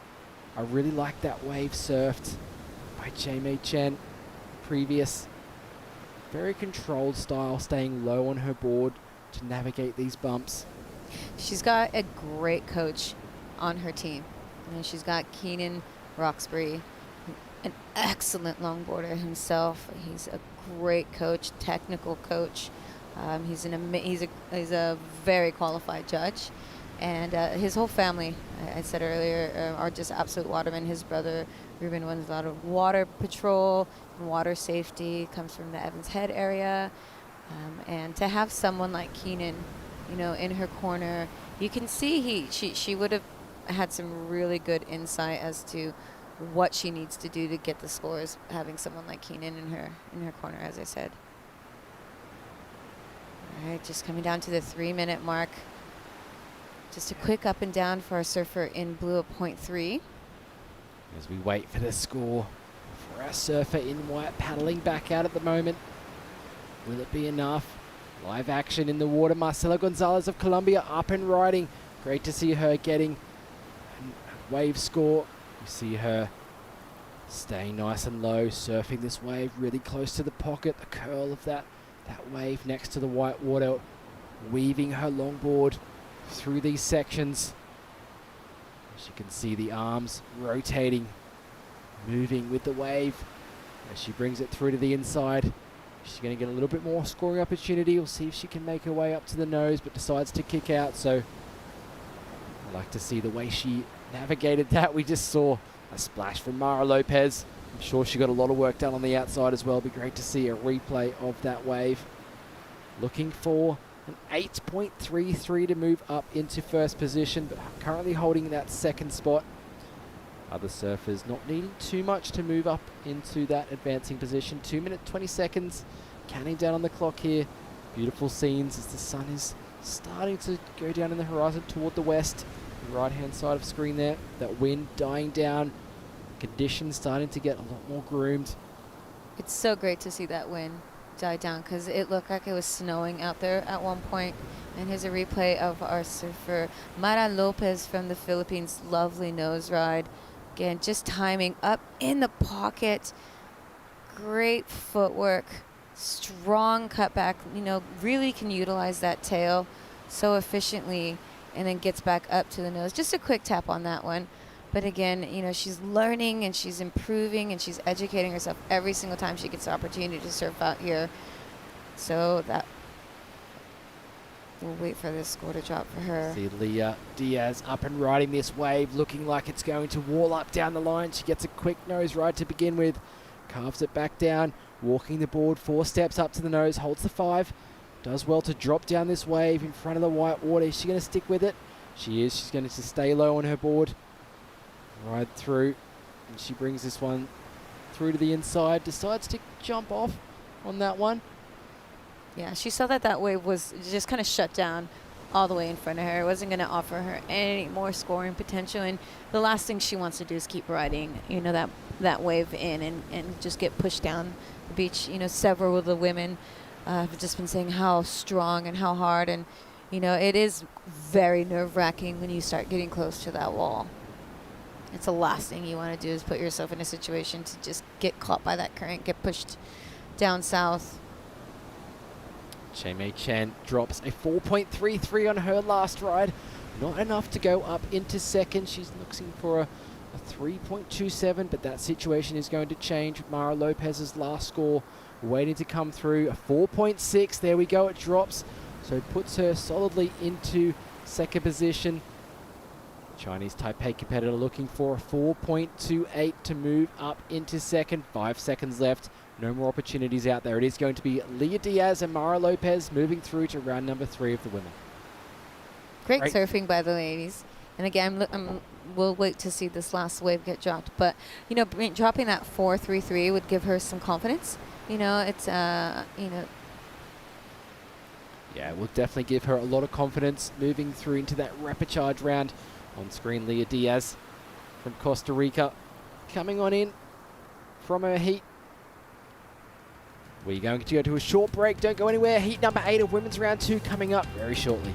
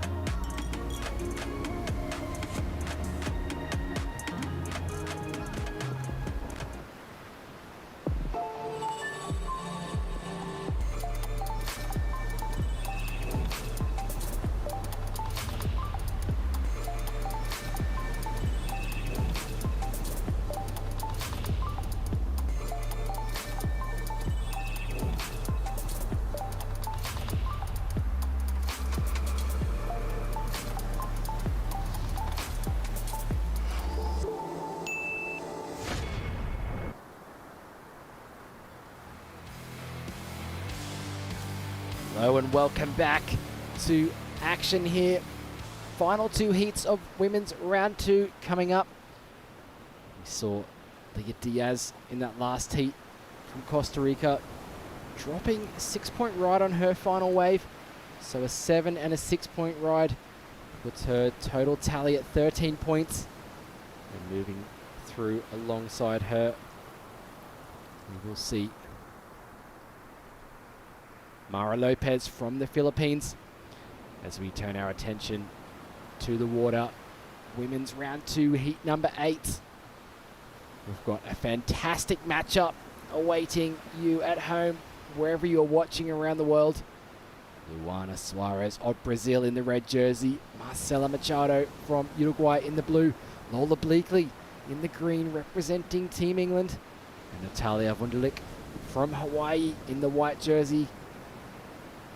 So here we go. We just see the set come through. We didn't get a big set come through that last heat. And they just opened up with a solid set coming through. And girls trying to make the most of getting out and back into position and not getting pushed out of losing any. There's no priority set right now. So, that's what you're wanting to do. But we had a real interesting situation happen earlier, which if for those of you that don't know, there is a priority that is set out the back.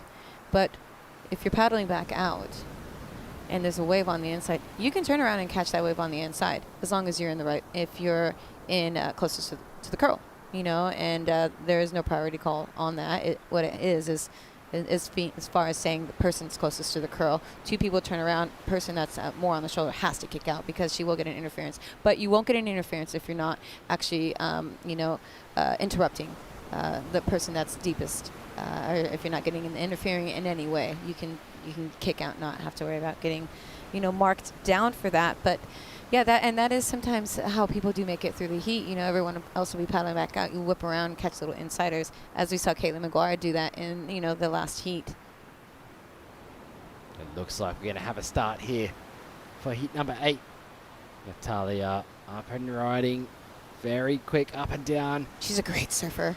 I had a chance to watch her surf for the first time down at Bell's this year. Blew my mind. Absolutely blew my mind.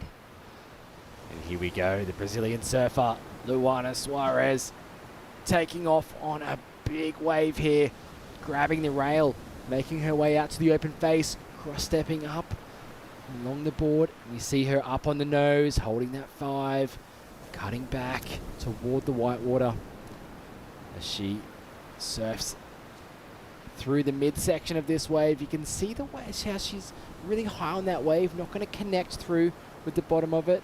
Team England, Lola Bleakley up behind her. Goofy footer out of Sennen and Cornwall, just kicking out of that ride. We'll see if she got anything done further out the back. Looking at going from Marcela. Tricky start to this heat 8. 16 minutes 15 left on the clock. But a great start from Luana Suarez. Yeah, Luana, amazing, as we were talking about earlier, Yes. Marcela having another look there. We're going to go down to the glass with Sam, with the winner of the last heat. Thanks so much, team. Leah, you actually have a smile on your face, and there's a bit of positivity about your experience. Yeah, I know, I'm so stoked. Actually, the waves are really fun, so I just had a blast. I was just going out there and trying to have fun and be relaxed. And despite the challenges getting in and out, you said it's more fun than it looks when you get a good one. Oh, 100%. Like, it looks so tricky, and going in and out is like death mission. But if you actually time it right, you can have a blast. Well, you've progressed to the main event, round 3. What's the plans for a potential relax day for you tomorrow if we do run the repechage rounds? I mean, a bunch of acai and a massage. You've got an amazing team behind you. Big shout out to everybody tuning in Costa Rica. Yeah, gracias a todos los chicos que me están apoyando. Seguimos fuertes. Tengo muchas ganas, mucha sed de seguir haciendo lo mejor. Las olas están súper bien, súper buenas. Un saludo gigante y gracias a Surf Simply. Un saludo gigante a mi mamá, mi familia, a mi novio. Los amo, pura vida. Congratulations, Leah. Live action in the water. Marcela Machado from Uruguay up and riding. See her in the blue jersey, cross-stepping up to the nose. Did very well on the outside section of that wave. Let's move it back to Leah Diaz. Fantastic surfing from her in the last heat. Such a happy face to see down on the beach. Oh, she's so happy. So happy. And we watched a really unique strategic maneuver of her coming in right. She paddled in when there was no sets, you know, and she came so hard. Look at this. Big team excitement. Costa Rica.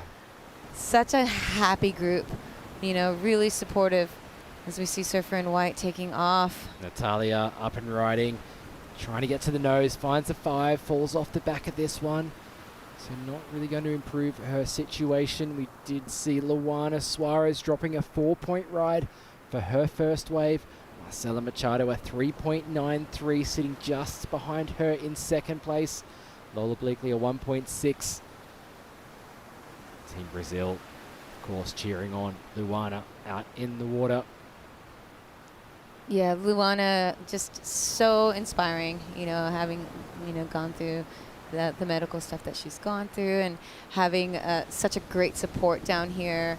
She's a true testament of being an amazing human, an amazing athlete.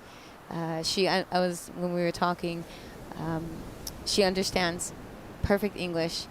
But, you know, like she had her translator down there. And it's just, they're putting the effort in to learn new languages. And events like this, you know, it's giving people an opportunity that would never have gone out of their country with their sport.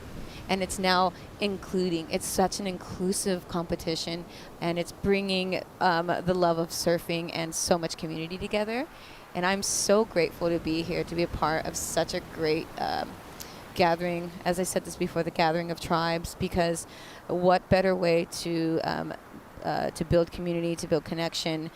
We are all connected through the ocean, through vibes and through literally riding waves. You know, you'll be riding one wave in Africa, and eventually that same water will move to Hawaii and move to California and move around. So essentially, you know, we are all connected in one time or another, and it's such a beautiful sport. And to be here and to call these scores out and watch people get to actually ride waves is an honor. And I'm grateful to be here with such amazing commentary people and amazing organization that is doing so much for surfing for women and men and juniors and all different disciplines as well in the world.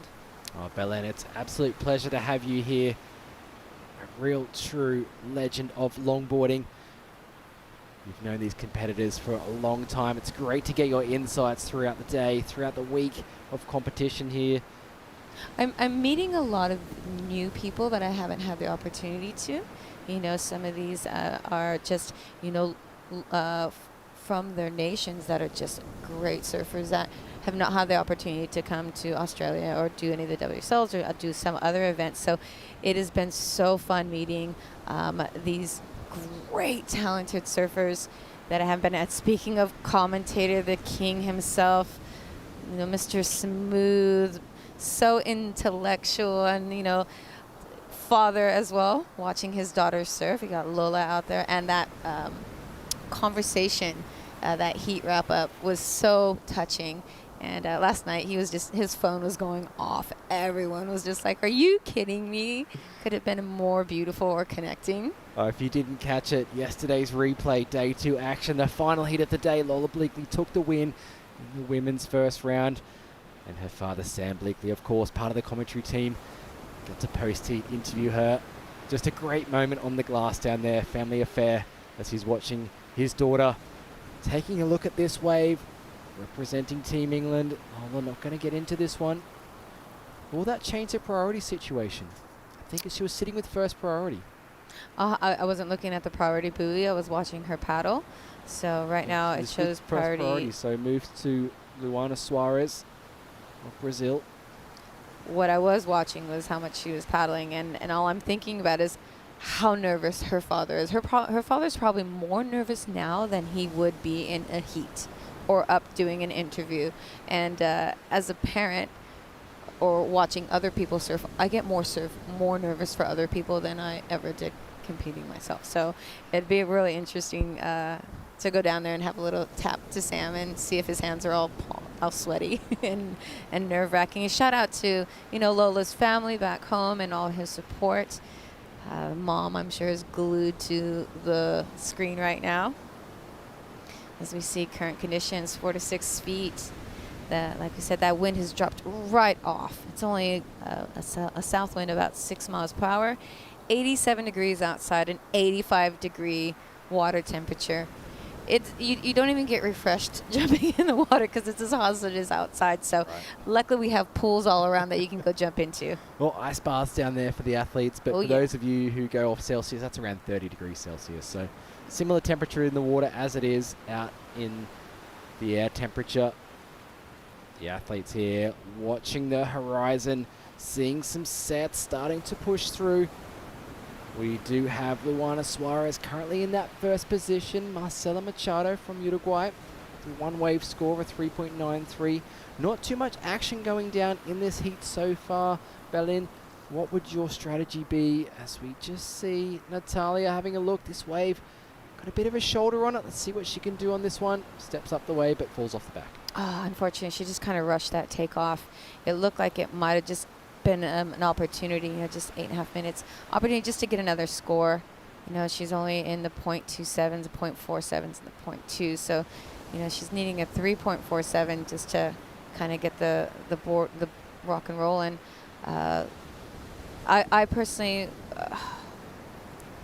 I would just try to get a wave under. Just get a wave. Yeah. Luana Suarez up to the nose on her second ride in this heat. Again, a quick touch of the 5, cuts it back. You can see this wave beautifully glassy in front of her, holding that 5 through the section. Great nose ride. The judges are going to love that. I know we love it here up in the commentary booth. Whipping that board back around, stretches out for a quick 5. Things get a little tricky on the inside section. I think kick out now, fantastic. Got a great wave score to back up that 4-point ride. She's going to paddle out pretty happy with that. Oh, she would be ecstatic about that. I'm sitting here trying not to scream into my microphone watching her. I was so happy for her, and just the commitment of that nose ride as well. As we see on the replay, nice paddling, rolls in, doesn't fall in, rolls in, so sets that line, gets that speed into that section. And again, this is the nose ride coming up, quick 5, redirects to set that up, takes a nice step, goes up there, holds that, still chasing that, still on the nose, flying down the line. Well-read wave. Again, showing use of the tail, and then again, back up to the nose ride. And then taps it one more time, holds that. See this inside section, says, I am out of here. I did my job. You're not one to stick your neck out, but I'm going to ask you, do you think that's the best wave of the heat so far? I'm definitely can say that that's the best wave in the heat so far. She will be rewarded for, her surfing. It was fast footwork, nice nose ride. The judges will have a look at her stance on her nose ride, because they do want to see, nice tight footwork. And sometimes you're not comfortable doing that. But it was a great surfed wave. Natalia only with a couple of small scores, up and riding, looking to really solidify her position here. Again, falling off the back of that wave. Do you think being that goofy footer, maybe falling victim to trying to look over her shoulder on these rides? I haven't had a chance to talk to Natalia and get her insight as to what it's been like free surfing. But I've seen her surf bells. And being a goofy footer, I know what she can do on her backhand at a point break like this. And she can surf it so well. So I just think it's just getting the right wave under her belt. Really, I just right now think wave choice has just been not the best thing for her. It has nothing to do with her surfing because, like I said, I know what she can put down. And her style as well is so beautiful. She has a really nice and I think if she gets opportunity to showcase out, there'll be a big whoa. Definitely.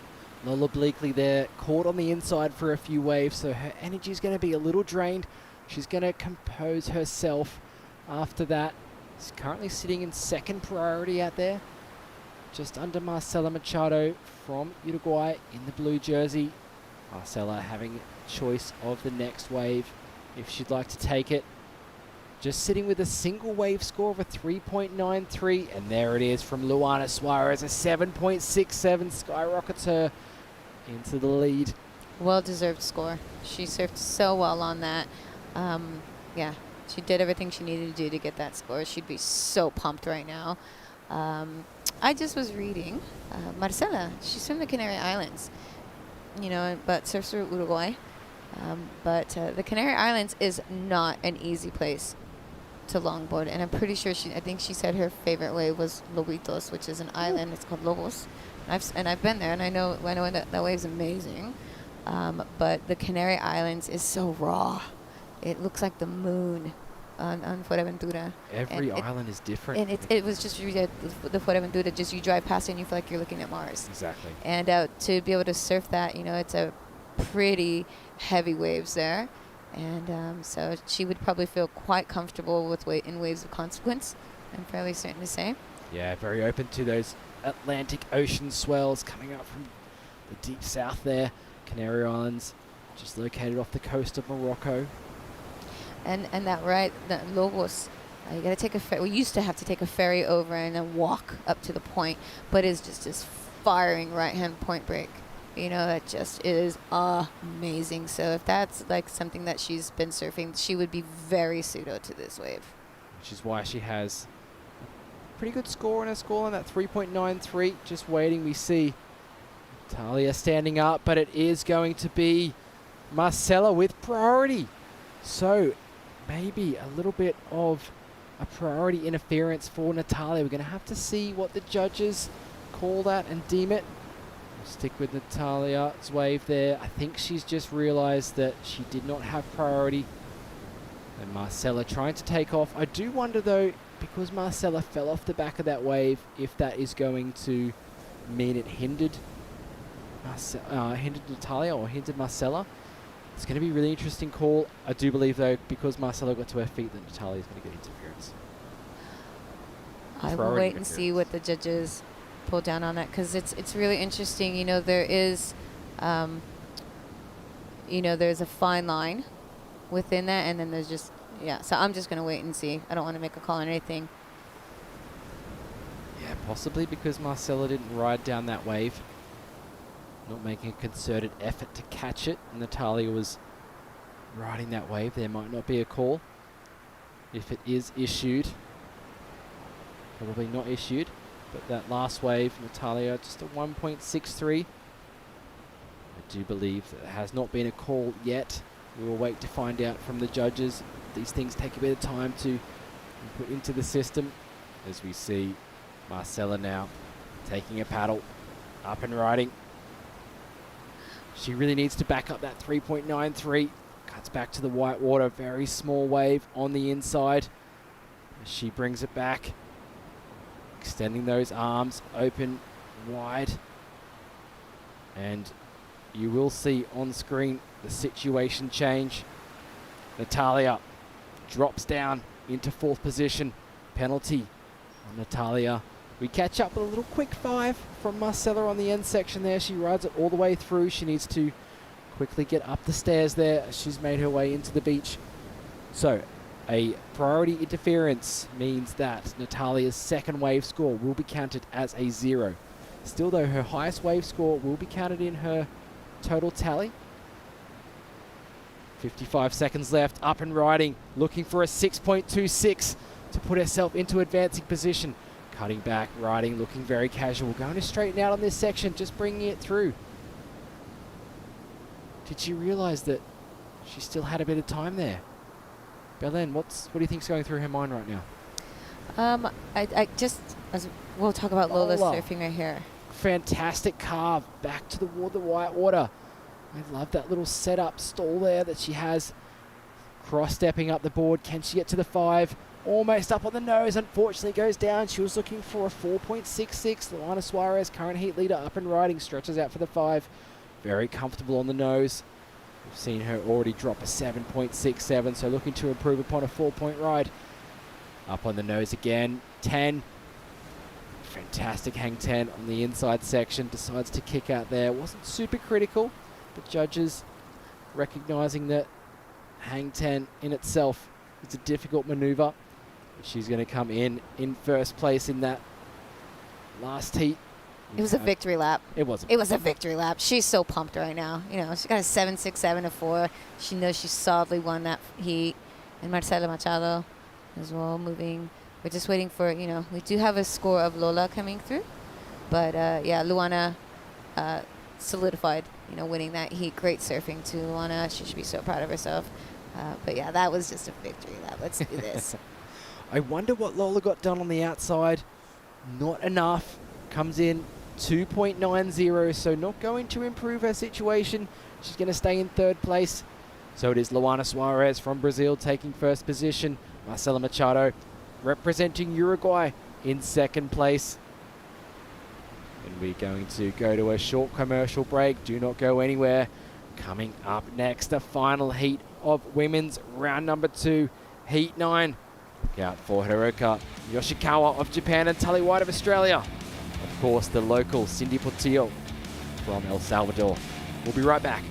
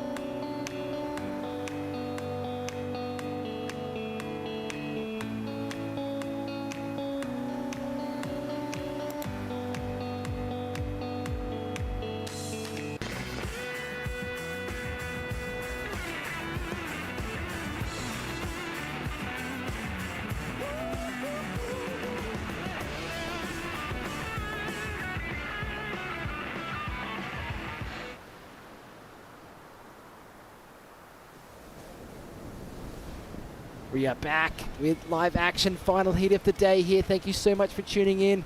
You're watching women's round 2, heat number 9 in the water. Hiroka Yoshikawa of Japan in the red jersey. Layla Brady representing Panama in the blue. Tully White in the green from Australia. And the local Cindy Portillo from El Salvador. I love the way she surfed earlier today, making it through her heat. She has this beautiful style, I think really matches the wave here at El Sunzal perfectly. She's going to be one to look out for in this heat, Belen. I'm very excited to call this heat. There's some great surfers. There's great surfers in every single heat, and you're getting to this point now where, you got to be a great surfer. It's kind of, there's some great surfers that were in some of the previous heats and unfortunately just weren't able to get the right score. But so far these women have showcased why they are in the round 2 heat 9. I'm looking forward to calling this heat. It's finally cleaned up a bit. We still have solid surf, but it's allowing the ladies to showcase their style and not survival surfing, which you still need to be able to know how to survival surf. But it's nice when they can showcase their talents. That certainly is, as we see some repositioning of the athletes in the lineup.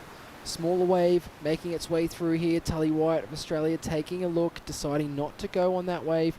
Just under 18 minutes remain in this heat. The winner in second place moving through to round number 3. As we see Cindy having a look here, a bit of local knowledge. No one's going to take off on these rides. No, I think everyone's a little bit just shy. They definitely don't want to get stuck when those bombs come through, and maybe they're seeing something coming out the back and they're just kind of navigating it right now. We do see maybe some lines coming through, and we're going to really hope that surfer in green is able to get into it, as she is. I think a great call from Tully White to move toward the inside to pick up this inside wave. Cross stepping her way up to the nose. Quick 5 there.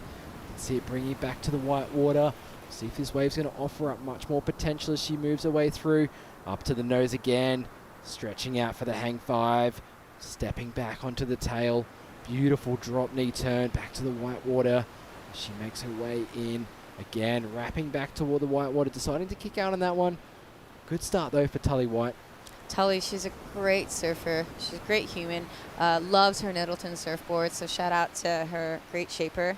The local Cindy Portillo up and riding of El Salvador. Local knowledge puts her on a good size wave here. See her carving her way through. waiting patiently, looking to try and get to the nose. Very comfortable nose rider, but just finds herself on the shoulder a little bit too much. She'll have to kick out and make her way back out to the lineup. I love the way she can just throw that board around. You know, very confident, not scared to use that tail. And like you said, you know, she had some great surfing earlier today, so looking forward to, as we see Tully just kind of driving down the line, middle of her board, decreasing speed, a little bit of a stall, soft footwork up to a 5, holding that. And again, just kind of getting up, trying to get back up into the front half of her board and up to a 5, holding that 5, toes nicely wrapped over. Lovely style, not forcing those turns, but just dropping that knee, showing some nice traditional aspects of the turn. The wave not offering her a lot of opportunity for more nose ride sections, but it did allow, you know, some nice traditional surfing and some nice progressive surfing as well. So that should be a good start for Tully, just to, again, get that grease going on in those wheels. Yeah, looked like a bit of safe surfing there from Tully. I think it's a good strategic move. Get her feet set in her wax on her board just to kickstart this heat. She got a quick start. Still a lot of time left as we see Hiroka Yoshikawa in the red jersey from Japan, stroking into that one, but didn't quite make her way into that wave. More waves approaching the lineup as we see Layla Brady making her way across. She'll now be sitting out there with that first priority as we see her taking a look at this wave. Just going to let Hiroka go. Up and riding. Reading this wave perfectly up to the nose for a quick 5. Stepping back, getting the speed, dropping down this wave.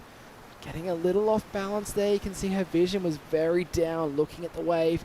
Whitewater catches her up and knocks her off. Sets approaching behind. No one on those waves. They're breaking a little bit too wide, Belen.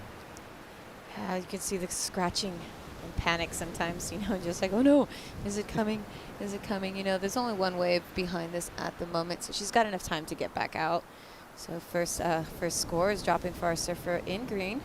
5.33 for Tully White. Interesting to see that score come through. I thought it might have been actually a little bit lower, just with those nose rides, a bit on the shoulder.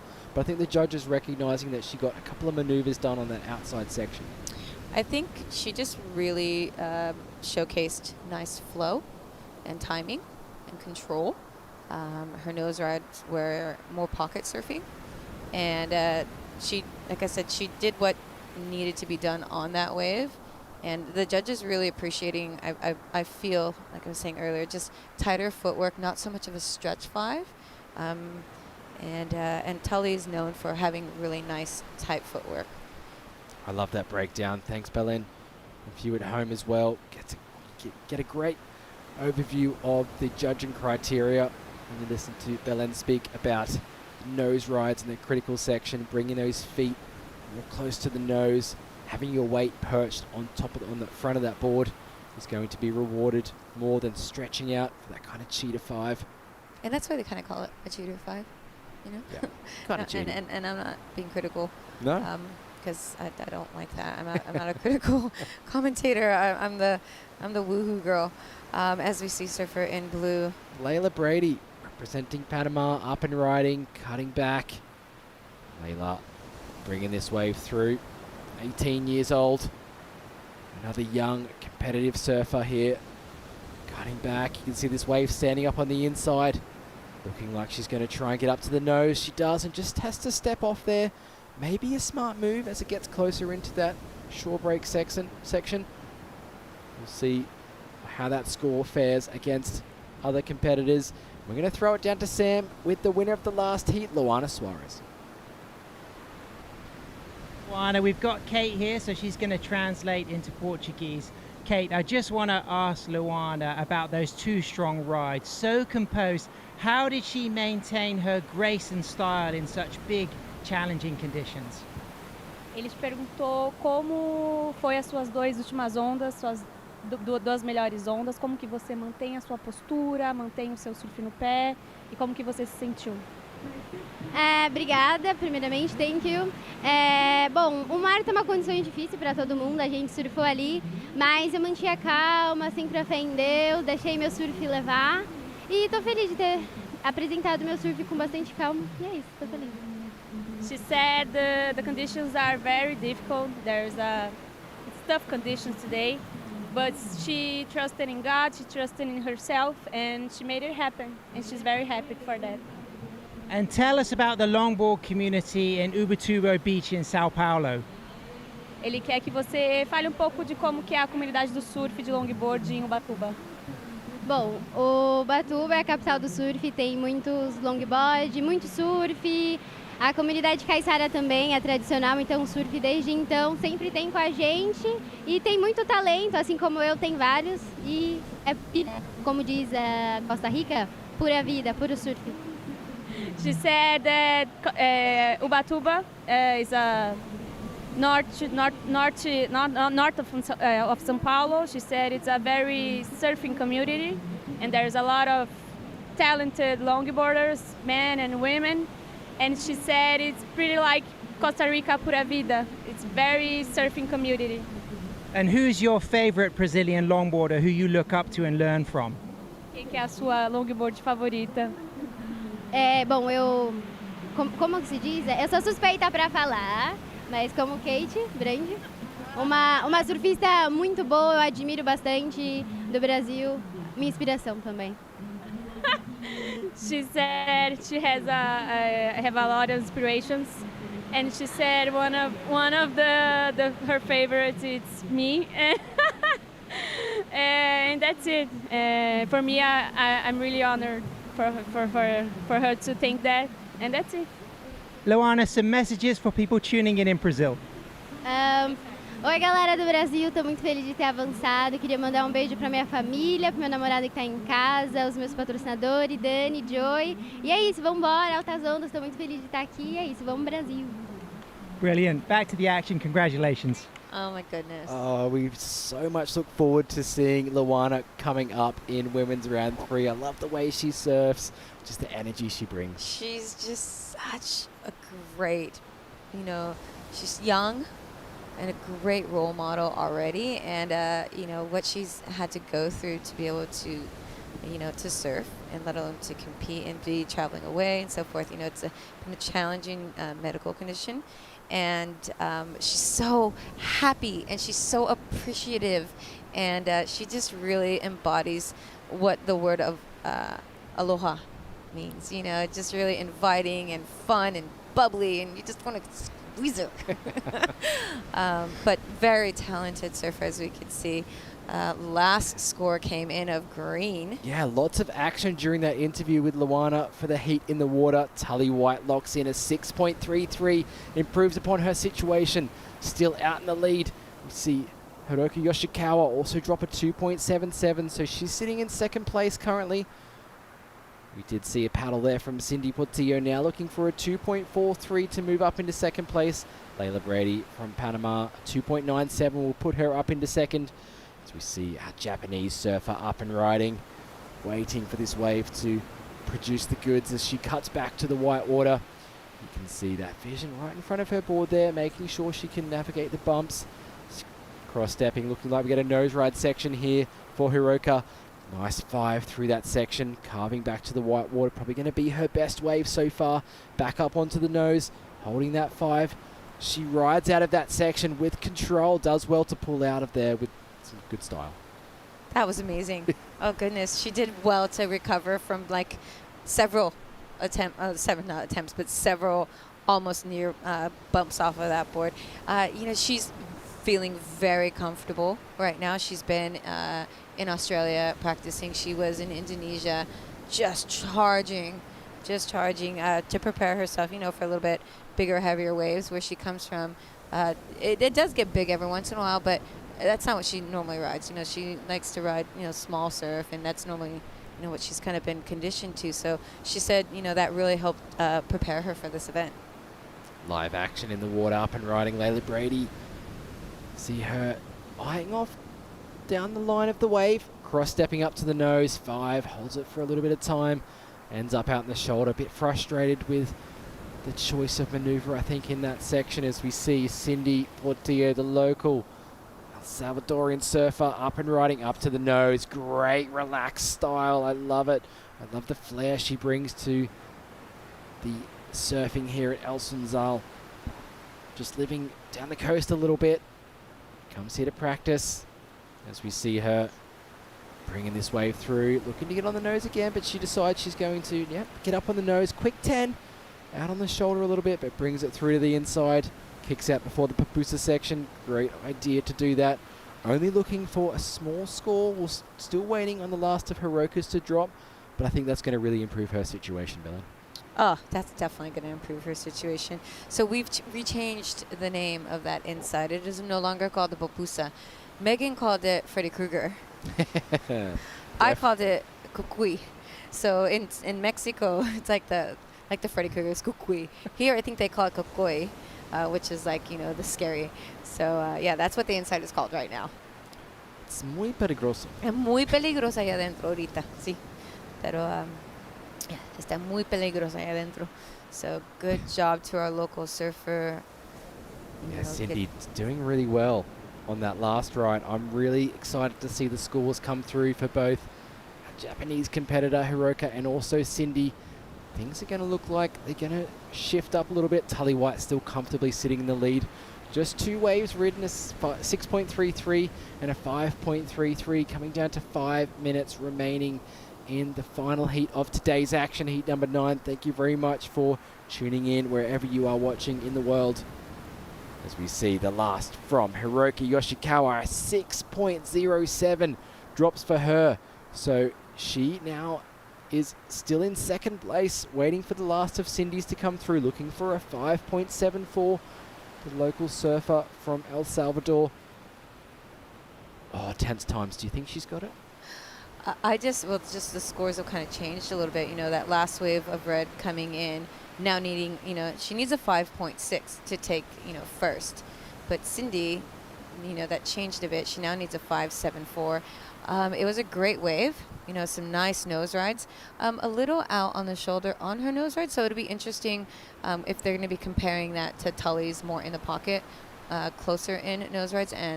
But just, really beautiful, solid surfing, great style. And, she's doing her country proud, being a female representing El Salvador here at home. Just to be here is an honor.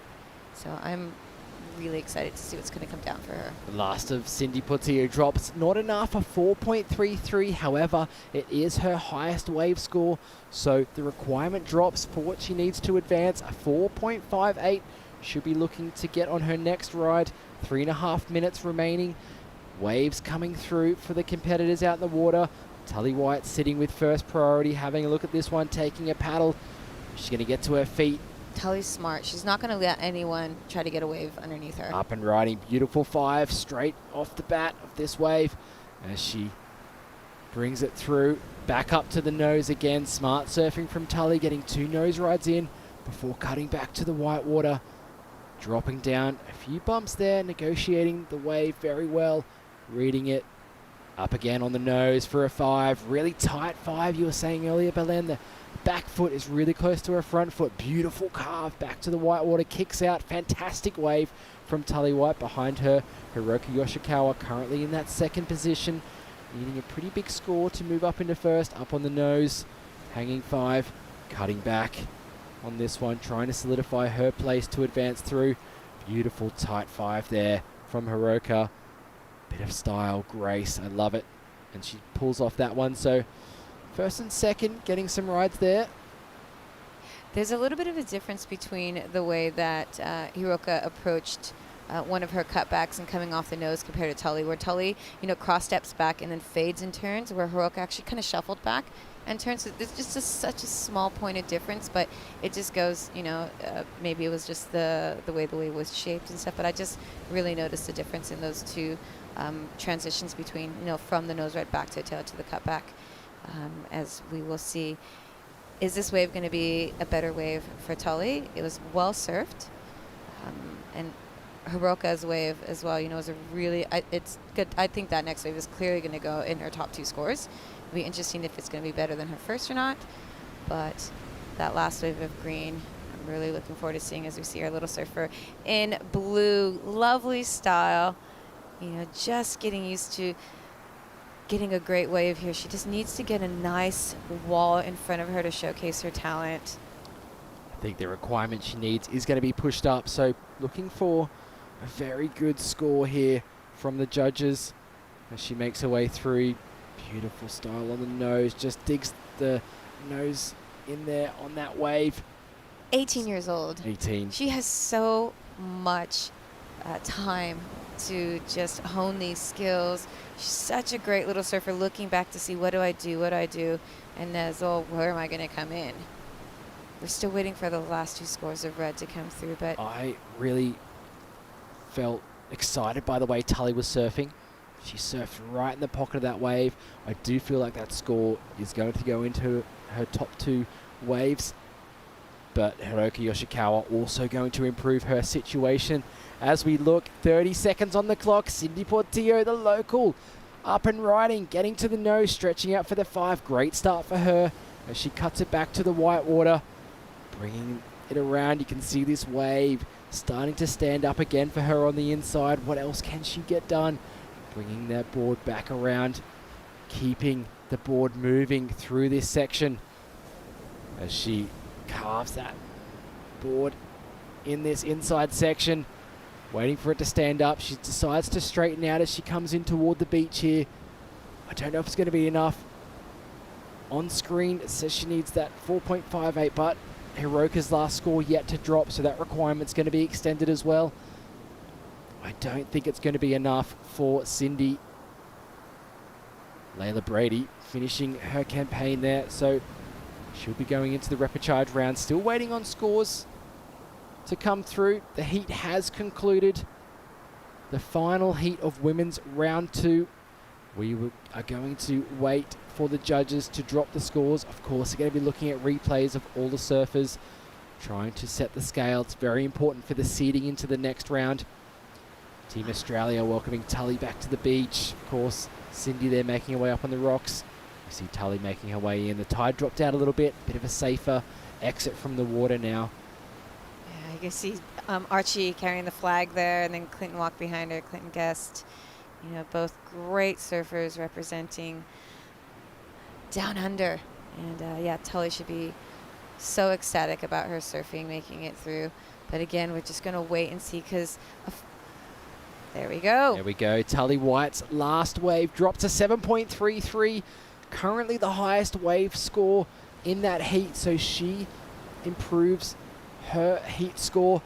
Hiroki Yoshikawa drops to 6.77, so staying in second place. Cindy's last wave at 3.6, so there you go. The final results will be Tully White in first, Hiroki Yoshikawa in second. Moving through to main event. Round 3 of the women's, Cindy Portillo, Layla Brady relegated to the repechage rounds. Competitors making their way back to the athletes zone, and that will conclude today's action. What a fantastic day it was. We're going to take a look at the highlights from today's action. Oh, it's going to be exciting to watch. So grateful to be here. Thank you.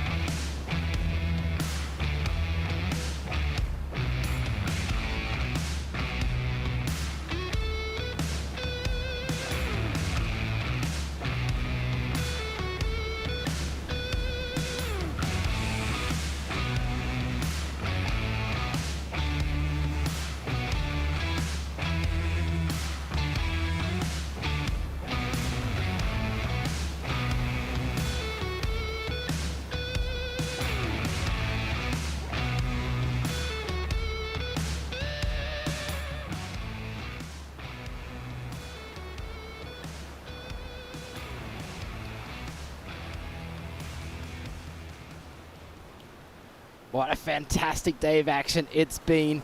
I'm so excited that we had that day of surfing today. We had some really high scores, some of the highest scores of the event. My name is Bo Nixon, Belen Alvarez-Kimball here to call the action for today's surfing. Tell me, who were some highlights that stood out to you today? I think some of my highlights was Ben Skinner. As well, that last nose ride that we saw of Mara was just next level. Seeing Tully as well just put some nice heats together. Fernanda just on fire as well. There's been a lot of great high scores, and just some of the quality of the surfing in some of those conditions was just so admirable. Those are kind of, I think, some of my highlights. Yeah, Eduardo Perro, a 9-point ride for his surfing. One of the highest heat totals we've seen so far as well. So fantastic surfing from him. It's just been a great day of action. Although that wind came up, we saw, obviously, like I said, some of the highest scores. Rogelio Esquivel, JR, of course, as well from the men's division, an 8.83 for his long hang 10. Jefferson Silva as well, putting together some great scores. It looks like we're going to get a call at 6:45 a.m. tomorrow morning to run the men's repechage round. So that's going to kick off at 7 a.m. if we get the call. Moving into women's repechage round as well tomorrow, and then switching back between the men and women repechage. Yeah, so I think conditions are going to be looking a little bit similar. We're still looking in probably like the 7 to 10 foot. That's what they're saying. We are a little bit of wind maybe, but then it's going to start slowly dropping off. And so, by the end of this week, we should have some really beautiful, nice, in that 4-foot category, which is going to really just highlight all the talent that we've seen from the bigger surf, bring it right down and really just see some great nose ride and great turns, and really looking forward to showcasing the art of trim in the smaller surf. Exactly. It's going to be a fantastic week of action. Make sure you stay tuned to ISAsurf.org. You get all the replays, all the highlights. You can download the heat sheets there as well. And we are going to catch up with the winner of that last heat, Tully White, very soon. Tully putting together some great heat scores in that last heat. We saw her finish with a super high score, 6.77. Talk us through her nose rise. She was surfing 7.33. She dropped. She had a 6.33 as well in that scoreline. Tell me about why the judges were rewarding her. She was surfing in that critical section. I think just everything that she kind of put together, her footwork, just nice, calculated footwork. It wasn't rushed.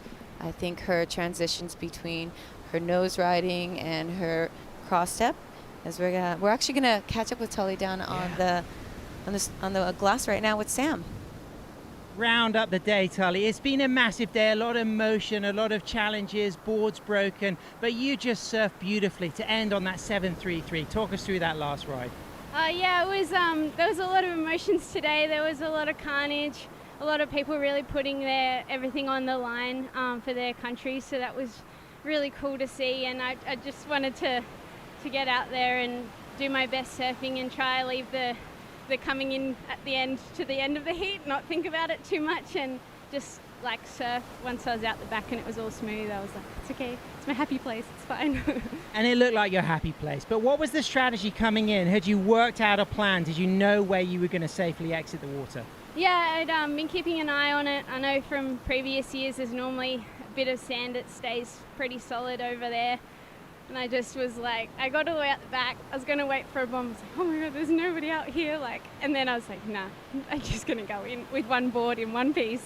And yeah, just rode it like as far that way as I could. And yeah, the boys were there to greet me and help me, but I was cruising. It was sand over there. I was pretty happy.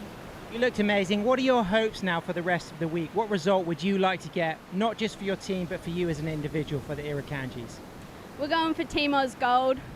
That's pretty strong. And obviously I'd love to get in that final.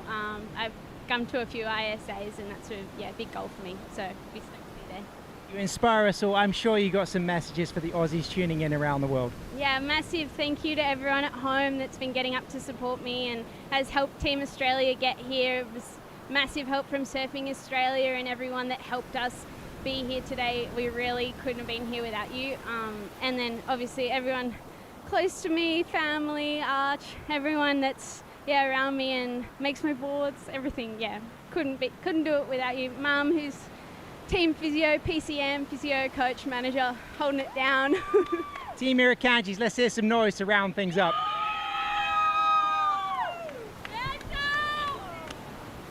Team Australia there, looking strong, going for that team gold. Of course, Team Hawaii winning the team gold last year. We've got some strong contenders this year for the team gold. Team Hawaii, of course, looking strong, but Team France not far behind as well.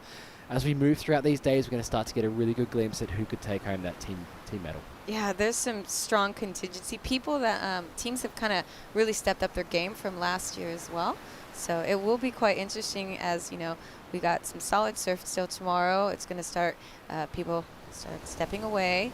And then that's where we're going to be able to start looking at the totals of where our countries sit collectively and individually as well. So looking ahead to tomorrow, we're going to be making the call at 6:45 a.m., going for a 7 a.m. start for the men's repechage round. You can catch the call on isasurf.org or on the ISA Surfing Facebook. Thank you so much for tuning in. My name is Bo Nixon, joined by Belen Alvarez-Kimball. We look forward to seeing you for another day of action tomorrow.